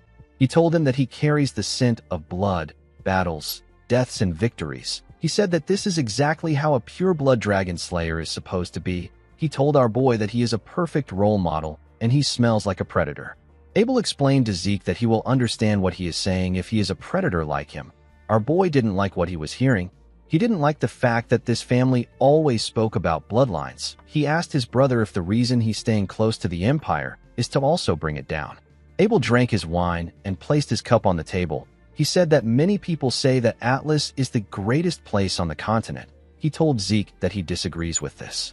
He said that the Drakers shouldn't be content with a single city. He told our boy that they need to become stronger if they want to claim the top. He asked him to take a look at the Rome Empire. He said that they are constantly building roads. They are trying to unite the North, the South, and even the Eastern continent into one. Abel told Zeke that the world will finally become a better place the moment the roads, the cultures, and the resources people own all lead to Rome. The world will become a utopia where everyone is unified. Zeke told his brother that this is something an emperor of an empire would say. Zeke recalled that he faced Cain Zimmons Constantinus. The Zimmons middle name is the name of the maternal family that sponsors Abel. After hearing everything that Abel said, Zeke arrived at a single conclusion. He concluded that Abel, the Zimmons family, and the Rome Empire are connected. Abel explained to Zeke that he believes that outstanding talent deserves an appropriate reward. He told our boy that he is certain that he can give him the most dazzling treasure that he will ever come across. He asked Zeke to join him in his conquest. Our boy realized that his brother was trying to bring him into his camp. He bowed his head and thanked Abel for his offer. He walked forward and told his brother that it will be difficult for him to join him since he has already made up his mind. Abel watched Zeke as he walked away. He told him that he will regret his decision. Zeke assured him that he won't. He stepped out of the room after saying this. Immediately, he got outside. Our boy grit his teeth out of anger. He told himself that he would never become a murderer like Abel. He hated the fact that Abel even dared to give him an offer. A while later, William entered the room. He found Abel sitting alone. He asked him about what happened to Zeke. Abel informed William that his beloved youngest brother told him that he will walk in a path different from his. With a horrifying smile on his face, Abel told William that he has no choice but to crush the sprout. William was shocked to see the look on his face. Abel told him that he gave his brother a chance. The scene shifts, and we are taken to Valhalla. We see Zeke standing in front of the dean's office. Our boy was now a 17-year-old second-year student. He didn't plan to stay in Valhalla for the entire 5 years to graduate. He decided to submit an early graduation application letter. He wrote that he wants to support his family now that he has become a formal knight. He said that it is quite difficult to engage in eye-catching activities as long as he is a student. He told the dean that he requests his assistance in resolving his issue. After he made the appeal, an early graduation interview was scheduled immediately. While Zeke was thinking, someone called out to him and asked him if he also came to see the dean. Our boy turned around to see Diego and another student. He noticed that he didn't recognize the boy. He wondered about who he was. Zeke, Diego, and the other boy entered the dean's office together. The dean asked the boy, whose name is Asta, if it has been a week since they last saw each other. Zeke was shocked to hear the boy's name. He quickly realized that he was looking at the future illusionary knight, whose name is Asta Elidolf. Even though Asta was one of the 5 divine knights in our boy's past life, there was no known information on him. Zeke couldn't believe that he would meet this monster here. Asta apologized to the dean. He told him that it has been difficult for him to attend class because of his insomnia. Zeke realized that Asta must have a very severe insomnia. Diego moved close to him and asked him if he wants to hear a lullaby that will knock him out. Asta asked him to be quiet. He told him that his head is ringing. Zeke recalled that Asta worked for the Empire in his previous life. He decided to recruit him in this life. The dean sat down and informed the boys that he called them there for the same reason. He revealed to them that they all applied for an early graduation at the same time. He told them that the professors said that there are no issues with their graduation requirements. The dean gave the boys some documents and told them that he has decided to evaluate their abilities through the mission. Zeke saw that the document was a Delpoa cooperation document. The dean moved close to the boys and asked them if they have heard of Yiksha the Black Knight. Zeke said that Yiksha is an outlaw and an enemy of the continent. A public enemy is a target that the entire continent has acknowledged as an enemy to be eliminated. Yiksha is one of these people. He recently began to stay in Delpoa. The dean explained to the boys that their mission is to cooperate with the Delpoa Knight Order and subjugate Yiksha. He told them that outlaws are people who awaken their aura solely to kill. Their combat style is fundamentally different from that of the ordinary knight. This is why the Delpoa Knight Order asked the dean to only send students who are purple knights or higher. Flaubert told the boys that they must now understand how grueling the mission is. He asked anyone who wants to back out to speak up. Diego told the dean that he has a question. He asked him about the amount of rounds the test has. Flaubert revealed to him that the test has 3 rounds. He said that this mission is the first test. Diego told him that he understands. The dean asked the boys if they have any other questions. Since no one raised their hands, the dean assumed that they were all participating. He asked them to go back and prepare thoroughly. While leaving the building, Asta complained about his head. Before he could get far, someone called out to him. When Asta turned around, he saw Zeke. Our boy asked him if he needs medicine for his insomnia. Asta was surprised to hear Zeke's question. Zeke put his hand into his clothes and told the boy that he has the perfect medicine for him. Asta nervously told Zeke that he is okay. He revealed to him that he has tried several popular medicines, but they didn't really work. Zeke brought out a bag from his clothes and asked Asta to just try the medicine. He told him that he will make a contract for him if he likes it and continue providing more supplies for him in the future. Asta declined Zeke's offer. He was certain that our boy's medicine wouldn't work. Before he could do anything else, Zeke moved the bag close to his head and made him sniff the medicine. Asta instantly lost consciousness and fell to the ground. In the next scene, we see Asta eagerly sign a contract with Zeke. He referred to our boy as Master. Zeke told the boy that the contract is pretty one-sided. He asked him if he properly read through it. Asta said that nothing matters as long as he gets to sleep properly. Zeke decided to not question the boy. He was happy that he had access to the system's store. As long as he has points, our boy can easily obtain rare relics. The medicine he gave to Asta was a strong sleeping pill known as the Sandman's Sleep Sand. Now Asta will be on Zeke's side after graduating. Zeke noticed that Asta was laughing. He felt a bit anxious that none of the 5 divine knights were sane. He wasn't completely satisfied with the situation. He wondered if he should test Asta's ability. He called out to the boy. He grabbed his huge sword and told Asta that he wants to see his ability before they go on the mission. Some minutes later, we see Asta spinning his spear with one hand. He took a stance and pointed his spear at Zeke. Zeke noticed that Asta's entire demeanor changed immediately. He wielded the spear. He asked Asta to come at him with his full force. He told him that he can even use aura. Asta decided to comply with Zeke's demand. He covered his spear with his aura and charged at Zeke. Our boy blocked his attack, but he got pushed back. He realized that Asta's threat range is quite wide because he is using a spear. He noticed that the boy was good at blocking his sword. He wondered if Asta uses his spear mostly for defense. Zeke decided to switch things up. He activated the phantom steps and disappeared in front of Asta. He reappeared behind him and got ready to swing his sword. Asta was surprised to feel Zeke's presence behind him. Zeke quickly swung his sword at the boy before he could turn around. Asta instantly split his spear apart. He used the tip of his spear to block Zeke's sword before it could reach him. Our boy got pushed back when Asta's spear hit his sword. Asta quickly swung the top at Zeke again. Our boy pushed his sword into the ground and used it to push himself up. He was able to dodge Asta's attack.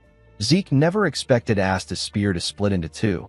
This type of thing is usually done by outlaws. He found the fight to be interesting. While he was in the air, he took out his dagger and threw it at Asta. The boy quickly put his spear back together and used it to block the attack.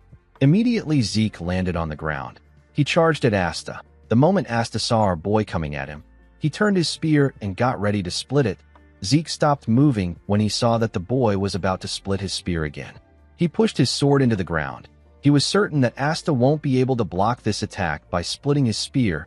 Before reaching Asta, Zeke used the first verse of Chapter 2 of the True Dragon's swordplay. The technique is known as the Earth Slice. Asta became nervous when he saw this. He knew that he couldn't split his spear in this situation. He changed his stance and used the Eladolf counterstrike. The technique is known as the crosscurrent spear. Zeke swung a large amount of dirt at the boy. The attack was mixed with his aura. Asta used his technique to attack him. A bright light shined when their weapons clashed. In the next scene, we see Asta looking at his shaky hands. He asked Zeke if he is a monster. He couldn't believe that he lost to Zeke, even though he is a well-known genius. Our boy told him that his spear's blade is dull, because he has always heard that he is a genius. With a sinister smile on his face, he told Asta that he is quite lacking. He said that he will need to train him thoroughly before the mission. Asta became scared when he heard this. He could tell that he was screwed. In the next scene, we are taken to Zeke's mansion. Decker greeted him and welcomed him back. He informed Zeke that he has a guest. The guest turned out to be Galleon. The blacksmith was surprised to see how beautiful Zeke's mansion was. While he was looking around, Zeke came to greet him in his unknown armor. He told Galleon that he called him there because he has something he wants him to look at. Galleon became worried when he heard this. He asked Zeke if there is an issue with the Stygian blade. He said that it should be difficult to leave a scratch on the sword because it was made with magic braziers. Zeke recalled that the blacksmith is more famous now, since he was able to make the magic braziers earlier than he did in his past life. He has been able to make good weapons. Our boy believed that he needed to secure Galleon now before more people discover him. He told the blacksmith that there is no issue with Bahamut. Immediately he said this. He hit the gem in the middle of the breastplate. The armor got fully activated. It covered his entire body. He told Galleon that his issue is that he obtained this armor. The blacksmith was shocked to see the armor. He asked Zeke to tell him what he is looking at. Our boy told him that he doesn't know. He told Galleon that he called for him because he wanted to know what it was. He explained to him that this item is something that he can't publicly look into. He took off the armor and gave it to Galleon. He asked him if he can examine it carefully. The blacksmith nervously accepted his request. The scene shifts, and we see Zeke and Galleon sitting in a room together. Galleon apologized to Zeke and told him that nothing like this exists among the artifacts that he knows of. He asked him if the armor has any features that can help him understand its materials. Zeke remembered the fight he had with Cain. He told Galleon that the armor deflected an aura blade. The blacksmith was shocked to hear this. He said that there is only one metal that can make this possible. He revealed to Zeke that the armor is made from the metal of the gods. The material is also known as orichalcum. Galleon said that he never thought he would get to see orichalcum in his lifetime. Zeke asked him if it is a really precious material. Galleon was shocked to hear this question. He explained to our boy that people say that orichalcum is a perfect material made by the gods. It has extraordinary mana conduction compared to other materials. A lot of spells can be engraved into it. Zeke asked the blacksmith to tell him the amount of big magic circles that can be engraved into a normal metal armor. Galleon told him that normal metal armors can't even have large-scale magic circles engraved on them. Zeke did not expect to hear this. He knew that the armor was an unusual item, but he never expected it to be on this level. He asked Galleon if it is possible to change this armor into something else. The blacksmith was shocked to hear this. He said that this is impossible for him. He said that it doesn't matter if he can use the metal of the gods because the armor is already complete. He explained to Zeke that he wouldn't be able to use it again if he was to rashly touch it and ruin the magic circles. He said that his master might be able to do it. Zeke asked him if he is referring to Master Galleon. Galleon told him that he is correct. He explained to our boy that his master may be able to change the armor's form without changing its function. Zeke asked him if he knows where his master is right now. Galleon informed him that his master is always in Himonas. Zeke was shocked to hear this. Galleon told him that he might not know the place because it is up north. Our boy said that it is in the area where the Northern Duke is. Galleon was surprised to see that he knew about this. He asked Zeke about how he knows this. He said that most people on the Central Continent don't even know about the Northern Duke. Zeke remembered a blonde woman when he heard this. He told Galleon that he somehow came to know about the Northern Duke. He stood up and thanked Galleon for his help. He told him that he can visit him while he is there if he wants to know more about the metal. Galleon nervously thanked Zeke. He could tell that something was off about our boy. Zeke told himself that he still has a lot of time before he visits Himonas. He said that he will take care of his priorities first and then visit Himonas. The scene shifts and we see Zeke having a meeting with the Reinhardt merchant group. Cliff and the princess were present at the meeting. Cliff informed Zeke that the production of the medicinal supplies he mentioned will go by without a hitch. He said that the only problem is that it will be difficult to set up a factory that produces the soma they need for ingredients in the Central Continent. Zeke knew that this would be the case. If news spreads that the princess is supporting the production of soma, there will be a dent in her reputation. Our boy asked Cliff about what they will do if the production is already complete. Cliff said that the soma will be treated as a medicine. He explained to Zeke that there will be no issues as long as they can receive the safety verification from the magic tower in advance. Our boy said that it will be better for them to create a factory in the southern continent and use it to create the product. They can then import the product and distribute it using the merchant group. Princess Melissa explained to Zeke that their merchant group doesn't have enough influence to create a large-scale factory on another continent. She said that they were barely able to create a factory for the creation of the rose disease antidote. She said that it will be better for them to consider other plans for the construction of a factory. Zeke asked her not to worry about this. He said that they will be the ones to create the factory. He asked her to ensure that the magic tower provides the approval so that they can distribute the product. Melissa asked our boy if he is saying that the Draker household will support them. Zeke told her that this has nothing to do with his household. He said that he will cover all fees using his personal funds. He placed a file on the table and said that it is connected to today's main point. He asked the princess to read it. Melissa was shocked to see what was written in the documents. She was shocked to find out that the Empire was working with the Scorpion clan and conducting human experiments to create a synthetic poison. Zeke told Melissa that the rose disease might have truly been artificially created using magic. He said that it may have been an empirical clinical experiment with Alencia as its target. Melissa clenched her fist out of anger when she heard this. She couldn't believe that the Empire was willing to release such a terrible disease on mere civilians. Zeke explained to Melissa that he is sharing this information with her because these evil deeds need to be kept secret for a while.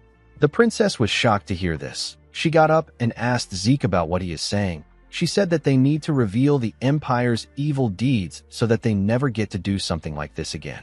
Our boy told the princess that he understands what she means. He explained to her that this evidence is way too poor to be used as a means of diplomacy. He made her understand that the Empire has carefully made it seem like the Scorpion clan is the main agent behind the experiment. The Scorpion clan is a famous black magic organization, so human experiments aren't a crazy concept for them. The Empire will deny having a relationship with them and simply express their regrets. Everything will be over once they have done this. Zeke explained to Melissa that it will be more advantageous for them to hold on to this information. Melissa asked him about what he means. With a serious look on his face, Our boy told her that the Empire doesn't know that they have this information. As long as they continue carrying these experiments out extensively, there will be existing evidence that they are more involved than it seems. Melissa was surprised to hear this. She asked Zeke if he wants to obtain this evidence with this opportunity in order to properly pressure the Empire. Zeke told her that she is correct. He explained to her that the reason he showed her this information is to prepare for the future. Melissa asked him about what he means. Our boy reminded her that the Rose disease was a temporary experiment in the Alencia conflict areas. He said that there is a possibility that the Empire will test other synthetic poisons. He told Melissa that they need to create antidotes to these poisons before this happens. The princess was shocked to hear this. She realized that her soldiers would have to fight while being poisoned if these poisons are used in conflict areas. However, if they are able to prepare the antidotes in advance, they will be able to prevent losses and gain the upper hand on the Empire. Melissa realized that she made the right call by bringing Zeke into her merchant group. Zeke told Cliff and Melissa that he won't be able to partake in these meetings for a while because he will be busy at Valhalla. Melissa told him that she would like to take him to Alencia if the opportunity arises. Our boy said that Alencia is a kingdom filled with beautiful mountains and lakes. Melissa was surprised to hear this. She asked him if he has been there before. Zeke turned around and smiled. He said that he has heard many stories about how good the kingdom is. He asked the princess to show him around the day he visits her kingdom. Melissa said that she will. She bowed her head and asked Zeke to have a relaxing trip. Our boy walked out of the room after hearing this. The scene shifts and we see Diego and Asta breathing heavily on the ground. They were on a stage with Zeke. Diego told our boy that they will die before they begin the mission. Zeke asked him not to say this. He asked Diego to pick up his sword again instead of wasting time. Diego raised his head and told Zeke that he is the devil. He told him that he truly has the Draker bloodline in him. He grabbed his swords and charged at Zeke. Our boy quickly blocked his attacks. He smiled and said that a person needs to bother this guys in order to create a desire in them. Under his command, Asta and Diego trained together for a week and began to influence each other. Instead of joking around like before, Diego began to take his fights seriously and listen obediently to Zeke. While the boys were busy training, someone entered the room and told them that they all look like they are working really hard. Diego greeted the professor when he saw him. The professor turned out to be Instructor Andre. He was now a professor at Valhalla. Zeke asked Andre about why he came there. The professor said that he has something to tell them. Zeke asked him about what is wrong. Andre reminded the three boys that they are being sent out for the Continental Public Conquest mission. He said that students can't be sent out by themselves, so he will be going with them. In the next scene, we see the group in a train. Zeke told Andre that he never thought that he would go to the Black Knight Yiksha mission with them. Andre said that students can't be sent out alone, and there are additional details that he needs to explain. He asked the boys if they know the kind of place Del Poa is. Zeke recalled that they got a basic summary about the city during one of their classes. According to him, mages are well favored in Del Poa. Andre told our boy that he is correct. He said that the place has a unique system. Unlike other places, the Knights of Del Poa focus on using shields. While the Knights drive into their enemies with their shields, the mages will attack from behind. Asta raised his hand and asked the professor if the allies of the mages won't also take damage while fighting up close. Andre told him that this is a good question. He explained to him that this is the reason Del Poa Knights train more often with their shields. It is also the reason why Valhalla graduates don't like joining the Knights of Del Poa. Diego didn't like what he was hearing. He asked Andre if the Knight Order was made only for mages. He said that the mages don't even consider them. Andre told him that he is correct. He asked the boys not to be too surprised once they arrive in Del Poa. He said that the mages there are incredibly arrogant.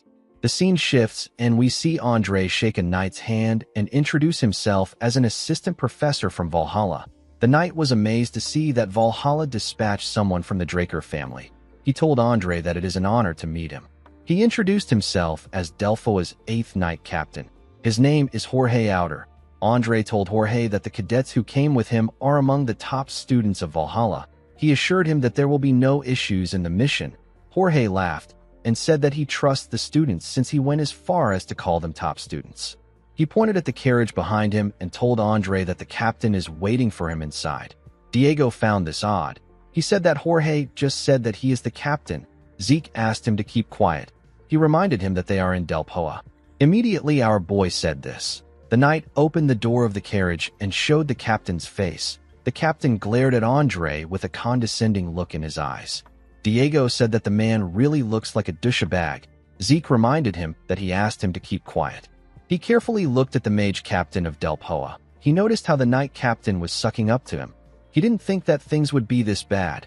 After talking to the mage captain, Jorge nervously turned to the group and told them that his captain said that he will be going alone. He told them that they will need to find their own carriage. Diego was shocked to hear this. He watched the captain move forward in the carriage. He said that the man is ignoring them like dogs. He told his comrades that this isn't right. He reminded them that they came for a joint mission. Zeke kicked him in the leg when he heard this. The boy fell to the ground and called Zeke a demon. He asked his professor about why he didn't say anything. Andre explained to him that he will face this sort of situations often after he graduates. He asked him to remember what he experienced well. The scene shifts, and we are taken to the boys' room. Asta and Diego were already sleeping. Zeke was thinking about the city. He didn't think that things would be so different there. He noticed that the place they were staying was so tattered. It was as if the knights prepared it at the last minute. Our boy recalled that the mage facilities they saw on their way there were clearly well funded. He wasn't too disappointed because he wasn't expecting anything grand in the first place. He decided to go get some air. As he walked around the place, Zeke thought about how he wasn't really bothered about this treatment. He had experienced worse things in his past life. What truly worried our boy was the Black Knight Yiksha mission itself. During the strategy meeting, Captain Jorge and his knights simply listened to the mages' discussions. Zeke knew that the discrimination would be bad, but he didn't think that it would be this bad. The moment he thought of this, someone asked him about what he is doing there alone. Zeke was surprised to see the person. The person turned out to be the mage captain. The captain said that he actually has something to say. He told Zeke that there is nothing they need from Valhalla. He advised him not to get swept into their magic and make things annoying. He told Zeke that it is better for them to quietly leave. Zeke was annoyed to hear this. He wondered why the city would request for a collaboration if the man was just going to say this. He wondered if he should beat the bastard up. The mage noticed the logo on Zeke's gloves. He asked him if he is a pure-blood Draker Awakener. Zeke said that he is. He asked the mage if there is something wrong. The mage was annoyed to hear this. He grit his teeth out of anger and told our boy that he has a lot of guts for him to speak so arrogantly to him. He advised him not to take off his gloves if he wants to finish the mission and return safely. Immediately he said this, he turned around and walked away. Zeke was not too shocked that the man was quite sensitive. Pure-blooded awakeners like him have the power to disrupt mana. The moment he thought of this, someone called out to him. The person asked him if it is really him. Zeke turned around to see the person. He quickly recognized the man.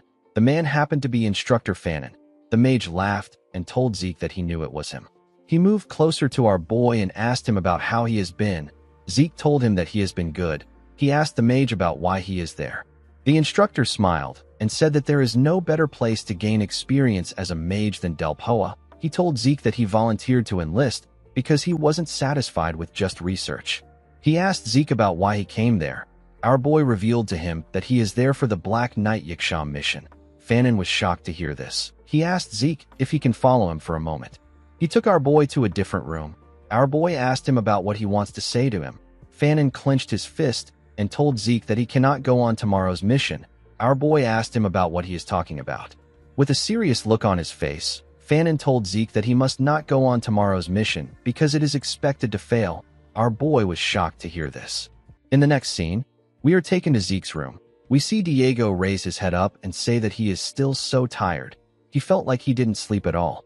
Zeke ignored him and thought about how his former instructor said that he couldn't share more information with him. He didn't understand what the instructor meant by saying that the mission was going to fail. Zeke could only come up with two reasons why Fanon would say this to him. It is either that the higher-ups of the subjugation squad are corrupt or they made some kind of deal with the people they are about to attack. Zeke knew that Del Poa was a place where mages abused their power, but he didn't think that the inner workings would be so bad to the point where there would be rampant military corruption. Zeke believed that it is more realistic that the mages had some kind of alliance with the people they are about to face. He decided to go with his second possibility. The scene shifts, and we see the mages and the knights gather at the top of a cliff. The captain of the mages ordered Group 1 to 3 to go up through the mountainsides. He said that Group 4 to 6 will fight head-on. He asked Jorge if he has any complaints. The man said that he doesn't, before the captain could give his final command. Zeke told him that he has a question. He asked him about what him and his group should do. The captain got angry and asked Zeke if he didn't tell him that he shouldn't do anything yesterday. Our boy reminded him that he is a blue knight. He told him that Diego and Asta are purple knights. With a cold gaze in his eyes, he told the man that he was simply asking if he was just going to leave dispatched cooperation forces on this level unused. The captain was shocked to hear that Zeke was a blue knight. The knights and the mages were also shocked to hear this. They couldn't believe that the other two boys were purple knights. The mage grit his teeth out of anger. He knew that he had to give the boys a mission. He ordered Jorge to give them a scouting job. The knight captain nervously accepted his order. Andre moved close to Zeke and asked him if something is wrong. He knew that our boy wouldn't provoke the captain without any reasons. Zeke told him that there is something odd about this mission. Andre asked him about what he means. Zeke revealed to him that he suspects the raid squad of having an alliance with the Black Knight Yiksha. Andre was shocked to hear this. He quickly calmed himself. He knew that Zeke was rational, and he would have his reasons for thinking like this. He announced to the mages that they will carry out a patrol mission from there to the Black Knight Yiksha's camp. He asked the members of the squad to prepare. He turned to our boy and asked him to be the commander of the squad. In the next scene, we see a group of men walking in the forest. They seem to be patrolling the area. A man carrying a torch suddenly asked the others to stop. He informed them that there are trolls nearby. He told them that they are going to quietly walk past them. He warned them not to make any noise. He said that things will become annoying if they get caught. The moment he said this, someone threw a sword at him. The sword stabbed the man in his thigh. The man fell to the ground and screamed. The trolls quickly turned to the man when they heard his voice. They attacked the group. The men turned around and began to run. They screamed and asked for someone to save them.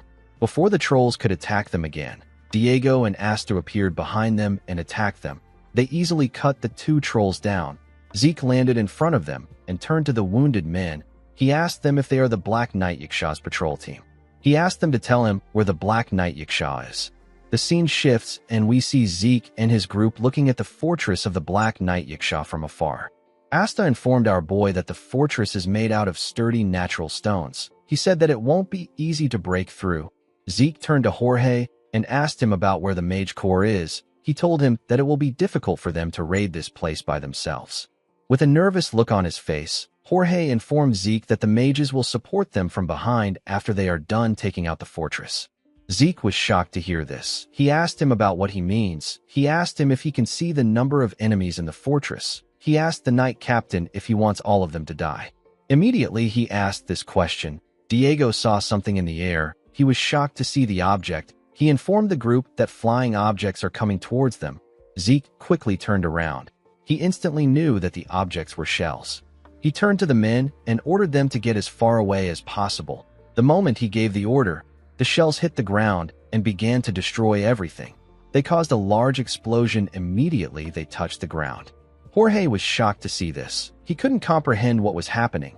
Zeke grabbed him and asked him to get himself together. He asked him if he is going to let all his subordinates die. The captain said that he won't allow this. Zeke grit his teeth out of anger. He didn't understand how the enemy was able to figure out their location. He became certain that there was a spy among them. The moment he thought of this, he heard a loud sound behind him. He quickly turned around to see what was happening. He saw their enemies charging at them. He quickly noticed something odd about the men. They were charging at them like crazy people. It was as if they had lost their minds. Zeke was shocked to see this. He instantly knew that these men were all Soma addicts. The Soma being produced by the Southern Cartel is distributed to the central continent, and it eventually spreads to the mainland. Mages use Soma and controlled amounts for temporary mana increase. However, the mercenaries were different. Since they lived each day as if it was their last, they frequently used more Soma than recommended. Zeke announced to his subordinates that these men are the mercenaries of the Black Knight Yiksha. He asked them not to fall for their attack. The crazed mercenaries pushed Diego and Asta back with their attacks. Diego said that these guys are crazy. Asta told our boy that there are too many mercenaries. Zeke asked Asta and Diego to save their auras. He told them that they shouldn't overdo things here. He realized that it will be difficult for him to apprehend the crazy enemy with the current knights. He wondered if they should just charge at the fortress right now. Immediately he thought of this. He heard a loud explosion. He quickly turned around. He He realized that the explosion was caused by magic. He knew that the mages had finally arrived. The mage captain and the other mages activated their spells and fired their attacks at the mercenaries. One of the knights informed the others that the mage corps has arrived. He asked them to fall back. The mages fired their attacks at the crazed men. Zeke carefully looked at them. He didn't like the fact that they just arrived, but he had to admit that their power was impressive. He believed that they could take over the fortress if they pushed forward with this momentum. Before he could move forward, the captain asked him to stop. He referred to our boy as a bastard and told him that the mission has been ruined thanks to him. He asked Zeke if he knows what he has done. Our boy was annoyed to hear this. He wondered why the man was spouting nonsense. The mage captain told Zeke that he simply asked him to scout the area. He said that he didn't want him to provoke the enemy. He turned to Andre and asked him to take the cadets and leave. He said that he will speak to Valhalla about what happened. Zeke asked him if he can consider their collaborative relationship with Delpoa over. The man was surprised to hear this. Zeke told him that they no longer need to follow his command now that their partnership is over. He said that they will now be independently carrying out this mission. The man was shocked to hear this. He reminded Zeke that this is Delphoa's territory. Andre reminded him that the Black Knight Yiksha is registered as a continental enemy. He said that he and Zeke, who are official knights of the Draker household, are permitted to act independently for the mission and report to their household. The captain was annoyed to hear this. He turned around and asked Andre to do whatever he wants. He told him that he will be the one to bear the responsibility for everything. The knight captain was shocked to see that the mage corps was leaving. He wondered about how they were going to complete the mission now. Zeke turned to him and told him that he has a question. The man asked him to tell him what is wrong. Zeke asked him if he even wants to defeat the Black Knight Yiksha. Jorge reminded him that they are knights. He said that there is no knight who would want to return with the enemy right in front of them. Zeke told him that he understands. He told Jorge that he needs his help with one thing. In the next scene, we are taken to the fortress wall. We see two archers on the wall. The archers looked down when they heard a loud sound. They saw the knights standing outside the gate. Jorge and his subordinates banged their shields with their swords to create a loud sound. While screaming at the top of his voice, Jorge asked the enemy to stop hiding like cowards and come out. The archers thought that the men had lost their minds. They quickly pointed their arrows at them. They fired their arrows at the knights. The men quickly used their shields to block the attack. Jorge ordered them to maintain formation. He said that they will show their enemies that their attacks are useless. More warriors joined the archers and fired more arrows at the knights. Two mercenaries watched their comrades fire their arrows at the knights. One of them said that the knights were useless. Immediately he said this, he got stabbed from behind. He and his comrade fell to the ground. The man was taken out by Zeke. Our boy was with Andre and his teammates. He told the dead man that they will see if the knights were truly useless. The moment he said this, Zeke heard the sound of a horse. He quickly looked down. He saw a man riding his horse away from the fortress. Zeke found it odd that the man was heading out on a horse in this situation. He used his dragonic eyes to look at the man. He was able to see the face of the hooded man. He noticed that the man matched the description of the Black Knight Yiksha. Zeke told Andre that he will chase after the man. He asked him to take care of the fortress and to send a signal flare after opening the main gate. Andre told our boy that he understands. Immediately he gave out the order. Zeke jumped down from the fortress wall. Before his leg touched the ground, he asked Bucephalus to come out. Our boy landed on the back of his beloved horse. He asked Bucephalus to chase after the Black Knight Yiksha. Bucephalus dashed forward when it heard Zeke's order. It quickly caught up to the man. The Black Knight Yiksha was shocked to see Bucephalus behind him. He found the speed of the horse to be incredible. Zeke smiled when he saw how close he got to the Black Knight Yiksha. He jumped off Bucephalus and charged at the man.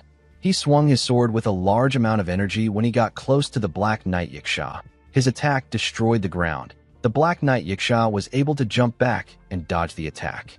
With a smile on his face, Zeke asked the man to tell him where he was going in such a rush. The Black Knight Yiksha became nervous when he heard this.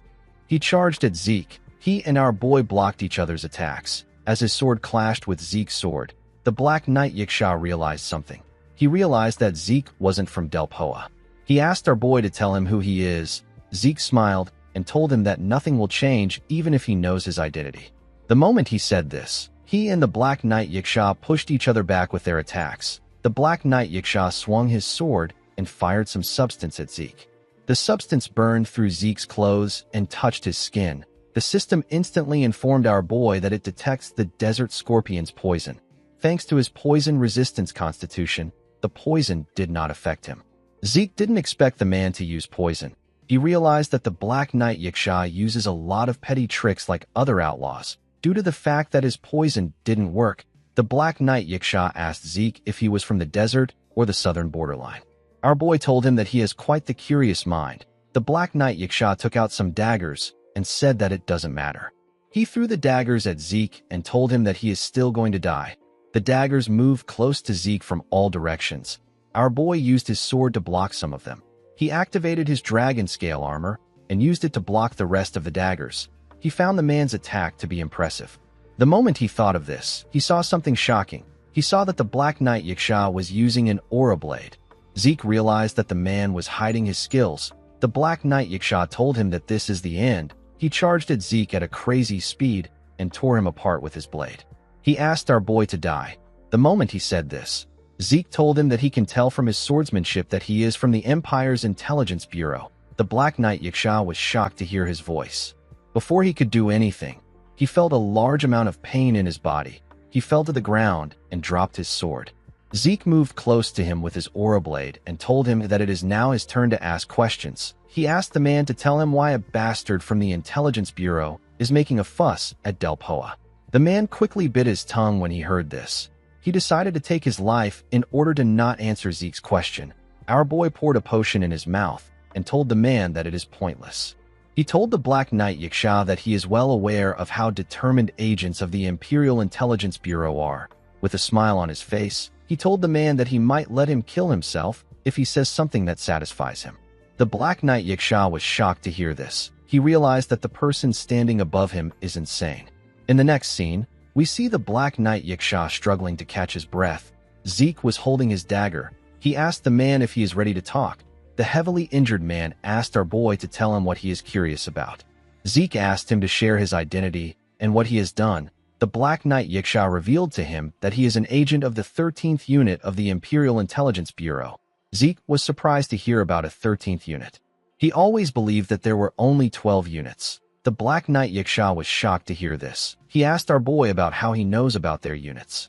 Zeke moved close to him with his dagger and reminded him that he is the one asking the questions. He asked the man to tell him what he was doing out here. The agent became scared when he saw the dagger. He revealed to Zeke that he was carrying out experiments on stimulants. Our boy was shocked to hear this. He realized that the mercenaries who attacked them were using the stimulants. He asked the Black Knight Yaksha if the mercenaries weren't just soma addicts. The man said that the stimulants were actually made using soma. Zeke asked him about why he created the stimulants. The man revealed to him that he was trying to create soldiers that felt no pain or fear. Zeke didn't expect this entire situation to be one of the Empire's human experimentations. He realized that the Empire used the war of attrition against Delpoa to observe how the experiments would fight. He now understood that the reason the Black Knight Yaksha was able to survive for 3 years at this fortress and absorb the bandits and mercenaries to increase his organization was because he had the Empire's support. Zeke wondered about what the Empire is doing throughout the continent. He turned to the agent and asked him if he knows that the Empire will kill him first. The man said that he does. He begged Zeke to kill him now that he has told him everything. Zeke asked him about what he will do if he told him that there is a way for him to live. The Black Knight Yaksha told our boy that it is impossible for him to escape the Imperial Intelligence Bureau. Our boy told him that it is possible with the power of the Drakers. The man was shocked to hear this. Zeke took off his glove and removed the mana in the area. The Black Knight Yaksha instantly realized that our boy is a pure-blooded awakener of the Draker family. The man also didn't want to die in a place like this. He had lost all his patriotism for the Empire after doing so many dirty jobs. He knew that the Empire would kill him for security even if he was to return alive. He realized that the best thing he can do is to become a witness under the Draker's protection. He asked Zeke if he can guarantee him a complete identity change. Our boy told him that he has an even better option for him. The man was surprised to hear this. Zeke told him that he can introduce him to a new workplace. With a smile on his face, he explained to the agent that there are many places that can use someone from the Imperial Intelligence Bureau. The scene shifts and we see Zeke running through the forest. He noticed that the fortress still hasn't been captured yet. He was certain that Andre's group was enough to capture the fortress alone. He wondered if something happened. He decided to go to the camp the knights were in. As he ran to his destination, Zeke saw something odd. He saw the mages talking. He wondered about what the mages were doing alone. Before he could say anything, one of the mages saw him. He quickly raised his staff and pointed it at Zeke. Our boy was surprised to see this. He asked the man about what he is doing. Before he could say anything else, someone called out to him and told him that the Black Knight Yiksha escaped because of him. The person told our boy that he will move him to the barracks for this serious crime. The person speaking turned out to be the mage captain. Zeke became angry when he heard what the man said. He didn't understand what he was trying to do. He calmed himself and asked the captain to explain what he means. The captain told him that they lost their target because of his sloppy attack plan. He said that they wouldn't have missed the Black Knight Yiksha if it weren't for him. Zeke asked him if he confirmed that the Black Knight Yiksha wasn't in the fortress by himself. He said that the enemy's defense is still too fortified for him to say this. The man asked our boy to shut up. He said that he saw someone who escaped from the fortress earlier. Zeke told him that the person could have been a messenger sent to ask for reinforcement. He asked him about how he is so certain that the person is the Black Knight Yiksha. The captain grit his teeth out of anger when he heard this. Zeke became certain that the captain was the one who asked the Black Knight Yiksha to run. He knew that the man was the one who was communicating with the enemy for 3 years. He could tell that the man didn't know that he was helping the Empire. However, this didn't change the fact that this man was still a worthless piece of trash. The captain asked Zeke to stop spouting nonsense and follow him. He turned around and told our boy that he will testify to his crimes.